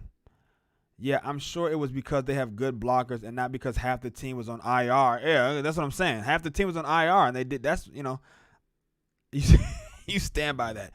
Okay, that's a good final comment to end the stream on. Creed is GOAT, standing on the hill that he says he will die on. He's been standing on that hill by himself many times this night on the chat. First, it was Jameis Winston. Now he's going to stand on the 49ers are not that good of a team hill. And we're going to leave him there on that hill. Doggy Wolf Wolf says hi, just in time for the last send-off of the night. It's your boy Godchild, first of his name. You have been watching the What's Packin' Sports Show. Metaphorically, you're willing. Okay, of course, yeah, we don't want nothing to happen to you, of course, you know what I'm saying? But as far as arguments go, you're willing to stand on that hill until your very last breath, I would imagine, because, you seem like a very resolute guy. When it comes to your opinions on things, especially sports, you have a very sound, strong conviction, and I respect that about you. Doggy Wolf Wolf says, has a great rest of your day. Hey, man, it's 11 p.m. at night, so I'm going to enjoy the rest of my night. I'm getting ready to go to bed, as a matter of fact, man. We had a great day, man. The Browns lost to Kansas City. Tampa Bay beat the Bucks. Tampa Bay beat the Bucks. Tampa Bay beat the Saints as I predicted, and they covered the spread. I went 3 of 4 on my picks against the spread. I'm actually pretty proud of that. I didn't do so good on the over-unders. I went 2 of 4 on the over-unders. I got 2 over-unders right. I got the other 2 wrong. I had a great day chilling with all of you guys. I want to give another shout-out to Sandbox Rabbit for the follow. Afro for the tier 1 subscription. Office Nike for the follow. I try too easy for the follow. Ethan Martin 7. He was the follower yesterday. So thank you to everybody who stopped by. Yeah, Alex66. I'm done, man. The Bucks beat the Bucks. Yeah, I know. That's how I'm tired, man. 8 hour stream. I'm a little tired, man. I'm done for the night, man. I want to say thank you to everybody who jumped on. Thank you for all the riveting debate. It was great. This is why I do this, because I love to engage with the fans. I love to engage with fellow football heads, and I love to have debate. We kept it clean. It was informational. It was knowledgeable. And everybody got a chance to express their opinions. So I will be here next week. The games are going to be played. Let's see. When are the games going to be played? We got next week. Okay, schedule. Let me get the schedule. Wild card game when we get the conference championships. We got Sunday. So we got 2 games on Sunday, no games on Saturday. So I will be here next Sunday. The Buccaneers take on the Packers in Lambeau at 3:00 p.m. Eastern time. And then we got the Bills taking on the Chiefs. So I will be streaming all day next Sunday, January 24th. Can you believe it, guys? The month of January is already over, basically.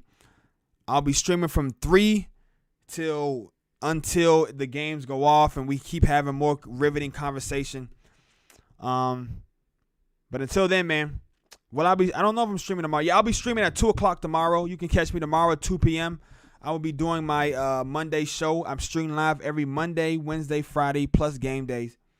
You can catch the reruns on YouTube. You can see my YouTube channel right there, What's Packing Sports Show. Follow me on my Instagram, What's_Packing, and on Twitter, What's Packing. Until next time, everybody, go Pack, go. And as always, as I like to say, the Bears still suck.